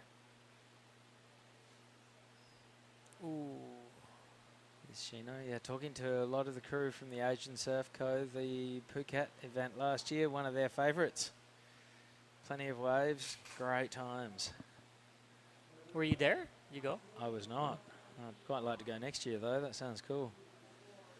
Never surfed in Thailand, I've been quite a few times, but been to Phuket as well. And, yeah, yet to surf there. Yeah, they have fun waves, fun beach breaks. All right, here is Susan Escania from Thailand.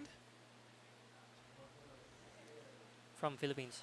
Oh, sorry, beg Yeah. your pardon. Yep, Anissa is from Thailand. Whereabouts in the Philippines is Susan from? Siargao. I think we have like 20 surfers from Siargao here. 20 from La Union who entered this comp. Would they be the two biggest sort of surfing Yeah. spots in the Philippines?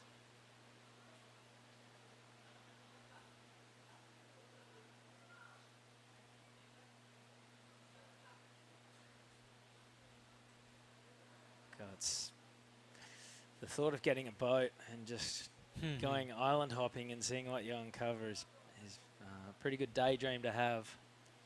Yeah, for sure. A lot of opportunities, especially down there in the Pacific side. Just wonder Yeah. how many other Cloud9s are out there somewhere.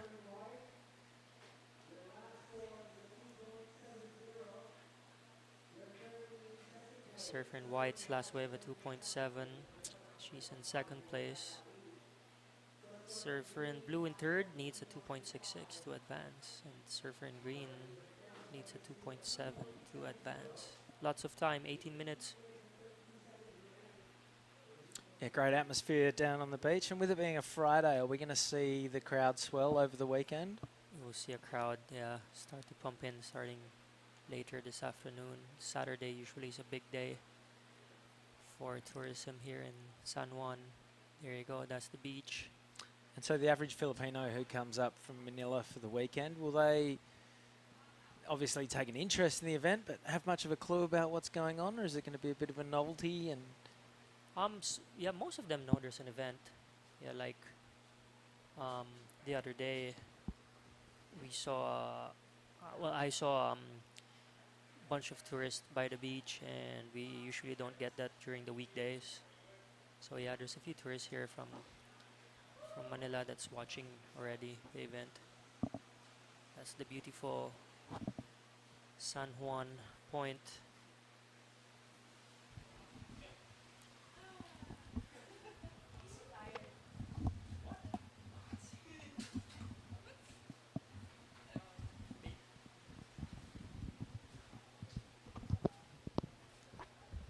Beauty. All right, we're being joined by the winner of the last heat, Nilby Blancada. Just sort out your microphone. Welcome to the Hello. booth. Yeah, I'm back. You're back. Run us through your last heat just then. I was so much intense in there. They're so ripping. They're really good. So I was just in the first place, like I was panic and then I fell, and I was just like, okay, I was just reset and then I make it. And Yeah. you've obviously surfed here quite a bit in your career. Happy to be back in La Union. Yeah. The last year, just like the national, I just like like lost and.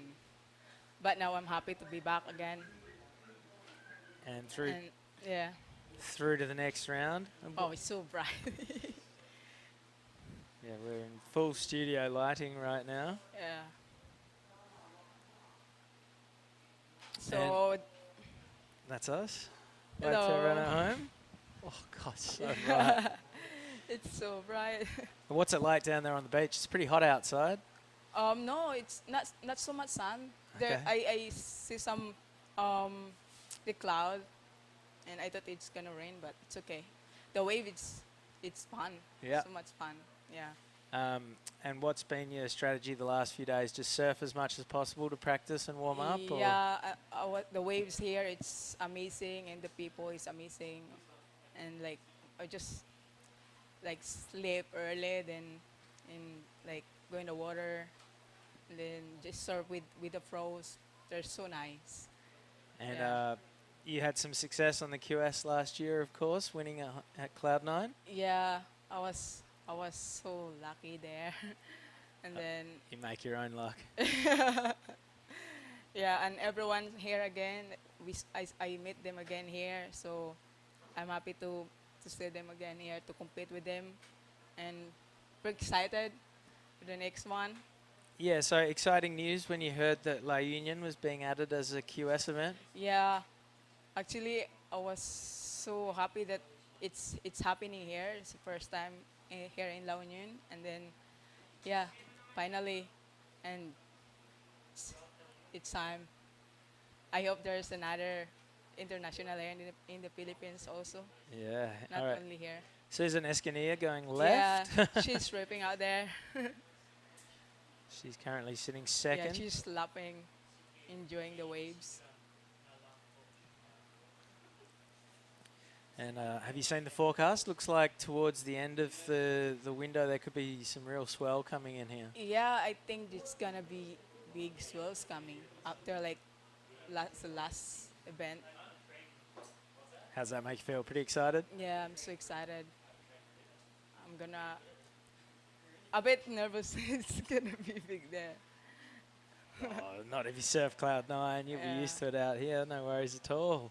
Right. How many boards have you brought with you? You've got to step up in case it gets big. I have like 5'4". That's the biggest board I A 5'4"? bring. Yeah, 5'4" is still big for me. That's why I don't wanna use in that one. I don't wanna ride it, but just prepare when it's big. And what's your strategy when you're surfing a wave like this? It's a huge playing field. There's waves all over the place. Do you try and stay really busy and catch as many waves as possible, or are you using priority and waiting for the good ones? I think I'm just gonna use my priority and wait for the good sets coming. That's my mindset to put already out there before, yeah. And by the good ones, it's not necessarily the bigger ones, right? Yeah, Like the yeah. medium-sized ones can have better shape. Yeah, I Here goes was- Suri flying down the All line. right. This is exactly the sort of wave I was talking about. Yeah. Medium size, got good shape. Yeah, good shape. And she's linking some turns all the way through to the inside. So this is probably going to be, there's the potential for a good score for Suri here. She's only young. Yeah, and she's really young. And She's ripping. yeah, she'll be happy kicking out of that one. All right.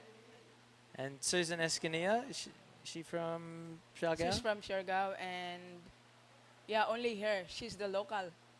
She's the only local there. Yeah, that's Anissa Flynn from Thailand. Yeah. Did you go to the event in Thailand last year? I never been Thailand. I want to go there. Yeah, it sounded like it was one of the funnest events on the QS calendar in Asia. Yeah, I'm just like waiting for sponsorship. There's lucky that I have my sister. She's the one always sponsoring me. All right, here's the replay of Suri's last wave. This is going to be a 3.4. Couple of decent turns. We've got a couple of sets There's seats coming. pouring in now as well. So this is Shino Matsuda from Japan. She's got priority, electing not to use it there. That's the joy of having priority. Looks like she's going to pull the trigger on this one. Let's see, no. Okay, on her backhand. Strong first turn to get things going. And, well, this wave dies out a little bit, or does it? Whoa. One last turn, She but missed it. not much push. So Suri Jabrick has moved up to second on the strength of her last wave. 11 minutes to go, and Nilby, we might let you go. Thank you for having a chat. Yeah, Congratulations on the heat win. Yeah, thank you so and much. we'll see you in the next round. All right.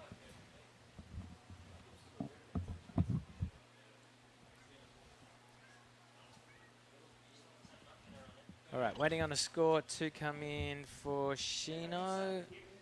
And there it is. It's a 3.6, so it does not go into her top two.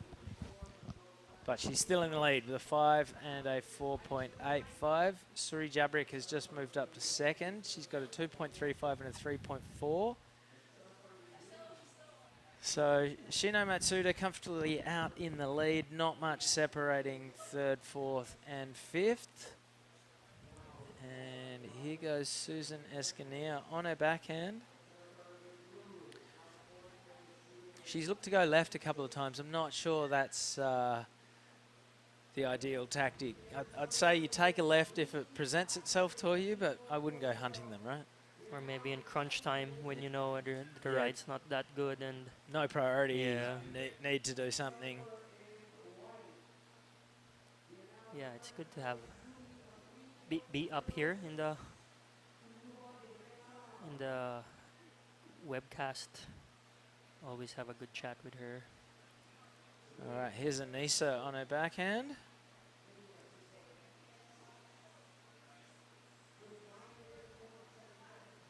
Had a good bit of momentum running on that wave, and she is done out of there with 9 minutes 40 to run.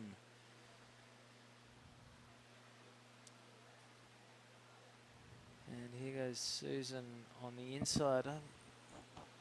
She's looking a little bit lost. I think she needs to get back out to the top of the lineup and Get priority and wait for those. yeah, just be a little bit more patient. She's caught 6 waves so far and nothing over a 2. All she needs a 3.06. Yeah.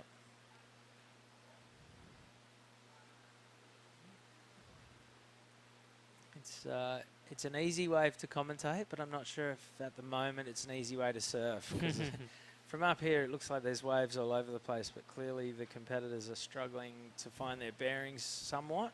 From this angle, it looks bigger too. Mm.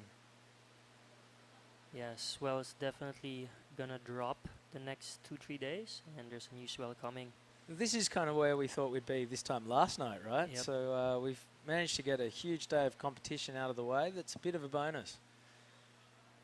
So we'll run a few longboard heats the next 2 days and wait for that new swell to come in to continue with the shortboards. Yeah, 8 minutes, a lot of time. In priority, we have Suri Jabrick sits in second, and in red, Surfer in red still in first place. Surfer in white only needs a 3.7 3.06, and Surfer in Blue only needs a 3.36.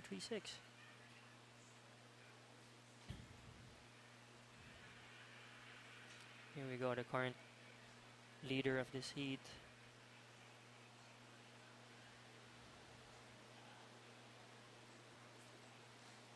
Seems like that those backhands just standing that board more vertical, huh? Yeah, it just fits a little tighter in the Yeah. pocket to do that hook. On your forehand, it's easy to sort of get flat to match the shape of the wave. Yeah. If you want to see flat surfing, wait till I go out there on my twin fin after the last heat. Safe to say my rails will stay dry for a good hour.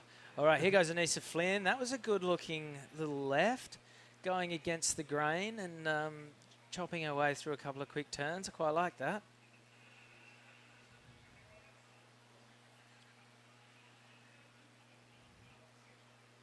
Here we go. Surfer in white. Susan only needs a 3.06. Let's see.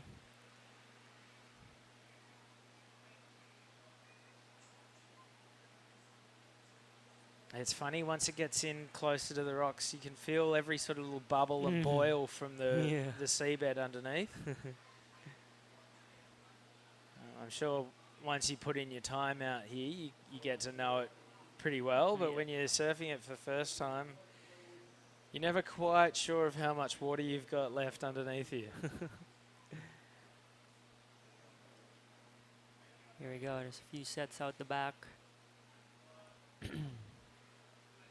So that's the north that you can see to the right of the screen, and the boil report, so waves and point breaks in every nook and cranny of the coast up there. This is Susan Escania on her last wave. It's 2.5, goes into a top 2, doesn't really change much. She's still looking for a 3.06. Last wave for Anissa Flynn was a 2.8 for that left. Suri Jabrick having a look, not interested. She has priority. Don't know if you've surfed with Suri, but she kind of lives her life as if she's got priority.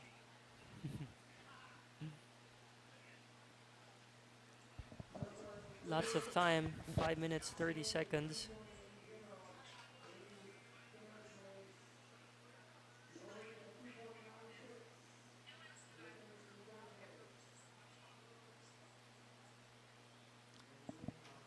All right, we've got a few more lines out to the horizon.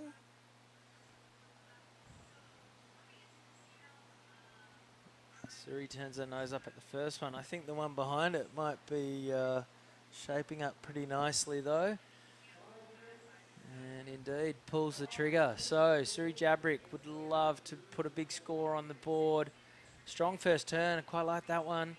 Oh, this is a great looking wave. It's got good shape. It's going to run through the inside. She doesn't want to get hung up. A little bit of a wobble, but that's okay. She's still going. Behind her, Shino Matsuda is swinging into action as well. There you go. Waiting for some scores to drop from Surfer in green.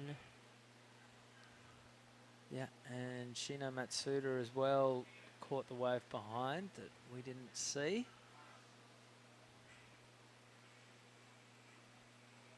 So 4 minutes to run. The numbers to come for first and second. And it's looking like this might be Suri's best wave. It's not going to be enough for first, but it does buy her a little bit more breathing room between second and third. So it's a 3.8. Shino's last wave was a 3.8 that as well. That doesn't factor in. So this is the replay of Matsuda's last wave. Got quite vertical on the first turn, and then the wave really didn't offer her much beyond this point. Quite slopey, and Shino realizes that and gets out of there.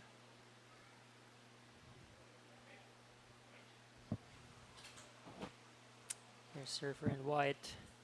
Yeah, and Nisa also went left. We can see her at the top of the screen. So Shino and Suri have gone straight back to first and second priority. We're waiting on scores for Anissa and Susan 3 minutes remaining.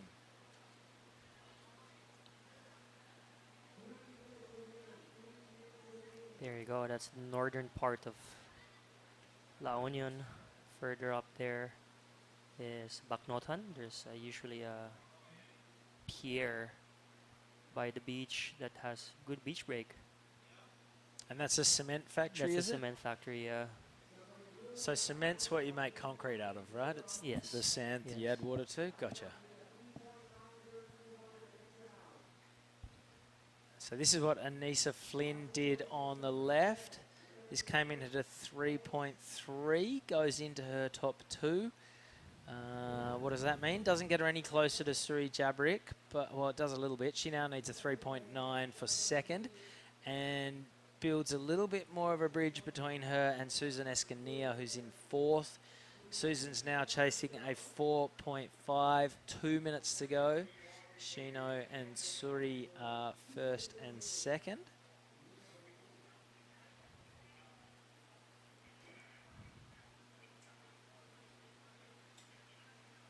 Up next, Sarah Wakita, Nao Amura, and Vey Estrelado.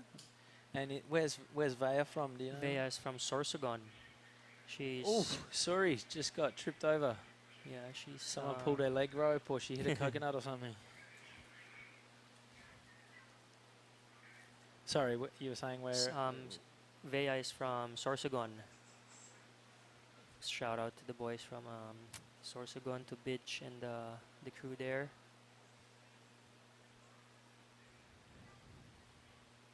I've never been to Sorsogon. I would love to go there.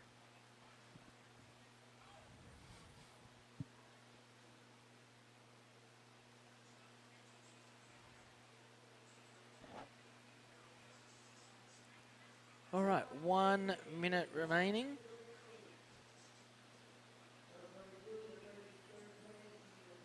This is Heat 3, round of 32 at the La Union International Pro. So there's 8 heats in the round of 32. And then we're down to 4 heats in the round of 16. And then the quarters are surfer on surfer heats. So we go from 4 heats in the round, four surfer heats down to 4 two-surfer heats, and then the semis and the final. 20 seconds. Yeah, looking Surfer like in red's in a Shino good and position. Suri will have done enough here. 10 seconds to go. Anissa Flynn would love to get one last crack at it. She might go the left. So the surfer in blue is chasing a score. Shino Matsuda's got the win, looking out the window. And, well, Anissa Flynn did pretty nicely there, but I'm not sure that will be the score. It was a smaller running left. And she will make her way through to the beach. So numbers to come for Shino and Anissa. Here's the replay of Shino's wave. This is academic. She's guaranteed of going through. You would assume she's going to go through in first. We're just waiting on the last score to come in for Anissa. She needs a 3.9 for second, a lot more than that for the win, and it's not going to be. It's a 2.35 for Anissa Flynn. So Shino Matsuda and Suri Jabrick are through to the next round. Don't go anywhere. Heat 4 of the round of 32 at the La Union International Pro is coming our way right after this quick break.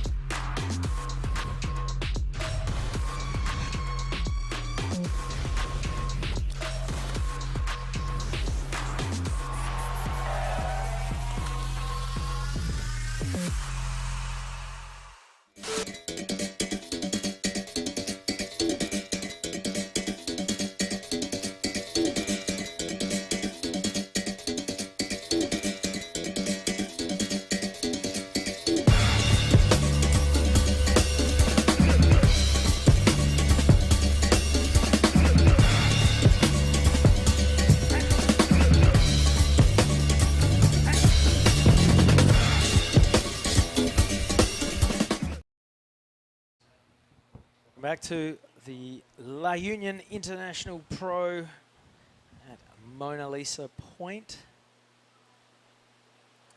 And three big names in the water right now: Sarah Wakita, Nao Amura, the two Japanese surfers, and the local surfer Vea Estrelado.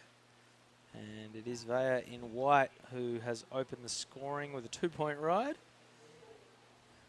They're teasing us with the replay here. Okay, talk us through it, John Carby. Okay, so this is Vea. She is actually the current new crowned queen of Philippine surfing. She just beat Nilby Blancada for the title of the #1 position for the women's shortboard in the Philippines.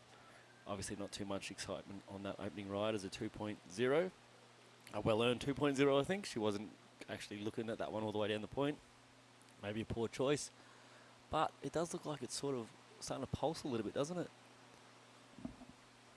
Some nice sets rolling in. All right, here goes Nao Mura in the blue jersey from deep downtown, and the wave wins the race there. And Nao is out. God, we've got some...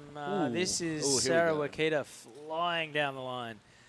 She's got speed to burn. This is a great looking wave, and it's going to keep running for her as well through to the inside. It gets a little bit shallower here, which means the wave keeps standing up, keeps running, and seals the deal on the end section. That was a great opening wave for Sarah Wakita. She'll be very happy with that. She's got a long paddle in front of her, but she won't be complaining. That's going to be a decent number for the top seed from Japan. It is a super strong Japanese contingent we have here, women's and men's, but these women, look at that opening snap. She just gives that little bit of a fin kick out on that top of that turn, followed by another snap. A few little roundhouses, waiting for the wave to stand up again. Nice little wrap. And she gets back to work on the inside here. Non-stop working. She's just going from section to section and finishing strong. Judges love a completion. We love a completion. And there's Vea up and riding again. Vea's just 18. She's still finding her ground in the surfing. She's got a really competitive nature about her, which is really exciting to see in Philippine surfing. The Philippine culture seems to always be so happy, relaxed and chilled that sometimes they might go a little bit easy on their competitors for friendship reasons, but Vea is one of these ones that gets out there and she's like a pit bull when it comes to competition. So super exciting for Vea to be out there, but Sarah, she just went to town on that one, and she's dropped the biggest score of the day, I think, Binzi, if you want to check that out, rolling in at a 9.0 for her opening wave, and you can see why. She's ticked all the boxes. Yep, strong turns from start to finish, all tied together with plenty of flow, and yeah, great score. That one really sort of it just had a point of difference. Stood out from a lot of the waves we've seen recently where you can tell that the surfer was kind of hunting sections. Sarah just let the wave come to her and she dealt with each section appropriately. It was a great wave. It was superbly picked, and 9 points the result. And that's it. She hit those big turns on that opening outside section too, which is full commitment, which is one of on the judges' checklist. They want to see you putting everything on the line in each turn, especially on that opening section out there. They want to see the big moves done in the big area of the wave, and she didn't just give it one, she actually gave a little fin drift too. If we can get another replay by chance on that one, just to sort of dissect it a bit more, because it is the highest score of the day so far, and deservedly so. We'll see if that one we can get online, and we'll just go through it again. I'll get Binzi to break it down, the little tweaks and little pulses that sort of got her the numbers. Yeah, so Sarah Wakita, fairly certain she still lives in Hawaii. She grew up in Japan. Her father, Takayuki Wakita, has been a North Shore charger for years, was spreading his time between Hawaii and back in Japan. And then after an earthquake and tsunami in Japan in 2011, the Wakitas decided to leave Japan and move to Hawaii. And from the cauldron to the fire, here we go. Yeah, so this is the result of Sarah Wakita's opening ride. First turn was really strong, and then right about now, we've seen a lot of waves fatten out and die off through here, but Sarah could see down the line, could tell that this one was going to run and run and run, and she's put the foot down, and the big finish as well is what the judges will have liked. Here she goes again, staying very busy, opening the shoulders. strong turn and comes out of it with plenty of speed. Doesn't do so on that second turn, and she is out of there. But That's the point of difference, that inside section there, where that link-up happened and she got that stand-up section for that big finish. It just put the exclamation on that last wave that she's there to surf, and the judges saw that. yeah, if you can start big and finish big, you are well and truly on track for a decent number, and then it just all sort of comes down to what you tied in with in the middle. And that was where the 9-point ride came from. By contrast, that last wave of Sarah's just had the couple of opening turns, and that's come in at a 2.9. Nonetheless, an 11.9 total would have won you pretty much any heat that we've seen so far in this round. And with 18 minutes on the clock, I'm sure we're far from sitting on that score by the end of this thing. That 2.9 is not going to last. Yeah. Oh, advantage of surfing in Hawaii, I guess. What we're talking about before about the Japanese surfers usually fighting for beach breaks and pushing it through, whereas Sarah's got Hawaii to deal with, and then coming to a place like this, I guess that's the other side of the coin where you've got to deal with the power and sort of manufacture it yourself. Oh yeah, Takayuki Wakita is a legend on the North Shore, and so Sarah's got big boots to fill. It's always hard to keep this generational, but here she is, and there she is with a 9.0 in this QS 3000 down here at La Union. It's impressive. And how old is she? Do you know? That's a good question. That's a good question.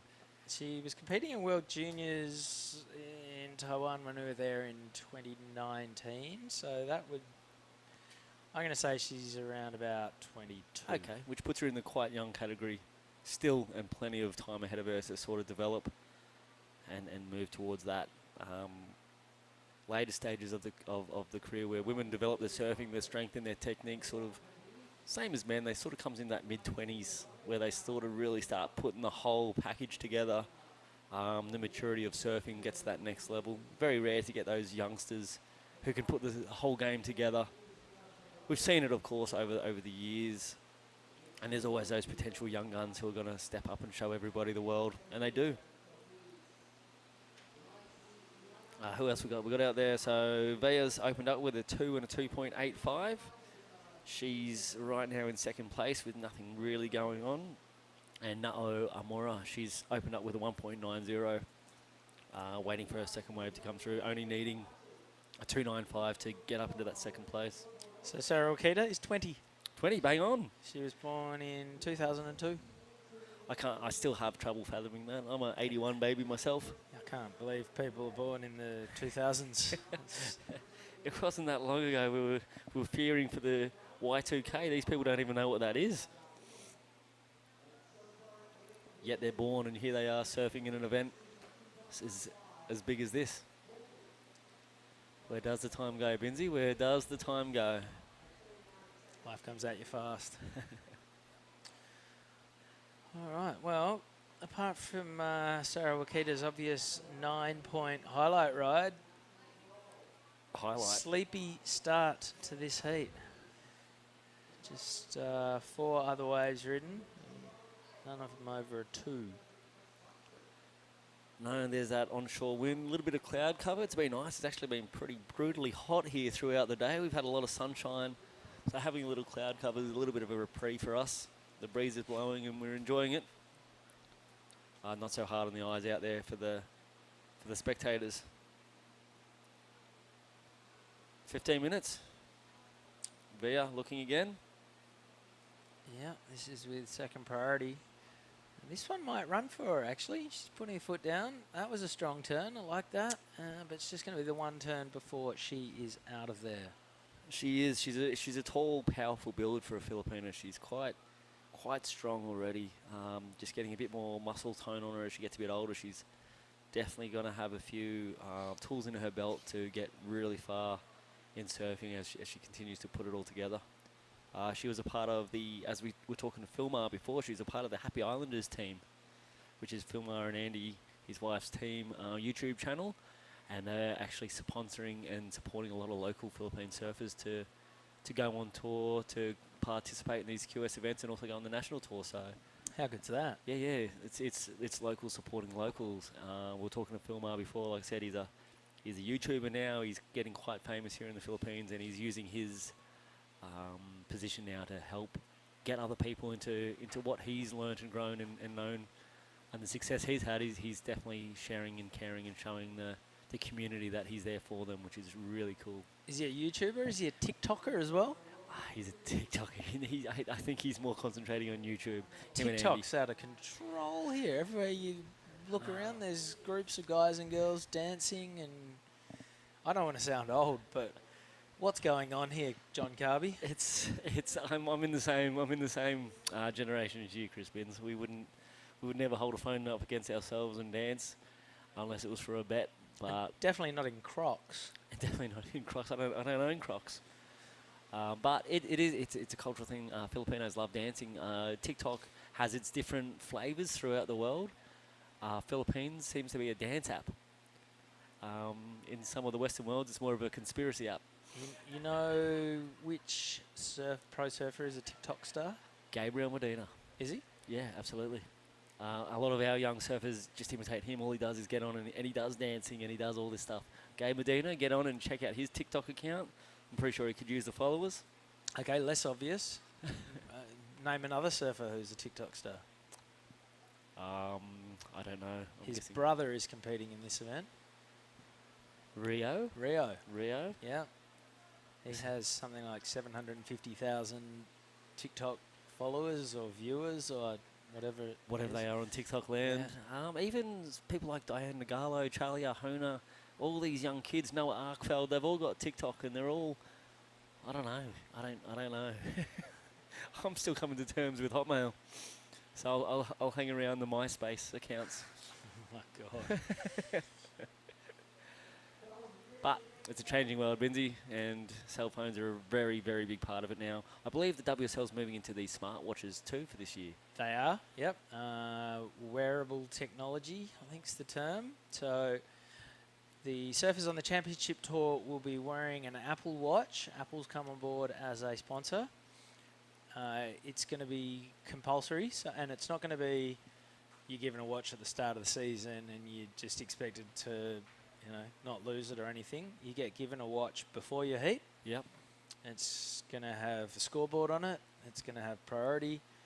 It's going to have the time. So you'll be able to know the situation without having to listen to the beach commentators.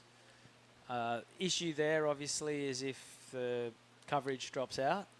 So you can imagine a place like Bells that's bottom of a big cliff, a long way out to sea, you might struggle. So there still will be the more traditional ways. sitting over in G-Land, if that ever happens again. It'll be the same similar thing. I've had this conversation with Will Hayden-Smith from the WSL. He was saying Chopes, Tahiti, which is actually quite a long way out to sea. Great coverage out there. Great reception. Yeah. Australia's the issue. We're still waiting on broadband. We're still on dial-up down under. Pick it up, Vodafone. Pick it up. Yeah, and the good thing for the surfers is, as long as there's decent coverage, they will have all of the scores, priority, etc., at their disposal. They'll just have to look at their watch to know what's going on. The great thing for the viewer is, I don't know if it's going to be live or if it'll come through after a heat, but we will be able to know how much distance a surfer's covered, their speeds, and this is going to be called their heart rate. So you can imagine someone sitting out at pipe and it's 15 foot, and you might have to check John for a pulse. His heart rate might be 15 or something. Yeah, 32 beats per minute. Whereas certain others might be through the roof. So it'll be good to see who, the heart rate thing is fascinating. If you're talking comparisons and you're going to compare John Florence to someone like Italo Ferreira, who's like a hummingbird. Well, I mean, he's so wide on Red Bull the whole time. Exactly. His resting heart rate's probably 240. Exactly. He's a hummingbird out there, while John Florence is partially corpse out there. Yeah, it'll... You're right. It'll make for fascinating... I'm a nerd. I love all the stats and facts and figures. Well, speed and that sort of thing also. Well, when Gabe Medina's ramping up for a punt, then you want to know that dude's doing 43 kilometres an hour or something like that. It'd be fascinating science to know what sort of speed you want to gauge yourself at if you get yourself your Apple Watch. Well, I remember years ago at Snapper, the trackers jerseys had GPS built into them, a bit like the AFL footballers back in Australia. Yep. And the fastest anyone ever went was through a turn. Yeah, right. So that moment where they're going from flying down the line, obviously you're sort of harnessing the wave's power, but you're working with the wave. Yep. And then all of a sudden you lay everything on rail, and not only are you using all of your momentum, all of your muscle, but the wave is giving you a push towards the beach. That's when you go your fastest. And it's probably the same on a big drop as well. Well, I was thinking, imagine if that was on its snapper, you could imagine some of those big... Here goes Nao Imura.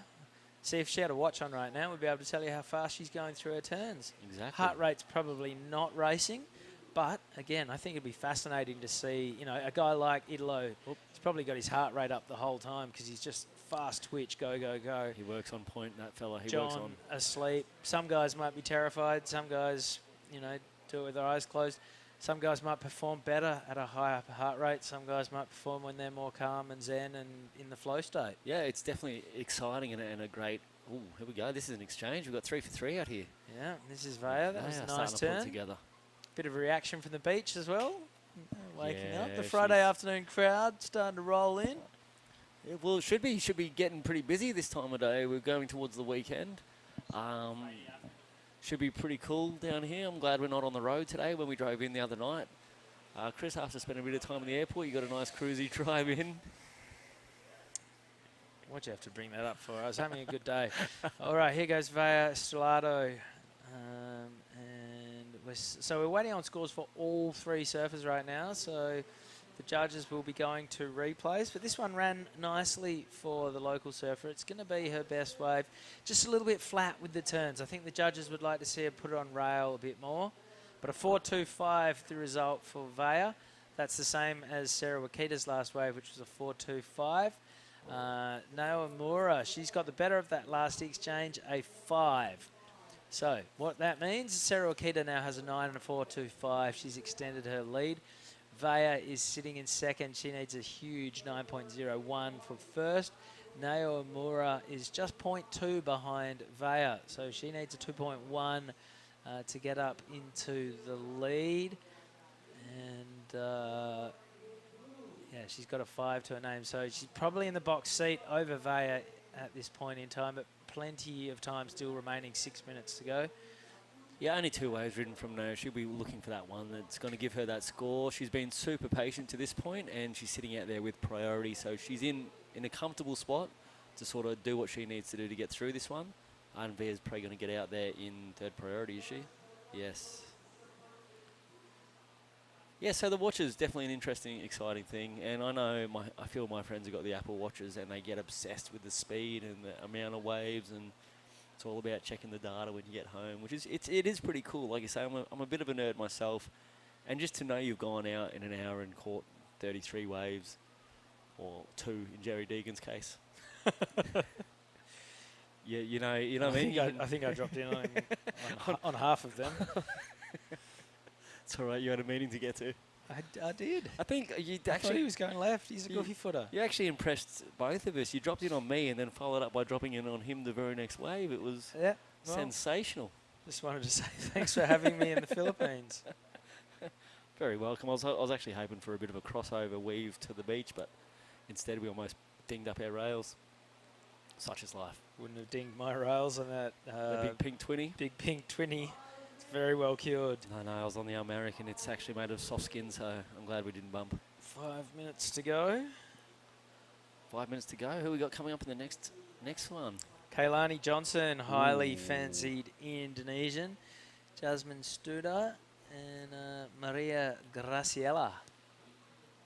Looking forward to that. I've been watching some of Kalani's free surfing out there. Here's a replay of Sarah again. Oh no, that wasn't the 9, that was the 4.25. 4.25. Like I said, she's definitely done enough to walk through for this one, I think. At the moment, she's just sitting out there in 2nd priority, probably just enjoying the atmosphere here down at La Union. Being out and competing, first comp for the year, I believe, for these girls and boys. I think so as well. 4 minutes to go. So what does it mean for the Humble Beach commentator with the watches? He's gone, or he's there for backup? Well, you still got to entertain the crowd. You do have to entertain the crowd. yeah, you can't always rely on technology. So No, my thoughts are going out there to Mark Clift. Big hello to Mark Clift. You're safe. You're safe, Bunga. Mark.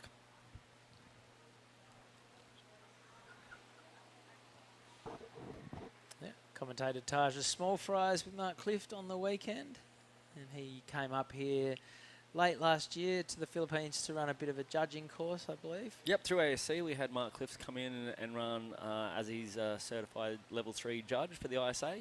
He can come in and run the courses for us, so we had about 20 Filipinos go through, re-establish their certifications that were sort of fell away during the COVID hiatus, and we got a couple of new level 1 judges throughout the national tour. Mark was down here. We had a great time with him in the beautiful Cabugao.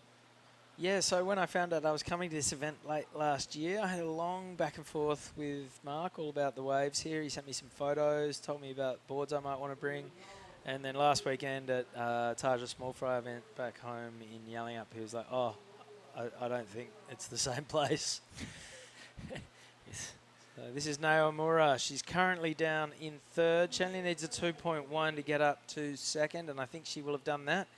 And she's not done yet either. She is now, so gets out of there. But a few turns. It was only a small wave, but had a bit of decent shape, a little bit of push. And I reckon she's going to get that 2.1 that she's looking for. Obviously a smart way for that one with 2 minutes remaining. She's going to probably want to get out there and sit on Vea's heels now and put a bit of pressure on her to make a mistake. Yeah, there it is. A 3.6 does indeed put her up to second. So Vea Strelato is now chasing a 4.36, and run us through this replay. There's that rail game that you were talking about that Vea's got to sort of lock into.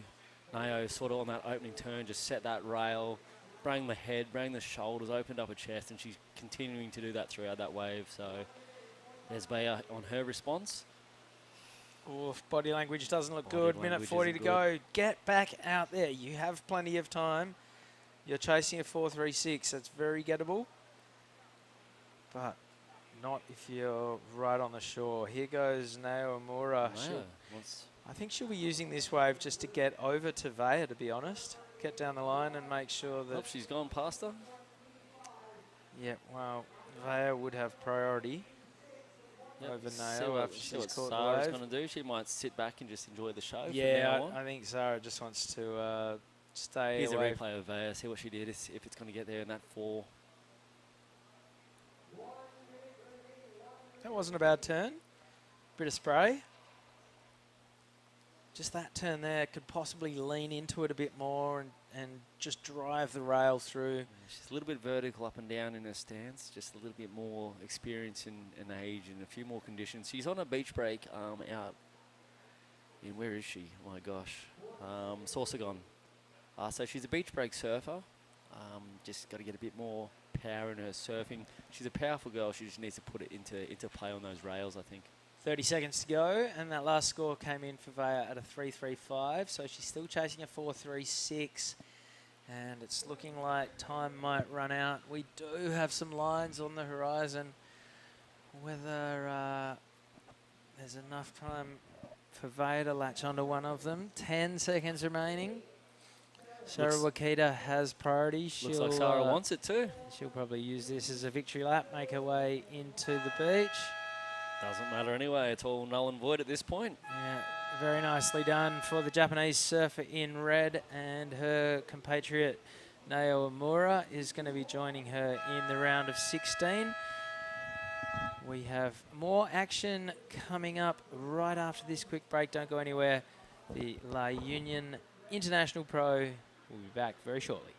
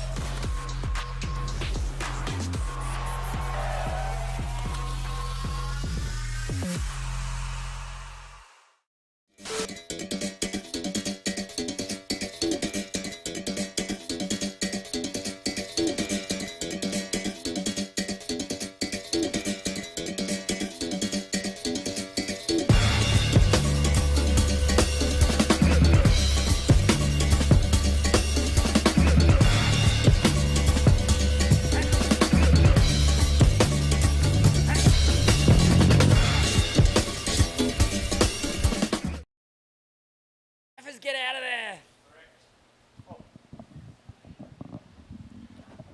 Here we are. Out in the water, Jerry Deegan, John Carby on call. We have heat number 5 of the women's. This is the second to last heat that we're going to run today.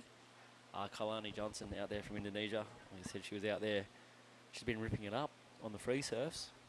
In red and in blue we have Jasmine Struder from Indonesia also, and then my Maria Gracielas Migulas from the Philippines, from Siargao Island. She's actually a dapper girl. Yeah, I have had reason to deal with her before. She's a good surfer. She surfs more around that side of the island. She does. She spends a bit of time at the famous G1, isn't it? Yeah, but she's on the team, the Philippine team. Is that correct? I know she's one of our grassroots. She's only 16 years old, so she's got a bright future ahead of her. I took her out to one of the notorious lefts up the coast, which I'm not going to talk too much about. But you know it well, Jerry, and she was actually hunting out some pig dog barrels. So good it was really cool to see her sort of trying to work out her pig dog stance for the barrels, because I want to see these girls get pitted. Yeah. Kalani's been surfing competitively for a while. She came to not the last one, but the one before, women's event in the Philippines, and I've got to think that was 7 or 8 years ago now. Oof. She and her sister Pulani came, and her dad. They came. The whole family came. It was really nice to meet her. They live in Indonesia, and she's a lovely girl. And so is her sister and her family. So good luck to you, Kalani, and hello to the Johnson family. It's hard to pick the personalities of any of these surfers. It's such an amazing little crew down there. Just getting involved in the surfers and chatting amongst them. They're all happy. They're all stoked on life. They are, and the ones that are getting knocked out are a little disappointed, but they're still pretty happy. I mean, they're young, they're surfing, they're travelling. I'm more interested to know that when I'm surfing one of those little secret lefts up north in Siargao, that you don't show up with the Philippine team. Well, Jerry, when I'm with the national surfing team, we can sort of go wherever we want and do whatever we want. That's the joy of being with the national surfing team. Yeah, I guess so. And I use that card quite liberally wherever I go. As long as I get a job with the national surfing There's team, not too many foreigners who are going to jump up and down and cause too much grief with us when I'm with some of the names I'm with. Ironically, I know a couple that would, but yeah, absolutely. Painfully enough. Absolutely. No, it's a great expat community, mixes well with locals along Siargao and throughout the Philippines. Like I said, Filipino is very hospitable, very loving, caring, and we all gel together so well. It's really fun. To me, I don't think there's a nation that is more friendly and loving and caring than the Filipinos. And I've said it for the last 30 years, and I'll continue to say it. You know, super generous with what they have, even if they don't have anything. Super generous with their time, even though they're late for everything. But yeah, no, we're just a wonderful, wonderful people and a wonderful country, and I loved my many, many years of living there. Yeah, and I was saying earlier, you come to the Philippines, and it's contrary to popular belief. It's palm trees, blue skies, green lands, blue oceans, waves everywhere, and that's not what you fall in love with. It's actually the people and the communities that you come across that actually sells the place. So it's 100%. Look, there's no way I could have stayed the years I stayed with my wife, who doesn't even surf, and you know, she loved the people, she loved the country, she loved the culture, and that's why she wanted to stay. Yeah, and that's it. It's the relationships why we're all here. So here we go with Kalani. It's working away onto the inside. Going to finish it off. Finish it off strongly. That was a good wave. And we saw it rewarded before with that 9 from Sarah. The judges love a good finish, and that one is going to be a good score because she just hacked away at it and got the finish. So, this one looks like it's stepping up nicely. See if my can put together a few decent turns. Oh, that was a decent turn. Probably her strong point is her wrap. She's got a lot of power in those legs, and she can wrap a board back around. How's the backhand? The backhand? Who knows? Haven't seen her go left yet. Oh. No, she spends a bit of time at G1, so she would obviously have a bit of time going left on that little break. Most of the time she can, but she's also got a lot of development to do. She's a kid still. Yeah, a lot of growth and a lot of maturing to do in her surfing, but great prospect for a young girl. And this is how you get the experience stepping into these big events, a QS 3000. It's a big event, yes. It's big news, and I have a good relationship there with Mai's mum. We talk regularly about Mai surfing. Her mum's very strict on her going to school and attending and getting good grades, so great shout out to those people. Her mum actually works abroad as a teacher, so she's got big high hopes for my and gives her this little advantage to support her as much as she can. That's nice. Well, she got a 3.5 for that, and Kalani got a 4.75 for hers, and I think a lot of that was in the finish. Yeah, I think my sort of got knocked down a little bit just because it wasn't so smooth in the transitions and she didn't really give too much variation, whereas... No, there wasn't much variation. Kalani sort of did a similar thing. She did a lot of turns, but then she gave that nice vertical snap finish just to give it a little bit of a flavour for the judges to sit back and enjoy. 18 minutes, we're about halfway through this heat, is that right? Or am I completely off? Your math is just shocking. We're 13 13 minutes into, we're 7 minutes into the heat. 13 minutes would be about halfway, wouldn't it? 12 and a half, approximately. Yeah, roughly, approximately 12 and a half. I know you're from Queensland. All I can score is Origin. Yeah. I don't score. That's the only math I can't do. Yeah, that's it. How many won? We don't know. We don't know that one. All right, so who's paddling? We Struder. have Jasmine. No, not paddling. And then inside, no. Not quite a look. No, let that one go begging. Like I said, the tide fills in here. It fills up a bit, but it gives it a shape, but also slows it down a bit. Some of the ones don't actually hit that outside because they sort of push through to the inside. We had a little discussion about not even going through to heat 6, and then someone in heat 4 got a 9. It was like, well, I'm not very well pulling the plug now. Well, that's the way she attacked that wave. Like I said, it's the high score of the day, and deservedly so. She pulled that wave apart. She done everything she could. Start to finish, big outside sections. Here we go. Here we go. There's 1, 2, Jasmine has priority. At least 3 to 4. It looks like the second one's going to be the big one. She's going to go for the first one, which could be a mistake, but could be good as well. Mai's running for the second one. She's probably just seen that one and gone, here we go. Where's Jasmine? Here we go. Let's see what she's got. Bang. Okay, keep going. A little bit missed time on those 2 turns. She didn't quite get up onto the lip line, just a little bit early, if anything. Okay, ran away from it. Not bad. Not a bad wave. And we'll see if Mai is still hacking away on the one behind her. She's about to come into view if she's still there. Surprised she's not, to tell you the truth. Yeah, well, we'll get a replay of that one. Just pulling out a little bit early on those top turns. Yeah. Once again, just a little bit under the lip line where she wants to sort of set that board. Yeah, that one was slightly better. Unfortunately, it ran away from her. Most of them are running out, and that one ran away from her. Yeah. And Mai behind her has done something, but we won't know if we get a shot of that one or not. Nice drone view. I was against drones for a little while. They make a lot of noise in the water. They do. They sound like mosquitoes, and mosquitoes are annoying, but I do like the drone shot. I'm not always a huge fan of it following the surfer. Here we go. Mai, that's actually a live one. Obviously, she was looking for another little inside runner. But the drone, look, I love the shots the drone do of the landscape, of the overall look of the whole site. I'm a big fan of that. Now, following the wave, it just depends. It really changes the look of the wave to me. Yeah, absolutely. It's hard to see how steep the wave is. Yeah, size, steepness, and critical angles of it. It is hard to see, but then you get the occasional shot where you actually get a really unique perspective of what a wave's actually doing that you don't see, which can be pretty cool. Like I said, I was against drones until I got my very own first drone shot, and I was like, okay, now I like it. It's all about you. Now I like it. It's all about me. me. And that was Nicholas Kanar over there in Shargo, Tropic Drones. Oh, look, I missed out on all of the photographic stuff of Shargo. I spent 20 years there and got about 3 photos. People now spend 1 year there and have 400 photos. So I missed out on that bit, but I got the odd photo here and there. Well, it won't be long until we've got them on our wristwatches, and who knows what's coming. Who knows what's coming. I think I'll be out of it by then too.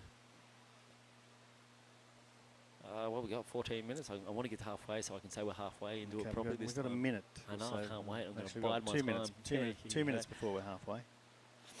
So Kalani currently out there in first place quite comfortably, 775. Let's thank our sponsors, huh? We can do that. Our major sponsors, NextGen. Now, NextGen are a group that have been supporting not just surfing, other sports, I'm told. Yes, NextGen is very active in supporting. They really are about legacy and next generation. They want to see the Philippines get to that level across the board. They're talking high performance centers for surfing. They actually want to get involved and set up stuff that's not just going to be short term. It's going to be long term, beneficial for literally what they have in their name, the next generation and the next generation and the next generation.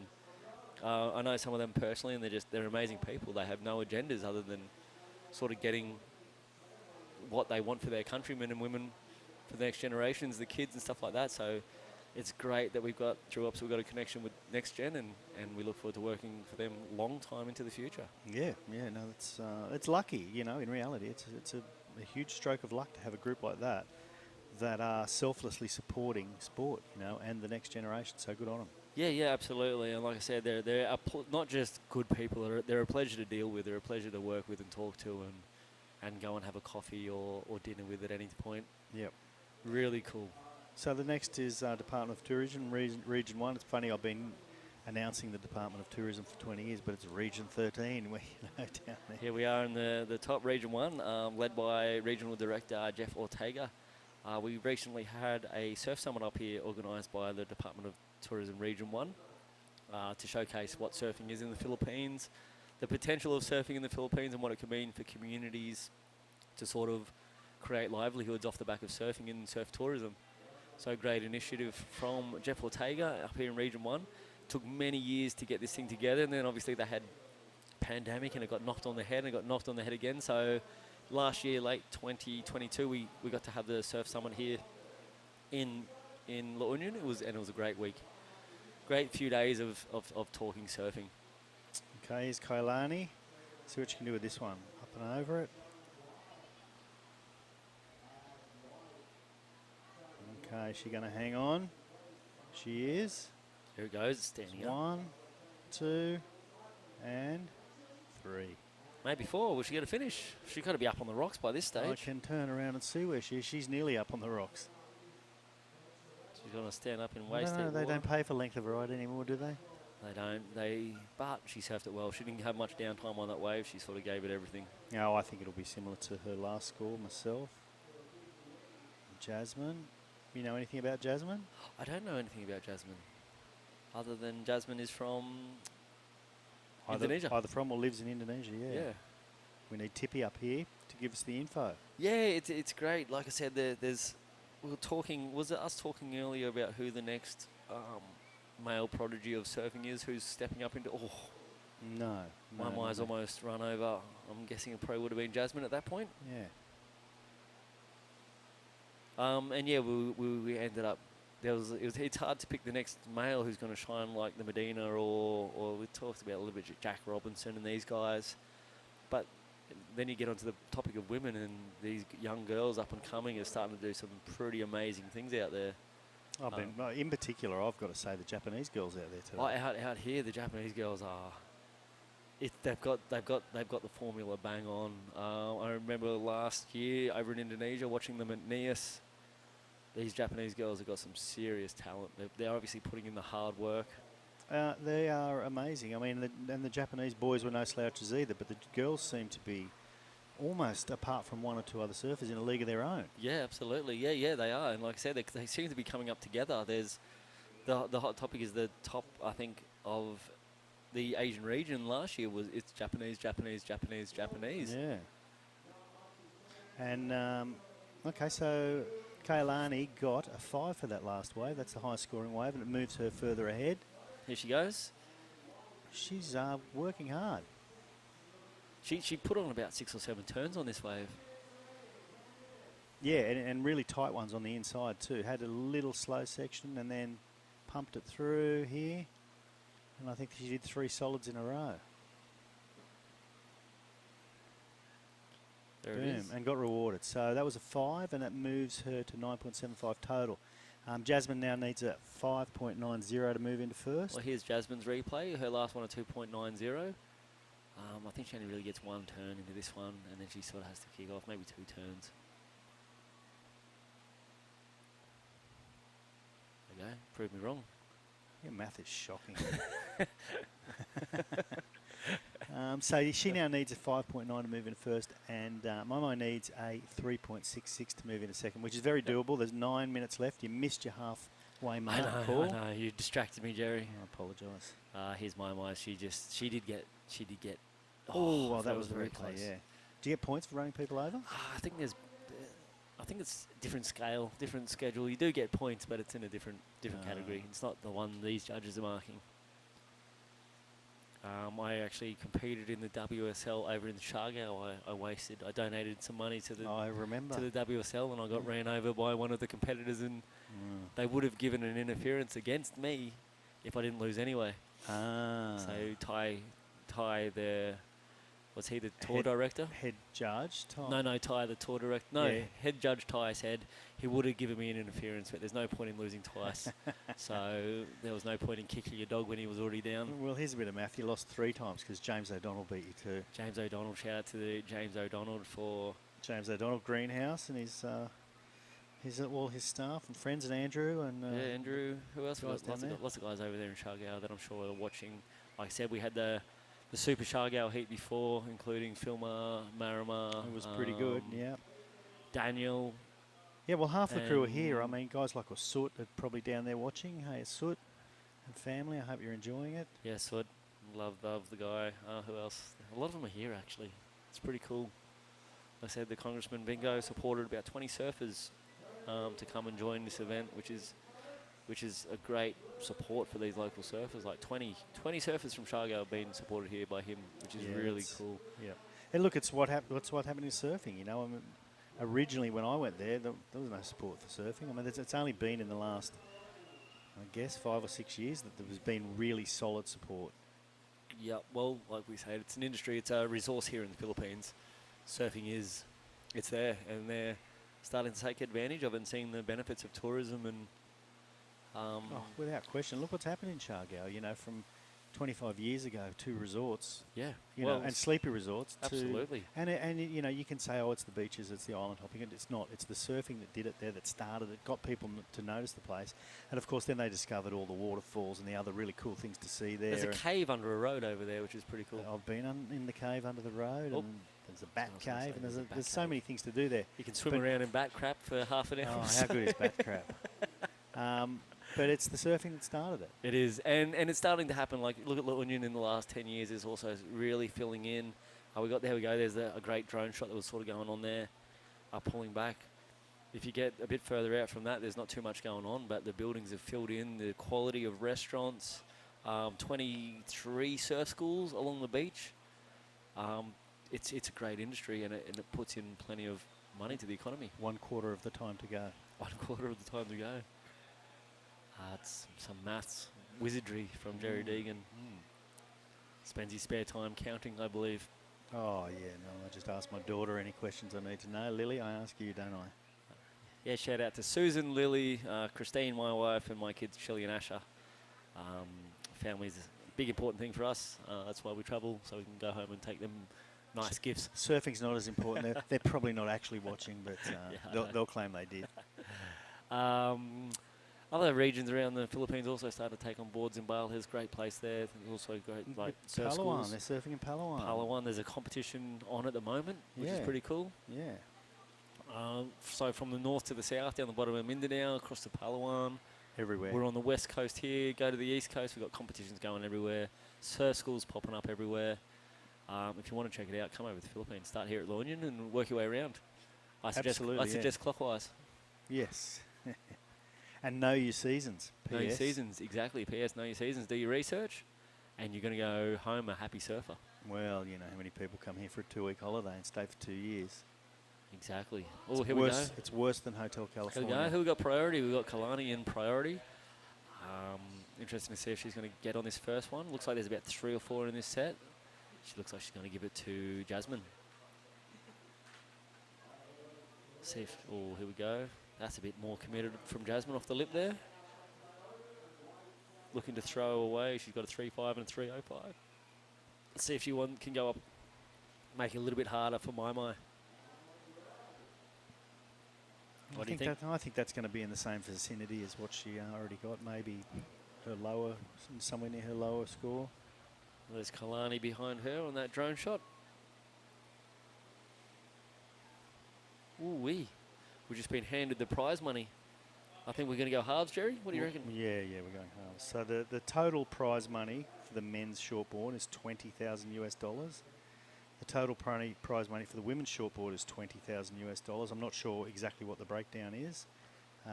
And for the 1,000 men's longboard, it's 5,000 US, and for the 1,000 women's longboard, of course, it's the same, 5,000 US. So A lot of cash. Generally, you half that as a general rule. You half that and give it about, that's your top prize thereabouts? Approximately, that's where it often goes, but it'll be up to the powers to be that decide. But there's 50,000 USD. That's pretty friendly money, and none of which we will receive. I was just handed that by Luke, Contest our event director. Yeah. And true OG of Philippine surfing. Got together with his friends a long time ago and started to professionalise Philippine surfing. Those guys know who they are. There's a lot of them. I don't want to offend anybody by not naming them, so I've tried a few times to name them, and they know who they are. And it's a huge honour and respect to those guys who've done the hard yards here in the Philippines.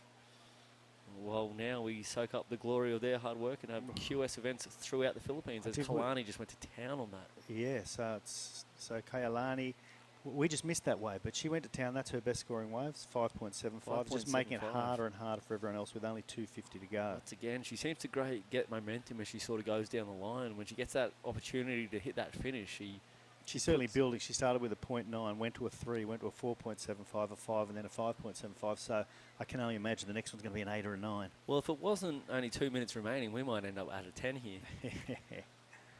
But 2 minutes and 20 seconds, how many? That's about a quarter of a quarter now, Jeff. You work it out, buddy. You work it out. I'm out. It's a tenth. Need your calculator. It's a tenth. How's that? 10th. Okay. 10th is close. 2 minutes 15 on the clock. Mai still chasing that. 3.66 at this stage to get into second. And I Jasmine's see some sets out the back as pretty well. safely in second. And Maria has priority. So bit of an ask for Mai, but definitely within her reach, within her grasp. And all she's got to do is get this wave. I think Jasmine's going to sell this one to her, make sure she goes. And Mai's going to have to go, maybe hope for the interference. Jasmine sort of flirting with danger there, and it's obviously rattled Mai a little bit there with a huge wobble. There we go. Yeah, that could have been her last hurrah. She quickly paddles back out there. She might have another chance. Oh, body language. She's feeling it. She's feeling it. She is feeling it. It's one of those ones. What a shock. Kailani's just all over it again. Kailani just gave it. She's given that. Boom. Oh. Boom. I think she's building again. I think she's definitely going to... She's done. She's coming in. She's definitely going to, like, go up a little bit. Oh, here we go. Jasmine on the one behind it. That last move of Kailani was just incredible. There's about 3 of them. And now Jasmine's going to town. Go. Oh, nice. Nice finish.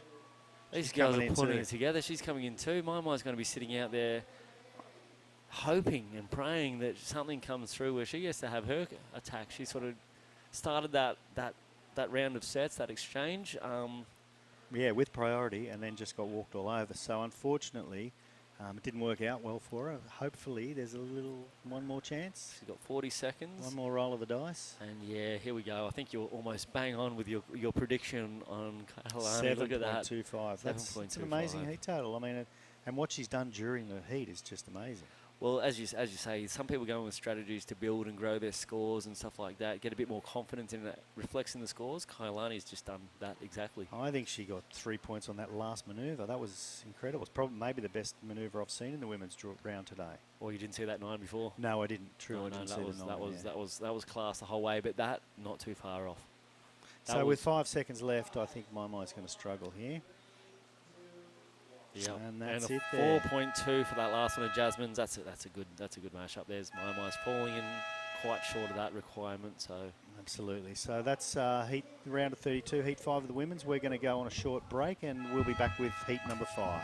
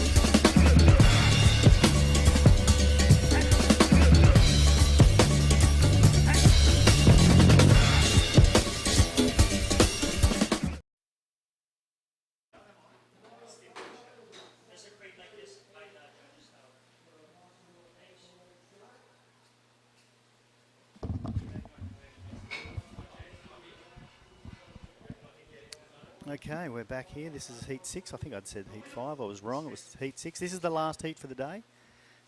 Ladies and gentlemen, boys and girls, the last heat of the day. We'll be packing up after this and coming back for a 7:30 call tomorrow morning. Would that be right, Luke? Correct. Oh, what a great day of surfing and waves. Waves all day, you know, really good surfing, great weather, and just a damn nice place to be. And here's some sets lining up out the back there. Yeah, I think the 2 heats before this, I saw a score drop 9.0. It was amazing. So what have we got? We've got Sheila May from Shaga. We've got Anon Matsuka. From Japan, yeah. Yeah, Tayana, how do you pronounce that? Ooh. Izquierdo. And D. Novasari. Dea from Bali. Dea Taina from Novasari. Bali too, I think. Let me check. Indonesia. Oh, yeah. Indonesia, yeah, Indonesia. So Taina is also Indonesian, yeah. I believe Sheila Taina May's was from- here during the SEA Games. She Okay. represented Indonesia. Well, Anon was here in Siargao, yeah. Siargao, yep. I don't remember the other 2 Indonesian girls being here. So, yeah, I mean in Siargao. Could be wrong. Yeah. Taina wasn't there.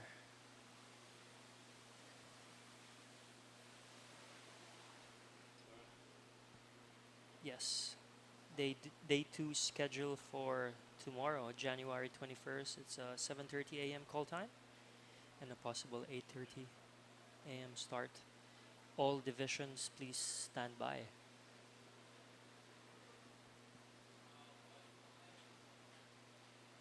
So only the one wave ridden, just a really quick one from Sheila May. I was just looking at the beach and I see influx of tourists has already come in. It's got busy, so I imagine Yeah. if we run tomorrow, there's going to be a huge crowd to watch this. Yep. So why is the influx of crowd here, Luke? What happens here Friday. on a weekend? Friday is the start of the weekend. And do most people take a bus down or drive down or whatever? The people are coming down from Manila, that's what Yep. you're saying? Yep, people come from Manila. Surfer in blue.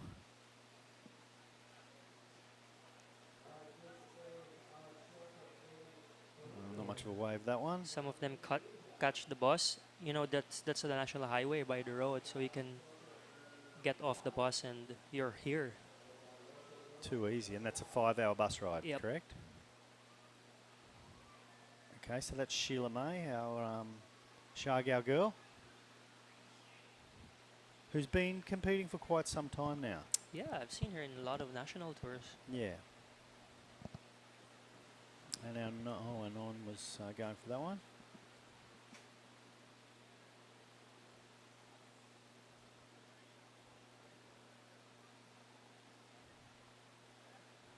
Go the goofy. Yeah, finished it nicely. Yeah, shout out to Gino. He's just arrived. Our secretary for Philippine surfing.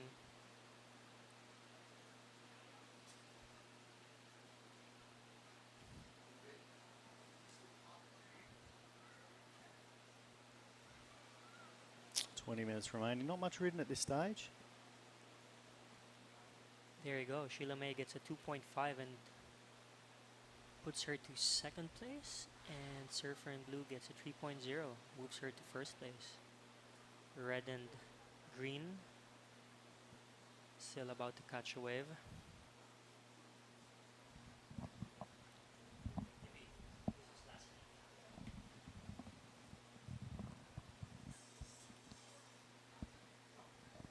You think it'll get crowded out there after the last heat? For sure. I see a bunch of guys already getting ready to go out.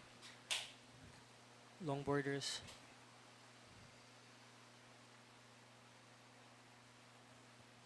You going out, Luke? I want to. I bet you don't.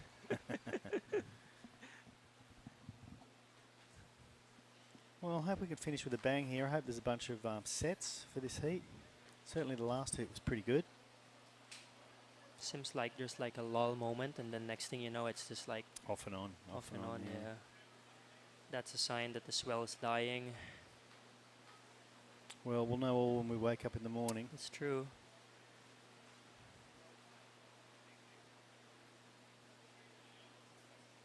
So I was looking at the schedule for the longboard in QS, and so far this is the only one on schedule for Asia. Oh, really? Only Yeah. one.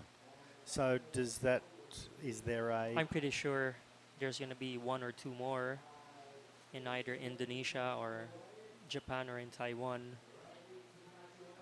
And what I hear is whoever's the top 1 and 2 in Asia can join the world tour.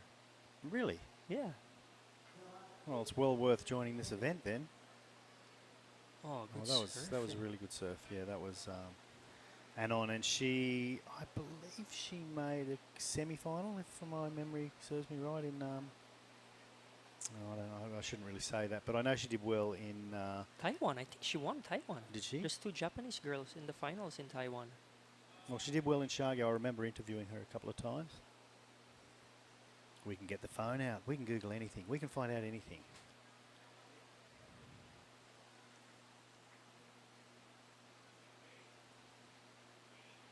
Yeah, and already it's the best score of this heat. She's got a 4.50. They're going to replay it here.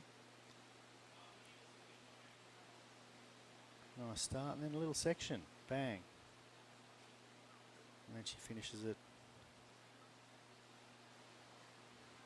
right there. Oh, that's a great manoeuvre. Yeah, I think the goofy footers are doing better on that last manoeuvre than the natural footers today. It just seems to be set up well for the finish. No, it's Nanaho Tozuki and Minami Nonaka who won in Taiwan. Let's Okay. check the Sharga one.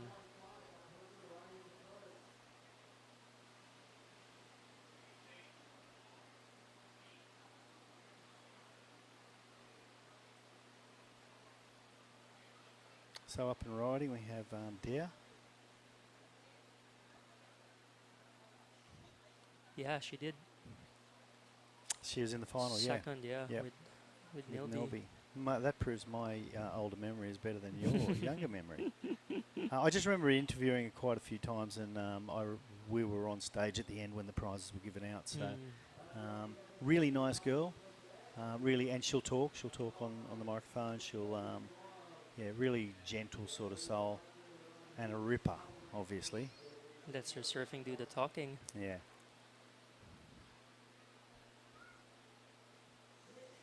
So yeah, this is the last heat for today. We've run 16 heats of the men's and 6 heats of the women's. What we would never be able to do that in Shargau for that event because the tide just restricts us too much. So to be able to run from go to woe is a real advantage here. How many heats can you run there at once? Like maybe You can- 12? 16 maybe? You could probably get 16 in a pinch. It would depend on the swell direction and Yeah. how low the lows are, and not how high the highs are, but essentially how low the lows are, and what time of day they fall. Traditionally, we don't book the dates for looking at the tides because the local government likes to run the event directly after the fiesta. Yeah. So we kind of just get sort of stuck with those dates. So, you know, sometimes you get lucky. You'll have a midday high and high lows, and then you can run, you know, let's say 8 hours for the day, and other days you've got 6 or 7 hours maximum. You know, so if it's a slow day and you want to have a 30-minute heat, you don't get too many heats in.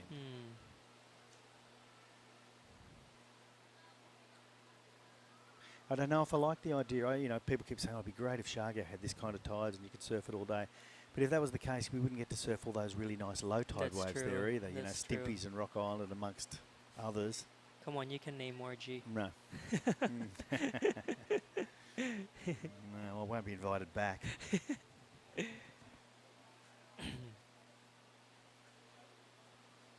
So, Anon now is sitting on a 7.3 total. Taina needs a 4.31 to move into second place. Sheila May needs only a 1.91 to move into second place. Sorry, Taina needs a 4.31 to move into first place. Sheila May and Dee, they need only a 1.91 to move into second place. So with 14 minutes to go, it's very, very open. And definitely has slowed down during the day. Let's hope for a last-minute pulse. Oh, yeah, I see the people with their surfboards all getting ready to roll straight out there. We need you to move your car because you're blocking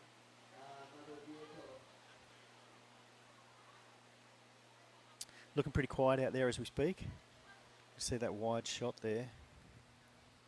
4 ladies bobbing around. Gonna get a good sunset too. Yeah, there'll be a bazillion people taking sunset photos. A bazillion people taking sunset photos like it's the first sunset they've ever seen. Yeah, people really use them. They post them once and they never, you know, you got a phone full of sunsets.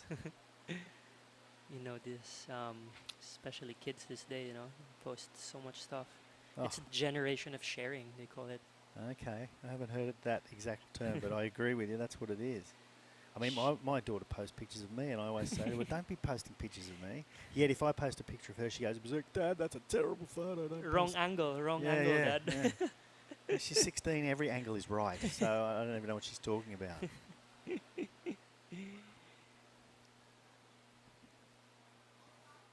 There with the real short wave there, not going to come in. It's actually going to go into her score, but it's not going to come in to help her situation a great deal. I think Dea's from Nias? Dea? Is Dea? Oh, East Java. And Taina's from Bali, yeah? There you go. Dea's from East Java. And Taina is from Bali. Surfer in white asking for some information. I think you're pretty lucky if you grow up a Bali surfer. Very lucky. Any surfer's lucky in reality. I think the people that grow up in Siargao are lucky and all they want to do is go somewhere else and go surfing. Grew up in Australia and all I wanted to do was go somewhere else and go surfing. Couple of sets out the back possibly. 11.5 minutes of our day left remaining. Yeah, it's currently 5 p.m. here, and we probably have another 45 minutes of sun before the sunset. Here's Surfer in Blue, Taina from Indonesia. Ran out of wave there. I think it should be better than her 1.4, maybe similar to her top score.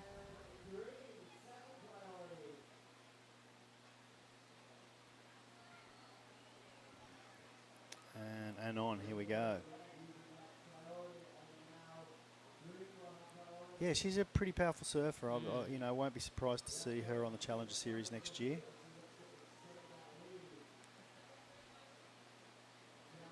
Oh, so good. Feel sorry for that wave. Is she smiling too? She does. She looks like she's smiling the whole way. I would after 5 to 6 snaps. Yeah, great surfing from Anon Matsuoka from Japan. She's currently in first place with a 4.5 and a 2.80. She'll definitely increase her lead after those scores drop on her third wave. There you go, a 5.25.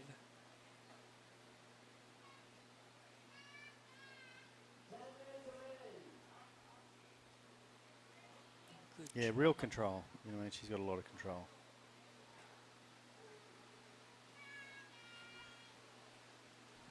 Oh, there's a bomb. There's 2 bombs coming in. Oh, look at this.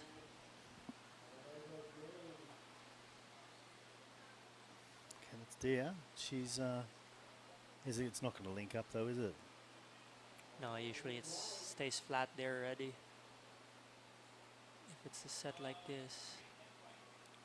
And Sheila May out the back, which might line up a little better if she can make it through. Oh, okay, she wasn't prepared to find out.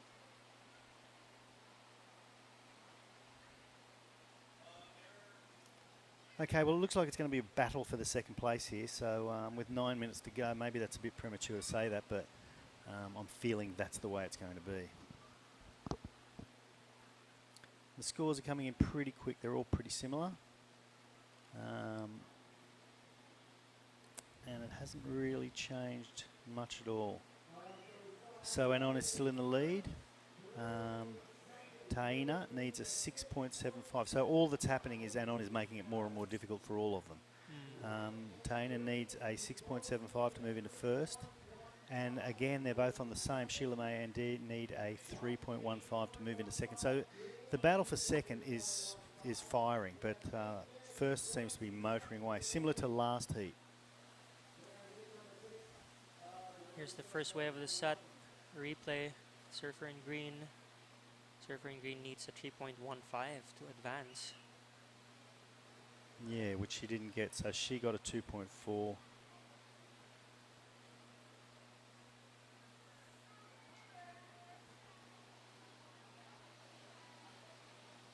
A lot of waves ridden in this. Yeah, plenty of waves. And, you know, with almost 8 minutes to go still, there'll be plenty more. And here comes some more sets as well. 16 waves ridden.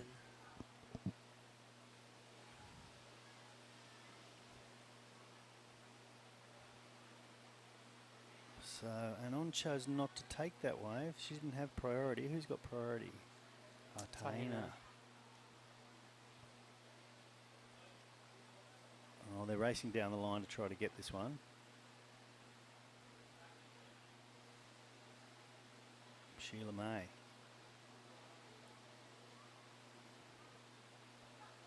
What can she do? Oh, she couldn't get around it. What did she need? A 3.15. I've struggled to think that's going to be a 3.15. Yeah, the tide's coming in too. It's going to be high tide around 6 or 7 p.m.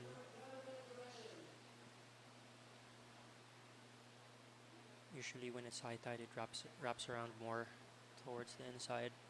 So you would take off further in, or you would take off deeper, or you would just do what they're doing? Yeah, I guess do what they're doing. Usually when it's bigger and it's like the tide's coming in, it breaks further out to the right hand of the point. Okay. And if it's a proper north swell, it usually breaks there and just wraps around slowly like this. I don't think our people out there could see you pointing to breaks there, but what he's saying is deeper. Yeah, there you so go. where those longboarders are over there. That was a well-timed shot. Thanks, drone people and Sam and your crew. So that's essentially looking north from where we are. Correct.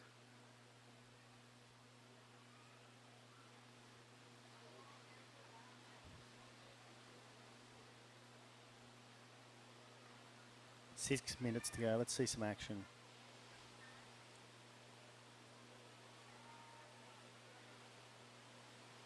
So the surfer in blue is paddling super deep. Maybe listening to what you just said.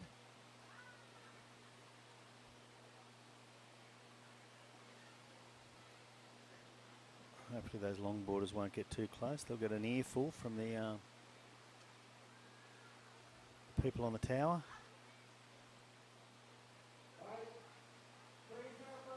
Okay, on the inside, is that Sheila May paddling for one? No, she didn't get it.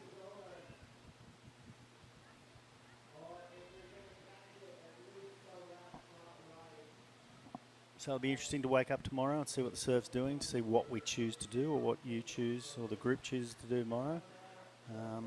It's a bit of an unknown. You know, you lie in bed thinking, can I hear surf? What's going on? But plenty of time, plenty of days to go.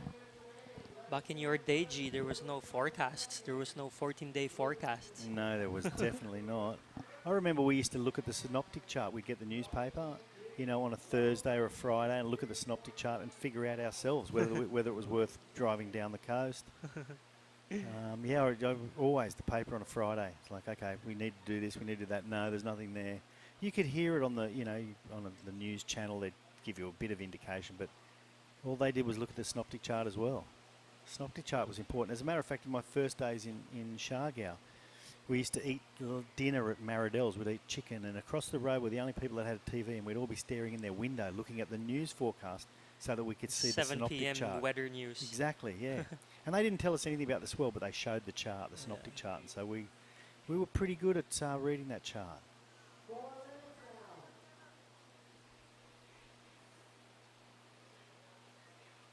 Yeah, look, I know people that used to cut them out. We'd take them to work and photocopy them and give them out. What do you think? And we'd all be looking at this synoptic chart. Now there's 14-day forecast. There's Oh yeah, look, windy. and there's a bunch of people my age out there that are going, yep, yep. Johnny Uluwatu, come on, agree with me.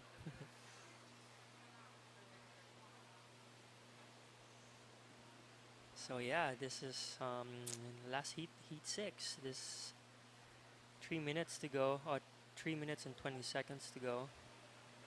Sheila May's getting plenty of waves, but they're all similar scores. She's trying hard and probably feeling a little desperate now. She just needs a slightly bigger wave. They don't seem to be able to get any of the scores on the smaller wave, especially now that the tides come up.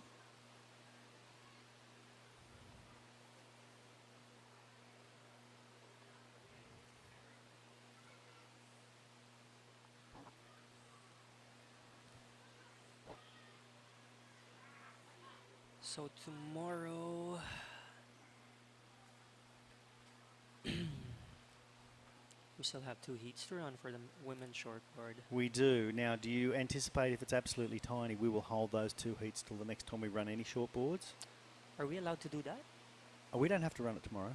Oh, okay. No, no. If the surf is no good, and I mean, can we jump to another division and run it before finishing this division? I believe so. If the surf's tiny and the guys decide that the longboarders should go, you know, essentially it's a different event. One's a 3,000. We don't have to. We can mix and match, yes. Oh, okay. And, you know, that would be my thinking, that if it's, you know, tiny and the longboarders are happy to go, or the people that decide the longboarders go, we don't need to run the last 2 of the women's, no. Here we go, surfer in green. She needs a 3.15. This is probably her last chance.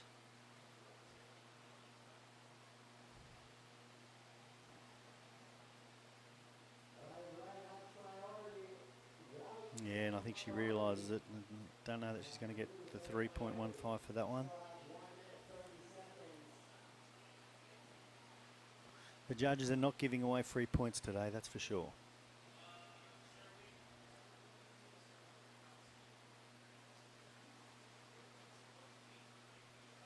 Yeah, shout out to our major sponsors, NextGen Philippines, Department of Tourism Region 1, Provincial Government of La Union, Local Government of La Union, San Juan, and San Miguel Infrastructure. Thank you guys. Thanks PLDT and Smart, Volkswagen Philippines, and Red Bull Philippines. 1 minute remaining of today's episode of the La Union International Pro. We will reconvene tomorrow and let you know what we're going to do. So tune in at, when's the call? 7:30? 7:30. 8:30 start. Yes. So there'll be some info there as to exactly what we're doing tomorrow. Of course, we don't know till we wake up and essentially look out the window. The green is on another wave that you can't see there. It was a nice top turn. What does she need? While I watch her, another nice top turn and boom. 3.15. Oh, she just missed the finishing manoeuvre, unfortunately. She had a hope there. Okay, blue. Blue is already in the second position, so white is the only chance. So white has 12 seconds, and there is a wave that's probably a little less than 12 seconds away. No, she couldn't get it. So that will be a wrap there. And red will get another fantastic score to finish off with. So thank you, Luke. Thanks, Jerry. Thanks to everyone. Thanks for watching. And yeah, hope to see you guys again tomorrow. Okay, nice one. All the best. And we have Anon and Taina moving through to the second round. So cheers. Take care. We love you all, and we'll see you tomorrow.